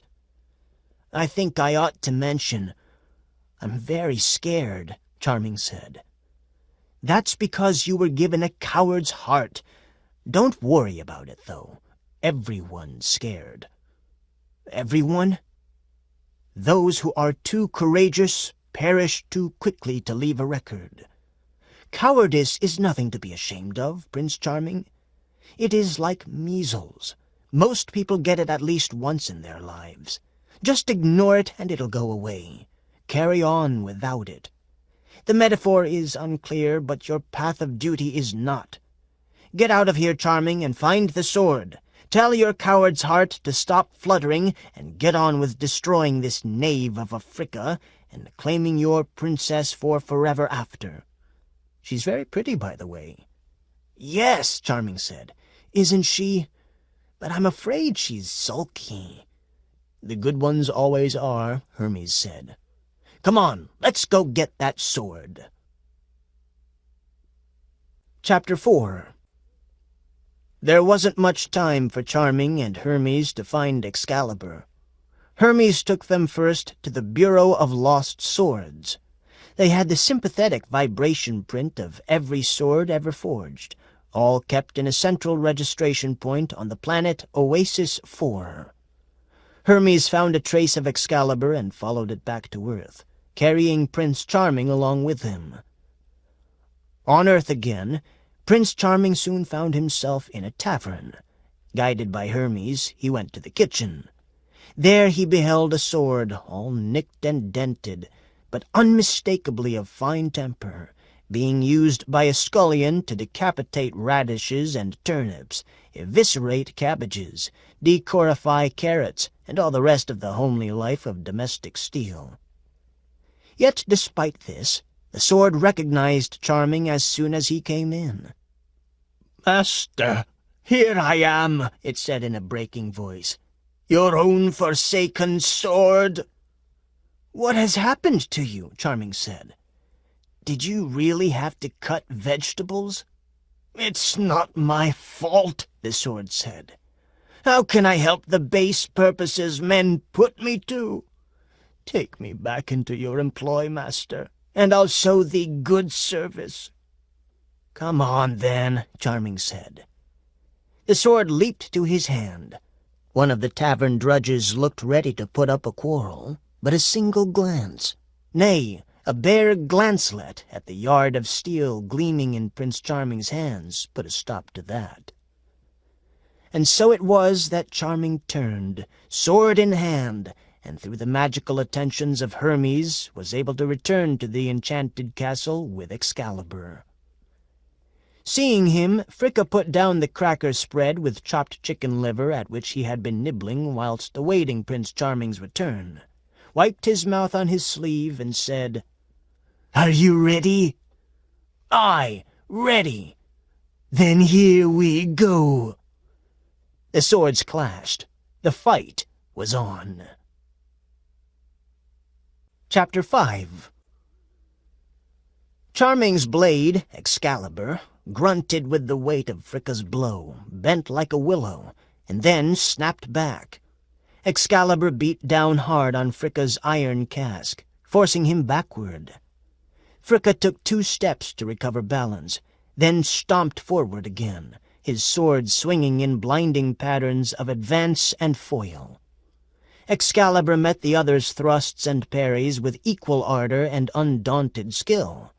The guests, who had gathered on the staircase and on the small interior balcony above to watch the fight, gasped and held their breaths. Then Fricka smiled, for he knew the fatal flaw in Excalibur. It was a demented demon sword, and upon the signal it responded to a hellish master. Fitting that description fully, Fricka waited until their swords were crossed once again. Then he cried, "Come to thy master, O mighty Excalibur! Come to me!"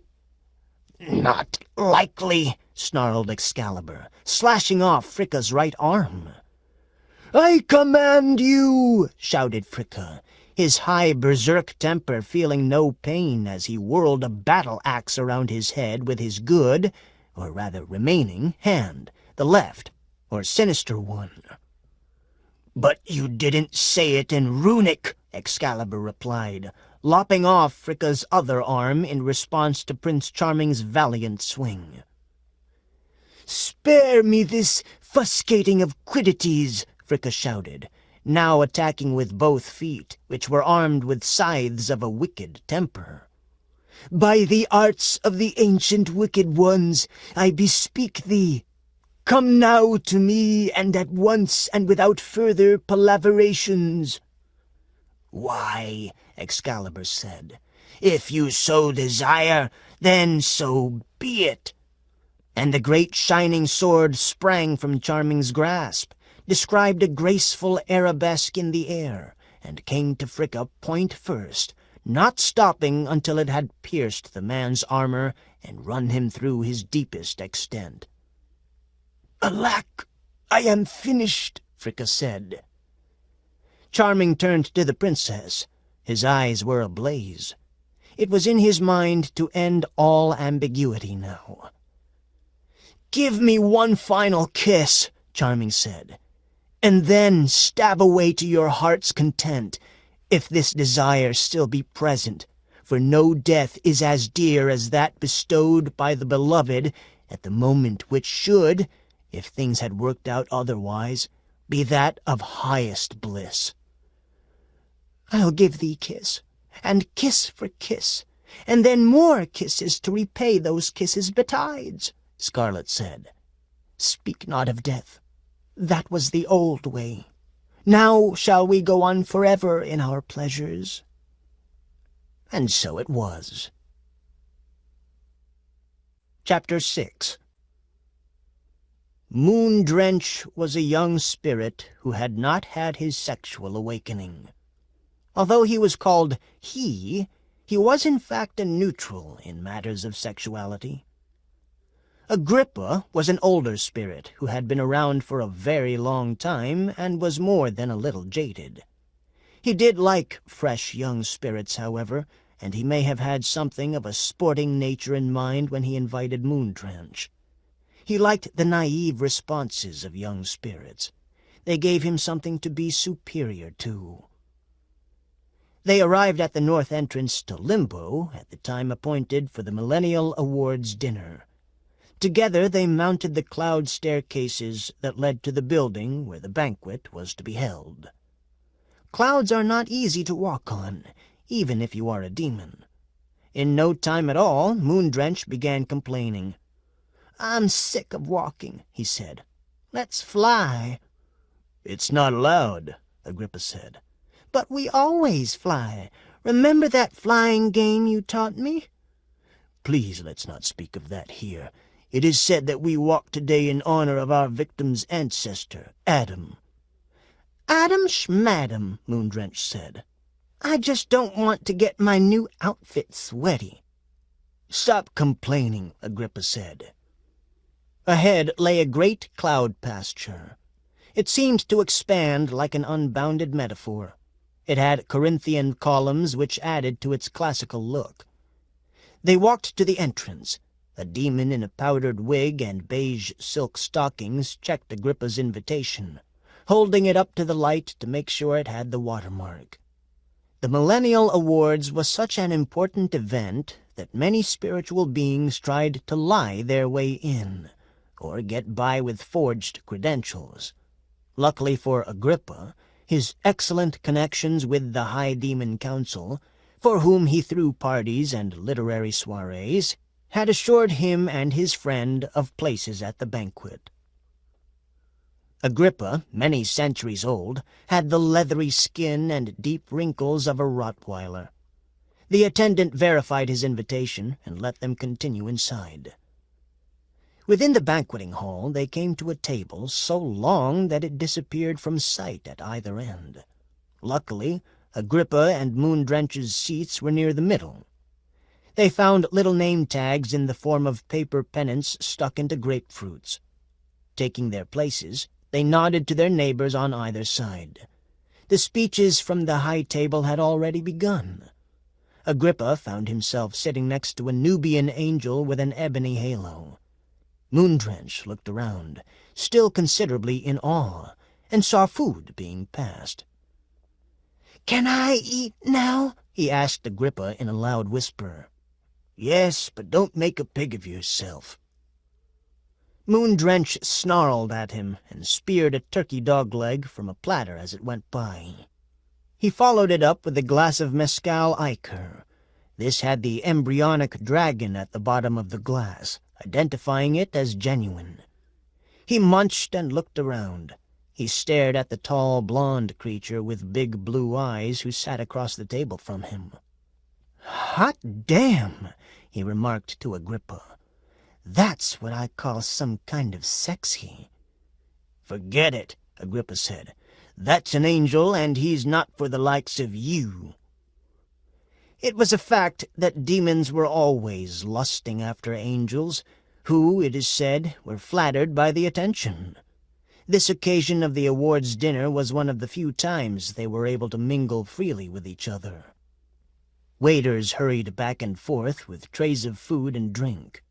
Many of them wore the ethnic masks which were so popular in celestial circles. Their masks matched the type of food they were serving. Italian angels served tiny pizzas. Vietnamese angels had egg rolls and pho soup, and Arab spirits bore silver trays with kebabs piled high on them. The food was good, of course, but Moondrench was more interested in strong drink. "Pass the ichor," he told a tall, skinny spirit diagonally across the table from him. Agrippa was getting a good start, too. Moondrench considered joining a group of devils off by themselves in a corner, where they drank ichor out of each other's shoes and giggled immoderately. At a different part of the table, a fat demon in a clown's outfit cut into a large pie, releasing 24 blackbirds, which fluttered around the heads of the guests. Having a good time? Agrippa asked Moondrench. It isn't bad, Moondrench said. But who is that over there waving his hands? That's Asmodeus, Agrippa said. He's in charge of this section of the banquet. And the dark lady beside him? That is Hecate, Queen of Night. If they look in your direction, just smile and raise your glass. They are very important. You don't have to tell me how to behave. What is Asmodeus doing? He seems to be reading something. But I didn't know that Lord Demons could read. Very funny, Agrippa said. If he hears you saying things like that, you'll see how humorous he'll feel. Agrippa peered more closely. He seems to be studying the notes for his speech. What speech? Moondrench asked. You didn't say anything about the speeches. I thought you understood what this is all about. Just some sort of big party, isn't it? Rather more than that, Agrippa said. This is the occasion when they announce the winner of the millennial contest, which determines the quality that will dominate men's lives for the next 1,000 years. Moondrench said, Is it so important, this matter of human destiny? Not to us, perhaps, Agrippa said, but to them it means quite a lot. A nameless horror stalked by, reeking of deep reptilian musk. Its companion, a model of the Pickman variety, asked, Did you hear what happened to Good's entry? The nameless horror grunted in the negative. The whole damned thing fell down, made a beautiful crash, with those stained glass windows and all. Too bad about the gargoyles, of course. How come? The nameless horror growled. Something to do with buttressing and flying. I'm not clear on the mechanics. Guess Good wasn't either. Har, har. I want some more to drink, Moondrench said. You promised me I'd have lots of fun. Here comes the waiter with the ichor, Agrippa said. Please don't act silly. I shall drink as much as I please, Moondrench said, helping himself to a flagon of ichor. And I shall probably drink a lot. Drinking to excess is never silly. There was a disturbance at the rear of the hall. A fox-faced demon had entered and was making his lurching way forward, colliding with waiters, bumping against diners, knocking dishes from tables as he passed. Murmurs rose as he went by. How rude! Isn't that? Is that? Looks like Azzie. Didn't he have an entry in the contest? Wonder what happened. Hey, Azzie, you okay? I heard he screwed up a big one. I thought he was still in the pits. Looks soused to the ear tufts. Watch it there, fella. What else can you expect from a drunken demon? What did he want with a glass mountain, anyhow? Give him hell, Azzie. Yeah, hell, brimstone and all that. Moondrench was being difficult. Agrippa no longer considered him as attractive as he had before. And now the banquet was in full swing. More food kept arriving, brought in on silver platters by demons in black tuxedos. There were some unusual dishes. Suckling chimera, for example. And there were all sorts of dishes with little handwritten signs on them telling the diner what he was getting into. A few of the dishes were even able to enunciate. "Hello," the stewed turnips said. "We're delicious." The sound of all those beings conversing was beginning to grow deafening. In order to reach anyone more than 2 or 3 seats away, you had to use the seashell telephones located beside each setting. On a sort of boardwalk which extended over the dining table, a tableau of great hits of the past was being presented, highlights of the macabre and the virtuous. As new guests arrived, each had to have his lineage and accomplishments announced by the white-furred majordomo. As he continued to push his way forward, on the crest of an advancing wave of chaos. Then Asmodeus got up. He was fat, and his white skin had a greenish cast. His lower lip protruded so far that a saucer could have balanced on it. He wore a bottle-green coat, and when he turned around, his twisted pig's tail was visible. "Hello, friends," Asmodeus said. "I think we all know why we are here, don't we?" "To get drunk," an ugly spirit off to one side said. "Well, yes, that, of course," Asmodeus said. "But we are getting drunk tonight for a purpose, and that purpose is to celebrate the eve of the millennium and to announce the winner of the contest. I know you're impatient to find out who it is, but you'll just have to wait a little longer. First, we are going to have some special appearances." Azzie moved to the front of the hall. Asmodeus began to call out names, and various spirits got up to take bows. They grinned and smirked, scraped and bowed to the enthusiastic audience. The Red Death was introduced and stood up. He was tall and wrapped from head to foot in a blood-red cloak. Over his shoulder he carried a scythe. "Who's that couple over there?" Moondrench asked. "The big blonde angel and the dark little witch." "The angel is named Babriel," Agrippa told him. "The witch is Yeleth, a good friend of Azzie's, one of our more interesting and active demons. I believe he just went by." "I've heard of him," Moondrench said. "He was doing something special for this year's festivities, wasn't he?" "So it's been said. There he is now, down front. Looks like he got a head start on the rest of us. I wonder what he's up to." Azzie climbed onto a table, to the consternation of the diners who surrounded it. He swayed, he breathed smoke and struck sparks as he moved. He made as if to say something several times, but failed.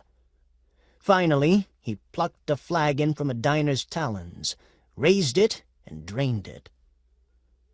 "Fools! Pigs! Bastards!" he roared then. "Ye less than sentient things! I address myself particularly to my so-called brothers of darkness, whose champion I have been, betrayed utterly by your indifference. We could have won it, boys and girls. We had the chance. My conception was glorious, unprecedented, and it could have worked." He paused and coughed. Someone passed him another flagon, and he sipped from it. The hall had grown quiet now. "But did I get any cooperation?" he went on. "Not a bit. The fools in supply acted as if I were doing this for my own personal aggrandizement, rather than the greater glory of us all. Why, damn it, I got more help from that fool Babriel, the stupid-faced observer from the powers of light, than I got from any of you. And you call yourselves evil. You are living proof, all of you, of the banality of bad. And now you sit here and celebrate and await the announcement. I tell you, friends, evil has grown boring and stupid in this day and age. We of darkness have lost the ability to steer the destinies of humanity." As he glared around him, everyone was silent, waiting for him to continue. As he strode across the table, took another swig, swayed again, regained his balance. "So I say, the hell with all of you. I am going away now to a private place to think and to rest. This entire event has been very trying. But I want to tell you all, this isn't the end of me. Not at all. I still have a few tricks, my masters. Wait now and see what I bring next for your amusement." As he threw out a double travel spell and disappeared in a clap of thunder. The assembled demons and angels glanced at each other uneasily. "What do you think he meant by that?" several were heard to mutter. They did not have to wait long to see. Before they could move, a tornado came sweeping in from outer reality. It roared, ripped, and tore at the banquet hall, and it was accompanied by a rising rush of water. The carefully noted speeches of the elder demons and angels were ripped from their hands and sent flying to the skies. There followed an infestation of frogs, thousands, millions of them, dropping from out the heavens. The walls began to sweat blood, while noxious halations suddenly became the order of the day. And through it all there was a faint demonic laughter, Azzie's laughter, as he sent peril after menace, after direness, after terror into the banquet hall. All in all, it proved a most memorable dessert. Chapter 7. Bridget was playing with her dollhouse when she heard something behind her. She turned slowly, a question already forming on her lips, a question which was lost due to the moo of surprise she gave when she saw who was standing there, tall, red-furred, with a mean smile on his face. "Why, hello, Azzie. How are you?" "I am very well, Bridget," Azzie said. "And you look well, and I can hear the sound of a pen scratching in an upstairs room, so I suppose Thomas Scrivener is living up to his name and recording something about the events that have befallen him recently." "Indeed he is," Bridget said. "But he tells me he doesn't know the ending." "It may surprise him," as he said. "Indeed, methinks it may surprise all of us." "What a sinister chuckle you have, Azzie," Bridget said. "Why have you come?" "I've brought you a present, child," Azzie said. "Ooh, let me see." "Here it is." Azzie brought out a box made of difficult-to-acquire cardboard, and, opening it, showed within the little guillotine. "How nice," Bridget said. "It looks like the perfect thing for cutting off the heads of my dollies." "And so it is," as he said. "But you really shouldn't do that, because you love your dolls, and would be sad to see them without heads." "That's true," Bridget said, and she began to snivel in anticipation of her bereavement. "But how can I play with my new guillotine if I do not cut off the heads of my dolls?" She looked around. "Maybe one of the new puppies." "No, Bridget," as he said. "I am evil, but I am not cruel to animals. There's a special hell reserved for those who are. You see, my dear, these toys must be used with care, and played with in due gravity." "It's no fun if I can't cut off anyone's head," Bridget said. So far his plan, which was of that brand of evil termed nasty, was proceeding perfectly. "Stop sniveling," as he said. "I am going to bring you something special." "What is it?" "Something whose head can be cut off." "Oh, Uncle Azzie!" She ran to him and embraced him.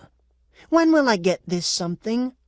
"Soon, my dear, very soon. Be a good girl and play now. Uncle Azzie will return presently with your new gift." Compline. The Nameless Horror. Chapter 1. Prince Charming and Princess Scarlet set up housekeeping in a modest castle Cinderella had recommended, in a region of great natural beauty on the Rhine. Briar roses grew round about it.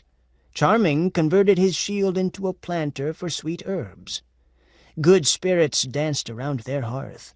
Sexy spirits inhabited their bedroom. "Charming, would you come here a moment?" Scarlet called. He looked up from the garden, where he was working away among the organically grown vegetables. "Where are you, love?" "In the bedroom." "I'm on my way." High in the room's northwestern corner, as he held her, kissed her, and caressed her, An eye opened and regarded them. As they fell upon the big feather bed, watched over by indulgent spirits of the good who celebrated their part in the glorious millennium, the eye regarded them for a moment. As he unlaced her blouse and drew it up over her head, the eye winked out. Chapter 2. Back in his mansion in Augsburg, Azzie turned off his all-seeing eye, one of the last items he'd picked up from supply. Suddenly there was a sound from outside. Looking out of the window, he saw a nameless horror picking its way up the path. It was vaguely man-shaped, it had one talon in a sling, and it wore an eye patch. "Hail, Azzie," the nameless horror said. "Hail yourself, nameless horror," Azzie said. "You have about 5 seconds to tell me why you have invaded my awesome solitude before I boot your shapeless ass out of here." The apparition's eye sockets glowed. Its mouth curled into an approximation of a smile. "Ah, my lord Azzie, you talk exactly as I thought you would. I've been so longing to meet you." "What the hell is this all about?" Azzie asked. "I'm your greatest admirer," the horror said. "I hope to do great things in the world. At present, I am only an apprentice demon, and am serving my time doing nameless horror work. But I know that will come to an end, and I will be awarded full demon status.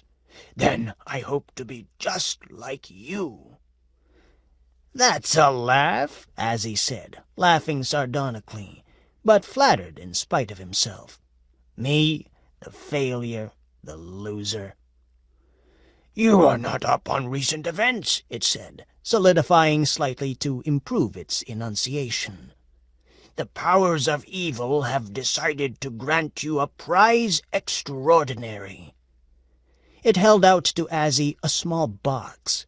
Azzie opened it and found within a small statuette of a stylized demon, done in nasty orange, all except for the eyes, which were colored green. "What's this piece of rubbish?" Azzie asked. "It's a special award for Best Evil Deed of the Millennium." "But what's it for?" The nameless horror took out a scroll from somewhere within its shapeless clothing. It read, "This is in acknowledgment of a masterful performance at the Millennial Awards dinner, when the said Azzie Elbub did disrupt and confound the proceedings with various hateful visitations, thus proving that, even in defeat for the main prize, videlicet, direction of man's destiny for 1,000 years, the said Azzie Elbub has shown the effrontery and sang-froid that marks the true worker in the vineyards of evil." Azzie accepted the award and turned it this way and that. It was really very nice. It was not the main prize, which the powers of good had won by default, despite the cathedral fiasco, as a continuation of a previous victory. It would look very nice on his mantle. "Well, thank you, young demon," Azzie said.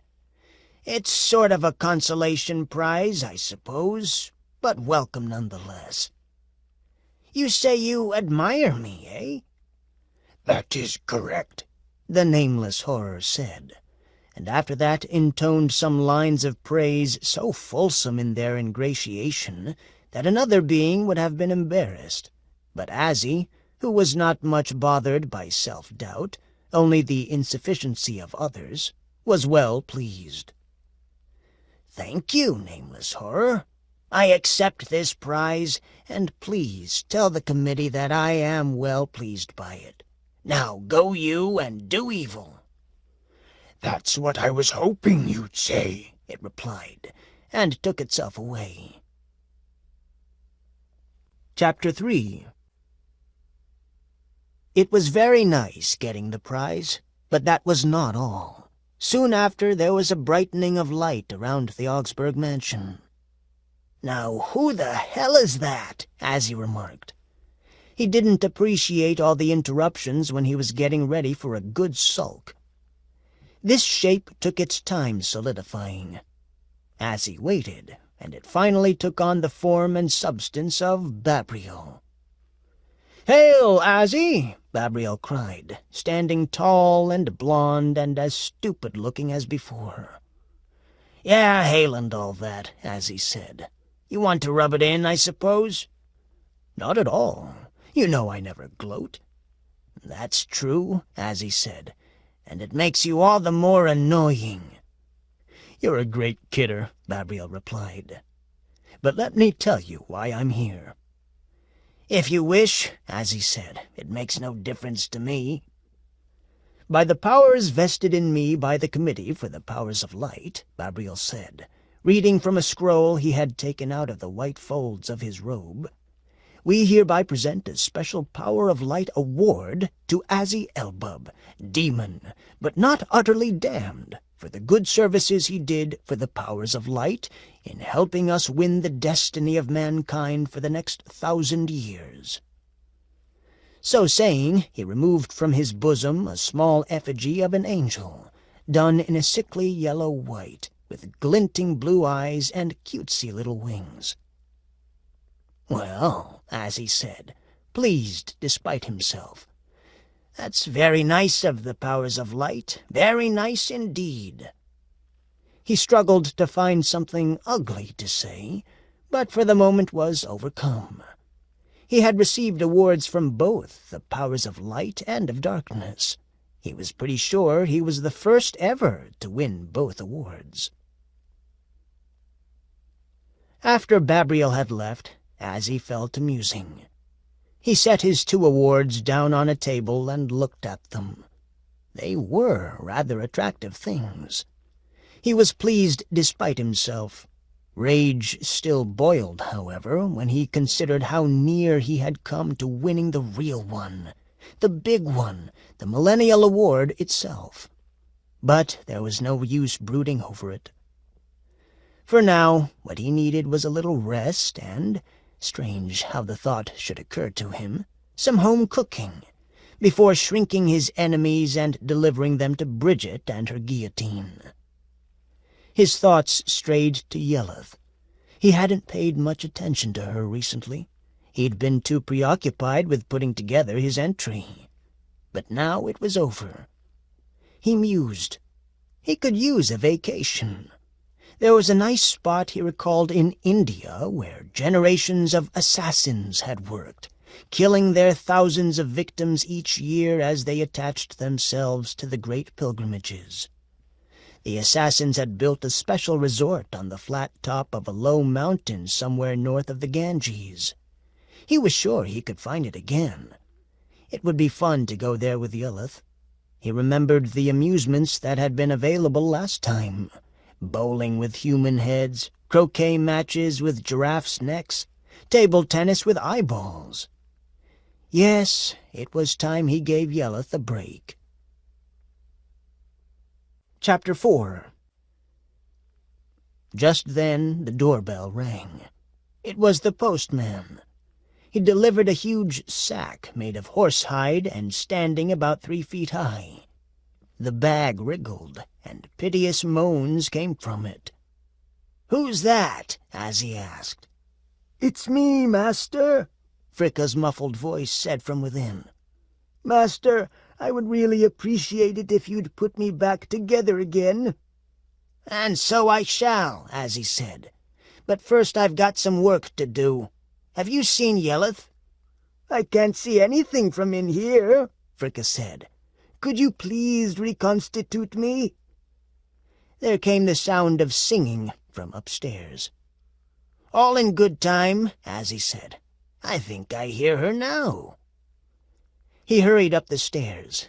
Yes, she sang a witching melody, old when the pyramids were mere foundations. "Yelleth, are you there?" "Down the hall," Yelleth called back. He hurried to the spare bedroom from which her voice had come and entered the room. She was packing a small suitcase. She looked radiant. Something about her seemed different, though. Was it her complexion? Yes, it had definitely changed for the paler. And her eyes, night black and deliciously sinister, seemed to have become cornflower blue. "Yelith, what has come over you?" he cried. "Has an infestation of good gotten to you? I know several charms and simples that could cure it." "There's nothing wrong with me, Azzie," Yelith said. "What you see are the visible effects of happiness."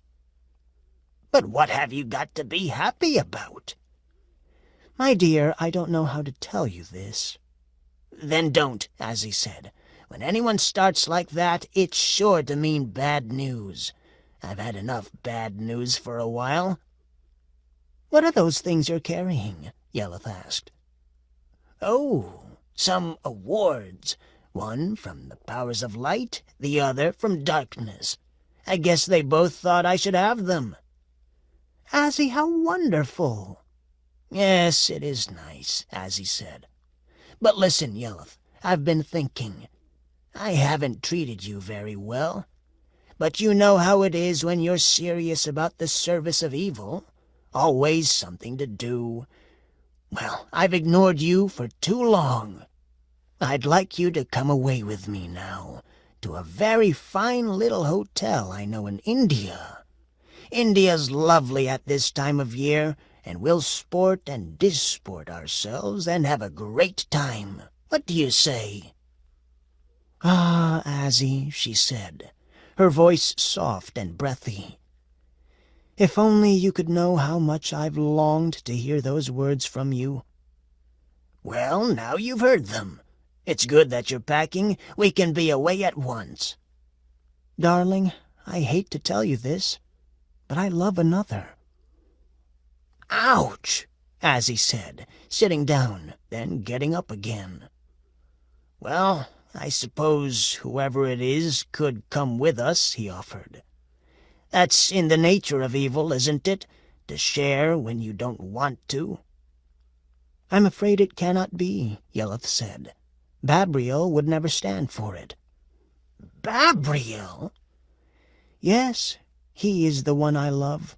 He has asked me away from here to a beautiful little place he knows where there are green pastures and lambs frolic and the flowers of springtime shine everywhere." "Sounds sickening," Azzie said. "What are you thinking of, Yelith? It is not in the nature of evil to have a taste for lambs, except in the form of chops done with a bit of rosemary and mint jelly." "Same old Azzie," she said, smiling. "You don't understand. I've converted. I've decided to be good." "No, not you, Yelith. You need an exorcism immediately." "It's not like that at all," she replied. "I've fallen in love with Babriel. I will go with him, and I will be a person he can love and respect." Azzie mastered himself for the moment. "Are you sure you want to do this?" he asked. "Absolutely. Look!" She turned. Azzie could see the rudimentary wings sprouting from her back. They were whiter than mourning doves, whiter than foam from untrammeled seas. They were tiny now, but they would grow. She had become a creature of light. "That's disgusting," Azzie said. "You'll regret this, I promise you." He left the door standing open as he stalked away. Chapter 5. Prince Charming and Princess Scarlet, and their happiness. Azzie was fascinated in spite of himself. He returned to the magic mirror in his workroom. It was large and had a faintly bluish cast. He staggered up to it, a bottle of ichor clutched in one hand, and stood before it. He stared into the mirror and said, "Show them to me." "Show who?" the mirror said. "You know damned well who," Azzie said. "Just one moment while I make the connection," the mirror replied. Azzie waited, fuming. Beside him, in the leather bag, the various parts of Fricka squirmed. Azzie ignored them. Caught up as he was in a demonic obsession, infused with unholy dynamism, he watched the mirror turn cloudy, then slowly grow clear. The images of Prince Charming and Princess Scarlet appeared. How pretty they were! In their silken clothing they seemed a symbol of all that was good with the world. Azzie could hear them, in their soft, well-modulated voices, making small talk with each other. "Is my wuzzy baby?" This from Scarlet. "I am yours forever," Charming said. "I know it is usual in these matters not to look into the denouement. I know that the sour scansions of a later age will say that I bullied you, or that you nagged me. But what care we for such cynical glosses?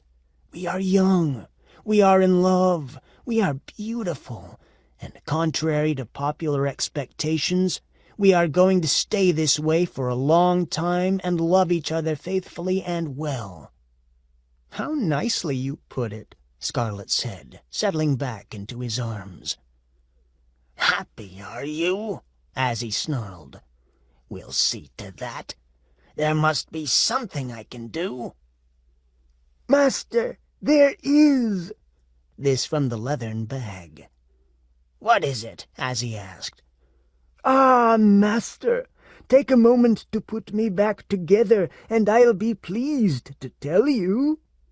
"This had better be good," Azzie muttered. "Better than the quickness of falling steel." He opened the bag and spread out Fricka's parts. Working swiftly, he joined them together, getting the arms a little wrong in his drunken haste, but doing a creditable job all in all. "Thank you, master," Fricka said. "Now, speak." "Oh, master, you can still take your revenge on these despicably pretty and lucky young people. The unlimited credit card, master. You still have it." "Oh, good thinking, Fricka. I'll soon put paid to their merrymaking." He removed the card from his waistcoat pocket and tapped it twice on a convenient, nasty surface. There was a very brief hiatus, and then the supply clerk appeared before him. "Yeah, what do you want?" "I need a special wish," Azzie said. He smiled meanly, an expression he had often practiced but had never really used before, saving it for a moment like this. The hell with the rules. "What would you like?" "First, a nice catastrophe. I want to collapse the castle of Prince Charming and his consort, Princess Scarlet, around their ears. Then I'll need a special hell to put them in for a few 1,000 years, to prove to them that it doesn't pay to flaunt your happiness in front of a demon." "What sort of a catastrophe?" the clerk asked, reaching for his pencil and order form. "Let's make it an earthquake." "One earthquake coming up," the supply clerk said. "And after that I'll show you our collection of special hells." The clerk opened the big ledger. Suddenly he looked up. A great bell had begun tolling. Azzie could hear it too. In fact, in the village near Azzie's chateau, bells were tolling too. "What is it?" he asked. "It isn't Sunday, is it?" Fricka had rushed to the window. "Nay, master, it is the beginning of the millennial celebrations. People are dancing in the street. Oh, master, what spectacles of untoward joy open before my eyes." "To hell with that," Azzie said. To the clerk, "What are you waiting for? I want an earthquake." The clerk smiled meanly and closed his ledger book with a snap. "Sorry, your order is cancelled." "What are you talking about? I'll have your guts for a necklace unless you do as I say." "No, you won't," the supply clerk responded. "It is the stroke of high noon. The millennial contest is over. The great powers of darkness have cancelled your unlimited credit card." "No, they can't. Not yet. I must do this final thing. He held up his card, waving it frantically. The supply clerk smiled with sour satisfaction and made a gesture. The card melted in Azzie's hand. Azzie let out a scream of baffled rage and tangled madness. Fricka lurched away and crouched within an elaborately carved armoire. Azzie stamped his foot. The floor opened beneath him. He sank through it, down, down, down, to a remote, dark, cool underground tunnel where he might wander for a while and regain his composure. Fricka rushed to the hole and peered in. He could see Azzie sinking ever downward, still fuming. And outside, from village to village all across the land, the bells of the millennium went on ringing. End of Bring Me the Head of Prince Charming by Roger Zelazny and Robert Sheckley. ROGERZELAZNY and ROBERTSHECKLEY.